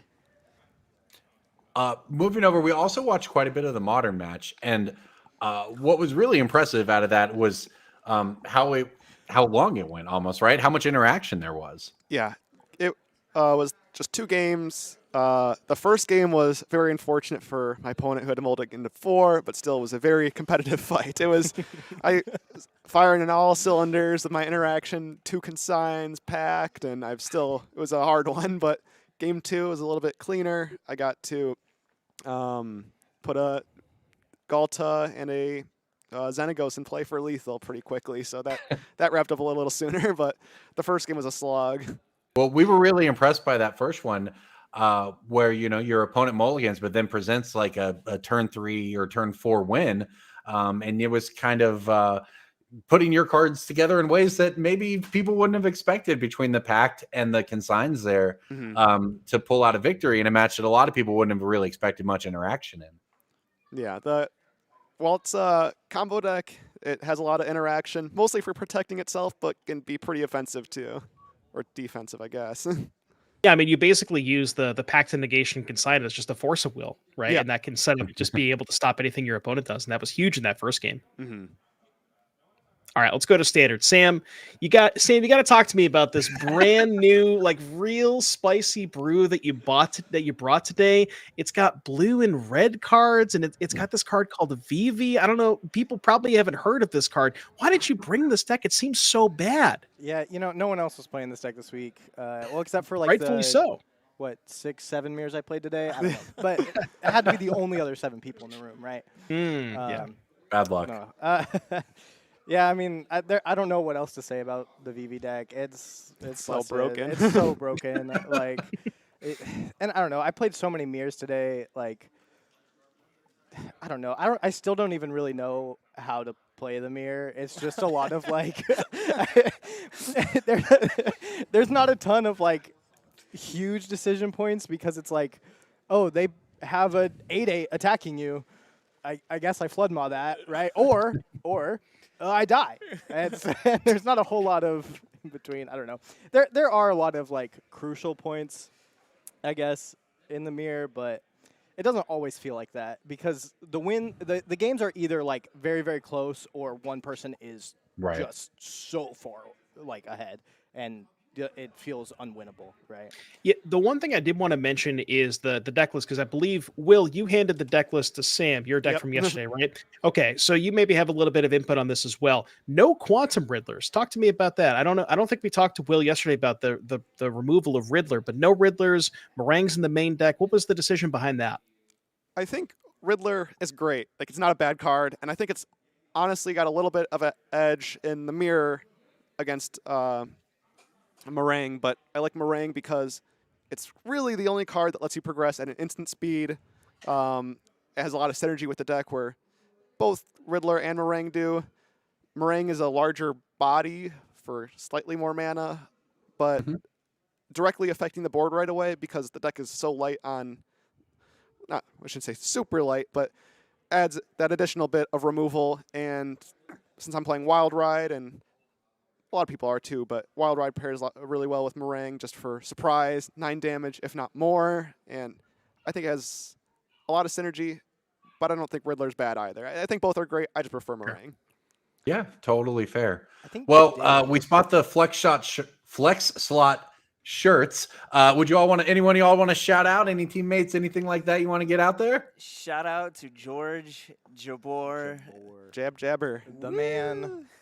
And of course, Eric, Zach, and John all came down here as well to, I guess up. It's not really down. But anyway, they came, hung out with us. We had a great time. And of course, everyone on Team Flex Slot, we're always grinding on the Discord, having a great time. Yeah, well, it was a great run this weekend by all of you. Congratulations. Thank you again on the win. Thanks so much. Thank you. Congrats, guys. Yeah. Well, welcome back in, everybody, to the booth. I'm Corbin Hosfler, Devin Doomwake O'Donnell here to close it out with you. This was a great tournament all around. The team events, you can't top them, and this one lived up to it. Yeah, I mean, we got to see a ton of amazing action here today. I think the big takeaway for me here is Pauper looks awesome. It We did. saw a ton of Pauper on camera today, a lot of sweet decks.